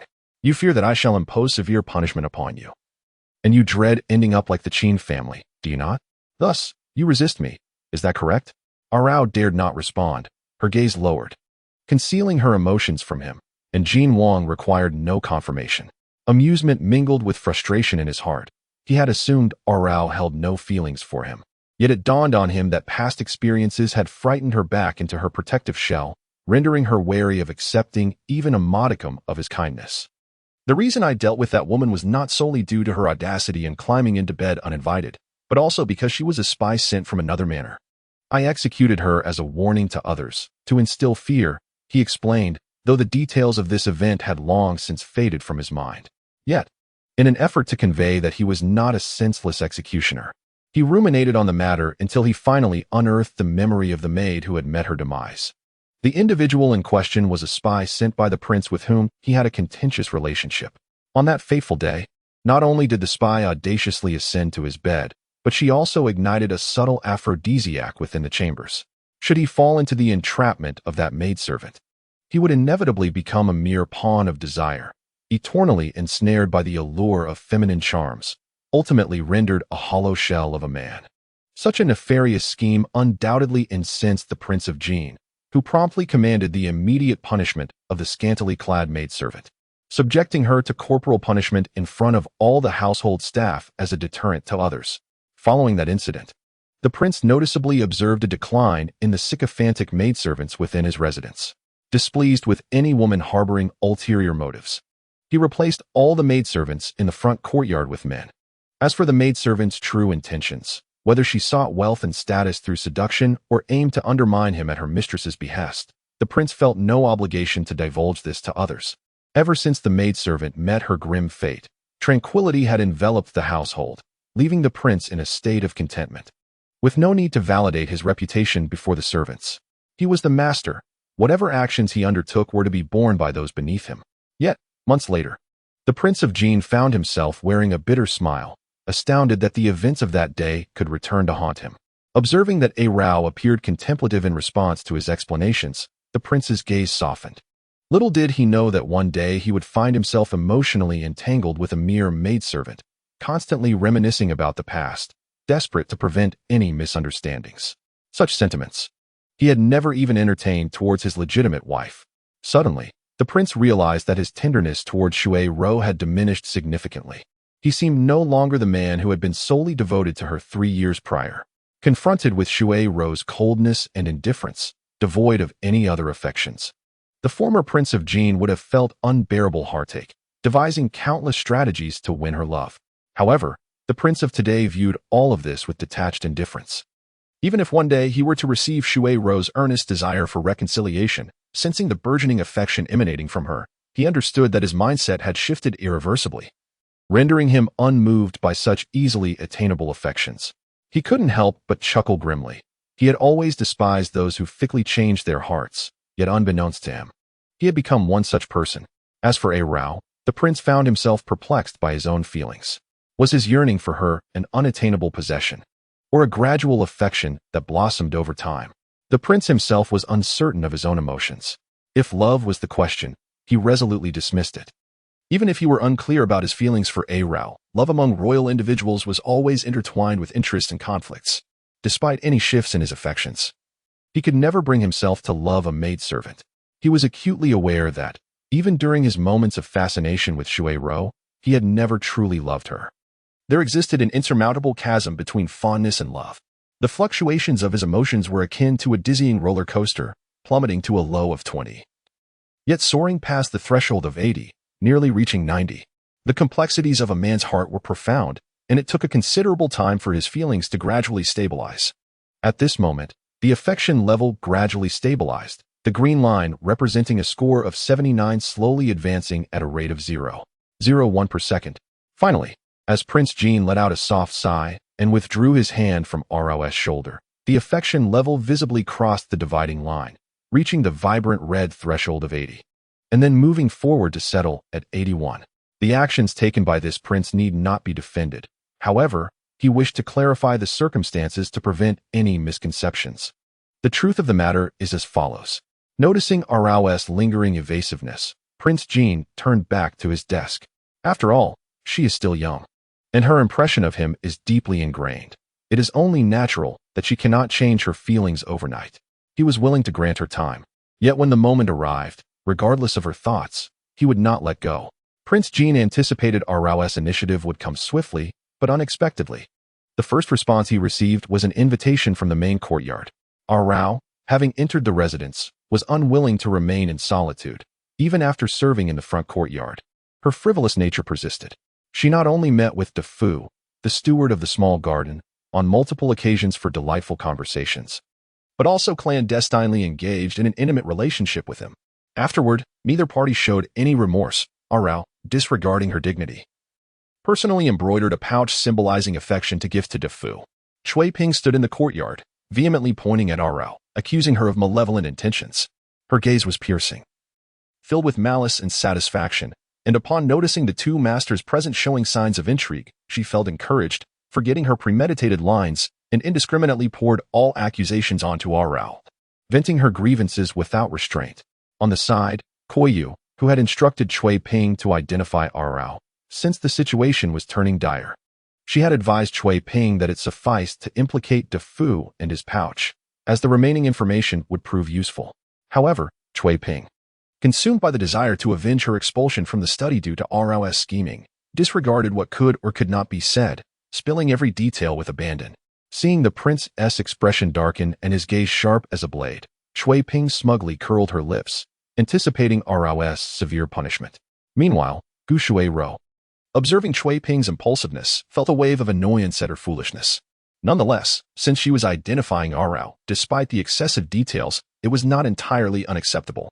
She placed a hand on her increasingly rounded belly, feigning concern as she gazed at the man. "My lord, what do you think of this matter?" Upon arriving at the main courtyard, Prince Jin's mood soured upon seeing Rao kneeling in solitude, neither defending herself nor acknowledging her actions, her bowed head appearing weak and numb, which irritated him further. When he heard about the pouch, he became even more attentive. Rao had mentioned the pouch was lost, yet it turned out she had given it to another man. At that moment, Rao lifted her head to meet his gaze, her eyes filled with resilience. "The servant did not deliver it. That pouch was inadvertently dropped by me and was taken by someone with ill intent to frame me." From the moment she spoke, without a hint of contradiction, Rao's words emerged with unwavering conviction, her countenance unchanged and her gaze bright. This prompted some of the maids, who previously thought Arao was sacrificing much for a trivial matter, to believe her more. They could never fathom that Miss Arao, who served in the front courtyard, would forsake the prince for a mere gardener. In terms of status, Arao's identity far surpassed that of the gardener, so how could she possibly harbor feelings for him?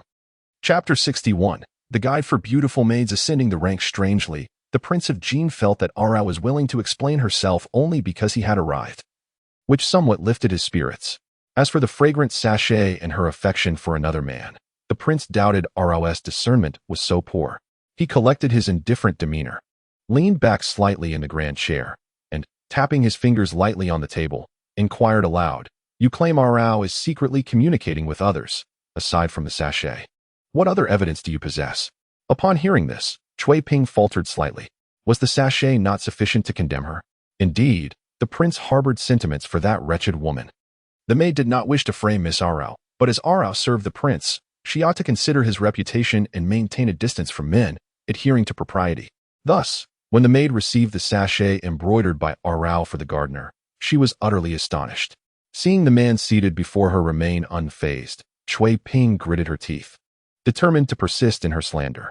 "What the prince may not know is that before attending to you, I had some interaction with Arao. I have seen her with the sachet constantly by her side, even mentioning her desire to deliver it soon. When she privately engaged with the gardener, she explicitly stated her intention to gift him this sachet. The gardener, De Fu, can attest to this." The Prince of Jin's eyes darkened momentarily before smoothing out again, concealing the sudden shadow that had risen within. He cast a glance at the simple man brought forth and displayed a hint of coldness. The memory of Arao's interaction with him remained vivid. If Arao had yet to accept him, how could this gardener not be considered an impediment? Perhaps it was the jealousy of a rival that fueled the prince's disdain for the gardener, as his expression grew colder upon seeing De Fu kneeling alongside Arao. Cui Ping, who had been observing, mistakenly believed the prince accepted her allegations and now felt a growing aversion towards Arao's flirtatious nature. Suppressing her inner elation, she exchanged a glance with Ruyu seated beside her and handed over the half-stitched sachet to the person sent to retrieve it. She continued to embellish her narrative, indicating that this was indeed Arao's handiwork, in the form of mandarin ducks, with meticulous stitching that clearly showed great care had been taken. As the prince grasped the sachet, his sharp gaze directed at Cui Ping sent a shiver down her spine, causing her heart to tremble. The Prince of Jin examined the fine stitching and noticed the bloodstains on it, which had been intricately crafted into the shape of wings. He lifted his gaze, a smile playing at the corners of his mouth. "You assert that this sachet was embroidered by Arao herself, and she explicitly stated her intention to gift it to the gardener?" Cui Ping, though perplexed, nodded with conviction. In her eyes, Arao's seemingly innocent embroidery of mandarin ducks was a sign of burgeoning romantic feelings, while the prince's occasional thoughts of Arao did not equate to genuine affection, as evidenced by his failure to elevate her status. Moreover, Cui Ping distinctly recalled witnessing Arao clad in an inappropriate high-neck garment months prior, a sight that stirred suspicion. She was resolute in her disbelief that the prince had developed feelings for Arao at that time, especially since Arao had subsequently been relegated to the kitchen, leaving Cui Ping to attend to the prince alone. Under such circumstances, how could the prince possibly harbor feelings for Arao? The only plausible explanation was that Arao, in her waywardness, had attempted to seduce the prince but, failing that, had clandestinely engaged with the gardener, leading to undisclosed affairs. Otherwise, how could the simple gardener be so infatuated with Arao? She could not fathom that a man could be indifferent to beauty. Not only had Arao crafted a fragrant pouch of mandarin ducks, but she had also prepared a mosquito-repellent sachet for the gardener, which the maidservants had readied. Awaiting the prince's inspection, Cui Ping was entirely devoted to discrediting Arao, relentlessly observing the expression of the one seated above. At this moment, even Gu Shui Rou had transitioned from feigning disbelief to complete conviction. The Jin Wang maintained an inscrutable demeanor, causing Cui Ping's heart to flutter with unease. The gardener, kneeling beside Arao, seemed to grasp the situation, casting a sidelong glance at Arao, his eyes betraying a glimmer of joy. He had come upon hearing that Arao was accused of infidelity, with the alleged partner being the kitchen steward, Shin, having spent many years in the royal residence. De Fu was well aware of Shin's character. If Arao were indeed assigned to him, it would undoubtedly spell disaster for her future. Deeply fond of Arao, De Fu was determined to shield her from such a fate. Should he acknowledge their secret connection, it might lead to a row being promised to him, allowing him to resign from his position and whisk her away to live the life she desired, free from the scrutiny of their superiors. Although DeFu did not fully comprehend the intricacies of the power struggles at play, he understood that Arao's service to the prince was likely a scheme orchestrated by the lady of the house to tarnish Arao's reputation. Unable to bear the thought of Arao suffering such an injustice, he resolved to shield her from the fallout, believing that, given Arao's longing for life outside the estate and his own affection for her, she might eventually come to regard him favorably. "Gardener, do speak of your feelings for Miss Arao." The inquiry rang out amid the assembled crowd, causing DeFu's face to flush crimson. He stammered, his gaze flitting nervously toward Arao, a demeanor that would be unmistakable to any observant onlooker. Gu Shuai-ro, using her teacup to mask a triumphant smile, reveled in the folly of it all, knowing that no further words were necessary to humiliate Arao. In contrast, Arao, though kneeling, held her back straight, exuding a quiet strength. Her expression was serene, even gentle, reminiscent of a camellia bud poised to bloom, radiating an undeniable elegance that could not be overlooked. Gu Shiru was thoroughly vexed by Arao's expression. She set down her teacup, gently caressing her abdomen, and graciously declared that since love was in the air, the Wang residence was not a place that mistreated its servants. She encouraged them to express their feelings to their master, assuring them that they would facilitate a harmonious union. However, she warned that clandestine meetings could tarnish a young lady's reputation. "Gardener, your actions are rather immature. Should you wed Arao in the future, you must learn to behave properly and not cause her distress." As the esteemed mistress, Gu Shiru's seemingly benevolent words stirred a wave of emotion within DeFu. He had been hesitating whether to consult Arao about her feelings first, but now his face brightened with joy, just as he was about to bow in gratitude. A languid yet audacious voice interrupted from the upper seat. "Mutual affection? A shared sentiment? An emotional bond?" Jin Wang rose from his seat, his tall and lean figure commanding attention, with his hands clasped behind his back and a cold smirk playing at his lips. He regarded the unfolding spectacle with a predatory gaze, fixating on the demure Arao. With each word he uttered, he advanced closer to her. The demeanor of Jin Wang unsettled Gu Shiru. Clenching her handkerchief tightly, she cast a frantic glance at Ruyu, who appeared utterly transfixed, wide-eyed at the man's actions. Suddenly, Arao's arm was seized by a forceful grip, firm yet not painful. The chilling fragrance emanating from the man enveloped Arao, his towering presence completely shielding her. From a distance, it appeared as though Arao was nestled within his embrace, their shadows stretching together, reminiscent of intertwined mandarin ducks. "Your Highness." Gu Shiru rose, disbelief etched across her features as she gazed in that direction. "What are you doing? Are you attempting to separate lovers?" She still harbored hopes that the prince would not undermine her plans. She was acutely aware of the man's character. If he desired something, he would go to great lengths to obtain it, just as he had insisted on marrying her in years past. With a mixture of rage and murderous intent, Gu Shiru's gaze fixed on Arao, her fury igniting. She knew all too well that the women of the Wang residence were not to be underestimated, and even the seemingly innocent and delicate Arao harbored her own ambitions. Perhaps she had already ensnared the prince's affections long before, merely concealing her intentions. Today, however, Gu Shiru was determined to eliminate Arao as a rival. Otherwise, how could she establish her authority in the courtyard should he take her as a concubine? She had endured enough drama with the Qin family, and she would not allow a repeat of that experience. Though her heart burned with indignation, Gu Shiru could not ignore the rising tide of panic within her. Her eyes were fixed on the couple, pained to witness how Jin Wang's regard for Arao surpassed even his past affections for her, unfazed by the presence of servants and onlookers. As if sensing Gu Shiru's distress, Jin Wang, after assisting Arao to her feet, did not relinquish his hold. In front of a stunned audience, his tone remained calm as he remarked, "You lost a pouch after embroidering a pair of mandarin ducks. If your mind does not stay with me, you might find yourself bullied." His sardonic words elicited a collective gasp from those present. What did the prince mean by that? At this moment, Cui Ping trembled with fear, reluctant to cast her gaze towards Arao. Yet, she found herself unwilling to relent. The piercing stares directed at her felt like daggers in her back.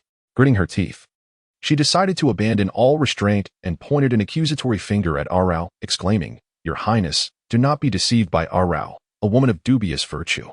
She has long since engaged in a close relationship with the gardener, and at that time, you did not even notice Arao. She has taken advantage of this situation to ensnare your highness. The Gene Prince's calm words struck like thunder, startling those present. He remarked coolly, "The mosquito-repellent sachets crafted by Arao were not intended solely for the gardener. My bedchamber is filled with those highly effective sachets, allowing me undisturbed rest. As for the mandarin duck pouch, it was made by Arao at my behest, for I hold it in great favor. Do you still harbor any objections?" The Gene Prince's gaze swept over Cui Ping's pallid countenance, and he noticed Gu Shuai intently watching from her seat. A flicker of helplessness crossed his mind. He understood that the once graceful and delicate woman had irrevocably changed, her essence now unrecognizable. The scheme set forth today was rather crude. Anyone could see it was a blatant trap aimed at Arao. Had he continued to harbor resentment towards Arao, their mutual coldness could have very well led to the success of the adversary's plot. Without casting another glance at the onlookers, the Gene Prince took Arao's hand in his long, strong grip, commanding that the ailing princess be escorted back to her quarters for rest. The rest of the assembly dispersed, with a stern warning that any gossip within the household would be met with a punishment of 50 strokes. As for the gardener and Cui Ping, they were to be expelled from the royal residence. Ignoring the cries and lamentations of those left behind, the Gene Prince held Arao's hand and led her away from the absurd and hasty setup. The two remained silent until they entered the study, where the Gene Prince gently placed the still struggling Arao upon the couch and slowly released her hand, looking down at her from his elevated position. "Do you have anything to say? If I do not intervene, will you silently endure all this slander? Is it so unbearable to be close to me that you cannot even muster a defense?" With a cold smile, yet his eyes brimming with insatiable ambition, he grasped Arao's chin, compelling her to meet his gaze, her clear and pure eyes reflecting only his image. "Had you submitted to me sooner, I would not have been so consumed by thoughts of you. I never anticipated that you would prove to be so remarkable, haunting my mind day and night. You wish to flee the royal residence?" Ah! His lips grazed the sensitive lobe of her ear, and as the fullness of her ear turned a delicate shade of pink, a glimmer of triumph sparkled in his dark, deep-set eyes. His voice, low and husky, carried an air of reckless abandon uncharacteristic of him. "I shall not permit it. You will stay in the royal residence, in the study, and become my little bird." Beneath his palm, her delicate form quivered slightly, and the Gene Prince felt a mix of satisfaction and melancholy. Once upon a time, he would have required no coercion to pursue a woman. He had never been so fixated in all his days. Yet inexplicably, the Gene Prince found himself unwilling to let go of this fragile, easily intimidated little bird. How could an ordinary man truly care for such a treasure? The desire for luxurious attire and sumptuous feasts remains paramount, and one must nurture their gilded cage with care. As for the matters of the front courtyard, they shall remain unmentioned. However, turmoil has erupted within the main courtyard. The temper of the princess has grown increasingly volatile, and even the maids tasked with her service find themselves subjected to her whims, suffering harsh reprimands, including a stinging slap across the face. In an instant, fear permeates the main courtyard, leaving little room for concern over the prince's romantic escapades. Cursed be this so-called infallible plan. Is this truly your method to expel that wretched maid from the royal residence? Now, the prince has openly acknowledged his affections for Arao. How splendid! You fool! Have only elevated Arao's status further. Kneeling on the ground, Ryue, having received a slap, stifles her tears, the fiery sting on her cheek a source of deep humiliation, especially as she witnesses the very maid she has always scorned, Ruyan, standing by, and scathed, watching her punishment unfold. For Ryue, this is akin to a catastrophe. She covers her cheek, humiliated, kneeling in shame, as resentment and bitterness rise within her heart. Whether directed at the mocking Ruyan or others, she has no time to ponder. She repeatedly bows her head, hoping to placate her mistress's anger, until her forehead bears bruises, at which point the noble lady finally condescends to allow her to rise. That wretched maid has always been a thorn in the side of the princess, and the prince's affections towards her are no mere trifles. Should she succeed, the princess's position in the rear courtyard would be in jeopardy. Arao cannot be permitted to remain. Gu Shuai casts a cold, menacing glance at Ruyan, her voice low, yet laced with lethal intent. "Ruyan, this matter is entrusted to you. It must be handled with utmost precision." Ruyan nods in acquiescence, ignoring Ryue's seething gaze as she calmly exits the chamber. That fool, Ryue, thinks she can topple Arao by relying on another simpleton and a few unfounded pieces of evidence. Now, she has not only lost her dignity, but has also compelled the prince to publicly declare his feelings, which is akin to a dagger to her heart. Rian's expression remains impassive. Upon hearing the furious footsteps behind her, she does not linger, soon followed by Ryue's scathing insults, her tone sharp and derisive, even mocking Ruyan's orphan status. Ruyan's demeanor darkens as she contemplates intensifying her schemes. Chapter 63, A Handbook for the Ascension of the Beautiful Maidservant. What does it matter if you harbor discontent? Ultimately, your incompetence has drawn the disdain of your mistress, betraying her expectations. From this day forth, do you believe your mistress will treat you as before? You are likely forever marked by your inadequacies, leaving her no inclination to consider you for future endeavors. You simpleton. This is the first time Rian has dared to confront Ryue with such audacity. And before Ryue can even process the insult, Rian has already departed with a sense of triumph. Left behind, Ryue stands in disbelief, her eyes filled with venomous fury, as she digs her well-manicured nails into her palm, drawing blood, yet the pent-up anger within her remains unexpressed. The searing pain on her face continued to spread, yet it paled in comparison to the excruciating agony she felt when she was first thrust to the ground. That pain was imbued with disbelief, the humiliation of being witnessed by others, and the cold, unfeeling panic of her once beloved master. Gu Shueizhou had never laid a hand on her, never. Yet now, disregarding Ru Yan's presence entirely, she had ruthlessly cast her dignity to the ground, trampling it into the mud. She had endured this hardship solely for her master's happiness. But Gu Shueizhou offered not even a modicum of consolation, instead resorting to scorn and reprimand, culminating in physical violence against her. Though she and Ru Yan held the same status, Gu Shueizhou obstinately refused to allow her to rise to the position of the chief maid, leading to her being called sister by the underlings, yet subjected to their indiscreet scrutiny and probing. Unlike the respect and deference shown to Ru Yan, she had strived to learn the proprieties at the Gu residence for her master, yet received none of the rewards she sought. On the contrary, her master had grown to despise her, disregarding their past bond. The notion of sisterly affection was nothing but a sham. As she gently caressed her numb cheek, she suddenly curled her lips into a mocking smile. It was her master who had wronged her. It was that wretched Ru Yan who had forced her hand. The fault lay with them both, so it was only natural for her to pursue what she desired. Since that day, she had been subtly making her way to the front courtyard or occasionally meandering into the dining hall where the servants gathered for their meals. With her striking beauty and her esteemed position as the favored one of the princess, the servants had no choice but to curry favor. They dared not question her presence in the dining hall.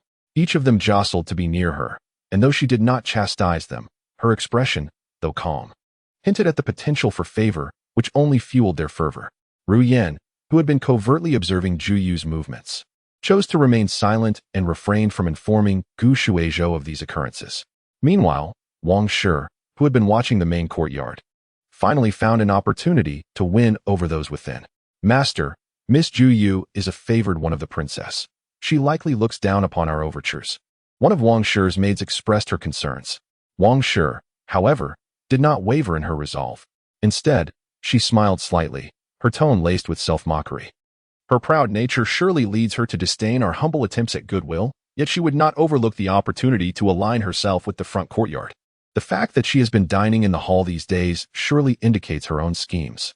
You have likely surmised that the two young gatekeepers of the front courtyard have also become familiar with Ju Yu. How could this not be a case of proximity leading to advantage? Wang Shi's casual remarks sent a chill through her maid, who could only conclude that Ju Yu had long harbored intentions towards the front courtyard. Even if Gu Shueizhou were her master, she was not necessarily the best of masters.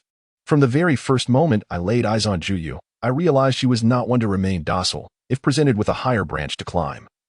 How could she possibly refuse? It seems she is currently acting covertly, treading softly without any apparent supporters behind her. If we were to offer her assistance, how could she possibly decline? The close maid nodded slowly upon hearing the words, yet a lingering sense of doubt clouded her mind. After much hesitation, she finally voiced her concern. Why would her mistress wish to assist her in achieving her ambitions? Even if Ryue were to succeed, the main courtyard would undoubtedly retaliate, and it was possible that the princess would perceive their actions as unruly and turn against them. What then could be done? That will not happen. By then, she will have no chance to interfere with us. Wang slowly narrowed her eyes. Her scheme had always been to provoke Gu Shuai after Ryue's success, thus leading to the latter's miscarriage. Otherwise, once the child was born, her opportunity for ascendance would vanish entirely. Now that the Qin family had fallen, she remained the sole supporter in the inner courtyard. It was not lost on her that the Empress Dowager sought to undermine the main courtyard's favor. For the time being, Gu Shuai dared not act against her. Otherwise, after having discarded the Qin family, eliminating her as well would appear to be a conspiracy orchestrated by the main courtyard. Even though she was but an inconspicuous concubine, she ultimately represented the Empress Dowager. Should she meet her demise, it would signify that Gu Shuai had disregarded the Empress Dowager's dignity and openly challenged her, which would not bode well for Gu Shuai. The Qin family's downfall was attributed to her feigned pregnancy, which could be somewhat justified. However, if someone who had always remained complacent and caused no disturbances were to die, the reason would be glaringly obvious. This was also why Wang had been prudently confining herself within the courtyard, avoiding any chance encounters with the prince. She awaited Gu Shuai's miscarriage. At that moment, chaos would reign in the main courtyard, and her opportunity would arise. Yet prior to that, she needed to eliminate any rivals to ensure that she was the sole candidate to ascend and bear the prince's offspring. Thus, Arao from the front courtyard could not be allowed to remain. For the past half-month, the atmosphere in the back courtyard had been calm regarding the schemes against Arao. Meanwhile, the Jin prince had audaciously reduced his visits to the main courtyard, devoting his days to official duties and subsequently secluding himself in the study. To outsiders, it seemed that Arao from the front courtyard possessed remarkable talents, managing to keep the prince occupied with her company. Such rumors inevitably reached Gu Shuai's ears. These days of pregnancy were already arduous for her, and her temperament had grown increasingly irritable, leading to daily discontent. Prolonged distress had even caused her abdomen to ache subtly. Were it not for the house physician's constant vigilance and the herbal concoctions administered to her, this pregnancy would likely be even more taxing. Upon hearing such rumors, Gu Shuai gritted her teeth and shattered the medicinal bowl in her hand, the brown liquid splattering everywhere. The maidservant, accustomed to her outbursts, waited until her mistress's anger subsided before cleaning the mess. He increasingly disregards me. Even in my pregnant state, he dares to humiliate me. Why then did he insist on marrying me in the first place? Is it merely to witness my pain as he lavishes affection on that wretched maid? When their mistress was displeased, Ryue and Ryun, as her devoted attendants, instinctively aligned with her moods. However, as Ryun had fallen severely ill and was unable to attend to her, only Ryue remained by her side to serve. In these recent days, as the moon has shed its youthful exuberance and arrogance, she has become considerably more composed. Slowly, she began to speak, expressing the hardships of her pregnancy. The forthcoming labor would undoubtedly be even more arduous. The maid observed that pregnancy is not an easy endeavor, and since the Lord has never experienced it himself, he remains oblivious to the lady's struggles. Should he come to understand her difficulties, it is certain that he would frequent the main quarters more often. Gu Shuai, upon hearing this, furrowed her brow. Though her expression was less than favorable, it had cooled considerably compared to earlier. How could I not know what you speak of? Yet, how can I convey this to the Lord? Doing so would only make the household believe I am being overly delicate, as if I am boasting about my condition. Gu Shuai was particularly concerned with her reputation, unwilling to allow the slightest blemish upon her dignity. However, Ryu shook her head, gesturing mysteriously with her fingers. The Lord cannot truly grasp the pains of your pregnancy. Merely speaking of it may yield a few days of sympathy, but such words will soon lose their effect. Perhaps you could let the Empress Dowager know of your struggles. Having been pregnant herself, she would inherently understand your plight. The Lord, being dutiful, would surely comprehend your hardships if conveyed by the Empress Dowager herself, and thus he would naturally visit the main quarters. Gu Shuai's eyes brightened at this suggestion, recognizing its merit. However, she had always harbored a dislike for the Empress Dowager's demeanor, and the feeling was mutual. Consequently, she seldom ventured into the palace to pay her respects. Now, pregnant and unable to endure the jolting of the carriage, a visit to the palace was out of the question. There is no need for you to personally enter the palace. The Empress Dowager is quite concerned about your pregnancy. Does she not send a physician each month to check on you? If you are unable to eat or sleep well, you can certainly have the physician relay your concerns. Gu Shuai pondered this thoughtfully and found it to be a sound plan, although the Empress Dowager did not favor her. Given that she carried the first legitimate child of the royal house, a son nonetheless, she would likely extend her care. While it may be slightly irregular for the physician to visit the royal residence monthly, the knowledge of the prince's scarcity of heirs made such actions permissible, casting the Empress Dowager in the light of a nurturing mother. With each passing month, soon her belly would be 3 months along. Let us proceed with your suggestion. With someone to alleviate her immediate concerns, Gushuru felt her spirits lift considerably, observing Ruyu's willingness to share her burdens. She couldn't help but feel that Ruyu had matured, no longer acting solely on her own whims. Holding Ruyu's hand with heartfelt sincerity, she remarked, "You have become more understanding than before, which is a good thing. My previous hesitance to promote you to a senior maid stemmed from your recent arrival and the potential for discord among the others, as well as your limited experience. The royal household is far more rigorous than a private home, and it would be beneficial for you to gain further experience below. Now that you have become more composed, I shall elevate you to the position of senior maid, sharing the responsibilities with Ru Yin to assist me. In due time, when you both have matured, I shall seek suitable husbands for you, ensuring you are married off with great honor, so that your time spent with me is not in vain." As the moonlight flickered in her eyes, Ryu shyly bowed her head and politely declined. Gu Shuai-ro assumed it was merely the innocent embarrassment of a young girl and smiled heartily, pondering the intertwining fates that might soon compel her to arrange a marriage between Ryu and the esteemed prince. However, such matters were still premature. It was imperative for her to coordinate with the court physician to prevent any slip of the tongue. Ryu nodded, assuring her that she would fulfill her duties, and then tenderly attended to Gu Shuai-ro as she drifted into slumber. Stepping lightly out of the room, Ryu closed the door behind her and paused for a moment in front of it, lost in thought. A sardonic smile briefly flickered at the corners of her lips before she returned to her usual composure and turned to leave. Soon, the day arrived for the physician to take his pulse. Ryu adeptly completed her task and discreetly slipped a hefty pouch into the physician's hands as he departed. Those who worked at the medical office possessed a keen heart. Who would refuse a benefit? Moreover, the physician was merely asked to exaggerate the discomfort experienced by the princess during her pregnancy, not to delve into any grave matters. He accepted the money with a nod and departed, his medical box in tow. The day following the pulse assessment, servants dispatched by the Empress Dowager arrived in grand procession to deliver supplements to the main courtyard. Notably, Prince Jin lingered in the palace long after court had adjourned, only returning at noon. When Gu Shuai-ro received the news of Prince Jin's approach to the main courtyard, her heart surged with joy. She hastily instructed her attendants to prepare her makeup and sent someone to the kitchen to oversee the preparations, then elegantly settled in her chamber, eagerly awaiting the long-absent prince. It had been quite some time since the prince graced the main courtyard with his presence. Gu Shuai-ro had envisioned a tender reunion. As her pregnancy progressed, she found herself yearning for the days spent in harmony with Prince Jin. She felt a mix of anticipation and grievance, longing to share with him the hardships born from carrying his child, hoping he would show her compassion. However, upon expressing her feelings, her words bore an undercurrent of accusation that left Prince Jin momentarily stunned. Realizing the misstep, Gu Shuai-ro bit her lip and gazed at the prince, whose demeanor remained impassive. She wished to apologize, yet the pride instilled in her by the adoration of men made it difficult to utter soft words.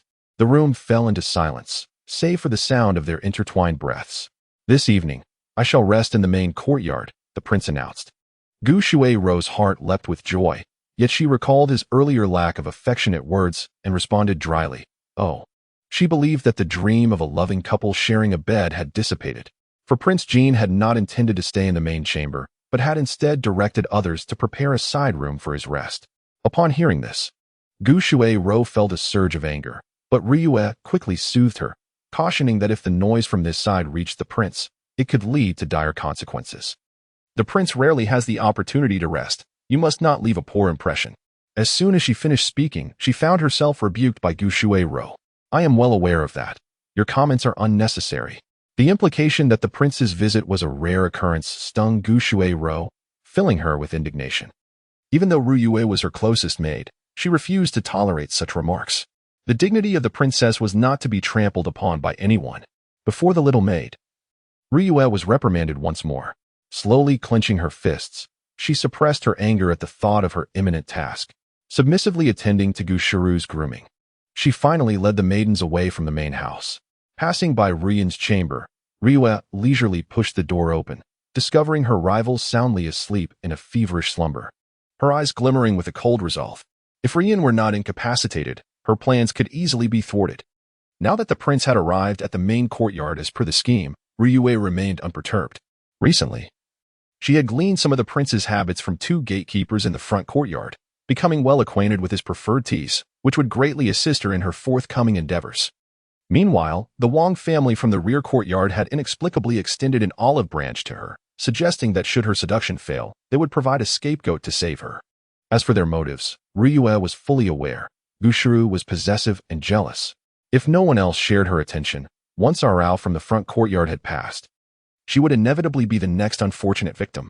Conversely, if Ryue succeeded, Gushuru would undoubtedly turn her ire toward her, neglecting the Wang family. Ryue understood this dynamic well. Yet she was unafraid of Gushuru's tactics. Having grown up alongside her, she knew her inside out. Should Gushuru strike, Ryue would certainly retaliate fiercely at her weakest points, ensuring her downfall. Chapter 65.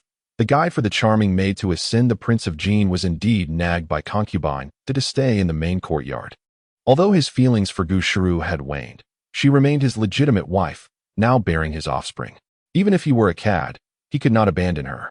However, he recognized that the spark he once felt for Shuru had long extinguished. Sharing a bed with her would only make him uncomfortable.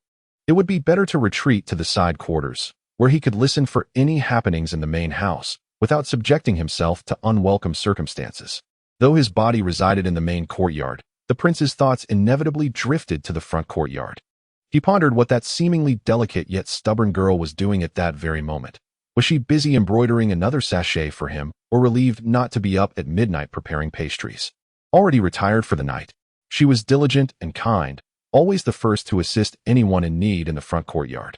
Yet before him, she acted like a prickly hedgehog. While she executed her duties flawlessly, she deliberately feigned ignorance of his desires, which vexed the prince. Nevertheless, he found her little tantrums endearing rather than bothersome. The more he contemplated, the more captivated he became with every facet of Arao. As drowsiness began to envelop him, he slowly closed his eyes. Among the ornate garments draped over the intricately carved wooden frame, a modest green pouch subtly released a fragrance so faint it was nearly imperceptible, gently enveloping the man. "Your Highness, is there something amiss with the tea brewed by this servant?" The furtive glance was detected, causing the Prince of Jin's heart to leap. Meeting the shimmering gaze of the other, he awkwardly averted his eyes, hastily lifting the teacup to drink the tea in one gulp. However, the tea was freshly served by Arao, its temperature a mere 8/10 hot, yet still exceedingly scorching upon entry. Oblivious to the heat, he blushed and swallowed the painfully hot liquid, straining to maintain his composure. "It is entirely my fault for serving the tea without informing you, Your Highness. Are you all right?" The gentle curve of a hand supported his arm. Instinctively, the prince glanced at her hands, delicate and alabaster, with faint calluses on the fingertips, even less pampered than his own. Yet, such hands seemed to possess a certain magic, evoking an overwhelming desire within him, accompanied by the sweet fragrance typical of a young maiden, enveloping him and transporting him back to the enchanting, tender dreams of the previous night, leaving him entranced. I am fine." As he spoke, his voice unexpectedly turned hoarse, as if he had been severely scalded. The prince, rarely flustered, felt a hint of crimson color his usually composed demeanor. "This tea is brewed rather well. How could one discern any flavor amid such heat? You have injured your throat, Your Highness, but fortunately, it is not severe. I shall fetch some ice for you to soothe it, and in the future, I will remind you regarding the tea to prevent further mishaps." In contrast to the prince's forced nonchalance, Arao expressed her discontent, muttering incessantly. Yet, she soon fell silent, staring wide-eyed at the prince, suddenly realizing something. Her face paled then flushed, and she hastily knelt. I did not intend to overstep." However, as she bowed, he gently lifted her shoulders, a smile dancing in his eyes. "You need not kneel. Are you concerned for me?" Arao's cheeks flushed crimson, her lips parted as if to speak, her head nearly touching the ground. I said nothing. Yet, the prince's keen ears had caught her every word. He was delighted that a mere minor scald had caused Arao to forget propriety and distance, showing concern for him. Did this signify that she too felt a stir of emotion? This realization uplifted his spirits, prompting him to desire a closer connection. Yet, fearing she might retreat in fright, He released his hold, allowing the nearly blushing little hedgehog to retreat into her shell. He watched her retreating figure with a leisurely yet unwavering gaze, his eyes twinkling with mirth. There was no rush. His gradual approach was indeed yielding results. Patience was essential, for otherwise, Aral might not dare to engage. He had intended to proceed slowly, yet unexpectedly, an opportunity presented itself. On another day, after Aral had dressed and groomed herself, she set out to prepare pastries for the prince. Though he was not particularly fond of pastries, he insisted on enjoying those made by Aral. As a diligent little maid, Aral naturally obliged without hesitation. Brother Chongqing, in recent days, the roses in the garden have blossomed in full splendor. I recall your fondness for rose cakes, fortuitously. I have the ingredients today. Would you permit me to prepare a portion for you to savor? Upon hearing this, Chongqing immediately glanced towards the study. Noticing the silence within, he quietly exhaled in relief and discreetly distanced himself from Aral.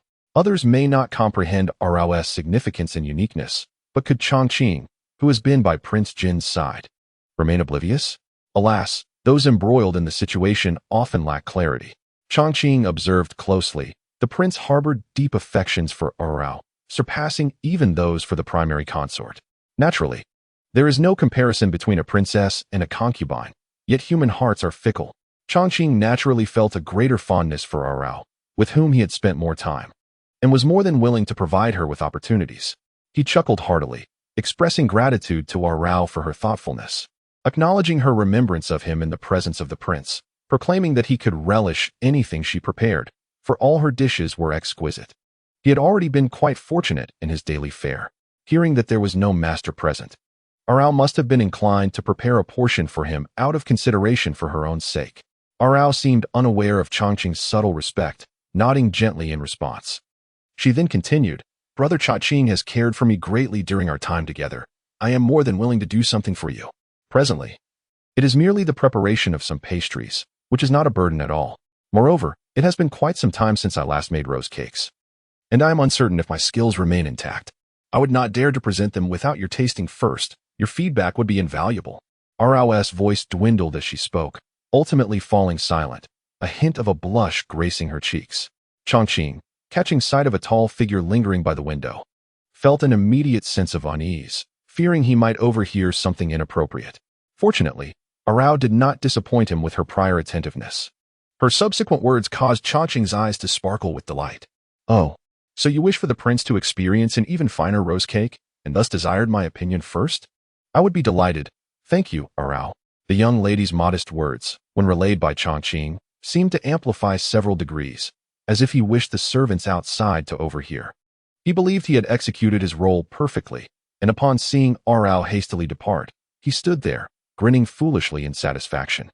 Heh. Surely the prince cannot blame me for this. For several consecutive days, Chongqing found himself utilized as a vessel by Aral. He was terrified and racked his brain daily, seeking ways to redirect Aral's affections towards Prince Jin. Meanwhile, the astute Prince Jin was often seen with a dark expression, ultimately deciding to summon Aral into the study, forbidding her from any further contact with Chongqing. The atmosphere in the study was not worth mentioning, yet Chongqing felt a significant weight lift from his heart. Finally finding some respite from his anxious disposition, the study had returned to its previous tranquility. Days passed, and after attending court, Prince Jin received orders to travel to Qinzhou on official business, with an uncertain return date. Upon hearing this news, Gu Shuai-ro felt a tinge of displeasure. In half a month, it would be her birthday, and the prince had never missed an occasion before. Now, he might potentially be absent for her celebration due to his duties. Despite the awareness that the man's attentiveness had waned, Gu Shuai-ro found herself particularly concerned about the matter of her birthday. With Ru Yan's illness still unresolved, Gu Shuai-ro was left with only Ru Yu by her side. Observing the situation, Ru Yu stepped forward and gently suggested, My lady, why not prepare some clothing and belongings for the prince to take with him? This way, he will know you are thinking of him, showcasing your virtue. The prince dotes on you so dearly, he is unlikely to forget your birthday. If this gesture pleases him, he may return promptly after completing his tasks, just in time for your birthday celebration. Trusting Ru Yu's words, Gu Shuai-ro instinctively placed her hand on her burgeoning abdomen and pointed to a few garments belonging to the Jin Wang, preparing to personally see him off. Upon noticing Aral standing at the door, she felt a flicker of annoyance, yet softened her expression when the man glanced her way. She presented the carefully packed bundle prepared by her maid, her voice tender. "Your Highness, I do not know when you shall return. These garments were personally prepared for you. Please take care of yourself while attending to your duties. I shall await your return." Her heartfelt words were both gentle and dignified, reflecting her grace. In times past, the Jin Wang would have been overjoyed, yet now he merely cast a discreet glance at Arao. Noticing her head bowed, he furrowed his brow slightly and turned his gaze back to Gu Shuai-ro. "You are in your delicate condition. It is best for you to rest indoors. There is no need for you to see me off. I understand your intentions well. Your birthday is approaching, and I promise to return by then." Upon hearing this, Gu Shuai-ro felt a surge of joy and instinctively wanted to embrace the man. However, the Jin Wang took an inadvertent step back, only grasping her arm gently. His smile warm. "There is no need for further farewells. The wind is strong here. Be cautious not to catch a chill. Ruyu, please assist your mistress back inside to rest. Should there be any matters of concern, do write to me without hesitation." Ruyu nodded in compliance. While Gu Shuai-ro remained entranced by the Jin Wang's usual care for her, her cheeks flushing as she affectionately watched him mount his steed and ride away. "My lady, the prince mentioned the wind is fierce. You must not expose yourself to it. It is best to return soon, lest you cause him worry." Gu Shuai-ro blushed, playfully patting Ruyu's hand. "Who is your mistress here? You seem to remember his words quite well." Ruyu, aware that this was an exhibition of unique affection, carefully concealed her intentions as she continued to support Gu Shuai-ro wholeheartedly, managing to elicit laughter from her for quite some time. Once the laughter subsided, Gu Shuai-ro turned her attention to Arao, whom she regarded with apprehension. She approached Arao, resting her hand on her abdomen, and observed the latter's increasingly beautiful visage, accentuated by the sheen of her forehead. Her voice, as cold as ice, echoed, "You possess a truly pitiful yet exquisite countenance. It seems the meals in the front courtyard have suited you well, nurturing you not only in appearance, but also in spirit." Observing Arao kneeling in despair, she felt no sense of satisfaction. Rather, the delicate weakness adorning Arao's face was profoundly irksome. Furrowing her brow, she regarded Arao with the disdain typically reserved for refuse. "Each time I converse with you, my noble lady's abdomen convulses with pain. How audacious of you! Do you harbor intentions to harm my child? If I do not impart a lesson upon you today, I fear your insolence will only escalate. Lu Yu, remain here to personally oversee Arao. Ensure she kneels for a full 4 hours, as penance for her wicked thoughts." Lu Yu nodded with a lifted chin. "This servant obeys. I shall certainly make this wretched maid repent." With satisfaction, Gu Shuai-ro departed, leaving only Lu Yu to coldly observe Arao's punishment. As the sun blazed, Lu Yu sought refuge in the shade, watching Arao, drenched in sweat yet maintaining her erect posture. Lu Yu sneered, with the prince absent, whom was Arao attempting to fool with this fade of victimhood? Only when the 8 hours had elapsed did Lu Yu wearily return to the main courtyard, wholly indifferent to Arao's plight behind her. Meanwhile, the young eunuchs in the front courtyard, beneficiaries of Arao's kindness, summoned a few maidservants to assist Arao back to the study, gazing at the glaring bruises upon her knees. Arao remained expressionless. Being a creature of resilience, the pain was not insurmountable for her. Furthermore, this injury would serve as a pretext for her to seek revenge against Gu Shuai-ro, marking merely the initial step in her plan. The more she appeared pitiable and fragile, the more she would elicit the affections of men. Not to mention, the crown prince, who now harbored unacknowledged feelings for Arao, was beginning to see through the fog of confusion. He awaited Gu Shuai-ro's next misdeed to obliterate any lingering fondness he held for her. Since the crown prince's departure from the capital, Gu Shuai-ro seemed to have discovered a new source of amusement: the humiliation of Arao. Whether compelling Arao to kneel while holding an incense burner, or forcing her to stand in the courtyard under the scorching sun to recite scriptures for her peace of mind, she relished in such torment. Even during her afternoon slumbers, Arao was required to stand by, forbidden from leaving. The young eunuchs in the front courtyard, witnessing Arao's disheveled state as she returned home each day, finally perceived the true nature of the noble lady in the main courtyard. Although her status was exalted, her influence did not extend to the front courtyard. In their interactions with Arao, who was kind-hearted and empathetic, they found themselves increasingly biased toward her. Witnessing Arao's degradation, they could not help but develop a poor impression of the main courtyard. In their eyes, the master currently had only 2 concubines in the rear courtyard, which in itself was a rarity for a gentleman of his stature. Yet, even with this, the lady was still unsatisfied, seeking to impose her will upon Arao, a mere maidservant. This was a gross misstep, tarnishing her own dignity and status. Moreover, they were inclined to support Arao in her ascent to prominence, as she was benevolent and had worked alongside them for an extended period. Should she rise to the position of mistress, it would open avenues for them should they ever find themselves in trouble, a potential sanctuary for their very lives. Chapter 67. The Handbook for Ascending Beautiful Maidens. Servants are typically fond of gossip and are acutely aware of their social hierarchies. The servants in the front courtyard were of a higher caliber than those tending to the back courtyard or garden, and their gossip was more refined, drawing a crowd that nearly filled the room.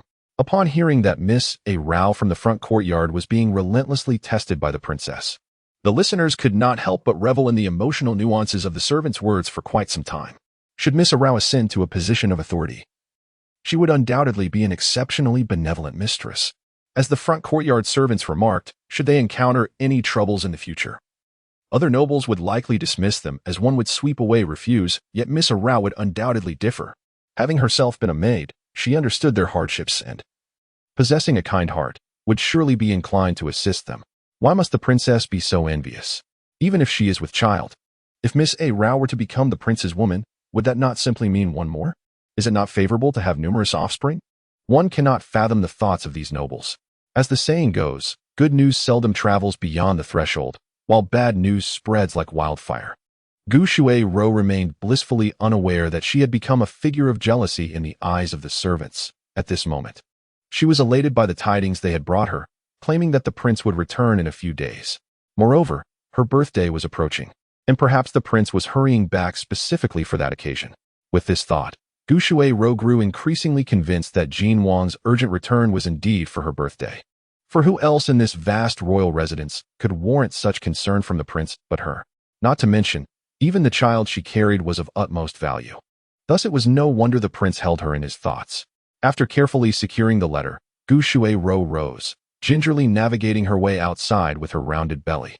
The sun blazed fiercely, and although it was already October, the heat remained oppressive. Standing outside for even half an hour in the midday sun would leave one drenched in perspiration.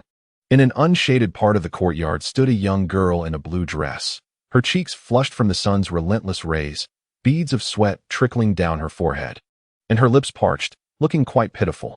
Gu Shuai-ro, observing from the cool shade above, noticed the girl was on the verge of fainting and, in a rare display of mercy, spoke up, declaring that today's prayers would conclude here and that the girl should return tomorrow at the same hour to recite prayers for the child within the princess's womb. What an ill omen! Each time she laid eyes on the princess's belly, discomfort washed over her. Could it be that the girl and the child were at odds with one another? Such an accusation would be grave indeed. Yet Gu Shuai-ro had no intention of hastening Miss Rao's demise. With a casual wave of her hand, she watched as the girl limped out of the main courtyard. Recently, the girl had been punished to kneel for 4 hours, and the following day summoned to stand all day reciting prayers. How could her legs possibly recover?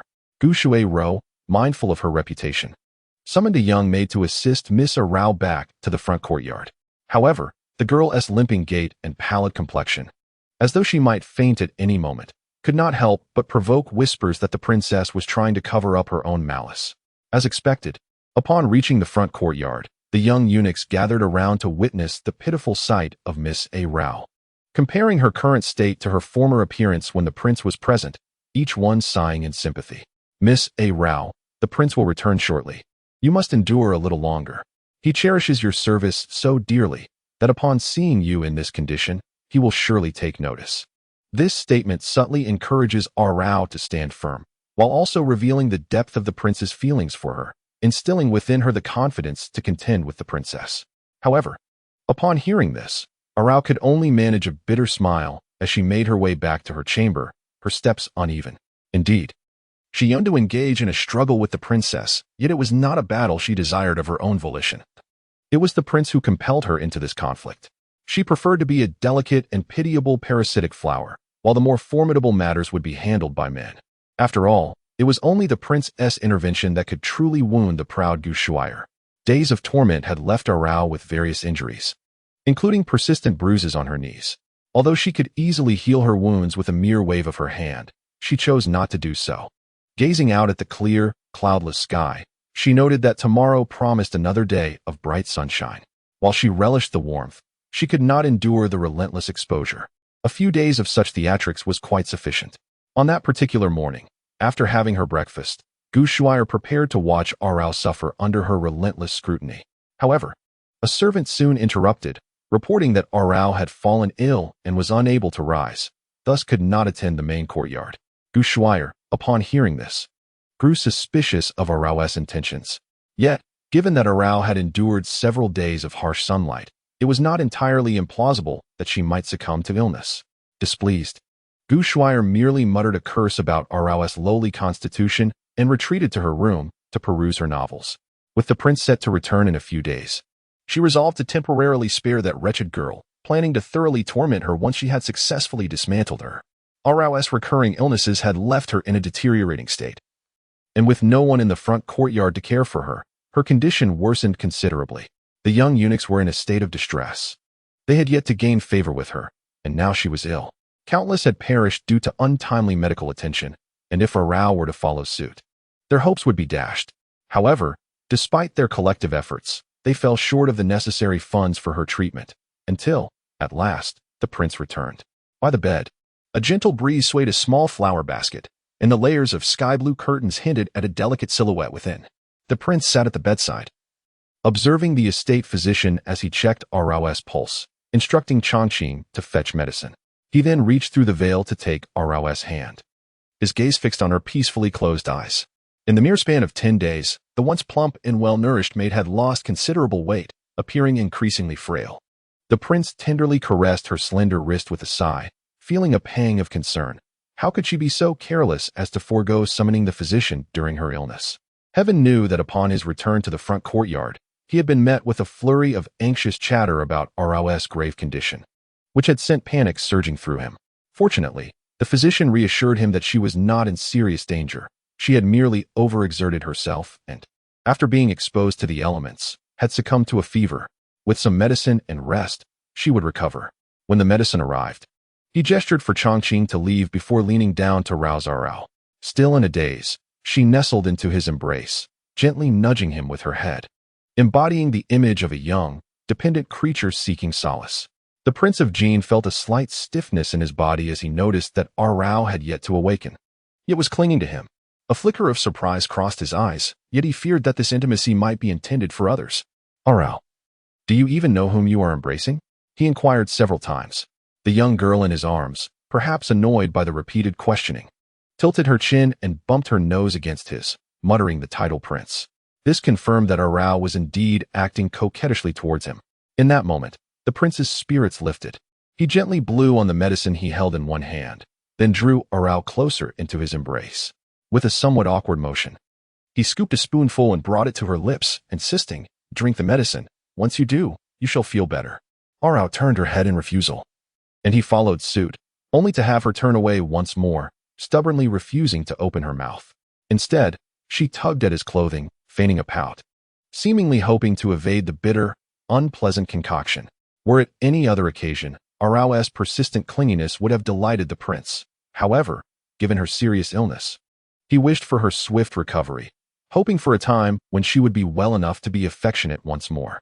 Thus, he set down the medicine bowl and, with a firm yet gentle grip, held her chin, pressing the medicine between his lips and teeth. Yet, in an instant, the medicine was expelled. Chapter 68, the handbook for ascending the rank of a beautiful maid. At this point, the prince was genuinely vexed. Rarely did he feed anyone medicine, and to be met with such refusal was exasperating. He flicked Arao's forehead with annoyance, his voice low and serious. "Do not be mischievous. Drink the medicine, and you shall be well." Suspecting that the young girl feared the bitterness, he had even instructed Changqing to prepare some rock candy. However, when it reached her lips, she still turned away, adamantly refusing, embodying a stubbornness akin to her usual resistance to him. The prince's expression darkened, yet his movements remained cautious, imbued with a tenderness he was unaware of. "If you continue to move, I shall make sure to pour the medicine down your throat."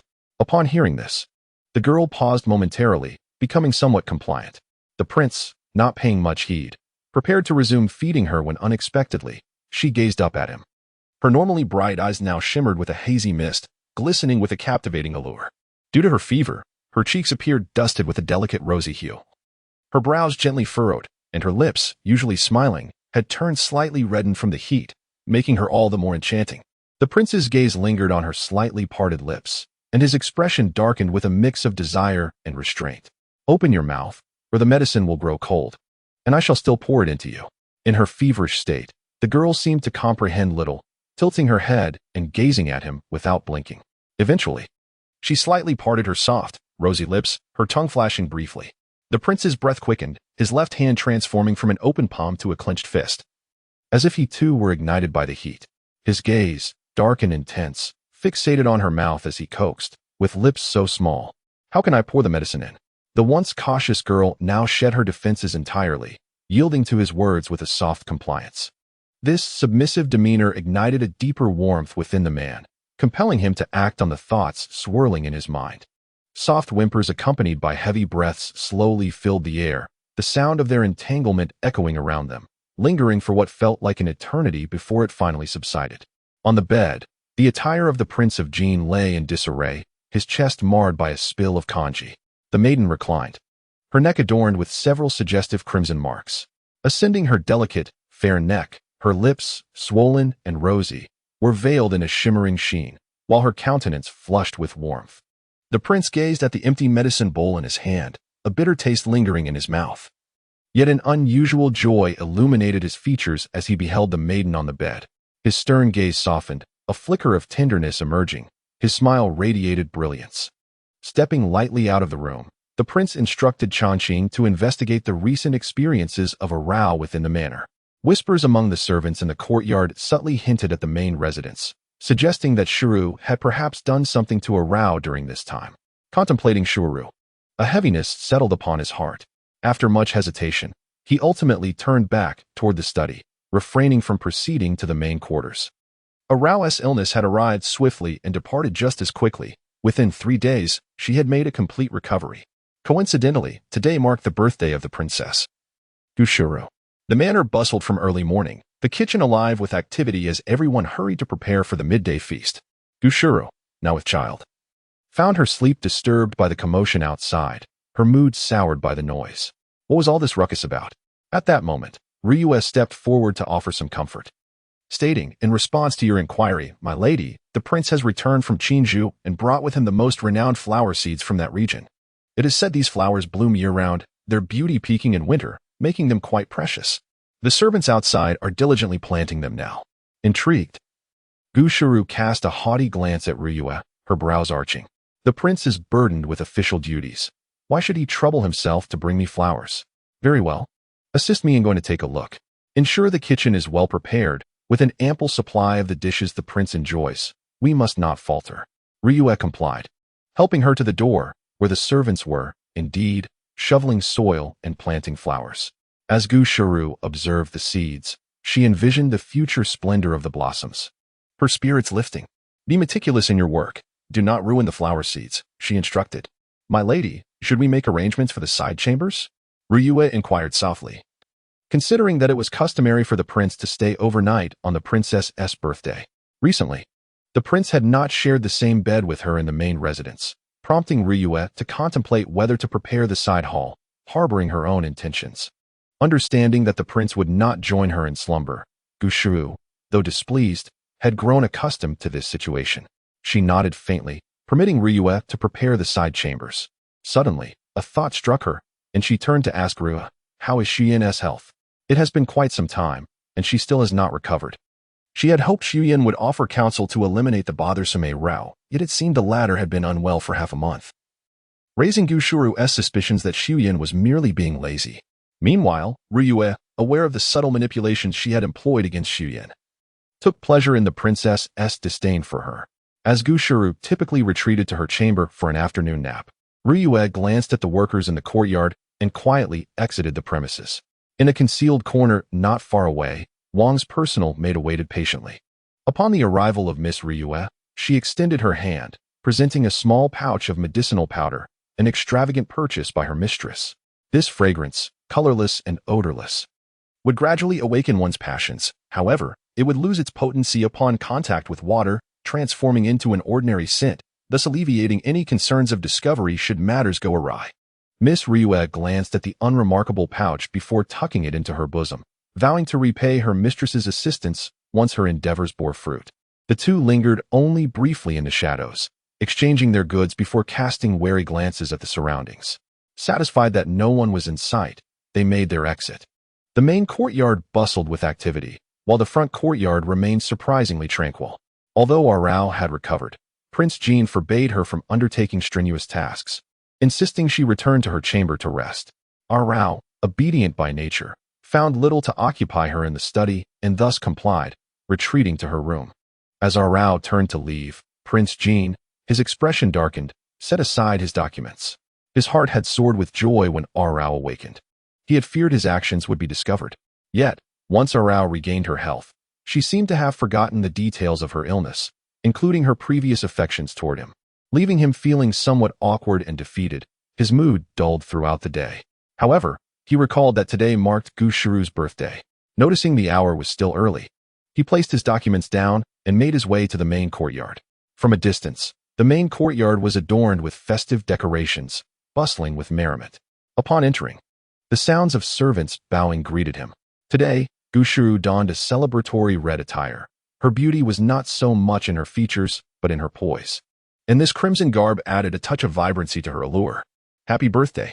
The gifts had long been delivered to the main courtyard, and Gu Shiru expressed her delight upon receiving them. As she offered him her customary well wishes, her smile radiated joy.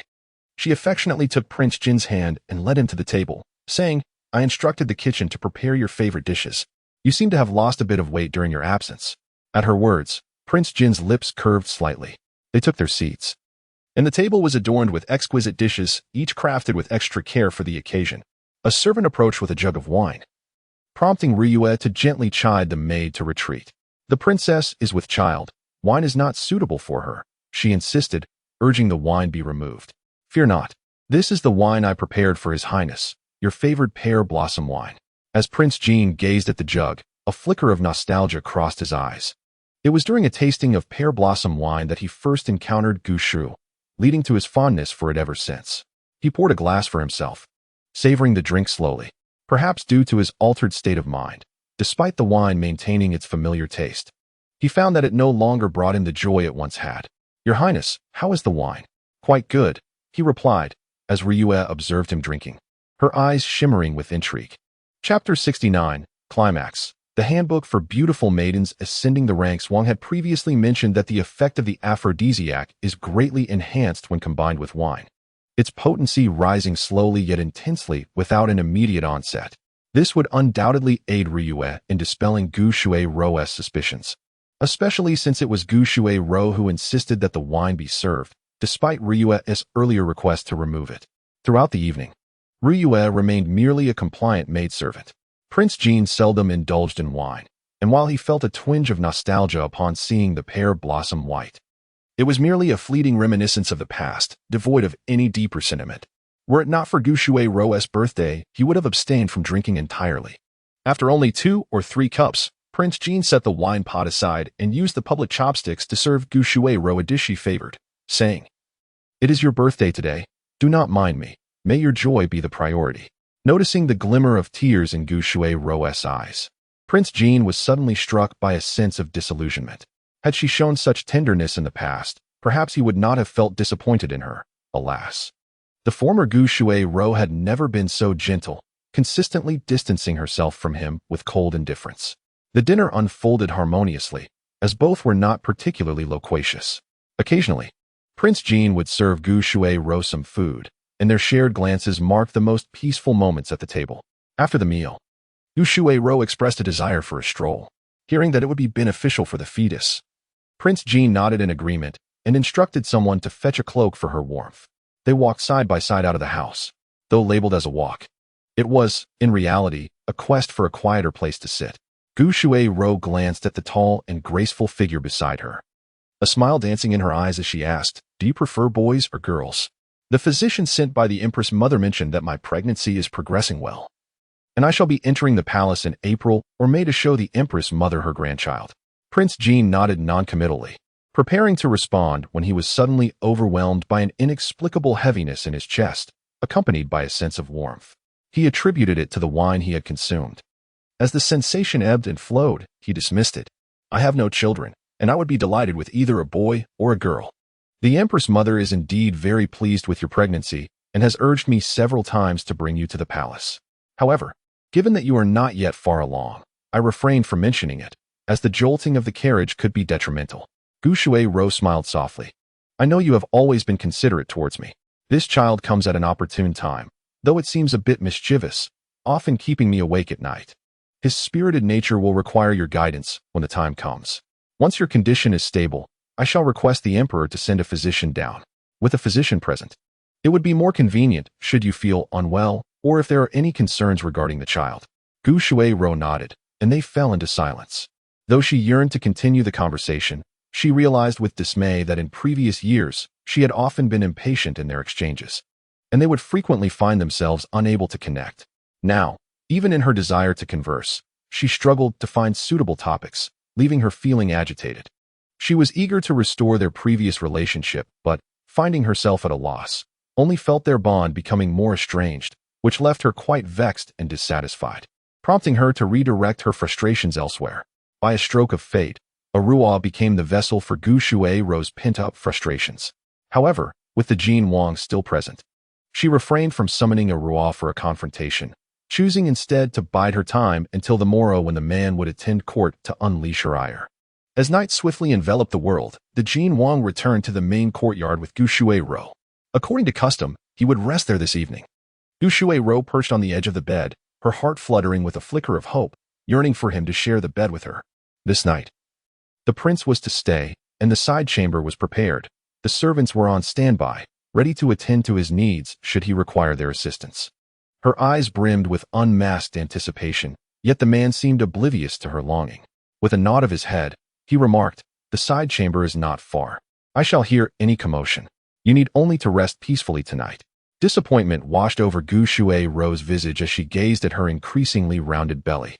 Reassuring herself that the size of the child must be the reason for the Jin Wang's reluctance to share her bed, she had already instructed the old matron to attend to the side chamber, ensuring that no young maidservant would dare approach the prince, even by a step. To that end, she had dispatched Ruyu to keep a vigilant watch, prepared to cast out any insolent maid who defied her orders. Ruyu nodded in acquiescence, her lips curling into a smile as she departed from the main quarters. In the side chamber, after washing up, the Jin Wang sat at the head of the bed, engrossed in his book. Suddenly, he paused, a wave of heat surging through him, blurring his vision. With a thud, the book fell from his grasp. The door creaked open, and Ryu caught the Jin Wang's gaze as he looked up, his eyes ablaze. He closed the door behind him and approached with measured steps. "Your Highness, are you unwell? The princess has sent me to attend to you." As she drew closer, the man who typically reprimanded her now regarded her silently. His exposed arms taut with tension, revealing the extent of his discomfort. As Ryu advanced, the sheer fabric of her attire began to cascade to the ground, revealing a pink bodice adorned with motifs of mandarin ducks. A subtle fragrance wafted through the air as she moved. Upon nearing the man, she felt the heat radiating from him, as if it permeated through their garments. The Jin Wang's expression was one of confusion, his lips stained with a deep crimson hue, reminiscent of a celestial being touched by passion. This sight rendered Ruyu's body as pliable as water, and the intoxicating scent overwhelmed her senses, weakening her knees. The man gazed up at her, as if assessing whether she might serve as an outlet for his desires. Noticing her subtle retreat, Ruyu's heart sank. She retrieved a fragrant pouch from her waist, enticingly swaying it before lunging toward the Jin Wang, attempting to encircle his neck with her delicate arms. However, the moment she moved, he swiftly rose, sending her crashing onto the bed. Standing there, he clenched his fists in torment, a fleeting clarity breaking through the haze in his mind, allowing him to comprehend the unfolding scene within the room. He cast a cold stare at the woman lying on the bed, who was attempting to seduce him, and advanced toward her. As a piercing scream escaped the lips of the young woman, her hands twisted painfully behind her back. Drenched in cold sweat, and as pale as a ghost as she gazed at the prince, horrified by the realization that he had broken her own hand. Outside, the sound of hurried footsteps grew louder, and the prince cast a fleeting glance at the figure on the bed, akin to a corpse, while a suppressed desire surged within him, causing his breath to quicken and his steps to falter. He turned his gaze toward the tightly shut window and leapt through it, his remaining consciousness guiding him as he landed lightly on his toes, racing toward an unknown destination. He sought to find someone. Chapter 70, Climax. The moonlight poured in, and the room still echoed with the lingering sounds of their passionate entanglement, the azure curtains swaying tirelessly until dawn broke. The effects of the prince's potion had waned by the early hours of the morning, yet insatiable, he coaxed Arao into another round of their frantic encounter, only relenting when his body bore numerous crimson marks, before finally succumbing to slumber with her in his embrace. Upon awakening the next day, the prince sensed the gentle quivering of the young maiden's shoulder nestled against him, as if she were stifling quiet sobs. The remnants of sleep faded away as he propped himself up, gazing at Arao in concern. "What troubles you? Is your body still in pain?" Yet, the fragrant, delicate figure recoiled, retreating beneath the covers, creating a distance between them that rendered him momentarily speechless. After a brief standoff, the prince, feeling the weight of his impertinence, rose to dress himself, casting a glance back at Arao. Noticing her continued weeping, he observed her in silence for a considerable time before softly uttering, "I shall send for a new set of garments for you."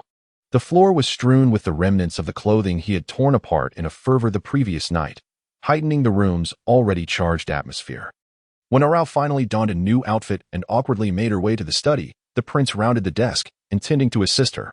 However, she unexpectedly knelt before him, the motion seemingly aggravating her wounds, causing her delicate visage to turn ashen and her frail spine to tremble momentarily. "What is the meaning of this?" she implored. "The servant has overstepped her bounds with the prince and humbly requests to be dismissed from the study, never to return to the palace." Arao lifted her pale face, her expression laced with pain, yet shadowed by fear, her fingers unconsciously clutching the hem of her skirt in a gesture of uncertainty. The prince, initially brimming with anger, found his ire dissipating upon witnessing her involuntary movements. Just moments ago, he had been eagerly contemplating where to place Arao within his estate, ideally in a well-appointed courtyard near the front, suitable for nurturing this endearing young girl. He had never entertained the notion that she would voluntarily seek to leave the palace. "Even after our fervent union last night, you wish to depart today, resolutely unwilling to remain by my side?" The prince's voice was cold, yet softened unconsciously as he approached her, his tone shifting as he inquired, "Does our intimate bond mean nothing to you? Are you unwilling to allow me to take responsibility?" Arao was momentarily taken aback, then shook her head, her voice soft and feeble. "Your highness has been poisoned. I do not blame you. Yet, I find it increasingly difficult to face you. It would be better for me to request to leave the manor, preserving the last vestige of my dignity." Preserving the last vestige of dignity? The crown prince laughed in anger, a cold smile escaping his lips, wishing to pry open her mind to comprehend her obstinacy. Without further ado, he enveloped her in his arms and strode towards the bed, laying her down gently. "Last night, I was rather rough with you. Does it still hurt? I shall summon someone to fetch medicine to apply for you."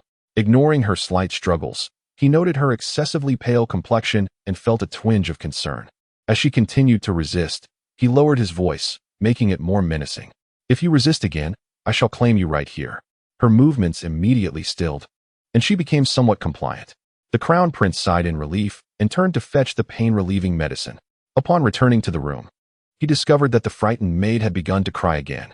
She stifled her sobs, hurriedly wiping her tears upon seeing him. But her red-rimmed eyes and nose betrayed her distress, leaving the crown prince both helpless and pained. "Do not cry, if you continue. I shall not release you from the manor. Then shall I become a concubine in your harem, like Qin, ultimately driven mad by torment?" The crown prince paused in his movements to open the medicine, turning to regard Arao with a stern expression. "It is because you have erred that you deserve punishment. If I were to feign pregnancy, would your highness punish me as you did Qin? Would you leave me to my own devices, clinging to a joy that ultimately leads to despair, living a life of madness? If I leave the manor, I could marry a husband who understands warmth and coldness. And even if I bear no children, I would not be in haste.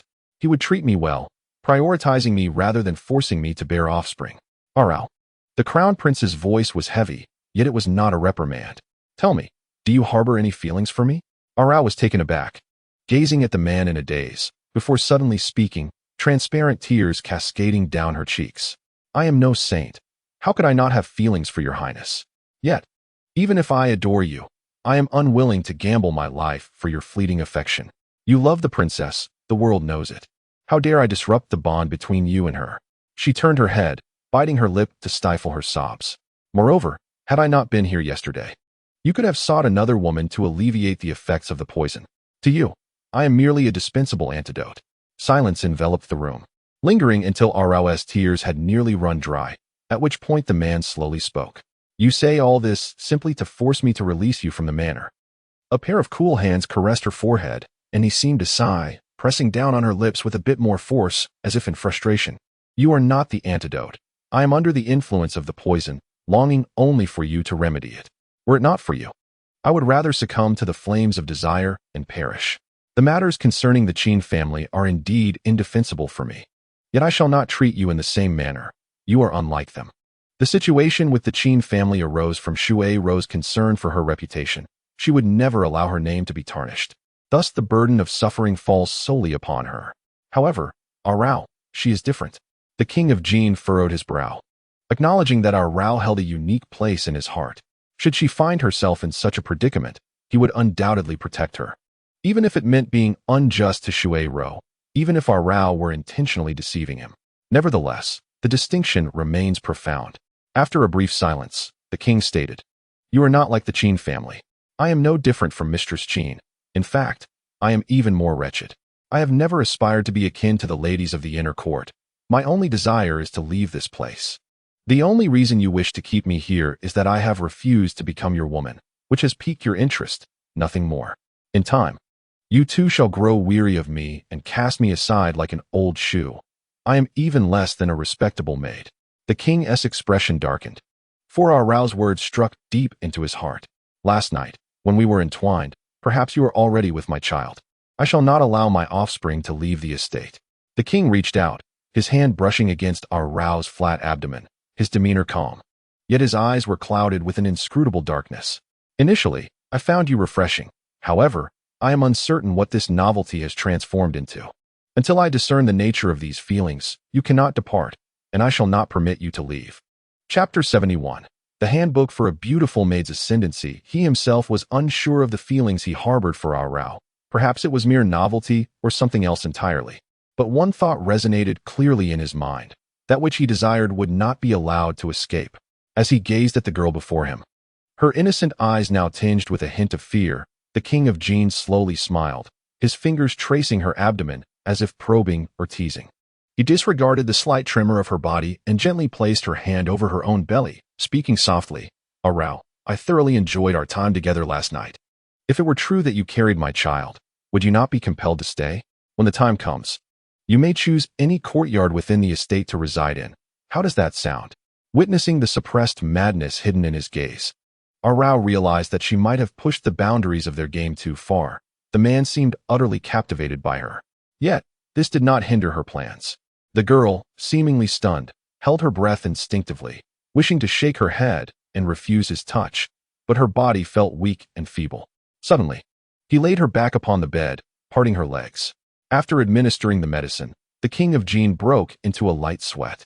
As his fingers grazed Arao's delicate, supple skin, memories of the previous night surged forth, vivid and overwhelming.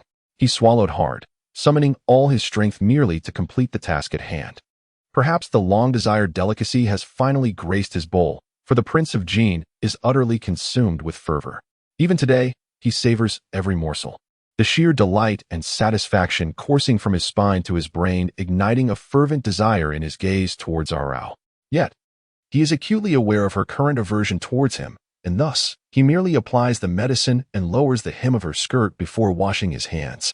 Upon his return, he discovers that the figure reclining on the bed has succumbed to tears once more. The prince had never favored weeping women. Yet seeing Arao cry repeatedly fills him with helplessness, prompting him to send Changqing to fetch some anti-swelling medicine from the physician. Such a propensity for tears. Should they bear children in the future, he hopes they do not inherit their mother's disposition as a chronic crybaby. If you have any grievances, why not share them with me? Aside from the fact that I cannot let you leave the estate, I can grant you anything else. After a moment's consideration, he adds, and I will not permit you to be wed to another man. Other than that, everything is permissible. Whatever the prince commands shall be done. I would not dare to voice dissent, Arao retorts coldly. Yet, as she speaks, Warmth envelopes her head, and the proud voice of the man beside her resonates in her ears. Indeed, you possess a literary foundation. In a few days, I shall have a small writing desk made for you, so I can teach you to read and write. Would that please you? Ignoring him, Arao turns away, and the prince, feeling vexed, retrieves a book from the shelf and settles onto a nearby couch to read. And what of the princess? Given her current condition, if you wish to take me into your household, would she acquiesce? The prince's hand halts mid-page as he listens. Your affection for the princess is profound. If I am barred from appearing in the main residence, how shall you handle me then? A flicker of anger ignites in the prince's eyes at the mention of the main residence, realizing that the schemes against him are far from over. Though he presently speaks sweetly to Arao in the study, it does not mean he will overlook the sordid affairs occurring in the main residence, which he imagines are already in turmoil. Yet, the greatest source of his distress remains the woman in bed. Her words, though piercing, carry a semblance of truth. Now that Shui Rou is with child, she disapproves of him taking a new consort. Should she become upset, it could jeopardize the pregnancy. After careful consideration, the prince resolves to keep Arao close, intending to bestow upon her the title of a secondary consort. Given Arao's status, ascending to such a title would be a significant honor. However, he inexplicably feels that this designation is unworthy of her. Beyond that lies the titles of secondary wife or favored concubine. If Arao were to remain childless, achieving the status of a secondary wife would be arduous, let alone that of a favored concubine, who would rightfully be a woman of noble birth. In that moment, the prince's thoughts become a tangled mess. His sole desire is to keep Arao by his side, preventing her from escaping once again. As for her status, that can be addressed in due time. She likely does not care for such distinctions at present. I have matters to attend to in the main residence. You may rest here. Should you require anything, call for Chongqing outside. After a pause, he adds, you are now my woman. Chongqing is my subordinate, and you should be mindful of the distance between you. He had not forgotten that Arao once shared a close bond with Chongqing, even surpassing his own. Though a pang of jealousy stirred within the heart of the Jin Wang, he refrained from reprimanding the two, for now he possessed a legitimate standing. Casting a glance at the girl nestled under the silk quilt, he felt a twinge of tenderness. Gently tucking the quilt around Arao before turning to leave. As anticipated by the Jin Wang, the main courtyard had descended into chaos. Upon learning that her personal maid intended to seduce her husband, Gu Shui Rou was initially so enraged that she fainted. The physicians rushed in repeatedly, administering acupuncture to revive the distraught Wang Fei. Upon regaining consciousness, the Wang Fei clutched her abdomen in pain, prompting a few elderly physicians, their hair completely white, to exchange anxious glances before cautiously tending to her once more. Fortunately, this time she awakened swiftly, even managing to rise from her bed. With her burgeoning belly, she approached Ru Yu, who was disheveled in sheer garments, her complexion pale. Fixing her cold gaze upon her, she hissed, Ru Yu, I have treated you generously. Why then do you betray me? The shocking revelation sent a shudder through the elderly physicians still seated, who promptly knelt on the floor, their expressions rife with disbelief. They had merely come to heal and had no desire to become embroiled in the treacherous affairs of the inner chamber, where one could lose their head from merely overhearing. Silence enveloped the room, broken only by Ru Yu's sardonic laughter. Treated generously? My lady, you are truly benevolent, believing all your actions to be just. Have you never erred? I have toiled for so long in this household to become your right hand, ensuring your comfort in the Wangfu. Yet, there is no place for me at your side. You did not declare my status upon my arrival, leaving me to endure the peculiar stares of the servants, even dragging me out to be compared with that wretched Ru Yan. I suffer daily. You claimed unhappiness, and I strained to deal with those who displeased you. Yet all I received in return were slaps and endless reproaches. You know of my disdain for Ru Yan, yet you insist on mentioning her before me, even asserting her superiority in intellect. My lady, do you truly believe you have treated me generously? The Wang Ye is the most dignified man in this palace. Is it so wrong for me to desire a life of luxury? Had it not been for Ru Yan's intrusion to seize the fragrance pouch, I would not have failed. It was only then that I realized that wretched Ru Yan had never been ensnared. I had deceived myself and fell into her trap. Chapter 72. The Manual for Ascending the Rank of the Beautiful Maid. Gu Shui Rou finally comprehended the depths of Ru Yu's grievances. Fixing her gaze upon the kneeling Ru Yu, who showed no signs of remorse, she suddenly advanced and struck her twice across the face, sending her sprawling to the ground. I am the mistress, and you are but a servant. I shall do as I please, and you must endure. It was my folly to choose such a wretched maid to be by my side. Had it not been for Ru Yan's cunning, you might have succeeded in your treachery. Given your unrepentant nature, I shall no longer harbor a traitor such as yourself. Drag her out and administer the rod. Gu Shuai-ro experienced a fleeting moment of wavering and hesitation, yet upon realizing that Ru Yu could never again be loyal to her, her heart turned to thoughts of murder. Ru Yu possessed far too much knowledge, not only regarding the affairs of the Wangfu, but also concerning her secret connection with that individual, information that Gu Shuai-ro could never allow to be revealed. Thus, Ru Yu's fate was sealed. As Ru Yu was roughly pulled from the main chamber, she laughed maniacally, her laughter sharp and piercing. Look, this is the fate of those who serve her loyally. You are sincere. I await the spectacle of your demise. Soon, however, her laughter was silenced, replaced by the ominous sound of sticks whistling through the air, striking flesh with dull thuds, leaving the victim bloodied and battered. After dealing with Ru Yu, Gu Shuai-ro remained uneased. She cast a cold glance at everyone present in the room, her voice chilling. This Wang Fei does not wish to hear idle chatter regarding today's events. You should be well aware of how to handle this matter, otherwise. The occupants of the room all bowed in submission, their tones filled with trepidation. We understand, Your Highness. Once the physician and irrelevant maidservants had exited, Gu Shuai-ro, suppressing her simmering rage, seated herself in a chair. The muffled sounds of beating continued outside, barely alleviating her unease. She turned to the composed Ru Yin beside her, her voice tinged with sharpness. Do you believe I have been overly unfeeling towards Ru Yu? Would you intercede on her behalf? Ru Yin knelt and bowed her head. This servant prioritizes her master above all, respecting your authority. Ru Yu's transgressions are unforgivable, and if I were to plead for her mercy, it would betray the nurturing you have bestowed upon us. Thus, I shall not plead for Ru Yu, yet if she succumbs, I wish for her to be laid to rest properly, honoring the bond between master and servant. At these words, Gu Shuai-ro let out a light laugh. I knew you would be the most understanding. You shall take care of Ru Yu's affairs. However, before you attend to her, there is another matter that requires your attention. At this juncture, her tone shifted abruptly from feigned softness to a sharp, icy edge. That wretched maid attempted to seduce the Wang Ye, and even resorted to underhanded means that ensnared him. I have deduced that only a Rao can provide the antidote for him. She clenched her fists, struggling to contain the turmoil and fury within, her gaze fixed intently on Ru Yin. I require you to eliminate a Rao entirely, before the Wang Ye desires to bring her into the inner courtyard. Just as Ru Yin departed, news arrived that the Wang Ye had come. Gu Shuai-ro instinctively clutched her abdomen and looked towards the entrance, where the man stepped inside.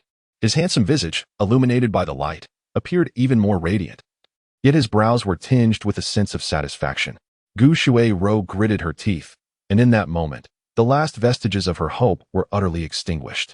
The Wang Ye had, after all, encountered a Rao. When Jin Wang arrived, he beheld the battered figure in the courtyard. Yet he paid it no mind and proceeded into the main chamber. Upon seeing Gu Shuai-ro's pallid countenance, he momentarily halted, his expression shifting to one of concern as he asked, "What did the physician say? Are you well?"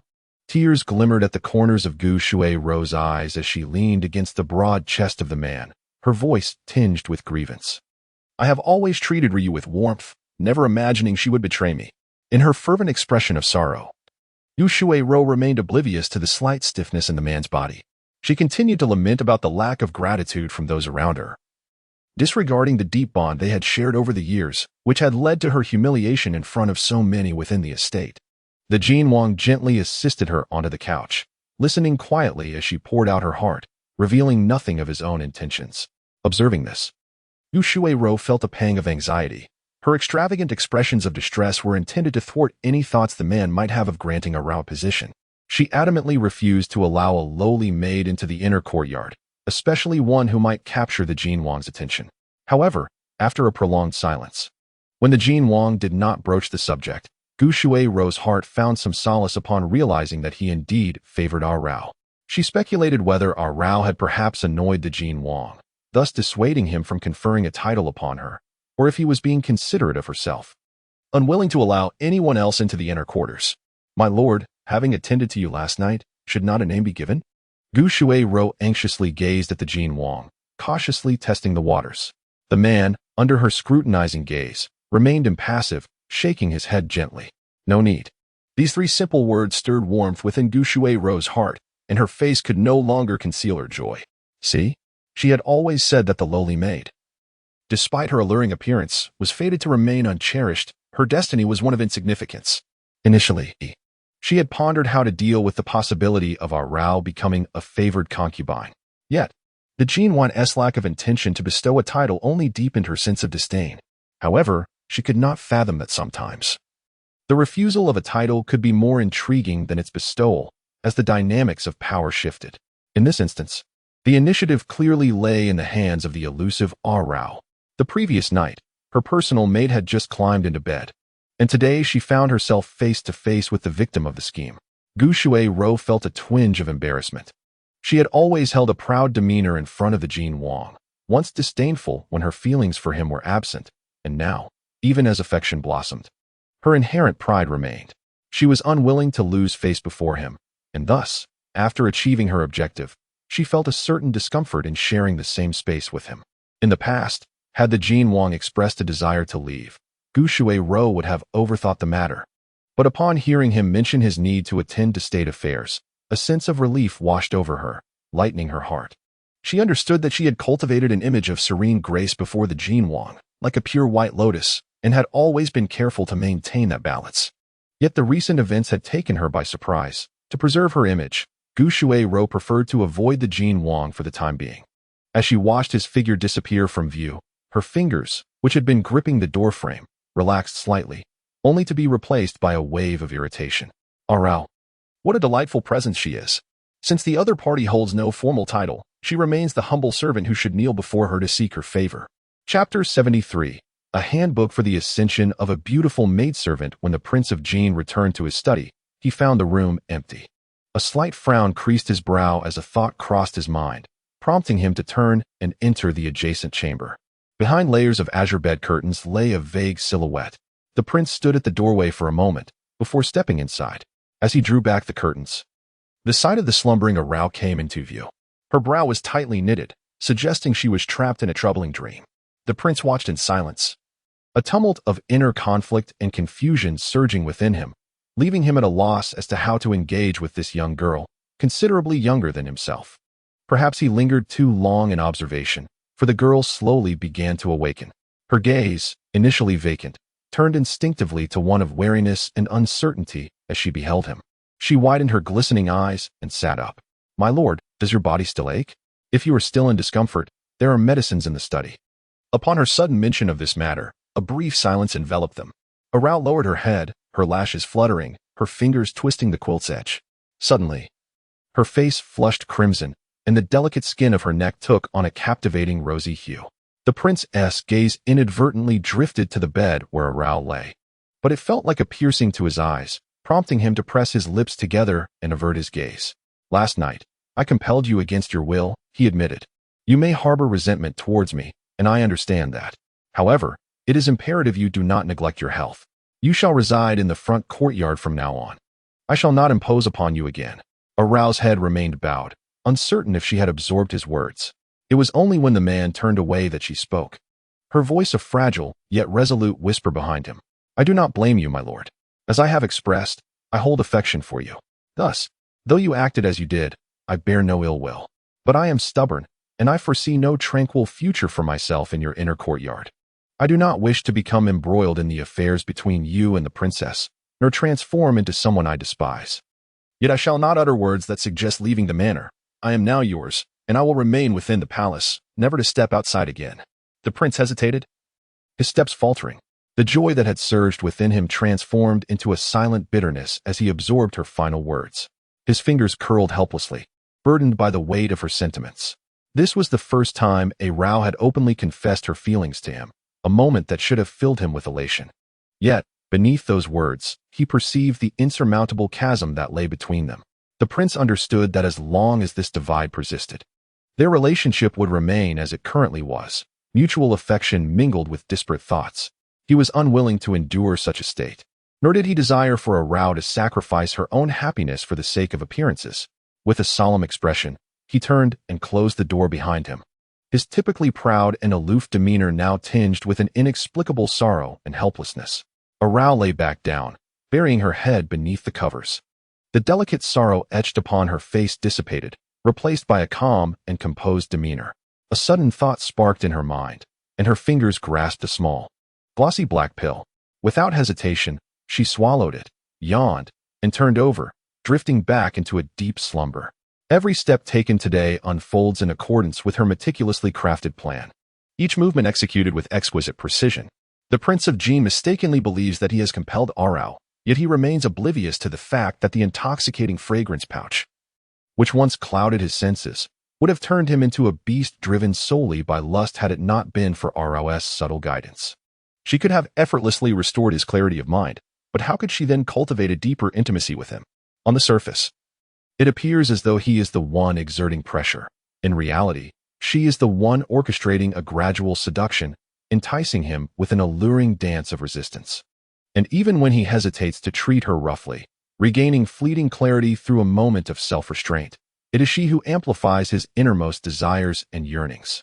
Their innocent interactions have already been plentiful. For a man seasoned in matters of the heart, the artifice of enticing and withdrawing may be novel. Yet prolonged exposure to such a game would inevitably become tiresome. A simple day's fare of plain rice porridge may suffice to alleviate weariness, but to consume it daily would be sheer torment. Moreover, the balance of simplicity is precarious. A single misstep could reveal her true intentions, resulting in a net loss. Engaging in an intimate relationship with the prince not only nourishes Arao's spirit, but also propels her plans forward. What could be more advantageous? However, once the relationship is established, the reins of control must lie firmly in Arao's hands. If he revels in their union, she must douse his exuberance with a splash of cold reality, extinguishing his delight. When he is convinced that he harbors no feelings for her, she will reveal her own affections, momentarily elating him before dragging him back into despair. This cyclical torment of emotions deepens her significance in his heart, gradually erasing the traces left by Gu Shui-ro. She must convey to him the truth of her love, tempered by her fear of his harem. Men often believe that women in their inner quarters can coexist harmoniously, akin to sisters. The prince is no exception. His inability to comprehend Arao's reluctance to join his harem fundamentally reflects his misplaced trust in Gu Shui-ro. He naively imagines that Gu Shui-ro would welcome Arao, but placing Arao in the harem would merely serve as a target for Gu Shui-ro's ire. She must awaken the prince from this unrealistic fantasy. Yet, after delivering a blow, one must also offer a sweet reward. She must prepare herself to accept the prince, with the opportunity arising from Gu Shui-ro, for she has subtly orchestrated certain events in anticipation of this moment. Soon, the anticipated actions of Gu Shui-ro would come to fruition. Before long, Arao's expectations were met. Gu Shui-ro finally took action. Upon sensing an approaching presence, Arao did not resist, allowing herself to be enveloped by the drug-laced cloth. Softly collapsing into the arms of her captor, her body was maneuvered through a series of twists and turns, ultimately coming to rest in a place reeking of mildew, where familiar voices of conversation reached her ears. She is now yours. Should you succeed, there will be further rewards from above. However, if the scheme is exposed, you must bear the consequences alone, without implicating others. Otherwise, the lives of your family and all you have painstakingly built will vanish into ashes. The steward, Shun, responded with a nod, understanding his duty. As the smoke dissipated, Manager Shin spat disdainfully, exclaiming, "What nonsense is this? If it weren't for the leverage you hold over me, I would never have consented to this perilous undertaking." Fortunately, the prince had departed the capital early that morning. It was unlikely he would return for at least 10 days. And by the time he did, Arao would have become his plaything, her purity irrevocably lost. Surely, the prince would no longer regard her with favor. Contemplating the slender thread of hope for his survival, his gaze eagerly shifted to the alluring figure on the bed, his hands rubbing together with lascivious anticipation. A sinister chuckle escaping his lips. Truly enchanting, even more so than before. I told you, there was no escape from my grasp, my beauty. Today marks our auspicious moment. With an exultant shout, his corpulent form lunged toward the bed. Meanwhile, in the study, Chongqing stood at the door, awaiting Arao's return with the pastries. Noticing the delay beyond the usual time, a flicker of concern crossed his mind. After all, he was tasked with protecting Arao. Any misstep could lead to his utter ruin. Steeling himself, he made his way toward the kitchen. In the dilapidated corner of the kitchen, Manager Shun writhed on the ground, clutching his lower half in agony, resembling a shrimp scorched by fire, his body trembling uncontrollably as blood seeped from his wounds. Arao sat emotionlessly on the bed, her gaze cold as she observed Shin's distress. Suddenly, she rose and approached him, crouching down before him, her delicate, pale hands extended towards him, and in an instant, her nails elongated into sharp talons, as if ready to pierce his very heart. Shin's eyes widened in terror at the sight of those manicured claws, and as he attempted to scream, his throat constricted, leaving him only capable of wide-eyed horror as he watched her hand hover ominously near his chest. "Do not worry. I shall not extract your heart. I am not a vixen," she said, a smile gracing her lips, yet her eyes remained devoid of warmth. She was here to transcend to immortality. Any rash act of murder could jeopardize the merits she sought, also hindering her still fragile spirit, a loss not worth incurring for such a fool. Gazing at Shun, whose body quaked uncontrollably, her lips curled into a faint smile. Just as a piercing scream erupted from his throat, the door burst open with a thunderous crash, and the prince, who should not have been present in the manor, stood at the threshold, his face a mask of chilling fury. Upon witnessing the scene within, his expression darkened.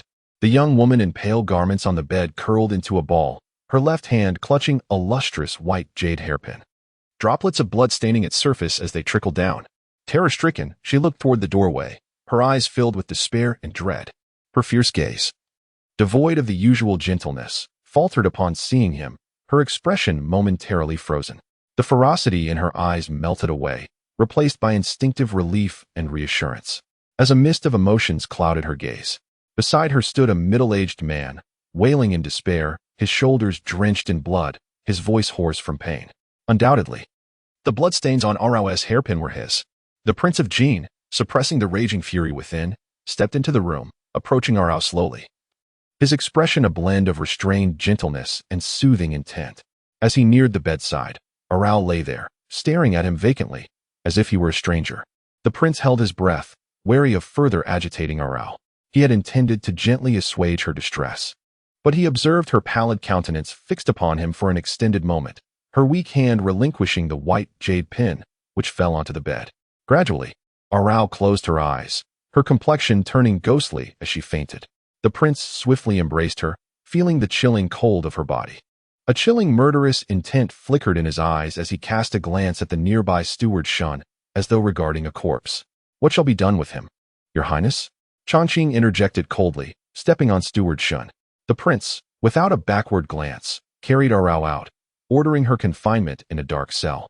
Vowing to deal with matters upon his return to the capital, though he had already left the city, an unsettling restlessness suddenly pierced his heart. After a moment's hesitation, he turned his steed around, compelled by his emotions to return to the manor.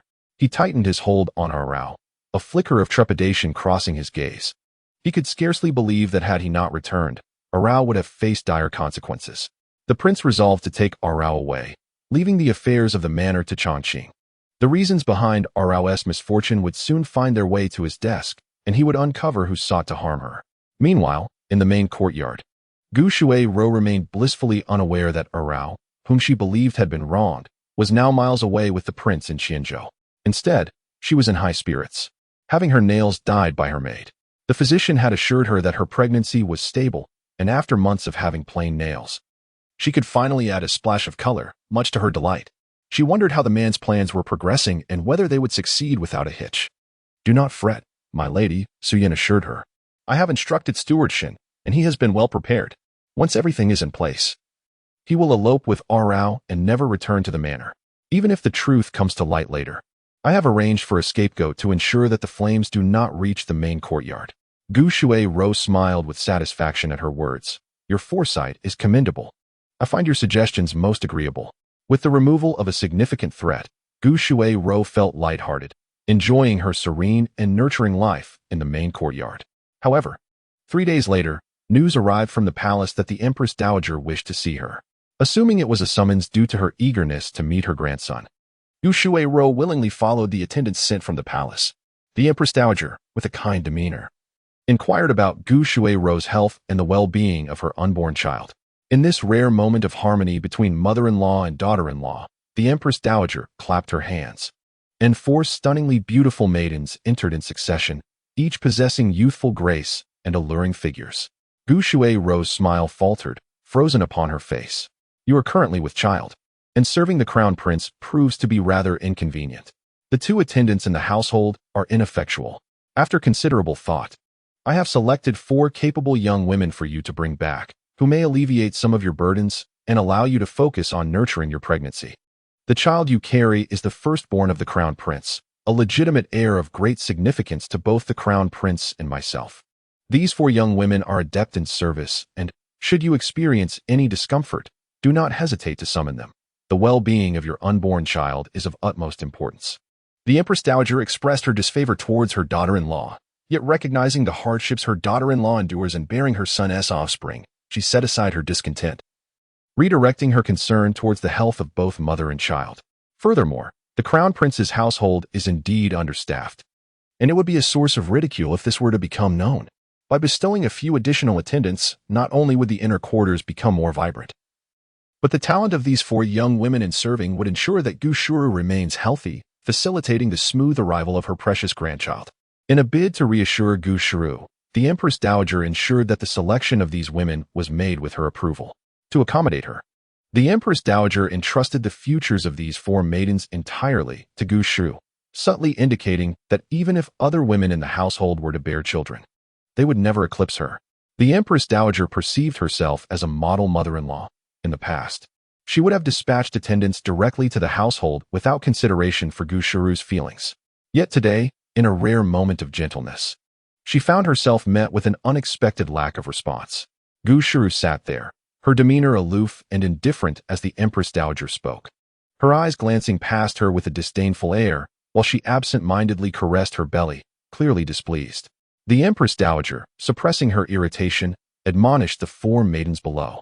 Observing Gu Shuru's continued aloofness, the concern that had initially surfaced within her faded away. She leaned her head on her hand, instructing the matron beside her to prepare some nourishing supplements, and without uttering another word, she had Gu Shuru escorted from the palace. Look at her dismissive demeanor. There is not a hint of respect for me. It is as if she wishes to extinguish my very existence. I once believed the princess of the Li family to be a jealous woman, often bringing scandal into the palace. Yet at least she has a son and a daughter by her side. Look at Gu Shuru. The crown prince's household is so sparsely populated that even the serving maids are in tragically short supply, yet she does not reflect on this, instead choosing to blame me for bestowing additional attendants. What kind of reasoning is that? The Empress Dowager, being a noble woman of high standing and having spent many years in the palace, could not fail to notice Gu Shuru's superficial show of respect, which was devoid of genuine regard for her mother-in-law or any consideration for the royal household. Truly, it is a narrow-minded and envious disposition. The matron beside her quickly brought forth a cup of fragrant tea, offering comfort. Your Highness, do not let your anger take hold. Be mindful of your health. The crown prince is concerned for your well-being even from afar. You must not allow this matter to disturb your peace, lest the crown prince return and chastise you. The matron refrained from mentioning Gu Shuru and instead sought to soothe the Empress Dowager by referencing the crown prince. She was acutely aware of her master's deepest concerns. It was precisely because of this understanding that, when His Highness the Jin Wang knelt and implored to marry Gu Shui, a woman of humble lineage who could offer him no tangible advantage, her master, despite being filled with rage, ultimately acquiesced and even advocated on his behalf to His Majesty. After a year of marriage without offspring, the Defei consoled herself, reasoning that newlyweds were often preoccupied with their affections, and that matters of children could wait. However, as the second year passed without any signs of progeny, and with no other concubines in the household to share the burden, the singular presence of the Wang Fei became increasingly conspicuous.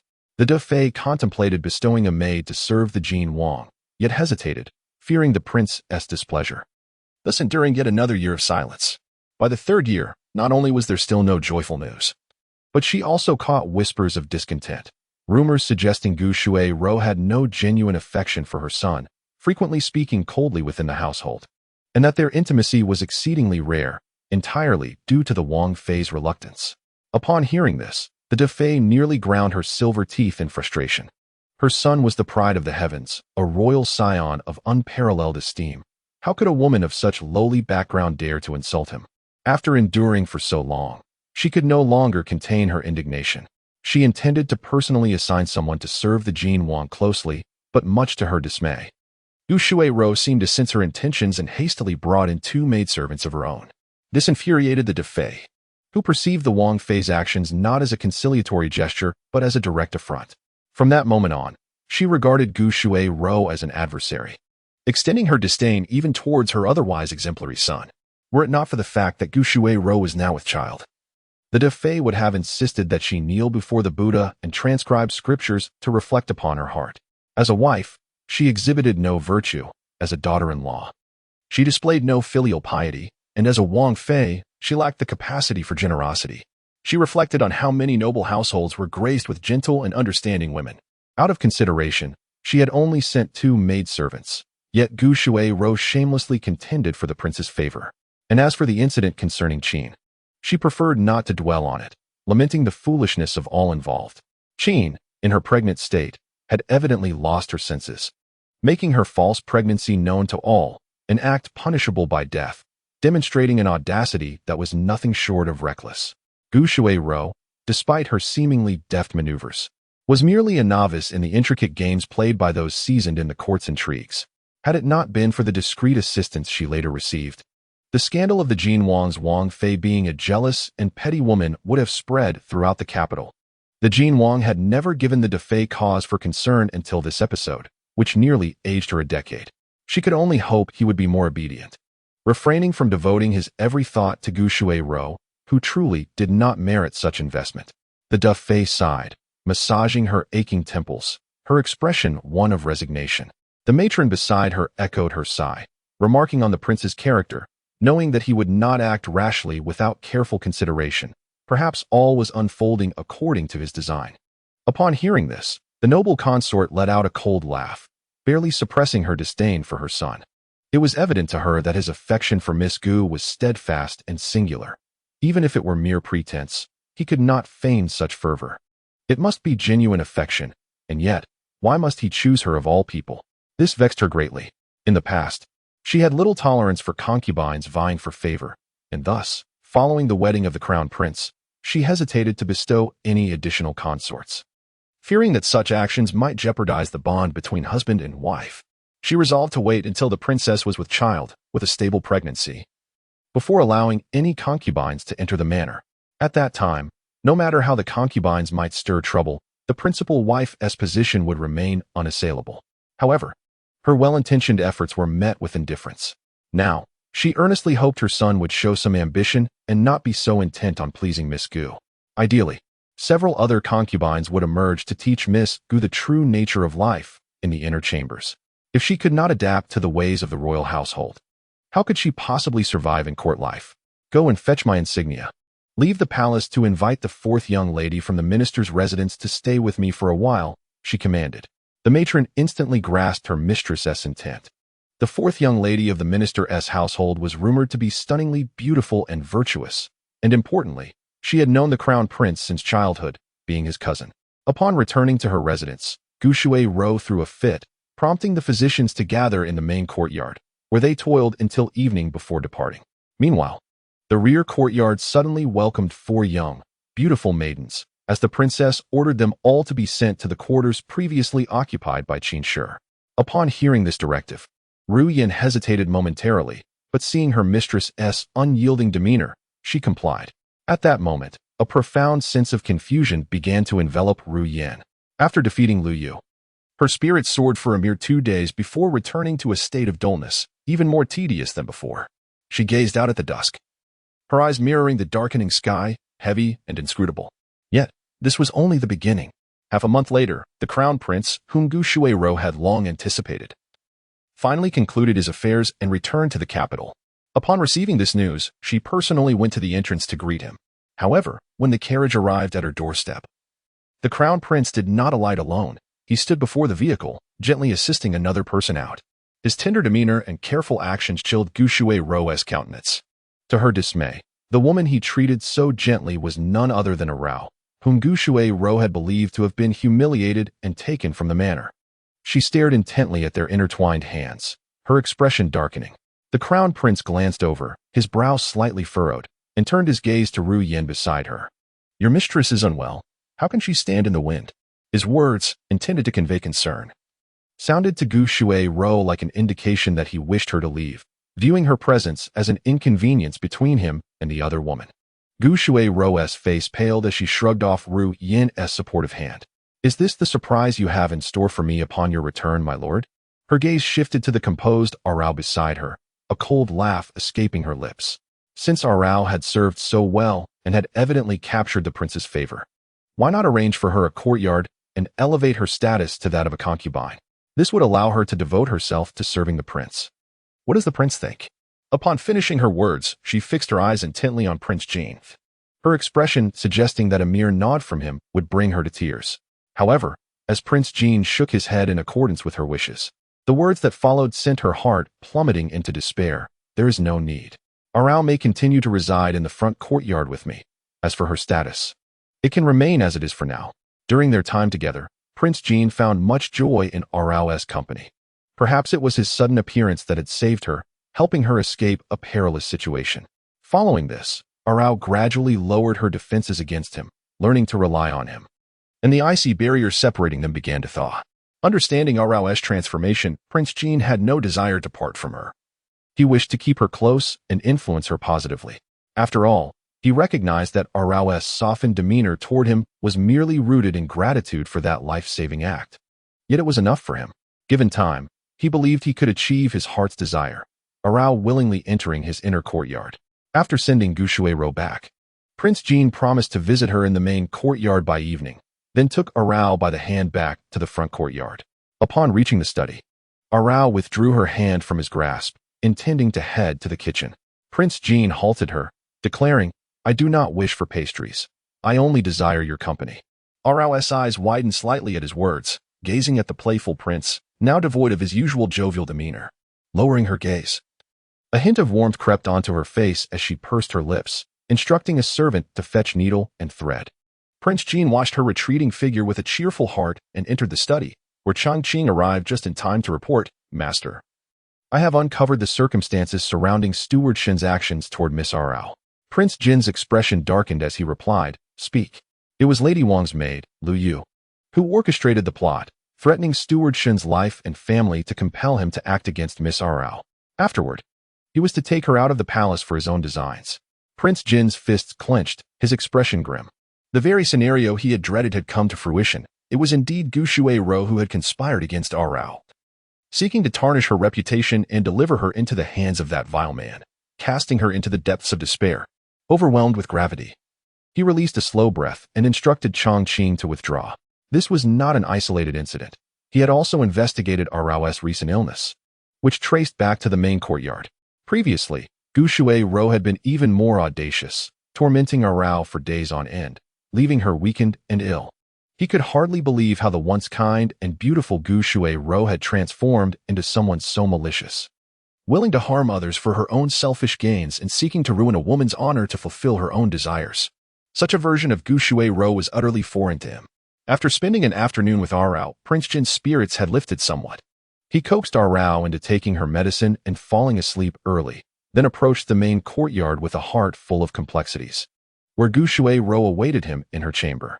As the Prince of Jin entered, a biting remark echoed through the air, suggesting that he had come to the main courtyard only after the enchanting Arao had taken a respite. Undeterred by her scornful jibes, the prince waved his sleeve, dismissing the attendants. Once the door closed behind them, he spoke with a chilly tone, accusing her of nearly insulting Arao. Gu Shui-ro's expression shifted dramatically. She instinctively stepped back, her heart filled with guilt at being caught in wrongdoing. Yet, upon realizing that the man had come to confront her about another woman, her initial trepidation morphed into a simmering anger of betrayal. "It was I who did it. What of it? Are you distressed for her? So you come here to interrogate me, demanding an apology?" She retorted. "She poses no threat to you, nor has she ever acted against you." The prince, wearied, slightly closed his eyes. Although he had affection for Arao, he had never contemplated forsaking Gu Shui-ro. She had always been the one he fervently desired in his youth. Even if his affection had waned, he could never envision her relinquishing her rightful place as his consort. He was perplexed as to why she would target Arao, a woman who posed no danger, even resorting to such malicious tactics. Gu Shuai-ro chuckled. Do you truly not comprehend? Tell me, do you harbor feelings for Arao? The prince nodded with a surprising candor. Gu Shuai-ro hesitated for a moment, then pressed. And what of me? Do you still care for me? The prince's affirmation faltered momentarily, caught in a trance.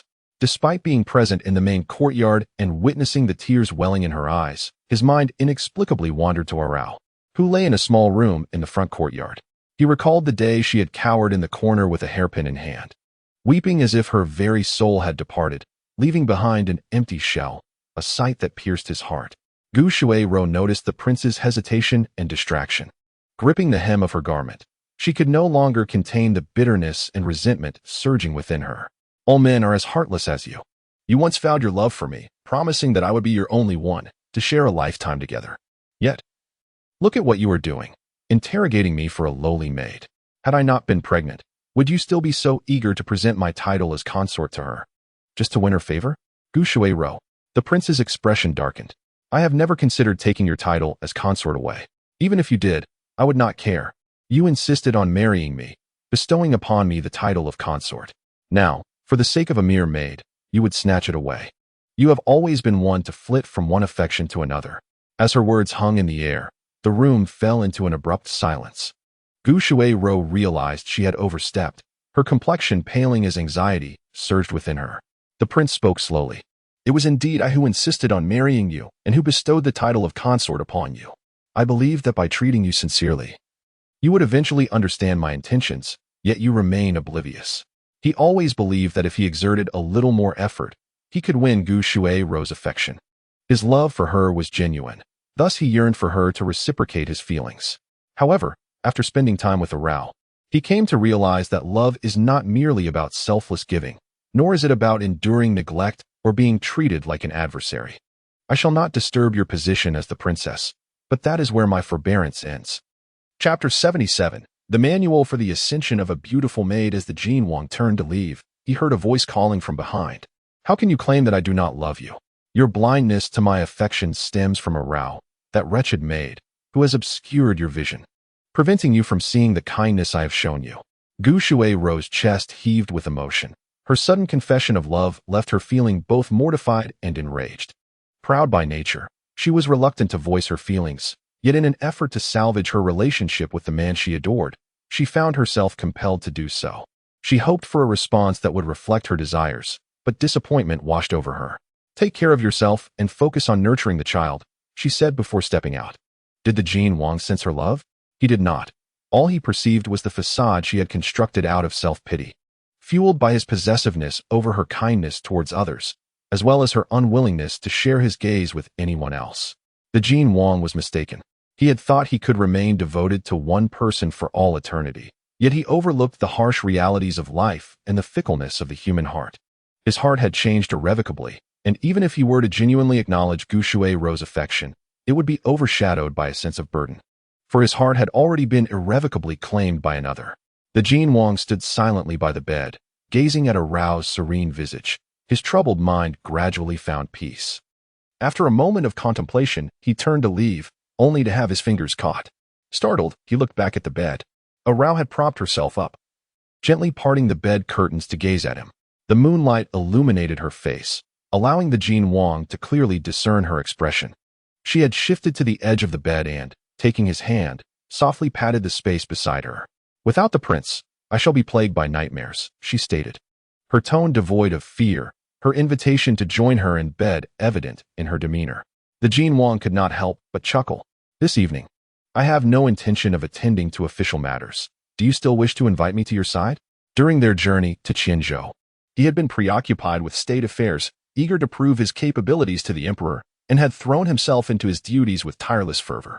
Even meals were hastily consumed. With the scant moments of leisure reserved for Arao, whenever he was in her presence, an inexplicable tranquility enveloped him.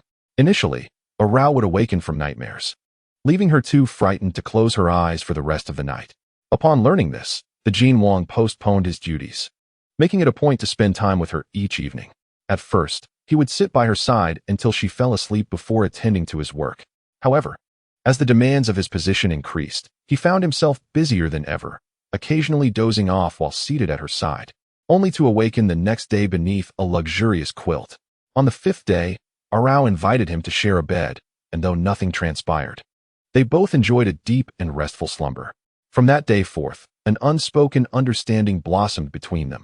He felt a pang of concern for Arao's nightmares, while she worried for his health as he toiled late into the night. Each, in their own way, considered the other, forging a silent bond of intimacy. Observing the fatigue in Jin Wang's eyes, Arao resolutely nodded and made room for him. A gentle smile graced Jin Wang's lips as he unfastened his outer garment and, lifting the covers, lay down beside her, wrapping his arm around her. Arao stiffened momentarily but then leaned closer, resting her head against his chest, remaining still. Silence enveloped them, save for the soft sounds of their intertwined breaths. Time slipped away, and eventually, the weariness he had fought off overtook him, closing his eyes in a deep slumber. Yet his grip on her remained firm, cradling the young woman in his embrace. Arao opened her eyes to gaze at the man lost in sleep, feeling the increasing aura of dragon energy emanating from him. Comforted, she nestled closer and succumbed to sleep herself. Beyond the main study, the courtyard housed several rooms, and Arao had taken residence in the largest room adjacent to the study, separated from Jin Wang by merely a wall. Although Jin Wang had not formally acknowledged her status, the household was well aware of her uniqueness, addressing her with respect as Miss Arao. Yet Arao maintained her humility, devoid of the arrogance befitting a mistress, endearing herself further to those who served in the courtyard. One day, after grinding ink, Arao gazed out at the scenery. November was fast approaching, the chill in the air growing more pronounced, yet the royal garden remained unchanged, adorned with a plethora of blooming flowers. Arao decided to gather some blossoms to make flower cakes. Jin Wang, reluctant to see her depart, found that her presence not only sustained but enhanced his productivity.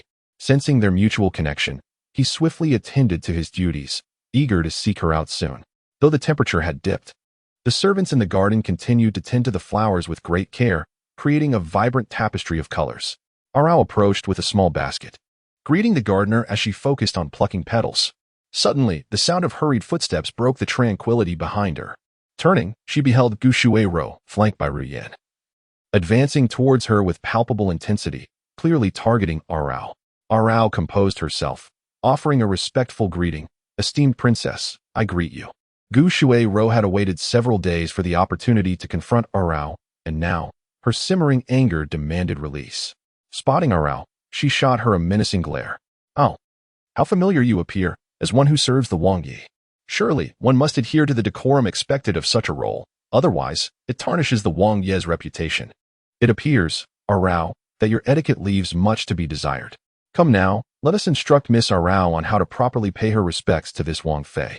With that, a burly maid emerged from the crowd, approaching Arao and forcefully pressing down on her shoulders, compelling her into an uncomfortable half-squat. Arao's face betrayed her discomfort, while Gu Shuai-ro reveled in her apparent triumph. She slowly approached, observing the stubborn expression on Arao's face as she gritted her teeth in perseverance.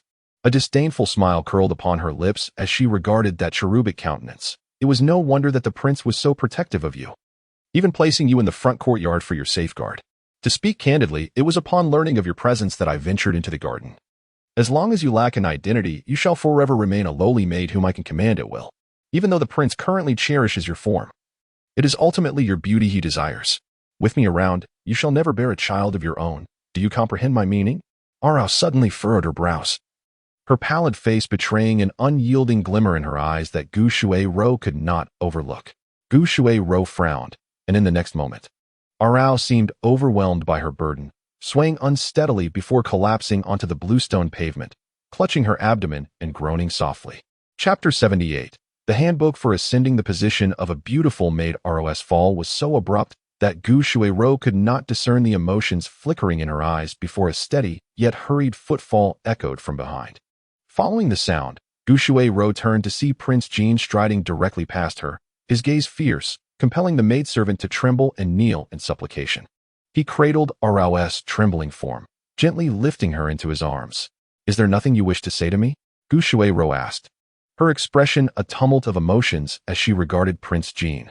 Witnessing his tender regard for Arao stirred a cacophony of feelings within her, akin to a jar of spices overturned. Prince Jean regarded her with a detached demeanor, evoking an immediate sense of displeasure within Gu Shui-ro, as if she were being unjustly treated. I confess, I purposely tormented her. Had she not stolen you away, you would not be so enamored with her now. Do you recall the vows you once made to me? You have forgotten them entirely, for your heart and mind are consumed by this lowly maid. Were it not for this wretched girl standing between us, you and I would still share the same profound affection, though I initially held no fondness for you. Your kindness would have eventually won my heart. This vile creature is a deliberate interloper. Behind them, the attendants knelt in disbelief, listening as their mistress spoke with reckless abandon. After all, he was the prince. How dared the princess speak to him so insolently? Should he take offense, even her title would offer no protection. Prince Jean had never witnessed such a frenzied version of Gu Shui-ro. Her behavior was increasingly unfamiliar, prompting him to question whether he had ever truly known her. Thoughts drowned in a sea of confusion. The fragile body in his arms leaned heavily against his shoulder, seemingly enduring great pain, a faint cry of agony escaping her lips. Without hesitation, he tightened his hold on Arao and brushed past Gu Shui-ro. Your Highness. The man's strides remained unbroken, and soon enough, his silhouette vanished from sight, leaving the crowd in stunned silence.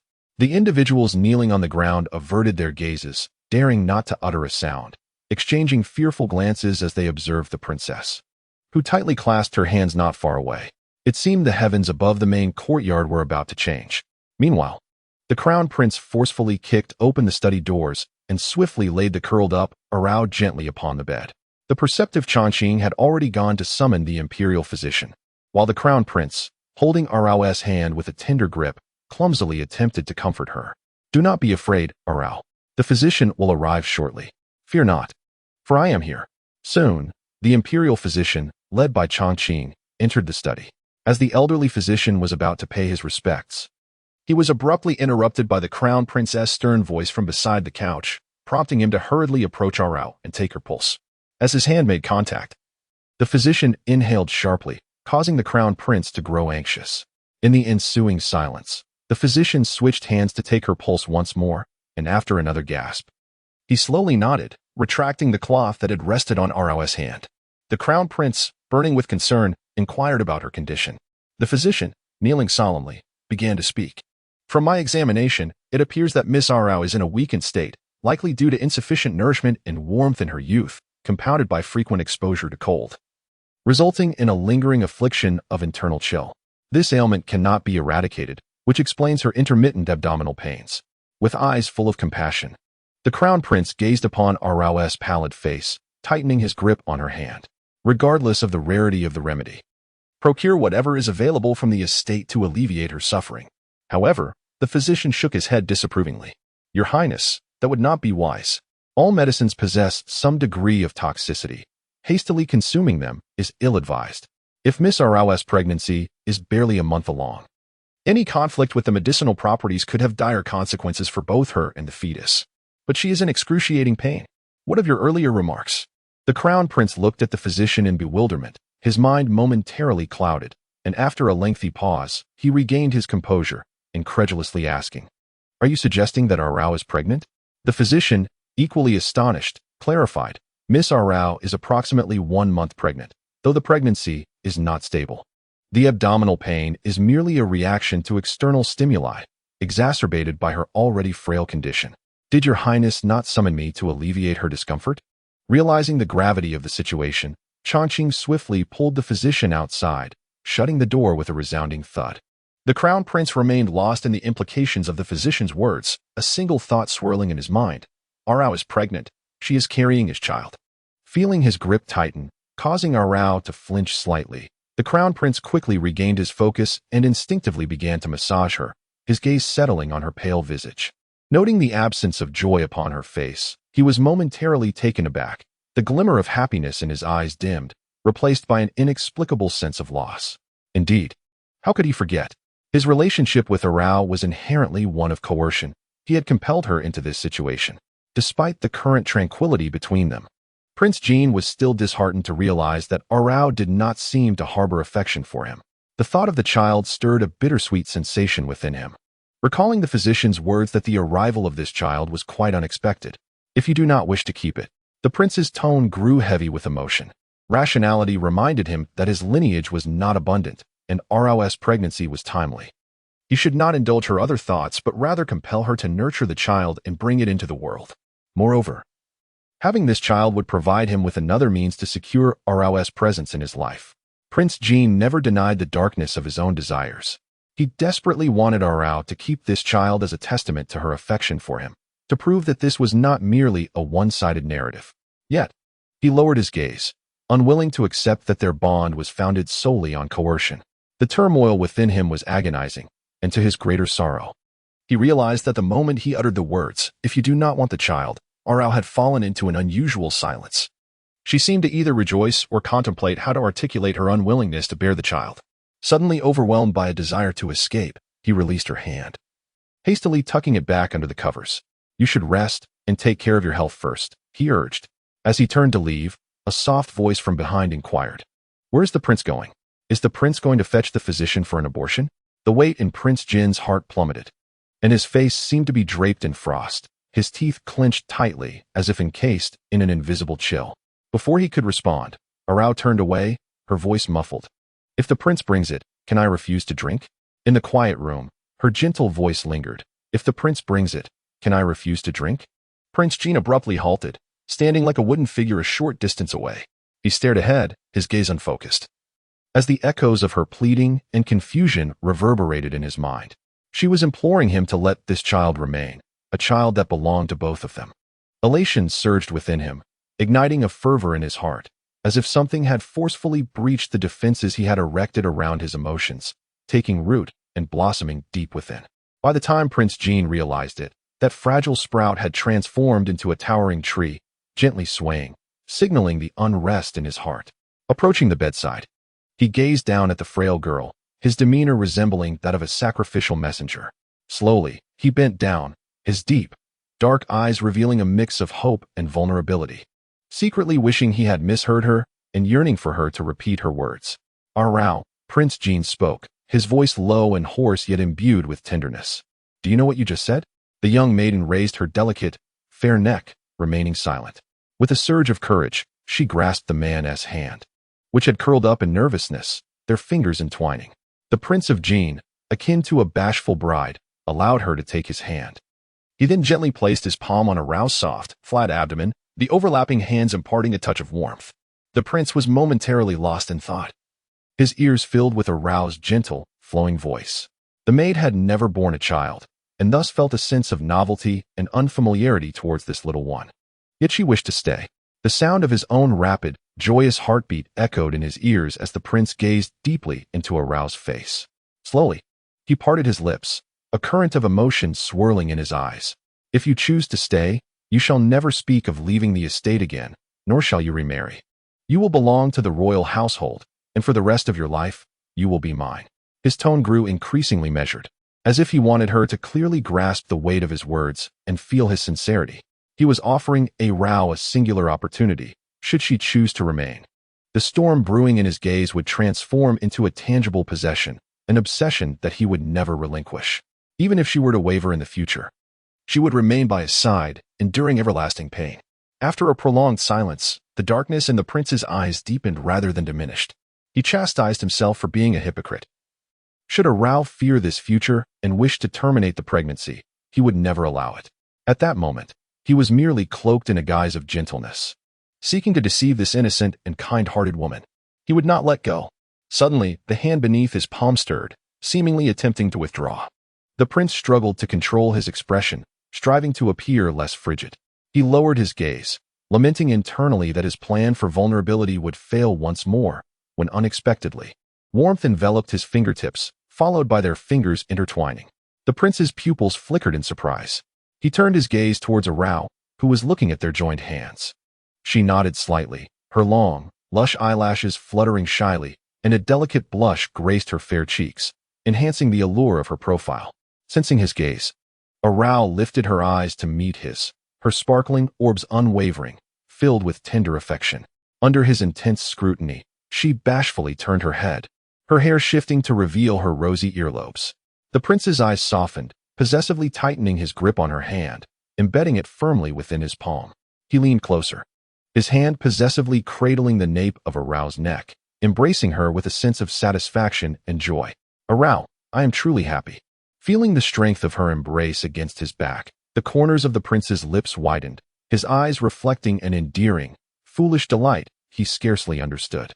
Everything unfolded too swiftly, as if he were lost in a beautiful reverie. It wasn't until he confirmed that this reality was not a dream that an overwhelming sense of fulfillment enveloped him. Watching the maiden drift into slumber upon the bed, the prince's demeanor softened. He bent down to place a gentle kiss upon her brow before rising, ready to make his way to the palace. When Arao awakened, the room was already illuminated. A young maid with a round face approached upon hearing the noise. Introducing herself as Ayuan, sent to attend to the young lady. The prince had not yet returned to the palace, and the meal was prepared. Would the young lady care to partake? Upon Arao's nod, Ayuan assisted her in dressing and, after helping her cleanse her face, guided her to the table. Noting her frail condition and the dietary restrictions against spicy food, Ayuan presented her with specially prepared medicinal dishes. Arao, having slept through the afternoon, lacked an appetite. And after a few bites, she set down her spoon, fatigue evident as she rubbed her temples. "Thank you for your service. Since the prince has not yet returned, I shall return to my own chamber." Ayuan was taken aback, observing Arao rise and head towards the door. Realizing that Arao was now her mistress, she followed suit, standing guard outside once they reached their destination. The Jin prince returned in the dead of night, after failing to find Arao in the study. He took a bath and then, with familiar ease, made his way to Arao's room. Ensuring she bore no chill, he slipped into bed, embracing her with practiced familiarity, as though he had done it countless times before. Satisfied, he held her close, arranging her in a manner that suggested she had come to him willingly. Imagining the blush that would grace Arao's cheeks upon discovery the following day, while he suppressed the heat rising within him. The main courtyard had been enveloped in a profound silence for days, with servants moving about as quietly as shadows, fearful of disturbing their master, who had been in a foul mood of late. "What news from over there?" The cold voice prompted Ryun to bow respectfully, reporting to the master. The maid discovered that Arao has taken residence in the Jinjia courtyard. Her voice was soft, striving to avoid provoking anger. Yet, this prayer proved futile for Gushuru. In a fit of rage, smashed the tea set, her voice sharp. "The Jinjia courtyard. What an audacious choice." The unique qualities of Jinjia courtyard ignited Gushuru's fury. That courtyard, in proximity to the study, was exquisitely renovated and nearly as splendid as her own main quarters. She had once contemplated residing in Jinjia, but deemed it too small compared to the main courtyard, as she preferred a grander stature. Ironically, the Jin prince seemed to have never considered offering Jinjia to her. Yet, she still cherished its merits, never once contemplating placing the other women nearby, not even in adjacent quarters. Now, however, it was occupied by a lowly maid. Chapter 80. A Guide for Your Beautiful Maidservant's Ascendancy, the Jinjia Courtyard. The Jin prince strolled with Arao within the Jinjia, noting that the furnishings had become aged. "In a few days, I shall send a new set," he remarked. Ayuan, trailing behind, regarded the valuable yet dusty antiquities with caution, silently following the figures ahead. Would this become the residence for servants? Would she never return to the front courtyard again? The Jin prince gently caressed Arao's hair, lowering himself to meet her gaze. His voice soft yet profound. "Arao, you need not refer to yourself as a maid anymore. You are now my Ning Shufei, the mistress of this Jinjia courtyard. As for the front yard, the study is always open to you." Ning Shufei, having crossed the thresholds of the three ranks, concubine and maidservant without titles, carries a title equivalent to that of a half-secondary consort, a position of authority among the women of the inner court. The Duke of Jin is dissatisfied with this rank. He entered the palace to vie for the title of secondary consort, but Defei believes he is out of his mind.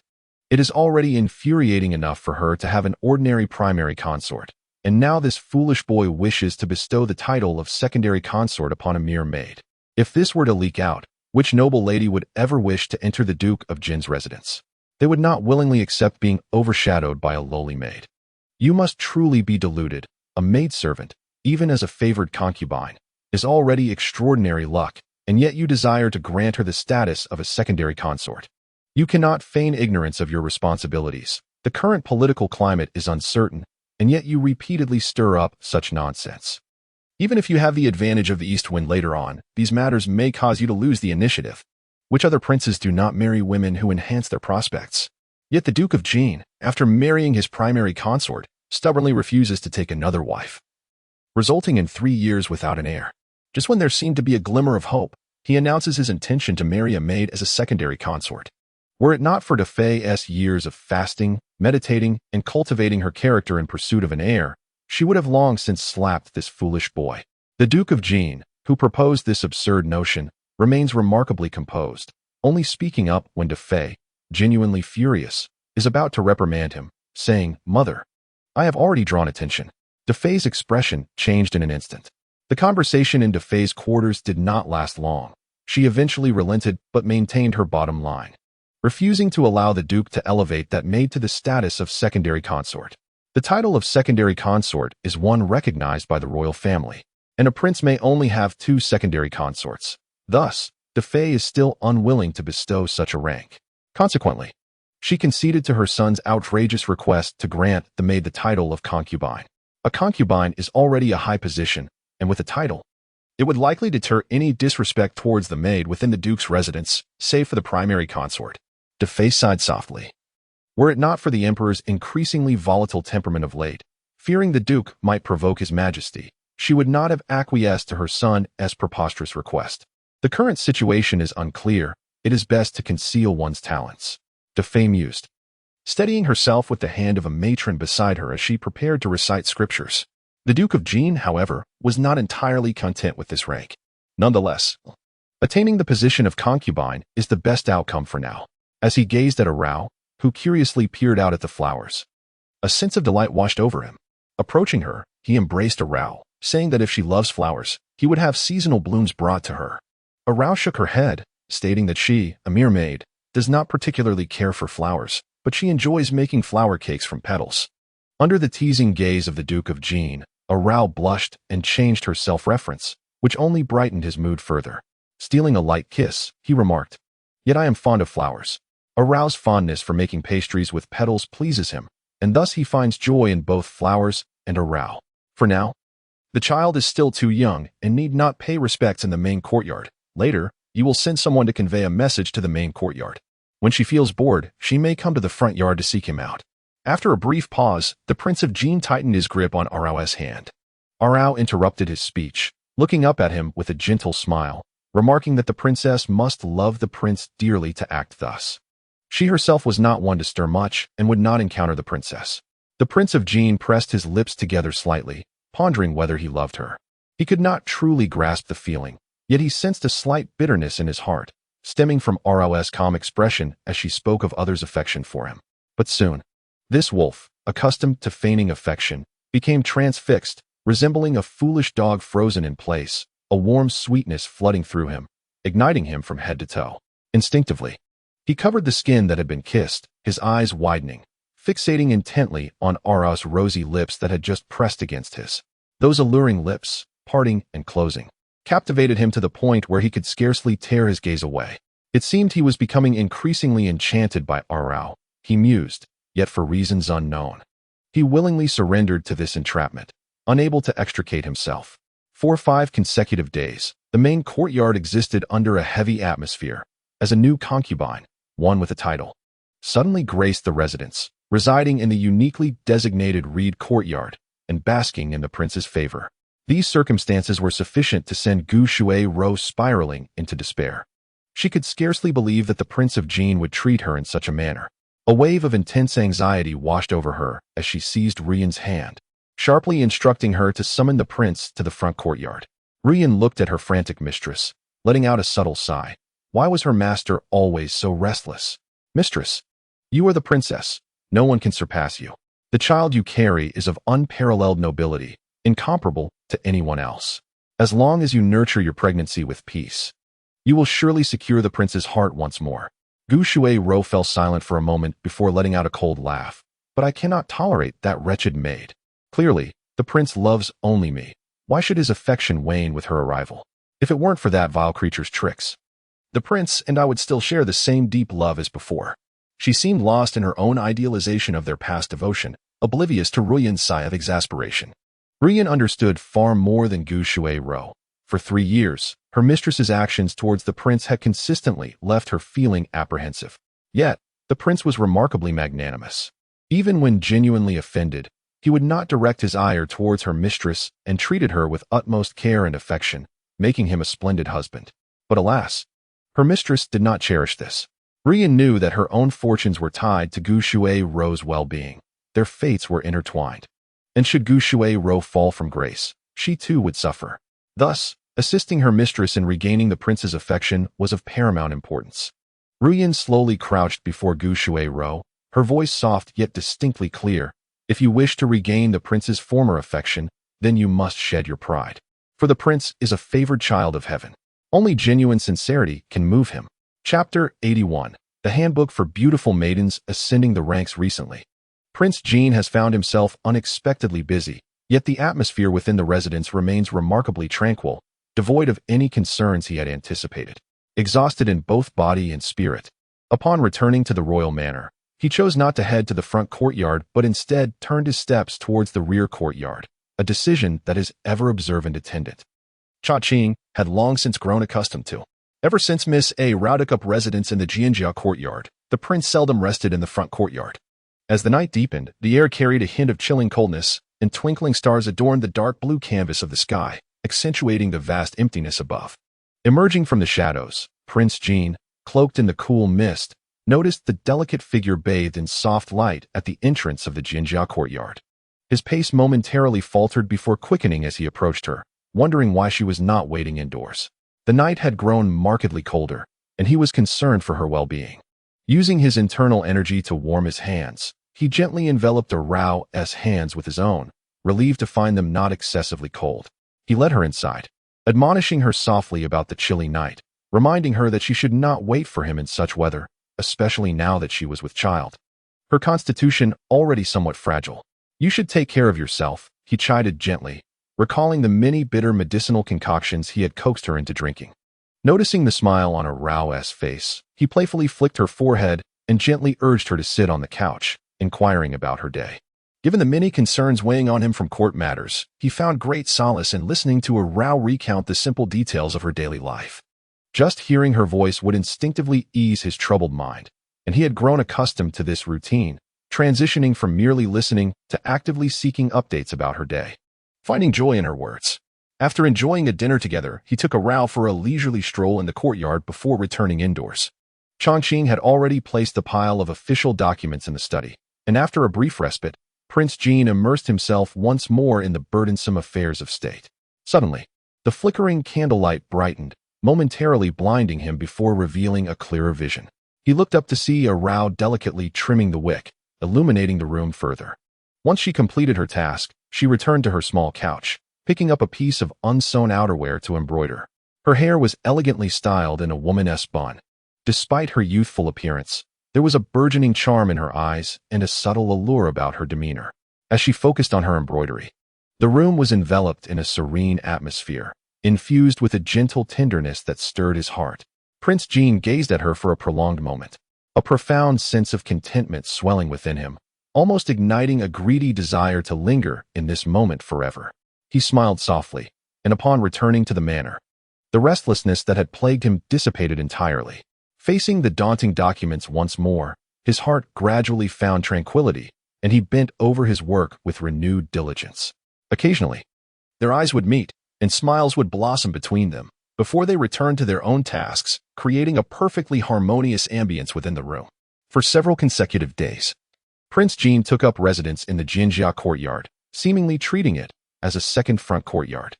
The inhabitants of the royal palace cast sidelong glances at the favored Ning Shufei, speculating in hushed tones about the remarkable future that awaited this woman, who had ascended from maidservant to concubine.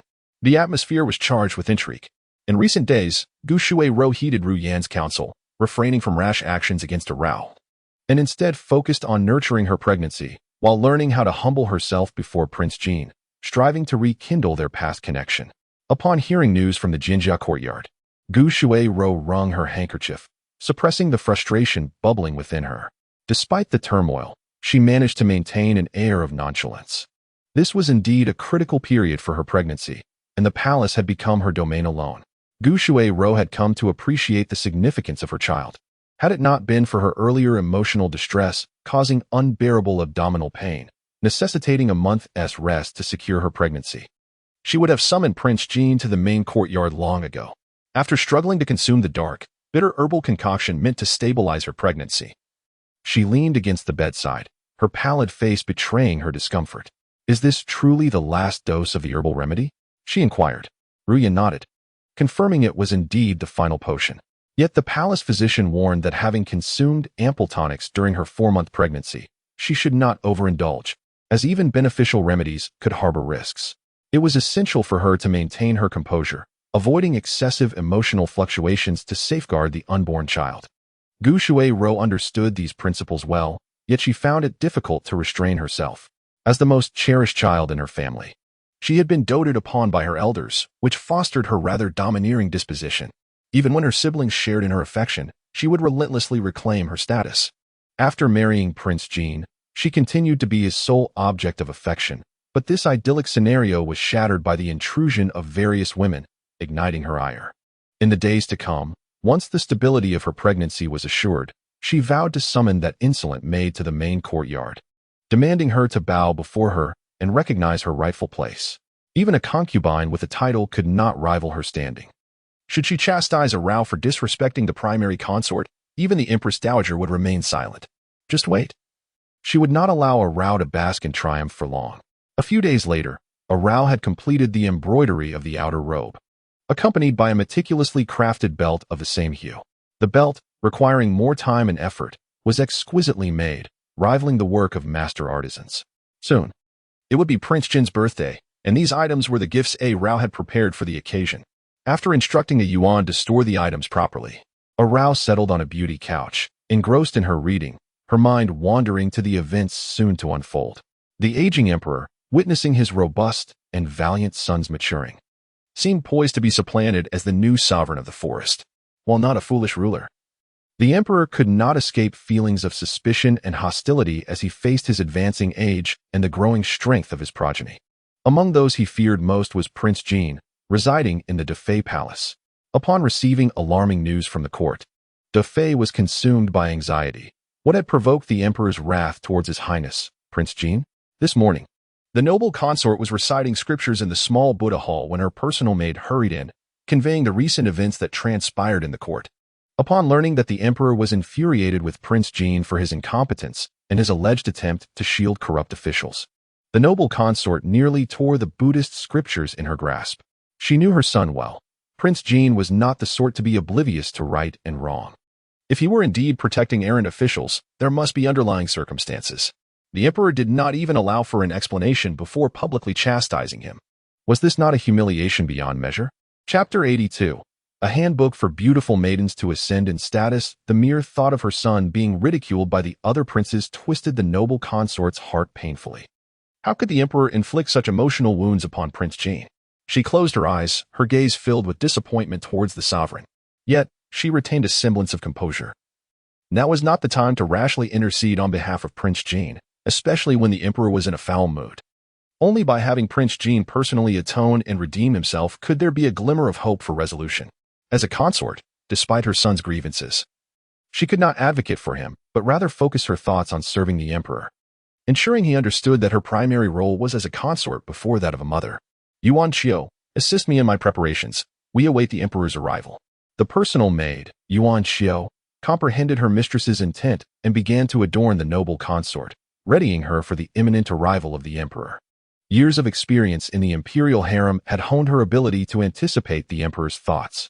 A quarter of an hour later, having dressed in a dignified and graceful manner, the noble consort heard the sound of the imperial whip signaling the emperor's approach. She bowed in greeting, yet the emperor did not, as in times past, extend his hand to assist her. Instead, he walked past her, merely acknowledging her presence with a faint call to rise. The noble consort understood that the emperor remained displeased. Rising with Yuan Cho's support, she approached with a radiant smile. "Your Majesty, have you come today for the exquisite wine buried in my courtyard?" The emperor studied her, remarking, "My beloved consort understands my intentions well, yet I am not here for the wine. Today in court, Prince Jean has disappointed my expectations, handling matters you entrusted to him in a most unsatisfactory manner, and I rebuked him publicly. though he wore a semblance of a smile.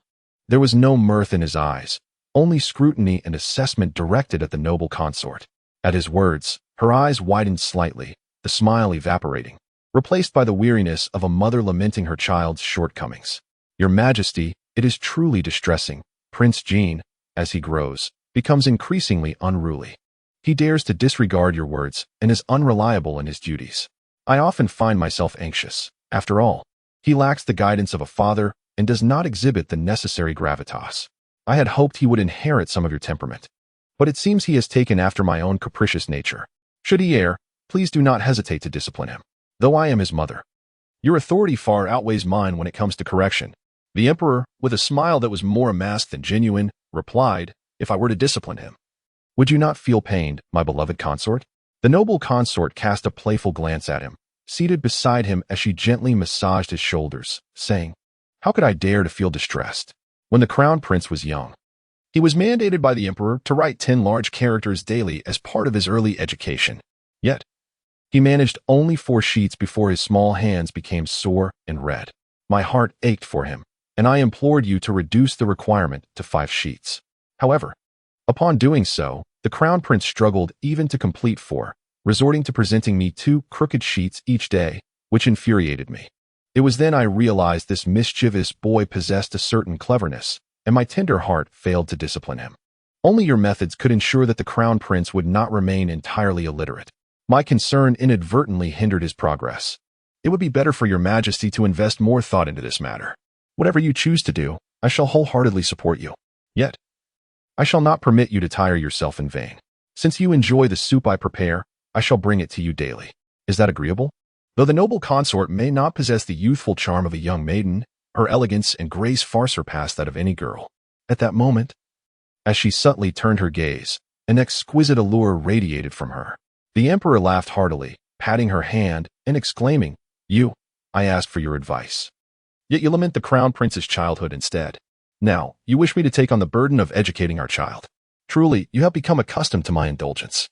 The noble consort refrained from further speech and personally served the emperor a cup of tea before taking her seat. Since you arrived in my palace, you have spoken of the crown prince's mischief, yet I have not yet reckoned with you over it. The emperor shook his head in resignation. You remain unchanged, always seeking to have the last word. He sipped his tea, his gesture slightly slowing, then smiled. Is this the Biluacun from last year? Its flavor seems rather ordinary. Why do you not drink the tea I have bestowed upon you? The noble consort set down her teacup and chuckled lightly.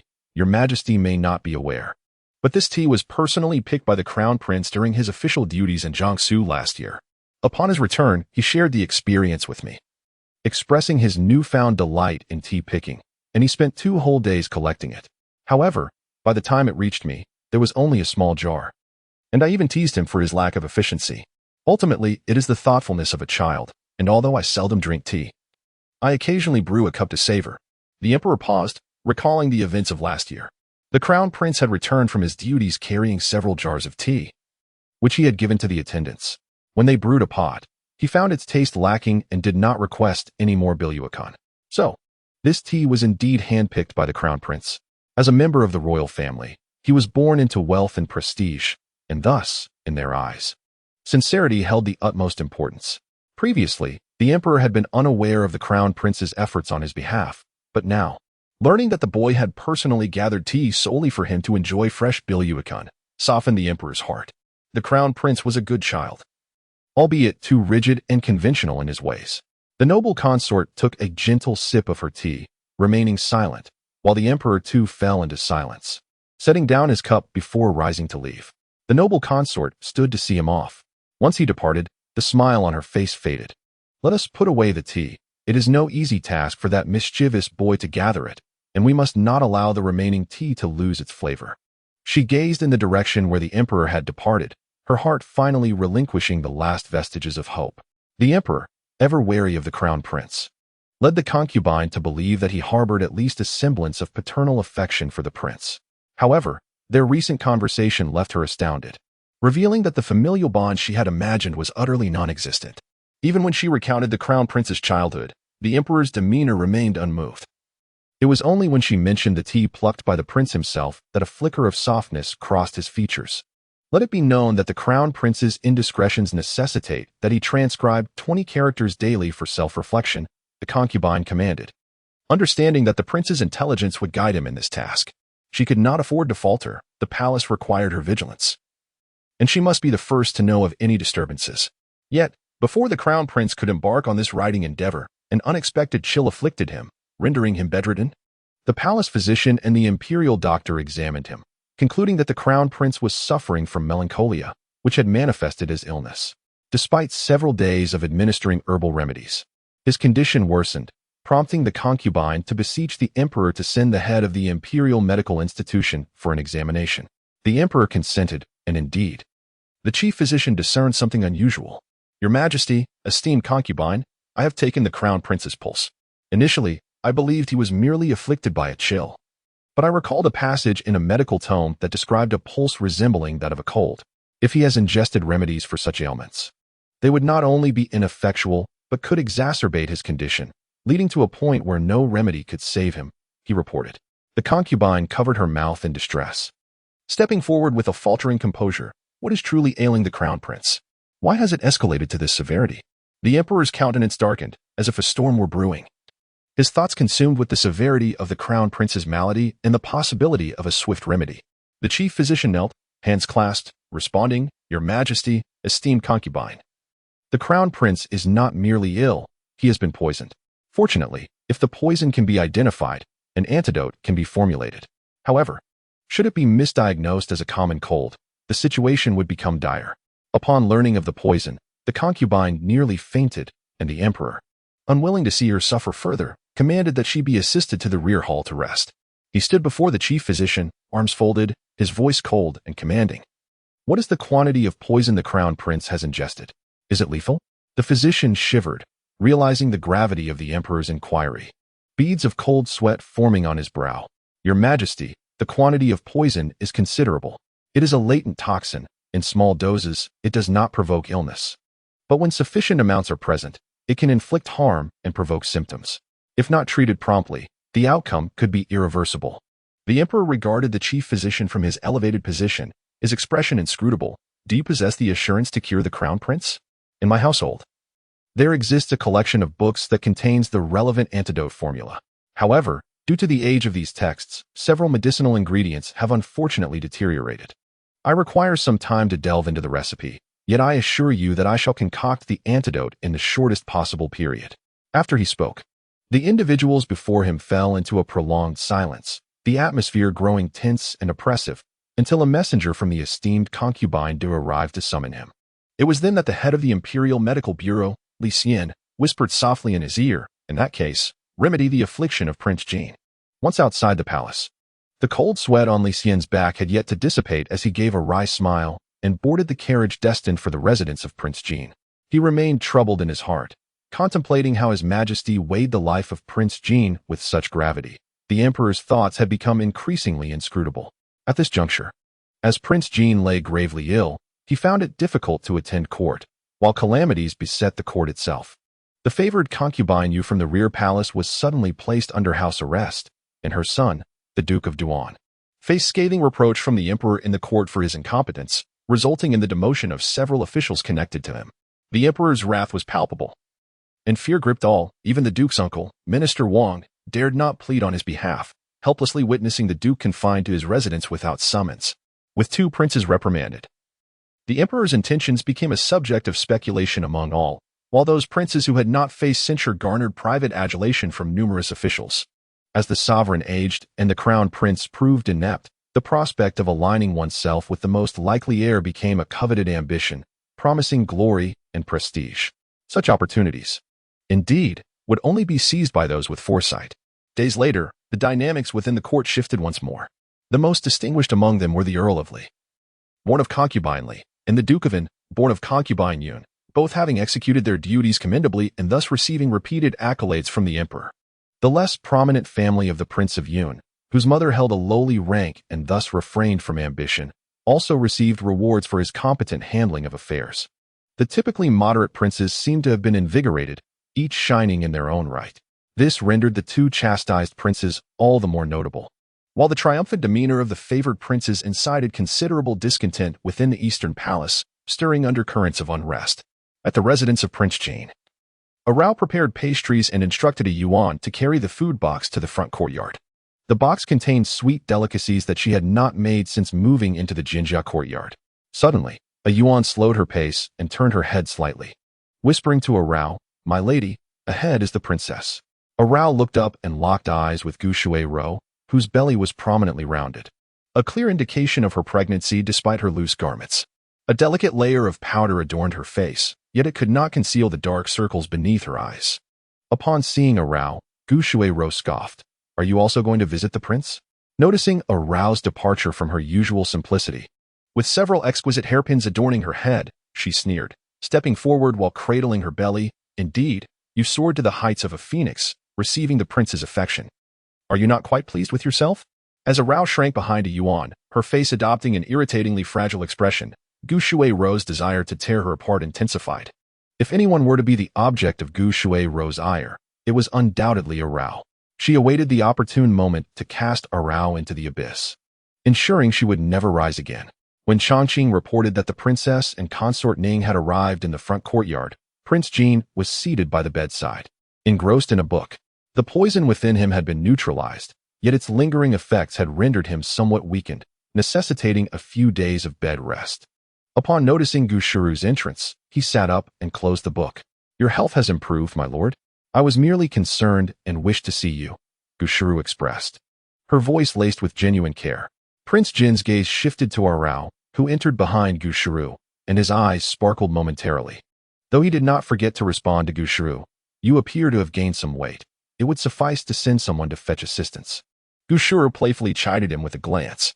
"I understand your concern for me, but you have been unwell for such an extended period that my worry is only natural." As she spoke, she leaned forward, her hand seemingly reaching to caress Prince Jin's cheek.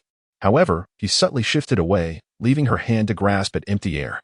The smile on her face faltered, and noticing Arao standing nearby, she deftly adjusted Prince Jin's cup. "You must have lost your appetite while taking your medicine these past few days. I had some nourishing dishes prepared, dishes you usually enjoy in abundance." Prince Jin listened, though his attention drifted towards Arao. For reasons unknown, speaking to Gu Shuru in Arao's presence made him feel an inexplicable guilt. He instructed Changqing to provide a chair for Arao, and as she took her seat, a faint sense of relief washed over him. Gu Shuru, noticing Prince Jin's focus shift toward Arao, felt a surge of irritation and glared at Arao, then smiled at Prince Jin. "How fortuitous it is that I encountered Arao at the courtyard entrance today. She must be here to deliver some delicacies for you." Her gaze lingered on Arao, though devoid of warmth. "Pray tell, Arao, what dishes have you brought?" Given the prince's recent recovery, he must not indulge in anything unsuitable that might hinder his recuperation. Seeing Arao appear as if wilting under Gu Shuru's scrutiny, Prince Jin felt a pang of empathy. He turned to Gu Shuru, stating, "The princess must take care of herself. My health is not yet fully restored, and I would not wish for you to fall ill from worry. Perhaps it would be best if you return to the main hall to rest." Chapter 84. A Guide for the Beautiful Maidens Ascending the Ranks. Gu Shuru's smile faltered momentarily at his words, yet she acquiesced. "Very well. Arao has always served the prince diligently, and now that he is unwell, her presence is indeed necessary. The dishes I oversaw preparing are beneficial for your health. Do partake of them generously." Prince Jin furrowed his brow slightly as he observed Gu Shuru standing, clutching her handkerchief. She paused momentarily beside Arao before exiting, leaning on Rian's arm. "How could I not visit when the prince is ill? I thought you might be weary of the bitter medicine by now. So I prepared some pastries, though I am uncertain if they would be to your liking," Arao said, lifting the lid of the food box to reveal the delicacies inside. At the sight of the exquisite pastries, Prince Jin's expression softened, but he quickly turned serious as he extended his hand toward Arao. Once she reached his bedside and sat down, he gently spoke, "Do not take to heart what the princess has said." Arao blinked, her tone tender. "I am but a servant to the prince. The princess's words ring true. Yet, to serve the prince is indeed a blessing for me." Upon hearing this, the Prince of Jin felt a slight discomfort in his heart. Observing Arao's obliviousness, his feelings of frustration intensified. He dryly stated, "In any case, you are not merely a maid to me." Arao lowered her head and smiled gently, her eyes sparkling with brilliance, which stirred the prince's heart. "I understand, my lord. If you are able to rise, may I prepare some porridge for you? Although the prince was not yet incapacitated, he found himself softened by the concern reflected in Arao's gaze as she held the porridge. Slightly turning his head, he spoke with a somewhat stiff tone. My illness is not yet fully healed, feeling a subtle warmth rise to his ears. Once the porridge was finished, much of the prince's earlier embarrassment had dissipated. Has the physician visited to check on you today? Arao nodded, explaining that the physician had assured her that the child within her was healthy, though she herself was somewhat frail and needed to nourish herself more. The prince agreed, acknowledging her delicate constitution. As for the child, he had no intention of informing Gu Shuai-ro, reasoning that since Arao's pregnancy was still unstable, it would be best to wait until the 3-month mark before revealing the news. You need not come to the front courtyard these days. Your health is of utmost importance. Should you wish to see me, I will visit you at the Jianjia courtyard once I have fully recovered. He believed he was nearly well, and it would soon be inappropriate for Arao to remain in the front courtyard. It was wiser to wait until all matters were arranged before accompanying her to Jinjia. Arao understood the prince's thoughts well. After all, his recent illness had been a strategic opportunity, and now that he had been wronged, it was only natural for him to seek justice, even if it meant taking harsher measures. Furthermore, his absence from the front courtyard suited Arao, as her feelings had stagnated, and she was beginning to grow impatient. It was time for her to devise a new plan. Soon, after taking the antidote, the poison within the prince was nearly eradicated. Once recovered, he visited the imperial concubine Da, who was overwhelmed with joy and wept, inviting him to dine with her. Shortly thereafter, an imperial edict arrived, confirming the prince's recovery, much to his delight, and lifting the punishment imposed upon him, directing him to attend court the following morning. Upon returning to the prince's residence, he followed his inclinations and made his way to the Jinjia courtyard. From a distance, he spotted a gentle figure standing by the entrance. His steps quickened, and with a hint of exasperation, he took Arao's hand, asking, "Why are you not waiting inside?" "I wish to wait for my lord," she replied. Once again, the same answer. The prince cast a fond glance at her. She knew precisely how to please him. After they had dined, he traditionally took Arao for a leisurely stroll before returning indoors. However, today he had no desire to read memorials. Lifting his gaze, he noticed Arao engrossed in a book. Intrigued, he asked, "Are you reading a storybook? Why does it have illustrations?" Blushing slightly at the prince's curiosity as he flipped through the pages, Arao responded softly, "This storybook was found for me by Au. I do not recognize many characters, so if it is filled with text, I cannot make sense of it." As the maiden's rosy visage illuminated the surroundings, her eyes shimmering like autumn waters, the heart of Prince Jean surged with a sudden warmth. Before his mind could fully comprehend the moment, words escaped his lips, "Allow me to teach you to read." Startled, Arao lifted her gaze, yet before she could respond, she found herself gently drawn behind the writing desk by the prince. He enveloped her in his embrace, inscribing a character first, then guiding her hand to replicate it beside him, each stroke executed with utmost seriousness. The warmth of their hands intertwined seeped through their skin, causing the prince's thoughts to drift away from the parchment before him. His gaze fell upon the delicate, fair nape of Arao, the fragrant scent of her presence wafting into his senses, stirring a restless yearning within him. Releasing her hand, he observed her earnest focus on the task, his eyes darkening. Yet he remained still, leaning slightly over her, ostensibly to examine her writing, while his thoughts wandered to her slightly parted lips, his gaze adrift. Unexpectedly, a hint of commotion broke the tranquility of the room. Au, hearing the noise, was about to enter when muffled moans reached her ears, prompting her to halt and discreetly close the door. For several days, Prince Jean appeared to have developed a fascination for teaching Arao to write, dedicating a good half-hour each time he visited the Jianjia courtyard, reveling in the experience. However, on the 5th day, Arao, her cheeks flushed, pushed away the prince's face, stating, "I have important matters to attend to today." The prince, feeling a pang of dissatisfaction from being rebuffed, found himself yearning for more, having only tasted the delights of their connection thus far. Seeing Arao pause, he leaned down to nuzzle her nose, his voice husky. "What important matters?" As he spoke, he leaned closer and stole a kiss. Arao's complexion deepened in hue, her eyes glistening with emotion, reflecting a wave of feelings as if she were on the verge of tears. The prince, sensing her vulnerability, dared not restrain her further and hastily soothed her, suppressing the turmoil within him. Observing Arao engrossed in embroidering a garment, he grew curious. She had previously completed her stitching, so why was she working on another piece today? I have never embroidered a man's robe, she replied. Therefore I must practice diligently to ensure my skills remain sharp for the future. The prince was already aware that Arao was crafting something for him, but he presumed it was merely a casual garment, so he refrained from inquiring further.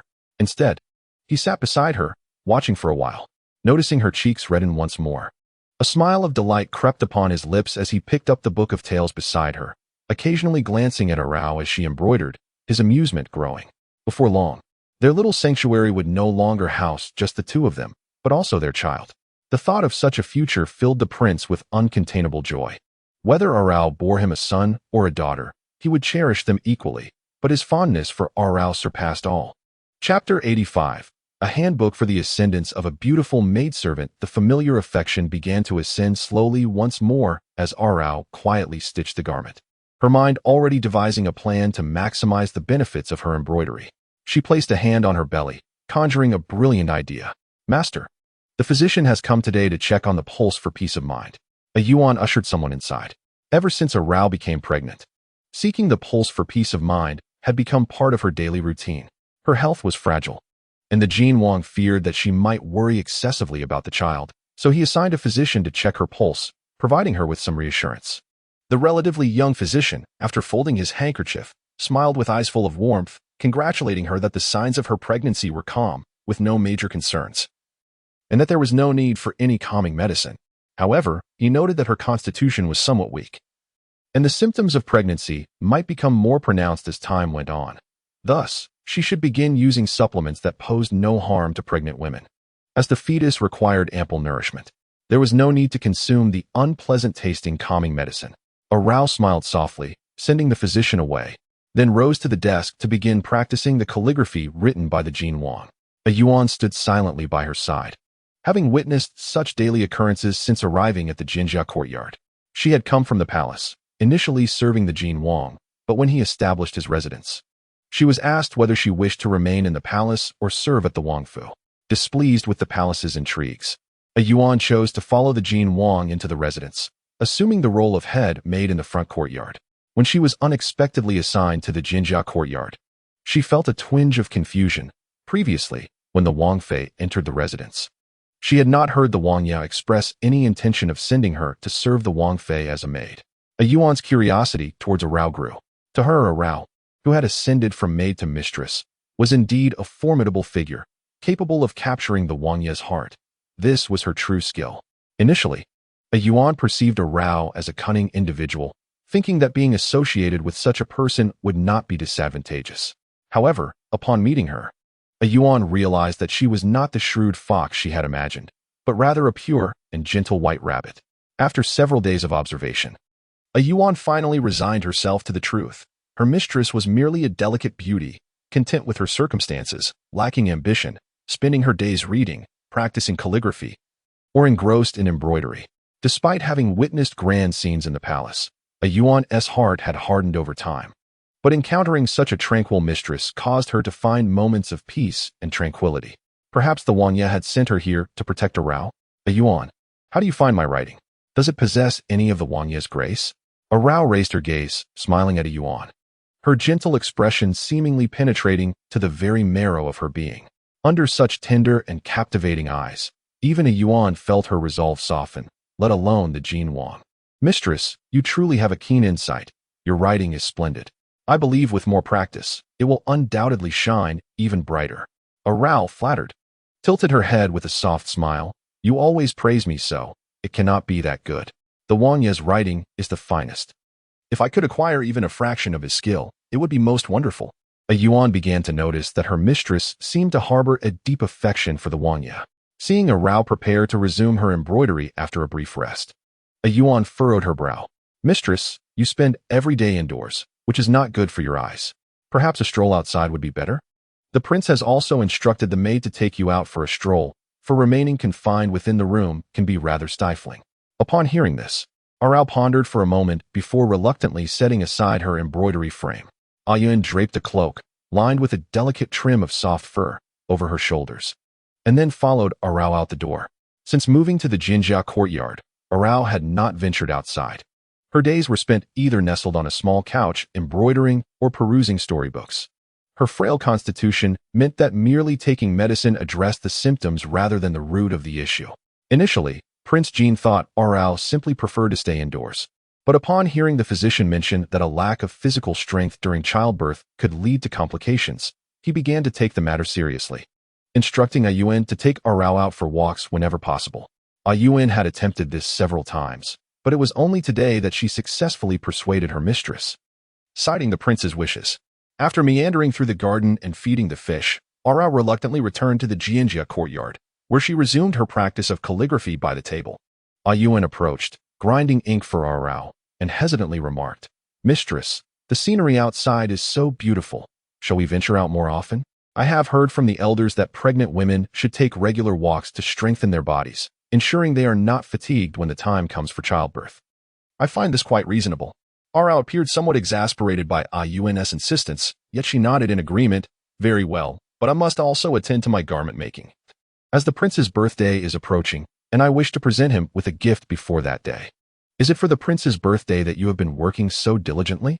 Arao nodded, but then her expression turned slightly troubled as she lowered her head. Simply gifting a single garment seemed too modest.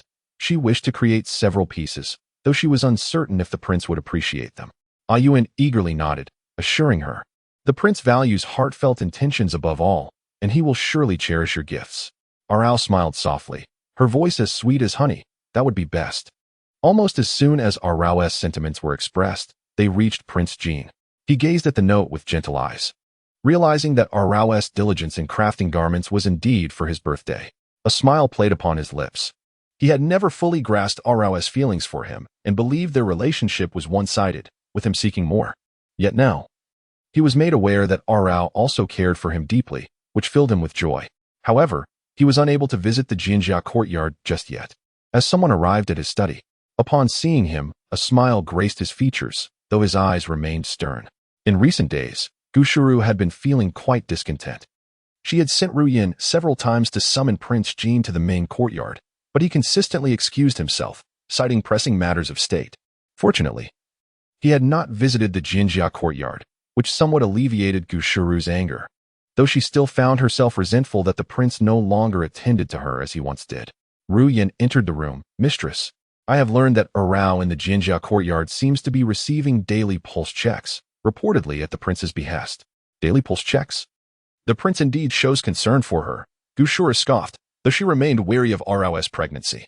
"Is there someone at the Jinjia courtyard who can be of use to us?" Nodding lightly, Yu Yen, with a disdainful expression, gently caressed her abdomen. "Let us see what this wretched maid intends. I shall not permit her to conceive."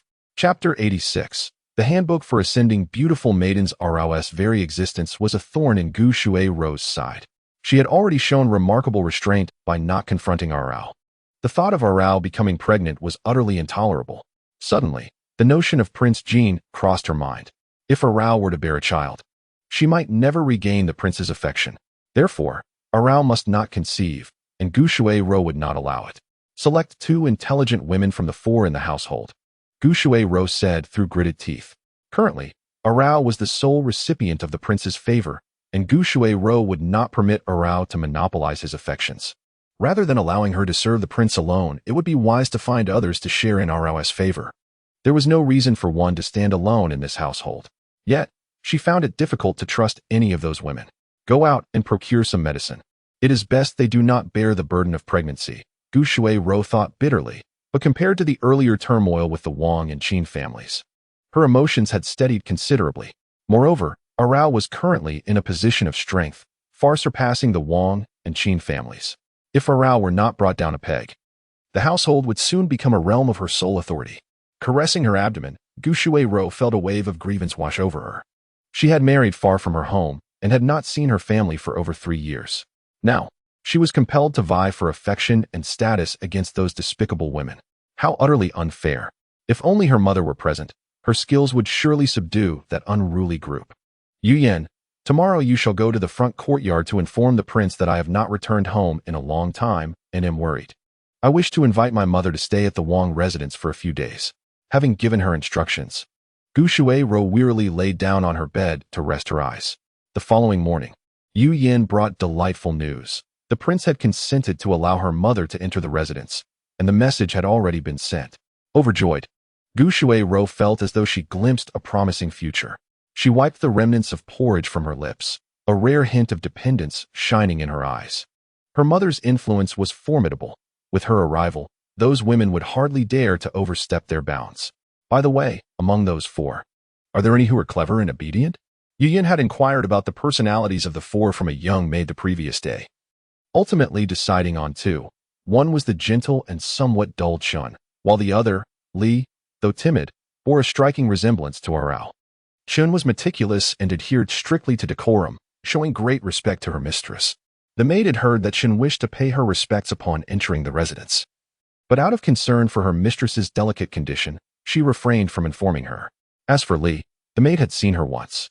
Li was not the most beautiful among the four, but upon closer inspection, the maid noted that her features bore a resemblance to that of the lady from the Jinjia courtyard. Should Li catch the prince's eye, the other would surely become unsettled, which could work to our advantage. Gu Shui-ro's eyes sparkled with intrigue. The thought of someone resembling her receiving the prince's favor filled her with a revulsion greater than that of consuming insects. However, if that someone were the loathed Rao, a smile danced upon Gu Shui-ro's lips as she eagerly anticipated witnessing a Rao's downfall and the prince's subsequent disdain for her. The following day, she resolved to invite the Li and Chun families to the main courtyard for a courtesy visit. On the morning of the second day, while a Rao, urged by a Yuan, ventured out for exercise, she fortuitously encountered the Jin Wang, who had intended to visit her in the rear courtyard. Fresh from the palace, still clad in court attire, the Jin Wang's eyes sparkled with delight upon seeing her. Have you just returned from the palace? A Rao inquired. The Jin Wang nodded, explaining that he had recently come back, having been busy and unable to visit her at the Jinjia courtyard. He mentioned that his father had appointed him to a position in the Ministry of Personnel that day, suggesting that his schedule would likely become even more demanding. Nonetheless, he had taken the time to see her. Taking a Rao's hand, he led her to a nearby pavilion, attentively inquiring about her recent days. A Rao recounted her activities, detailing the dishes she had prepared. Though seemingly trivial, the Jin Wang listened with great interest. He gently placed his hand on a Rao's abdomen. Though it felt flat beneath his touch, he seemed to sense the presence of a child, his expression radiant and cheerful. A stark contrast to his previous demeanor that had exuded an air of detachment. The two lingered in the pavilion for some time until they were interrupted by Chang Qing, who urged the Jin Wang to depart. A Rao rose, preparing to return to the Jianjia courtyard. As she turned, her gaze met that of another individual. The person looked at her timidly, possessing a semblance of her own features, imbued with a delicate charm, and appeared astonished to see her there. A Rao chose to ignore the stranger and walked toward the Jianjia courtyard, leaving Li Shi standing still. A flicker of dark intent crossing her eyes as she withdrew her gaze and strolled leisurely toward the main courtyard. My lady, I couldn't help but notice that the woman seems to bear a resemblance to you. Perhaps I am mistaken, a Yuan remarked, frowning as she observed the woman heading toward the main courtyard, likely to visit the Wang Fei. Since becoming a Rao's confidant, a Yuan harbored no fondness for the Wang Fei Gu family. As the matriarch, she feared the favor of other women beneath her. Naturally, a Yuan, standing by a Rao's side, would view the situation through her lens, perceiving the unexpected appearance of a woman resembling her mistress as anything but coincidental. Watching a Rao, who had fallen into a state of surprise and contemplation after a Yuan's words, a Yuan felt a surge of sympathy, resolved to protect a Rao and the child she carried. Noticing the silence from her companion, a Rao casually sipped milk, preparing to sit by the window to continue her task, her peripheral vision catching sight of a young maid sweeping the courtyard, her eyes darting about, prompting a slight smile to curve a Rao's lips. Meanwhile, in the main courtyard, Gu Shui-ro scrutinized the two women before her with a discerning gaze. Despite her reluctance to admit it, she recognized that compared to the youthful Li and Qin, she had aged considerably. The adage that men favor radiant women held a grain of truth. She concealed the unease in her eyes, gesturing for the two to take their seats. Noticing their respectful gazes, Gu Shui-ro felt a surge of satisfaction within her. You have been in the Wangfu for quite some time. Do you have any plans? Seeing them momentarily stunned, Gu Shui-ro decided to be direct. There are few women in the backyard, only myself, Ning Shufei, and the Wang Shizhai. The numbers are indeed too few. You two were brought back by me, which signifies a certain bond. Now that I am with child and unable to attend to Wang Yi, the household requires new faces, and you two are perfectly suited. Gu Shuai-ro had not entertained the notion that they might refuse her, and thus continued, Wang Yi has not been blessed with many heirs, and I often feel guilt about this. You both are young, and it may not be easy for you to conceive. I have arranged for some fertility-enhancing medicine for you, so that you may soon bear children and bring joy to Wang Yi. Chapter 87. The Handbook for Beautiful Maidens Rising to Power. The two almost immediately grasped Gu Shuai-ro's intention. However, as she had pointed out, they had been in the residence for quite a while without even seeing Wang Yi. Now, suddenly receiving the favor of the Wang Fei, they were overjoyed and dared not refuse the fertility medicine. Although they felt a twinge of trepidation towards the steaming concoction before them, they drank it down in one go. After all, they believed Gu Shuai-ro was merely concocting some inconsequential contraceptive. They were still young, and while such medicines could harm the body, they presumed they would recover in time.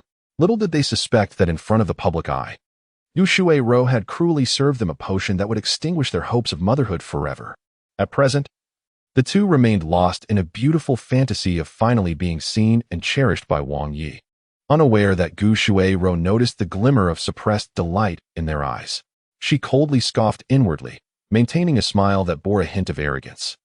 Serve Wang Yi well, and you shall undoubtedly be rewarded, but you must remain honest and unassuming. Do not act like seductresses and distract Wang Yi from his duties. Otherwise, even if Wang Yi is lenient, I will not show mercy. Seeing them nodding in agreement, Gu Shuai-ro allowed a satisfied smile to grace her lips.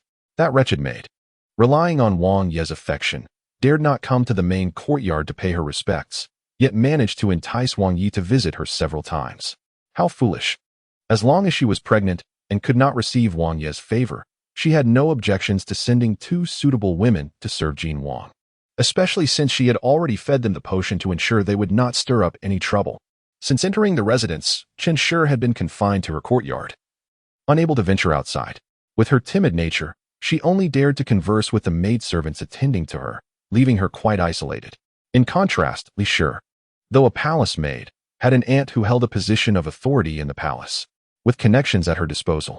She had a fair understanding of the situation in Jin Wangfu. For instance, she knew that the current Wang Fei, Gu Shi, was once Wang Yi's favorite, though this affection was from 3 years ago.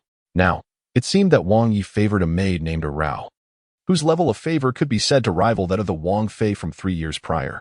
Li Shi scoffed at Gu Shuai-ro's disdainful attitude towards Rao. Not everyone is born to be esteemed. The obsequiousness that flatters the powerful is merely the survival tactic of those beneath them. In the face of life and death, sacrificing one's dignity and pride is but a trivial matter. Preserving one's life is paramount. Gu Shuai-ro looks down upon Rao. Yet she cannot help but admire Ning Shu-fei for managing to attract the prince's attention amidst the queen's favor. There must be considerable talent behind that success. Moreover, the resemblance she bears to Ning Shu-fei raises the question of why she cannot achieve what the latter has, especially when she possesses the skills to cater to men that Ning Shu-fei lacks. Li Shi had contemplated collaboration. Yet she understood that a resemblance in appearance could be far more intolerable than a similarity in attire. Although her investments had revealed that Ning Shu-fei was indeed a gentle and kind-hearted individual, encountering her could easily lead to enmity. Thus, Li Shi chose not to approach Rao but to act independently. Who says that those who come later must always be mere substitutes? The news of the princess summoning two individuals for a formal greeting swiftly reached the Jianjia courtyard. Observing her mistress's restlessness, the maid stepped forward to offer reassurance, stating that there was no disrespect in not attending the formal greeting, especially since the princess was currently pregnant and naturally reluctant to meet with others. Should she go to the main courtyard, it would undoubtedly deplete the princess's energy. Moreover, given that the mistress herself was also with child, it was not a matter of the maid's petty concerns, but of ensuring the safety of both the mistress and the unborn child. Furthermore, the prince had permitted the mistress to forego the formal greeting. If she did not trust the maid, could she not trust the prince? Prince Jin, perhaps disillusioned by Gu Shuai-ro's temperament, did not intend to inform her of Rao's pregnancy at the earliest opportunity. This was fortuitous for Rao, as the prince had previously intended to place her under Gu Shuai-ro's watchful eye, fostering a peaceful coexistence. But now he had decided to shelter her under his own wing, subtly indicating that she need not attend the formal greeting. This was indeed a step forward. Rao desired this outcome.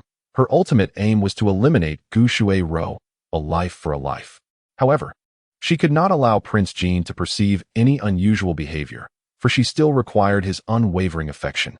Thus, the most prudent course of action was for the prince to allow her to engage in rivalry, guiding her in this endeavor. She imagined that if Gu Shuai-ro were to learn that the man who once cherished her had transformed into the protector of another woman, and that he would begin to act against her for the sake of that woman, it would surely cause her great anguish. Arao did not believe that revenge needed to revolve around a man, yet if that was the adversary's weakness and source of pain, she would not hesitate to exploit it. As Prince Jean became increasingly occupied, seldom gracing the back courtyard, Gu Shuai-ro felt a mix of satisfaction at Arao's lack of favor and dissatisfaction at the prince's long absence. Fortunately, as if by providence, Xu Yan produced a letter from the Gu family, announcing that Gu Mu would arrive in the capital within a day, news that brought great joy to Gu Shuai-ro. At the entrance of the main courtyard stood two figures. Upon hearing this, Gu Shuai-ro impatiently rubbed her temples. The prince was busy with affairs of state, and it was not that she did not wish to introduce them. She merely asked for their patience, assuring them that in due time, she would fulfill their desires when the opportunity arose. As Ru Yin conveyed her words and then turned to leave, she left Chun and Li standing in a daze. A hint of disappointment surfaced on Chen's face, yet she suppressed her feelings and offered a respectful bow to Li before making her way to the backyard. In contrast, Li squinted at the opulent main courtyard before her, ambition and desire flickering in her eyes. Unlike the dull Chun, she was acutely aware that the Gu family was merely toying with them. If genuine intentions were present, she and Chun would have met the prince long ago. Ultimately, there was no heartfelt desire to assist them. Li composed her expression, saluted the main courtyard, and then walked towards her own quarters, realizing that she needed to devise a more prudent strategy to achieve her goals. The following morning, Gu Shuai-ro heard the little eunuch at the door announce that Madame Gu had arrived. Overwhelmed with joy, she quickly assisted Ru Yin to her feet and headed towards the entrance. Upon seeing her mother, tears of joy streamed down her face. The mother and daughter exchanged heartfelt words, with Gu Shuai-ro playfully confiding in her mother before shifting the conversation to the backyard. To be fair, Madame Gu did not perceive any wrongdoing in a man keeping concubines in the backyard, especially since the prince's harem was indeed quite limited. However, Gu Shuai-ro was her precious daughter, born after 10 months of pregnancy. If her daughter expressed disdain for someone, Madame Gu naturally felt compelled to intervene. When Arao was mentioned, bitterness filled Gu Shuai-ro's tone, prompting her mother to nod eagerly, pledging to help her daughter find a solution. Since you do not wish for her to conceive, then there is no need for her to bear children. As the mistress, this is within your power, Madame Gu asserted. In the backyard, she was someone who issued commands. Although her husband had many wives and concubines, he never disregarded her authority. If any concubine displeased Madame Gu, her husband would entirely ignore them, fostering her fierce stance against such women. Yet, she understood this was the prince's residence, not her own Gu household. This matter needed careful consideration. Her time at the prince's manor was limited, and how to deal with concubine Ning was ultimately her daughter's decision. However, if it was truly undesirable for her to conceive, a discreet bowl of infertility soup would suffice, without the need for any drastic actions that might bring about scandal. Mother, what should I do? I truly do not wish for those women to serve the prince, but if I do not find some to divert his attention, he might become infatuated with that shameless maid alone, which I cannot tolerate. The day the prince grows weary of her, I will cast her out to serve filthy beggars, forcing her to live a life of degradation. Madame Gu seemed quite accustomed to her daughter's harsh language, taking comfort in her growing ruthlessness. She had initially expected her daughter to be soft-hearted like in her younger days, but now she was quite pleased with her daughter's demeanor. You are not in a common household. Should the prince ascend to greatness, you will be a person of utmost esteem. It is wise to eliminate those who pose a threat to you now, so they do not overshadow you later. You are doing splendidly. Though she cherished her daughter, her greater concern lay with the honor of the Gu family. When her daughter caught the attention of Prince Jean and married into the royal household as his principal wife, the Gu family soared to prominence in Jiangnan, even merging with the main branch of the Gu clan, thereby gaining a voice within their lineage. These accolades were bestowed upon them by their daughter, yet they were not sufficient. With the emperor aging and the princes and nobles all being exceptional individuals, competition for the throne was inevitable. The Gu family had staked all their hopes on Prince Jean. Should he succeed, they would ascend from commoners to royal kin, a temptation of immense allure. Thus, The matriarch's visit was not merely to see her daughter, but also to secure the future of the Gu family. However, her affection for her daughter was genuine. Observing her daughter's disdain for the concubine Ning, the matriarch resolved to assist in devising a plan. I have yet to encounter the concubine Ning and remain unaware of her temperament. If one wishes to outmaneuver her, it is prudent to discover her weaknesses. Gu Shui's countenance darkened at this, for she had yet to pay her respects in the main courtyard and thus had no clear understanding of Ning's character. It was known, however, that she often employed trifling incentives to win over the servants, which accounted for her favorable reputation among them. With a look of discontent upon her face, Gu's mother gently tapped her forehead, that you may disdain such actions. You fail to realize the magnitude of assistance they can provide. However, the concubine Ning's methods are ultimately inadequate, as she merely seeks to bribe the servants. This presented an opportunity for Gu's mother. Tenderly stroking Gu Shui's hair, she began to impart the subtle, cunning strategies of the inner quarters to her daughter. She, being a servant by origin, is likely to have an unstable foundation. You may think that the Jinjia courtyard is a favorable place, but it is her first time residing there. It will take time to tame the servants within. What you must do is win over those in the Jinjia courtyard and, at the opportune moment, create obstacles for that concubine. Upon hearing this, Gu Shui felt elated. She had already instructed Ru Yin to initiate the bribery, and news should be forthcoming soon. By the way, that wretched maid goes out for leisurely strolls every day. I shall have Ru Yin meet with the servant in the Jinjia courtyard and take advantage of the opportunity to administer the medicine to that wretched maid. Gu's mother, however, shook her head. Now is not the right time. There is no need to rush. At that moment, Arao, the unwitting target of their schemes, was preparing to go out for exercise. She had recently developed the habit of exercising outdoors before returning to embroider garments. A Yuan had also acclimated well, watching quietly as her mistress embroidered, pondering how those delicate fingers crafted the beautiful and lively bamboo patterns. My lady, it seems that the royal concubine and Miss Li are ahead. Since Li had yet to earn the emperor's favor, she was not officially a concubine, and thus everyone in the household referred to her as Miss. Noticing the two of them gathering together, Arao raised an eyebrow, sensing that the royal concubine had not yet given up and was attempting to exploit the situation. Before they could depart, the royal concubine had already brought Miss Li over to pay her respects. Arao promptly acknowledged them. Her curiosity piqued as she gazed at Miss Li. Upon witnessing Arao's demeanor, Wang Shi appeared to recall something and remarked, "It has been quite some time since I last saw Sister Xu Fei. I suppose she is unaware of the new addition to the inner courtyard. This is Li Shi." Indeed, Li Shi bore a resemblance to Arao. Yet Arao's beauty had intensified over time, rendering their similarities somewhat insipid. Li Shi sensed the distinction between herself and Arao. Her timid expression shifted slightly, and she began to doubt her ability to emulate the grace and poise of the esteemed Xu Fei. Today's encounter with sister feels serendipitous. Shall we sit in the pavilion for a while? Arao, observing the charming smile on Wang Shi's face, felt a measure of admiration for her adaptability. Although their relationship was fraught with tension, Wang Shi was able to converse with her today seemingly without resentment, which was indeed a rarity. Should such a person be afforded another opportunity to ascend, she might achieve notable success.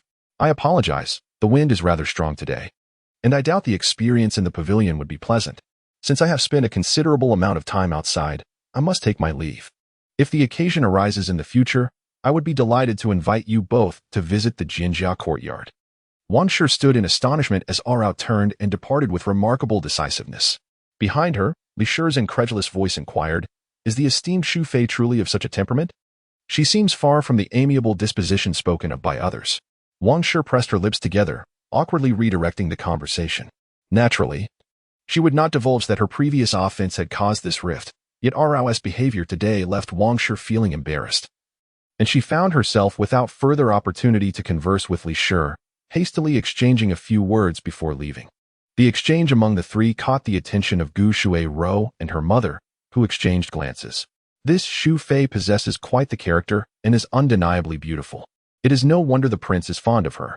Gumu hastily labeled Arao as a beauty who captivates men. Reflecting on her observations of Arao, she furrowed her brow. She had noticed Arao's subtle protective gesture towards her abdomen, which had become increasingly apparent after Wang Shi and the others departed, almost instinctively. If this were indeed the case, Shui would be sorely disappointed, as it was highly likely that Arao was already with child. Gu Shuai-ro, upon hearing this, wore an expression of disbelief, her fists clenched, her gaze fierce. Mother, this child cannot remain. Gumu grasped the agitated Gu Shuai-ro, halting the calculations that had formed in her mind upon suspecting Arao's condition. She was a sensible woman. The distinction between not being pregnant and being pregnant was significant. If Arao were not yet expecting, administering a potion to induce miscarriage, along with a bribe to the household physician, would render Arao incapable of bearing children, with no ramifications for the main courtyard. However, if she were indeed pregnant, given the prince's affection for her and the current scarcity of heirs in the Jin Wang Fu, this child would be most fortuitous and could not be harmed. Should Arao have already informed the prince of her condition, would you dare to terminate her pregnancy under his very nose? If such an act were discovered, how would the prince respond? Gu Shuai-ro represented the hopes of the Gu family, and Gumu could not allow her to sulk in a manner that might endanger the entire lineage. Seeing her daughter still entranced, Gumu spoke earnestly. You may have schemed against other women, but that Ning Shufei is currently in her prime. Should anything happen to her, do you think the prince will not hold you accountable? The prince treats you well, but the bond between a woman and her child is incomparable. Moreover, considering that His Highness, the Jin Prince, has few offspring, having a child would indeed be a fortuitous event. In the days to come, when her beauty wanes and she loses favor, you could easily dispose of her. By then, you will still hold the esteemed title of Jin Wangfei. In other words, if His Highness were to be blessed with many heirs, you would be one step closer to that coveted position. For the presence of offspring is an essential factor in such aspirations. Other princes have ample children, yet His Highness is somewhat short on this fortune. If Ru were to bear a son, accompanied by Ning Shufei's own child, the arrival of 2 children could quell the unflattering remarks. At that time, with the legitimate eldest son born of a Gu family daughter, the Gu family would find itself more securely anchored within the Jin Prince's domain. Gu Shuai-ro listened in silence, her expression unreadable. Gumu gently ruffled her daughter's hair, believing she had persuaded her, and spoke with increased tenderness. Ruru, you must understand that you are not alone. Behind you stands the rise and fall of a family. You cannot indulge your whims any longer. You have grown up, and this is now your responsibility. Do you comprehend? Do not meddle with Ning Shufei, even if she is now pregnant. Should an unfortunate accident befall her and result in the loss of her child, the blame cannot fall upon you. However, remember, you must not lay a hand on her. If discovered, the consequences will be dire. After a long silence, Gu Shuai-ro finally nodded gently, her head bowed and devoid of expression. Mother, I understand. Seeing her daughter in this state, Gumu felt a sense of relief, yet she remained unaware of the darkness concealed within Gu Shuai-ro's eyes, which flickered with a hint of madness. She felt her mother had changed. Once, in her youth, Gumu had showered her with affection, prioritizing her in all matters. But now everything was different. What unfounded responsibilities were these? When she married the Jin Prince, her relatives had spoken countless slanders, even plotting to replace her with their own daughters. Now, they expected her to sacrifice herself for the advancement of a whole family. Where was the benefit in that? Gu Shuai-ro gazed at her mother, who was sipping tea, her eyes filled with disappointment. She closed her eyes, contemplating choosing an auspicious day to terminate that vile pregnancy. Gumu stayed in the royal residence for 2 days before departing, during which she opened her heart to Gu Shuai-ro, sharing many strategies for managing the inner quarters while expressing her care for her daughter. Gu Shuai-ro was her most cherished child. How could she be unaware of her current predicament? Yet, truth be told, her daughter's circumstances were far better than those of most women across the land, and might even be described as fortunate. Even impoverished men often took concubines to elevate their status. While the Jin Prince's household had but one gentle and uncontentious concubine, this was indeed a favorable situation. In addition to her concern for her daughter, she instinctively cautioned her against actions detrimental to the family's interests. The Gu family was currently thriving. If her daughter could greatly aid the family, then should any trouble arise, the relatives would undoubtedly be willing to assist. The heart of a man changes swiftly, and even a mother cannot assist her daughter significantly for her daughter to thrive. A formidable maternal lineage is indispensable. Her words were heartfelt, and for a fleeting moment, Gu Shuai-ro felt a stir of emotion. However, as she contemplated those relatives who bore no connection to her, her heart grew cold again. Her mother was not genuinely concerned for her. She was merely intent on preserving the glory and wealth of the Gu family. As Ru Yan, who had been cautioned by Gu Mu, observed Gu Shui-ro's expression. A flicker of unease crossed her mind. She stepped forward. My lady, are you weary? Shall we pause ahead for a moment? Gu Shui-ro cast a glance at her, halting her steps. Ru Yan, I intend to terminate Rao's child. Ru Yan's head shot up, only to find Gu Shui-ro gazing blankly ahead, where Rao, as per her routine, appeared for a stroll. Today, she was dressed in simple attire, yet her increasingly ethereal beauty, akin to a water lily, radiated elegance. Draped in a rabbit fur cloak, the white, fluffy material accentuated her delicate features, rendering her exquisitely charming. Gu Shui-ro's immediate focus was on Rao's abdomen. Though it showed no obvious sign of pregnancy, she was resolute that Rao must be with child. Lady Ning, how delightful it is to see you so leisurely. I have never witnessed you venture beyond the Jinjia courtyard before, nor have you frequented my main residence. What has prompted this sudden desire to explore? Could it be that there is some joyous news? The hostility from the other party was palpable, and Ayuan instinctively positioned herself protectively in front of Rao. However, Gu Shui-ro did not wish to act against Rao just yet. Provoking her defenses would hinder her plans. With a cold glance, her eyes fleetingly swept over Rao's belly before she strode away.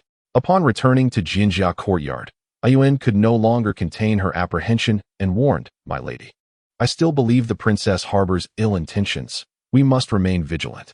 Rao lifted her gaze.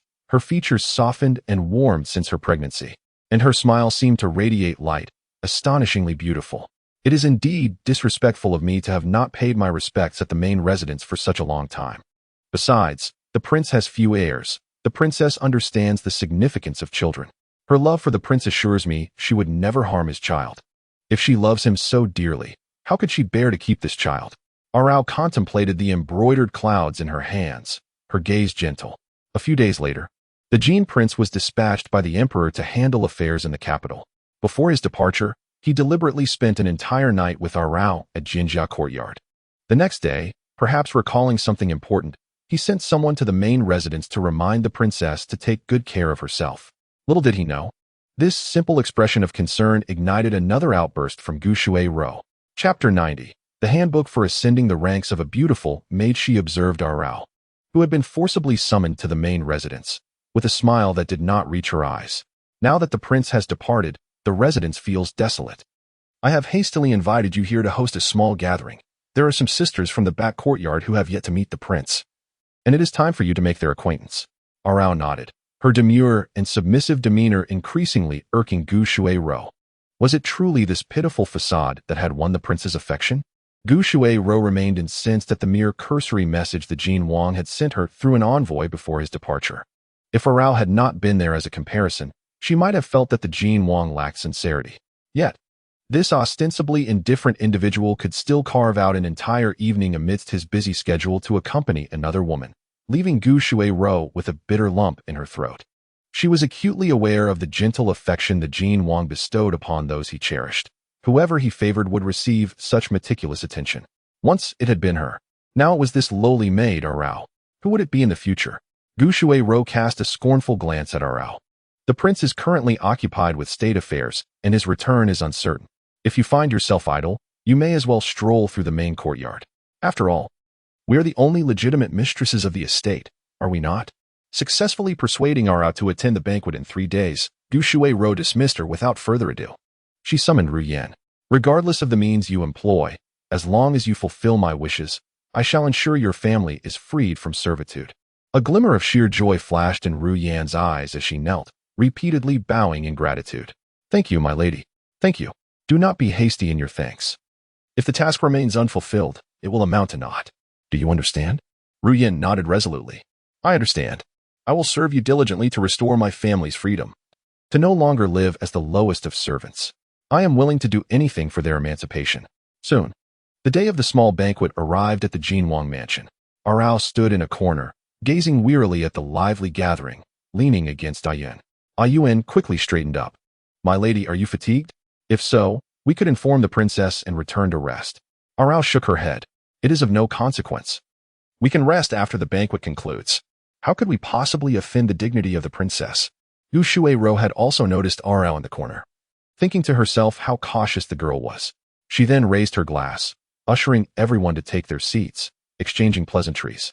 Before instructing her maid to pour wine for the guests, the young maid in front of Arao smiled and explained that she was holding water. Arao nodded, and the maid approached to pour the water. However, in a moment of clumsiness, she trembled, causing the water to spill over the table, soaking Arao's skirt and collar. What a blunder! Hurry and remove yourself. You are embarrassing us, Gu Shuai-ro said coolly. The young maid, frightened and pale, hurried away, seeing Arao drenched. Gu Shuai-ro pondered briefly before addressing her. The main courtyard is a considerable distance from the Jianjia courtyard, and given your frail constitution, it would be unwise to face the wind for so long. Our figures are similar. I believe my garments would suit you. Ru Yan, take Ning Shu Fei inside to change. Yuan could not decipher the princess's intentions, but she understood that her mistress was now drenched for the most part and could not brave the increasingly biting wind. However, if she returned to fetch clothing, Yuan worried about potential dangers lurking in the main courtyard for her mistress. Observing Gu Shuai-ro's untroubled demeanor, it seemed to her that the incident with the spilled water was merely a trifling matter. Yuan reluctantly set aside her doubts and accompanied Arao indoors to change clothes. Before changing, she meticulously sniffed the garments to ensure the dress in her hands was devoid of any issues. She stepped forward to assist Arao in donning the elegant attire. This minor farce did not dampen the spirits of the gathering. Since their arrival at the Wang residence, they had refrained from venturing outside, fearing encounters with perilous individuals that could jeopardize their lives. However, to their surprise, the princess of Jin Wangfu was remarkably gentle, and the esteemed Ning Shufei was equally tender-hearted, allowing them to breathe a sigh of relief. Yet another wave of emotion surged within them. Beside them, Li and Chan were aware of the princess's presence and had previously felt envy and jealousy upon learning of it. Now, having met the princess in person, a myriad of thoughts arose within them. It was unreasonable for Li and her companions to garner the princess's favor while they could not. Thus, what was intended to be a banquet transformed into a fervent admiration session for Gu Shuai-ro, with praises showered upon her like an avalanche of sweet words. Even if Gu Shuai-ro was not particularly fond of these ladies, she could not help but feel elated by the flattery, noticing the joy of those seated. The crowd below grew even more animated, some even proposing to compose poetry or perform a dance in honor of the upcoming winter. The atmosphere became lively and exuberant. When the banquet concluded, many lingered, reluctant to depart, as if Gu Shuai-ro were the most significant person in their lives, repeatedly glancing back. As Arao and Yuan stepped out of the courtyard, Ru Yan approached with a cloak, saying, "This is a cloak prepared for Ning Zhuzi by the princess." As instructed, the distance from Jianjia courtyard to the main courtyard is considerable, and given Ning Zhuzi's delicate constitution, it would be unwise for her to be exposed to the cold wind. Standing at the entrance of the main courtyard, Yuan felt it would be impolite to refuse the cloak, especially since she had already assisted her mistress in donning the princess's attire. After a brief examination, finding no faults, she noticed Arao shiver slightly and proceeded to unfold the cloak, fastening it securely around Arao. Once the guests departed, Gu Shuai-ro, having finished her medicine, could hardly conceal her satisfaction. She was no fool. She would not tamper with the garments. Instead, she would act elsewhere. Ru Yan, well-versed in medicinal lore, had already planted substances detrimental to fetal growth within the main courtyard. These substances posed no threat to those who were not pregnant. But should a pregnant woman come into contact with them, over time, they could lead to a miscarriage, undetectable even by the most skilled physician. The reason for instructing that maid to spill water, facilitating Arao's change of clothes, was merely a ruse to keep her from departing the main courtyard. The garments themselves were pristine, without issue. She anticipated the day when she would see her adversaries suffer the anguish of losing a child, which only heightened her appetite, leading her to consume an extra half bowl of rice. Meanwhile, upon returning to Jianjia courtyard, Arao warmed her hands before retrieving her embroidery supplies, selecting vibrant threads. Sitting upon the couch, she began to thread the needle, pondering whether her mistress intended to embroider a new outfit for the prince. With a smile, Arao shook her head, clarifying that this piece was intended for the princess. "The princess lent me this exquisite fabric, and I feel unworthy of such generosity. I possess no other talents, save for a modicum of skill in embroidery, and I hope the princess will not find my efforts lacking." Yuan was momentarily taken aback as Arao retrieved the exquisite silk sent by the Prince of Jin to the Jinjia courtyard. Observing Arao's indifference as she meticulously cut the fabric, Yuan sighed, noting her master's expression was one of gratitude rather than regret. Chapter 91. A Handbook for Beautiful Maidens Ascending the Ranks. A Yuan watched as her mistress devoted herself to crafting garments, forsaking her daily strolls, leaving a Yuan to accompany her. Occasionally, when overwhelmed, a Yuan would assist with the embroidery, feeling guilty as she presented a Rao with her haphazard creations for revision. "You're merely assisting. These are but innocent mistakes. Do not dwell on them," a Rao reassured, her hands deftly untangling the threads, her movements calm yet purposeful, revealing intricate patterns that showcased her remarkable skill. Once the garment was completed, a Rao made a visit to the main hall, where Gu Shuai-ro was pleasantly surprised by her arrival. Upon learning that a Rao had crafted a dress for her, Gu Shuai-ro's demeanor softened. Grasping a Rao's hand, she remarked, "One glance at this dress reveals the effort invested. Your skills surpass even those of the embroiderers in the manor." It would not be an exaggeration to call it miraculous. A Rao, held in that gentle grasp, could only respond with a warm smile. Before returning to the Jianjia courtyard with an array of gifts bestowed by Gu Shuai-ro. As soon as a Rao departed, however, the smile faded from Gu Shuai-ro's face, replaced by disdain as she regarded the precious fabric of the dress. As expected from a lowly maid, none of the embroiderers in this manor possess her level of skill. Such trivial favors, she sneered. "Ru Yin, dispose of it. I cannot allow this garment to tarnish my mood." Ru Yin stepped forward, shaking her head in objection, delicately holding the beautiful fabric and smiling at Gu Shuai-ro. "Mistress, there is no rush to destroy this dress. The concubine Ning has no ties with you, yet she has boldly gifted you this garment while you are with child. What if something foul were to harm the baby?" Gu Shuai-ro paused, initially intending to refuse wearing the dress, but a sudden realization dawned upon her. Ru Yin was suggesting that she could use the dress to ensnare a Rao. Would that truly work? Surely, the prince would not believe it. And if an investigation were to ensue, it would lead to complications. She hesitated. Ru Yin smiled mysteriously. But what if the child in concubine Ning's womb were to perish? In her fury, she might wish to ruin yours as well. "Mistress, one must always be wary." Gu Shuai-ro's eyes brightened at this notion, and as she gazed at the dress, a sly smile crept onto her lips. Indeed, however, to not wear this gift from concubine Ning would seem ungrateful. "Ru Yin, when would be the most suitable time to wear it to truly express concubine Ning's intentions?" Exchanging glances filled with mischievous intent, Ru Yin replied, "From what I observe, the prince has long wished for you and concubine Ning to become close sisters. Why not don it on the day the prince returns to the manor? This way, you honor concubine Ning's sentiment." Jinjia Courtyard. As soon as Ayuan settled into her seat, she noticed her beloved mistress once again picking up the embroidery frame, seemingly insatiable in her craft. Curiously, Ayuan inquired how it was that her mistress, who had only recently completed the garments for the princess, was now engaged in embroidery once more. Arao, while organizing the threads, replied that this time she was stitching for the child. Others, upon learning of her pregnancy, had already begun preparing clothing for the baby, and she felt it was indeed inappropriate to have delayed her own efforts until now. In contrast to the seriousness and meticulousness she displayed while creating garments for Gu Shuai-ro, Ayuan distinctly sensed that her mistress radiated a softer aura while fashioning clothes for the little one. Her lips curled into a gentle smile that invited others to share in her joy.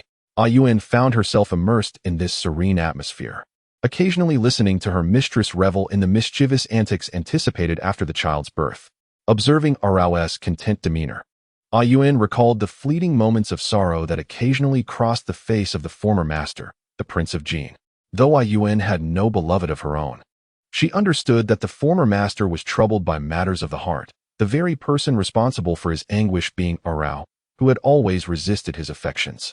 It was because Arao had consented to remain in the prince's residence that the prince had bestowed her upon his mistress, hoping that her ability to converse fluently with all would encourage Arao to willingly stay by his side.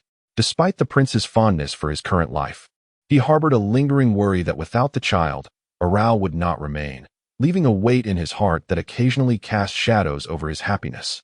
Yet, Ayuan observed that her mistress did not appear to be sacrificing her own desires for the sake of the child, as the prince had suggested.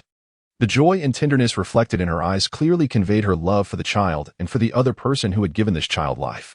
Contemplating this, Ayuan inadvertently voiced her curiosity, questioning whether her mistress was indeed staying in the prince's residence for the child's sake.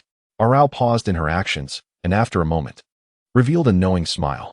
Is it the prince who prompted you to ask? Ayuan, wishing to deny this, hesitated. Yet seeing her mistress's demeanor was not as anxious as she had expected, but rather tinged with playful irony. She felt reassured and silently apologized to the former master before affirmatively nodding. Yes, it is indeed the prince. In truth, it was somewhat embarrassing to admit. But she did harbor genuine affection for the prince. He treated her kindly, a fact she had always been aware of. And it was precisely this awareness that led her to unconsciously fall for him. Previously, she had feared the prince, even experiencing nightmares at the mere sight of him.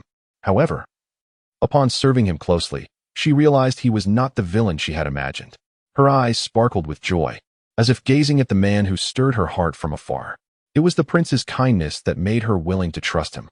The arrival of the child was perfectly timed, yet it was ultimately the prince who had anchored her heart, as if she had uttered some earth-shattering declaration of love. Rao's cheeks instantly flushed, rendering her utterly enchanting. Beside her, Ayuan, fortunate enough to witness this captivating scene, could hardly contain her exuberance, wishing to dash around the room thrice. At that moment, she was blissfully unaware of the reason behind her delight, nor did she comprehend that this effervescent joy stemmed from the thrill of witnessing affection. All she knew was that her two masters were genuinely in love, their hearts intertwined. She had resolved to inform her master of the prince's sentiments once he returned to the residence, firstly, to ensure that the two enamored individuals could grasp each other's feelings, and secondly, to secure some advantages for her own master, a mischievous thought indeed. Lost in her daydreams of potential gains, Ayuan suddenly noticed her master clutching her chest. She hastily inquired, "Master, what troubles you? Are you unwell?" Rao's complexion appeared somewhat pallid, her fingertips pressing against her bosom, but after a brief moment, her color returned. She shook her head, explaining that she had felt a slight discomfort in her chest, likely due to spending too long indoors. "Let us take a stroll shortly." Chapter 92. The Handbook for Ascending as a Beautiful Maid. Ayuan believed her master's discomfort was merely a result of prolonged confinement indoors and urged her to step outside. However, in the following days, Rao's condition seemed to deteriorate further. She experienced bouts of nausea and a heavy sensation in her chest, her complexion growing increasingly sallow. Occasionally, while embroidering, she would prick her finger, resulting in several small wounds. Ayuan, filled with concern, hastily summoned the house physician, who merely dismissed her worries, stating that these symptoms were normal during pregnancy. He further noted that Rao's condition was somewhat weaker than that of an average expectant mother, which accounted for her pronounced symptoms. Such a perfunctory explanation did little to assuage Ayuan's doubts. Yet soon after, Rao's health improved slightly, alleviating the discomfort she had endured in the preceding days. Ayuan reluctantly allowed the physician to depart, still plagued by worries about her master's distress during the early stages of pregnancy. What would happen as time progressed? Rao was filled with trepidation. Though Rao's pallor persisted, it was slightly better than before. After consuming the medicine Ayuan had provided, she leaned back on the couch, closing her eyes to rest. Although the commotion from the Jianjia courtyard was minimal, it was still noticed by those with keen eyes. Ruyun, having personally kept watch, observed the unrest and swiftly relayed the news to Gushui Ro. "This wretched woman is indeed pregnant and dares to hide it from me. How utterly laughable." "Ruyun, you have done splendidly. Continue to monitor her. When necessary, send a dose of that medicine to Jianjia courtyard, allowing Ning Shufei to experience its effects thoroughly." In the ensuing days, Rao's condition improved, coinciding with the news that the crown prince would soon return to the capital. Consequently, Ayuan noticed her master becoming increasingly busy, eager to prepare all the garments before the prince's arrival. "Given your current condition, it would be wise to set the clothing aside for now. The prince will understand," Ayuan urged, her heart aching at the sight of her master, who appeared more haggard and drawn than before. Upon witnessing her mistress's momentary daze, Ayuan could no longer contain herself and earnestly beseeched her to set aside her tasks, if only to rest or take a stroll. Anything would be preferable to remaining indoors. Unable to resist the charm of Ayuan's plea, Rao sighed gently and acquiesced, laying down her embroidery frame. However, as she rose, she stumbled slightly, nearly toppling by the bedside. Ayuan rushed to support her.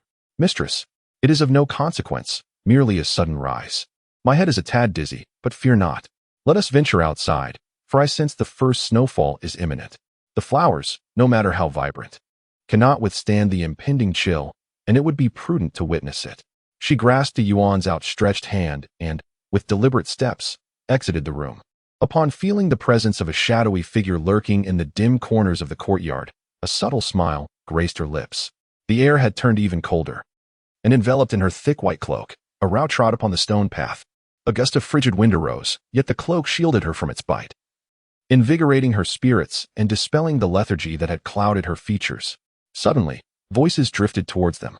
The two exchanged glances, both preferring solitude over the clamor of company, and began to retreat.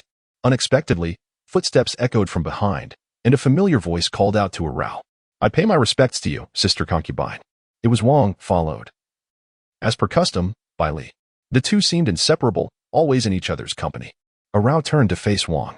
"It is quite cold today, and I am sensitive to the chill. I shall return home now. Please, enjoy your outing." Wang, taken aback, stepped forward anxiously. "Sister concubine, please wait. We have intentionally awaited your arrival here, and we hope you can show us mercy and allow us to finish our conversation." Perceiving that Arao had paused, Wang believed her request had been granted and, taking Li's hand, unveiled her intentions.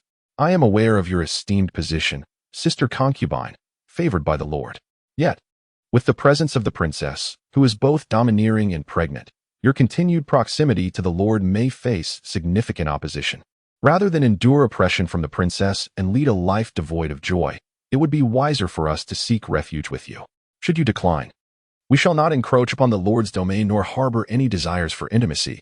We only seek your protection." Wang's words dripped with tears, evoking pity from any listener.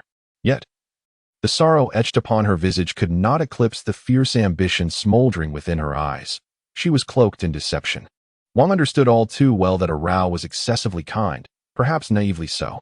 Yet, she had ascended to a position that warranted respect, a fortune attributed to the Lord's affection. It was inconceivable that Arao remained untouched by her feelings for him. And if she did harbor such feelings, she would undoubtedly be aware of the Lord's past infatuation with the princess.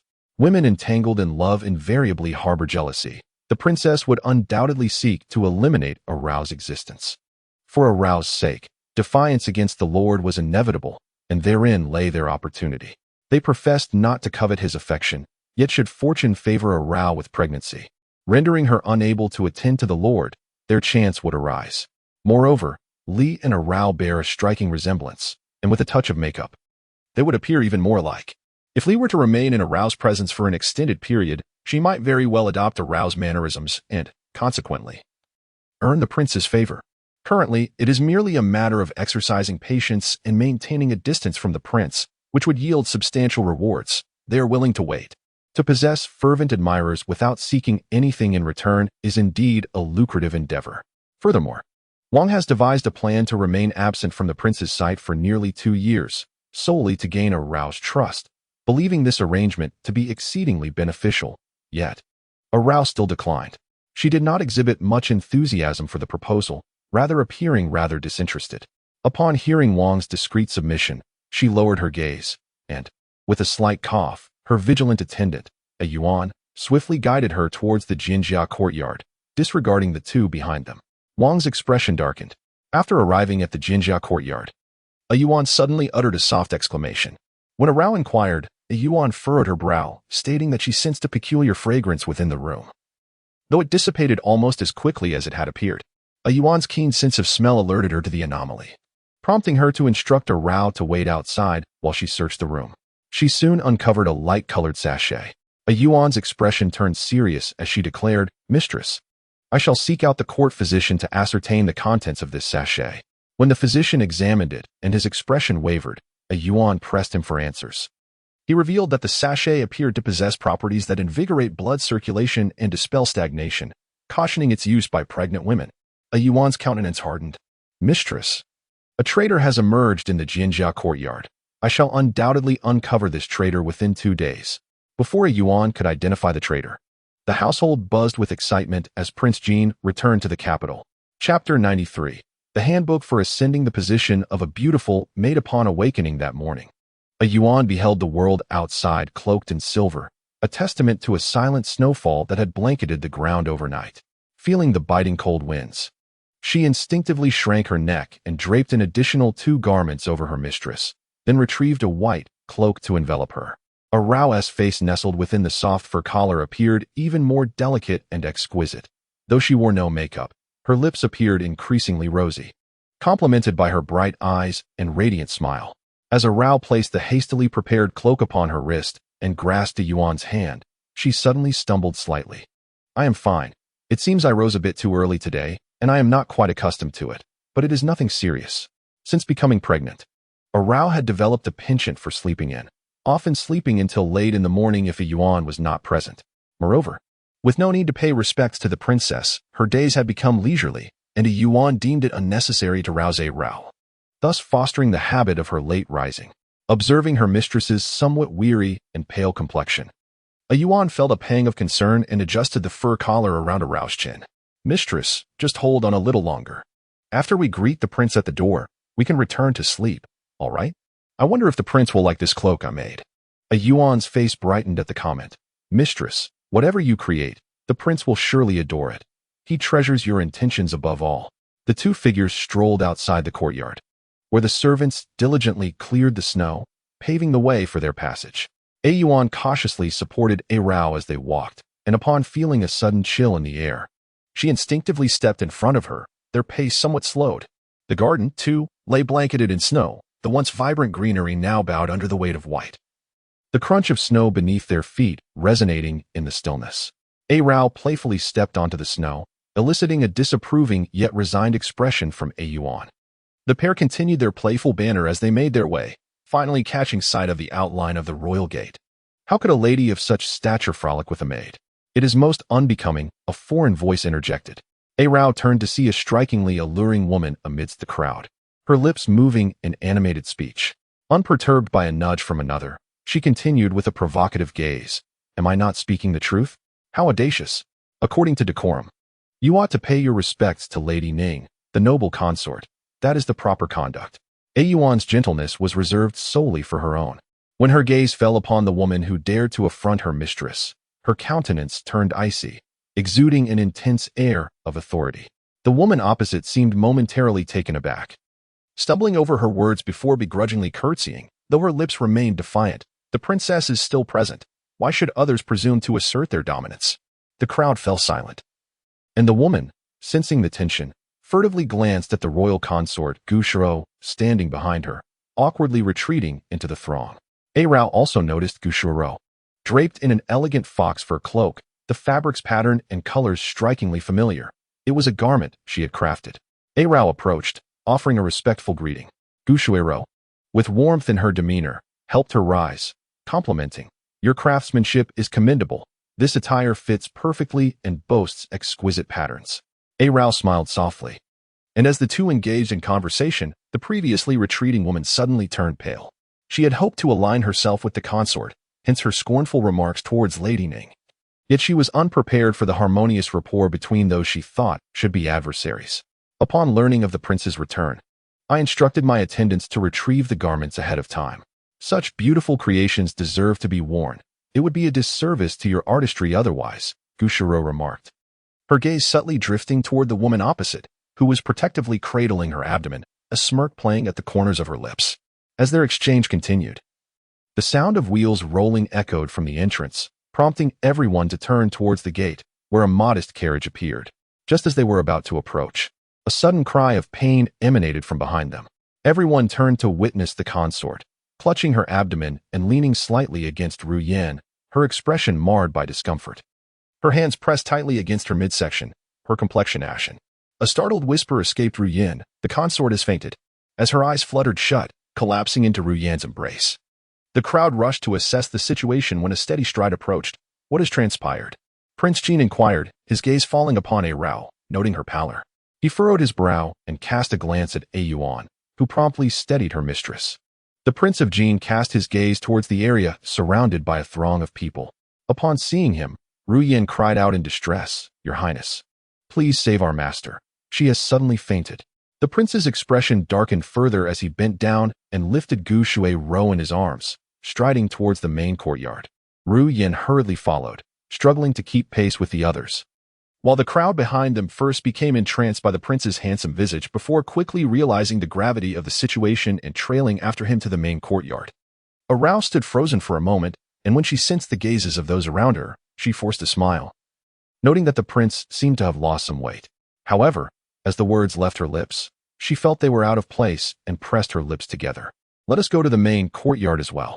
Upon reaching the main courtyard, they found it teeming with people. The imperial physician residing in the prince's residence had already been summoned and was currently checking Gu Shui's pulse. The prince had returned without respite, and upon encountering this unexpected ordeal, he rubbed his temple and, upon lifting his gaze, was startled to see Arao standing amidst the crowd outside. Bring a chair for the noble consort Ning. Arao took her seat under the prince's watchful eyes, and before she could settle in, the physician approached to convey his findings. Your Highness, it appears that the princess mistakenly came into contact with something that invigorates blood circulation, which momentarily stimulated the fetus, causing her to faint. Fortunately, the princess is in good health, and these substances pose no significant threat. She simply needs to avoid them henceforth. As soon as the physician finished speaking, Ru Yin hurriedly interjected, That cannot be. When our master was pregnant, I ensured that everything was thoroughly examined by the house physician. How could anything harmful to the fetus exist? In her haste, she realized that she had spoken too loudly in front of her masters, her expression tightening as she knelt and bowed her head. Your Highness, forgive me, it was my indiscretion. Such a devoted maid, even with a slight lapse in decorum, was worthy of forgiveness. Arao observed Ru Yan's fervent performance, her face displaying concern, while her eyes betrayed a different sentiment. Gu Shuai was plotting against her once more. As expected, the prince did not reprimand Ru Yan, but instructed the physician to inspect the items in the main courtyard to uncover where the offending substance might be hidden. The physician began by investigating Gu Shui's diet and medications, checking the vases and fragrant sachets near the bedside, yet found nothing amiss. At that moment, Gu Shui seemed to be disturbed by her stomach, knocking over a cup and murmuring something. Ru Yan hurried to cover her master with a blanket. And the next instant, the physician hesitated, glancing towards the bedside before bowing to Ru Yan. Would you be so kind as to fan the blanket? I believe I have caught a whiff of a familiar scent. Ru Yan promptly complied, but the physician shook his head, indicating that it did not seem to be the blanket. His gaze then shifted towards the bedside. Through the curtain, he appeared to sense something, sniffing the sleeve of Gu Shui's garment from a distance before suddenly recoiling. Your Highness, I discern that the article harboring the musk is indeed the attire worn by the princess. This scent is faint yet unmistakable. Chapter 94. The Handbook for Ascending the Position of a Beautiful Maid. Upon these words, the room erupted in astonishment, with all eyes turning towards Arao inside. Did the princess not just mention that she had deliberately donned the attire gifted by Consort Ning today? The gazes of the onlookers grew even more fervent, filled with a sense of anticipation for the unfolding drama. The Jean Prince, perplexed by the commotion, noticed Arao's pallor and instinctively enveloped her in his embrace, expressing concern for her well-being. What troubles you? Have you caught a chill? Bring a warming stove for Consort Ning. In that moment, all eyes were on how the Jean Prince tenderly cared for Consort Ning. Meanwhile, Ru Yan, witnessing Arao's sudden capture of the prince's attention, felt a pang of unease. With incredulity, she exclaimed, Imperial Physician, did you just imply that my lady's garment contains musk? The Imperial Physician, equally baffled, confirmed with a nod, having indeed detected the musk scent emanating from the sleeve. Ru Yan's astonishment deepened, her gaze now tinged with uncertainty as she looked towards Arao, her voice faltering. But this garment was handcrafted by Consort Ning herself, gifted to the main courtyard. My lady, respecting Consort Ning's sentiments, chose to wear it on this grand occasion. However, as Ru Yan's words left her lips, the atmosphere in the room shifted dramatically.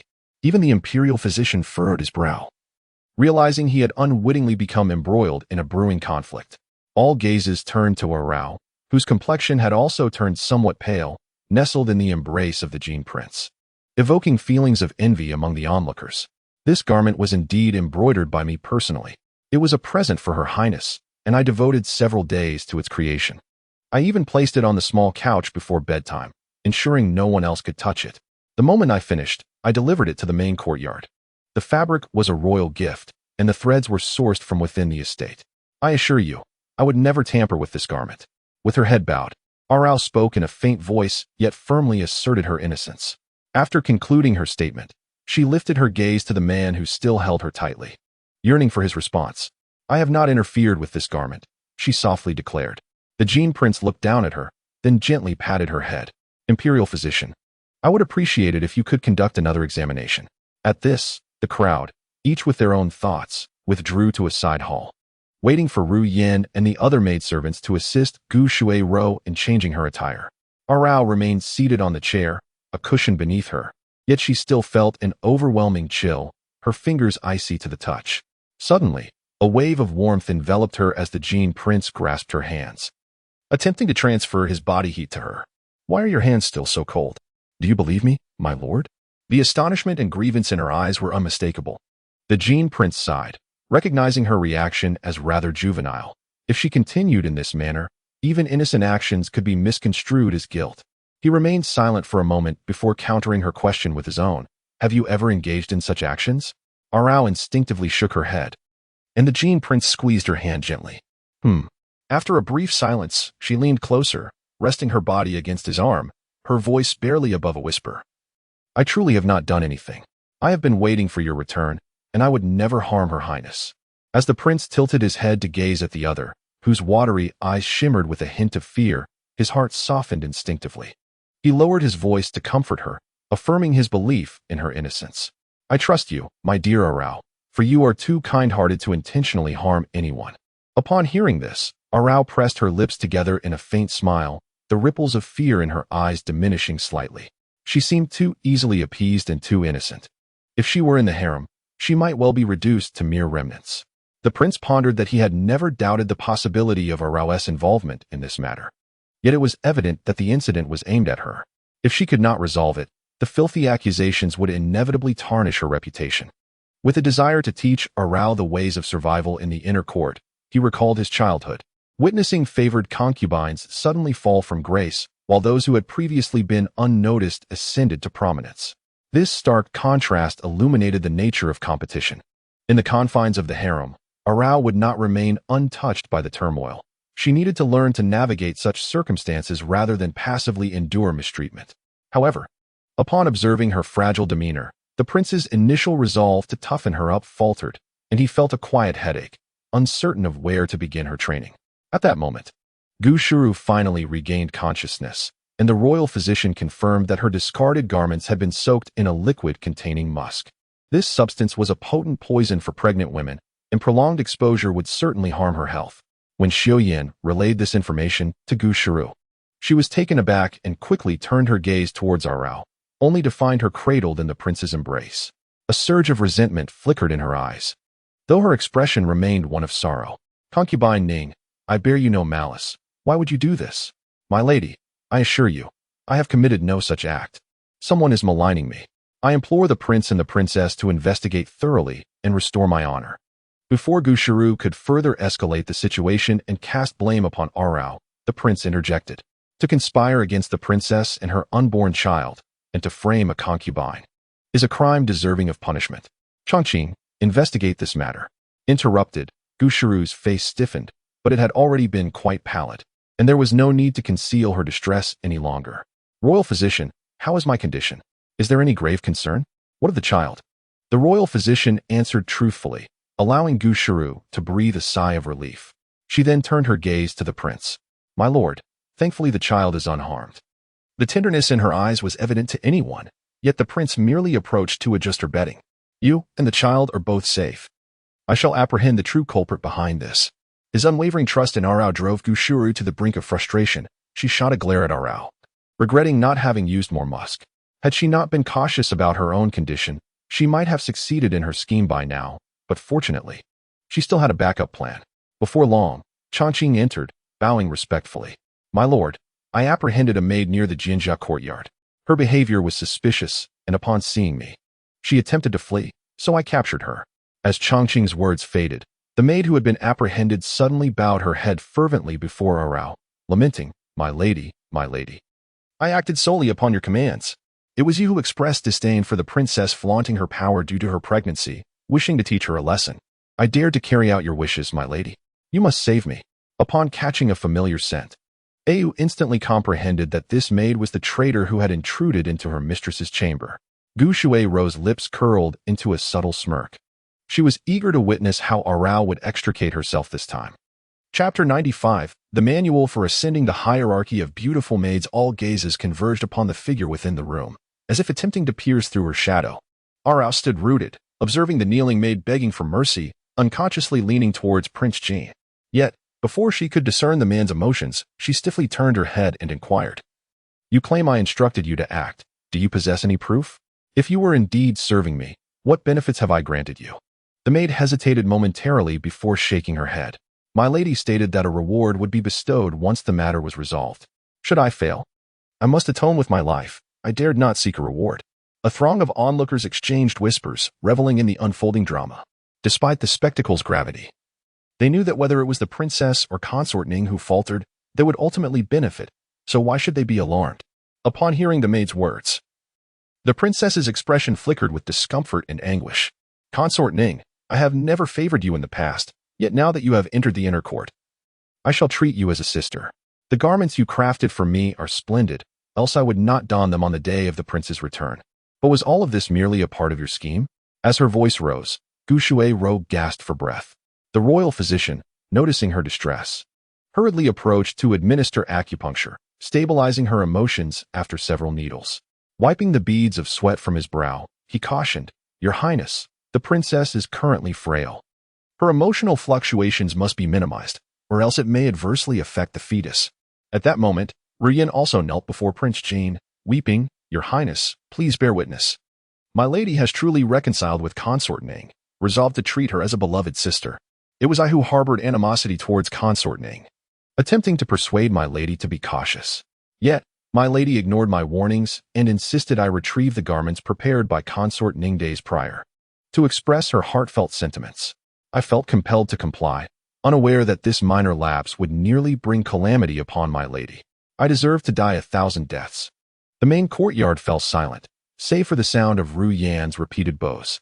The crowd could not help but admire her loyalty, while simultaneously scorned Rao's sinister intentions. They had witnessed the events of the banquet clearly. When Consort Ning's attire became soiled, the princess graciously lent her new dress for concealment, only for Consort Ning to exploit this vulnerability and scheme against her. Among the spectators, Wang and Li stood together, with Li signaling Wang to offer assistance. But Wang merely shook her head. She possesses an exceptional ability to gauge the shifting tides of circumstance, regardless of whether Lady Ning is indeed the instigator behind this calamity.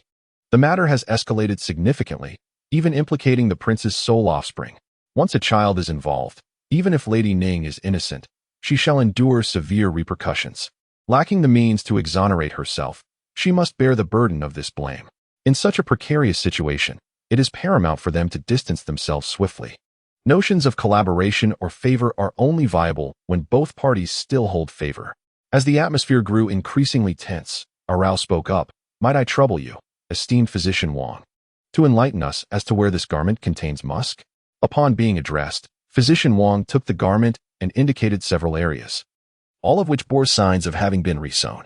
It seemed someone had unpicked the stitches and soaked the fabric in musk-infused water, resulting in a minimal musk presence, yet sufficient to cause discomfort to a pregnant woman. Observing the stitching, Arao stepped forward, acknowledging that these were indeed the marks of her own handiwork. At this revelation, a wave of astonishment swept through the assembly. Did this not imply that Lady Ning was confessing to her own misdeeds?